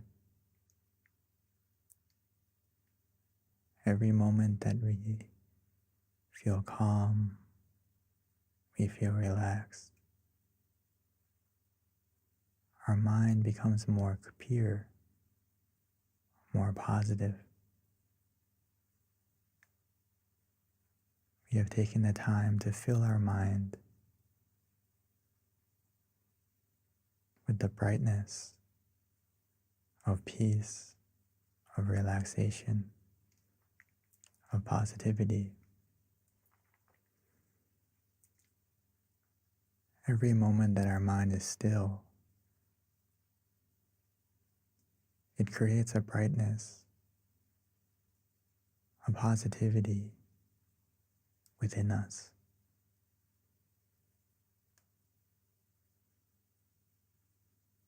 Because every time our mind is still, it becomes more pure. It stops the greed. It stops the anger. It stops the delusion. So now that we have taken the time to fill our mind with positivity, with brightness, let's take a moment to share it, to spread it, to send it.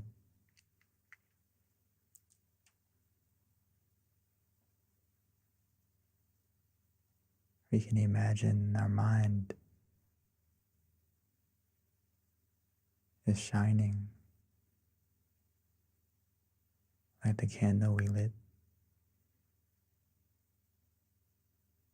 And we can spread our positivity, our love and kindness, our good intentions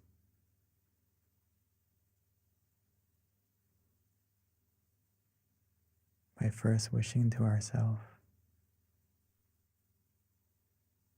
wishing for yourself to be happy, to be healthy, to be free from any suffering,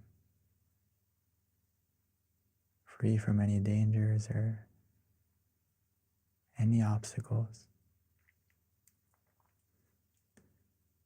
May your brightness of mind be able to overcome any darkness, any obstacle. And as we continue,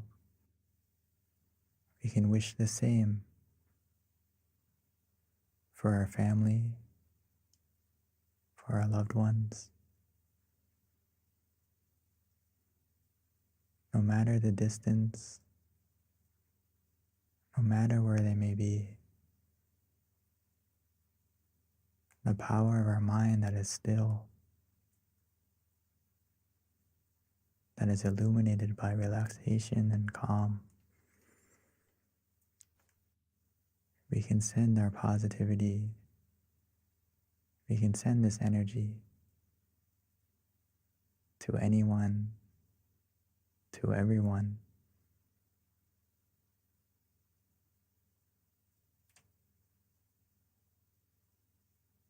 So take a moment to wish,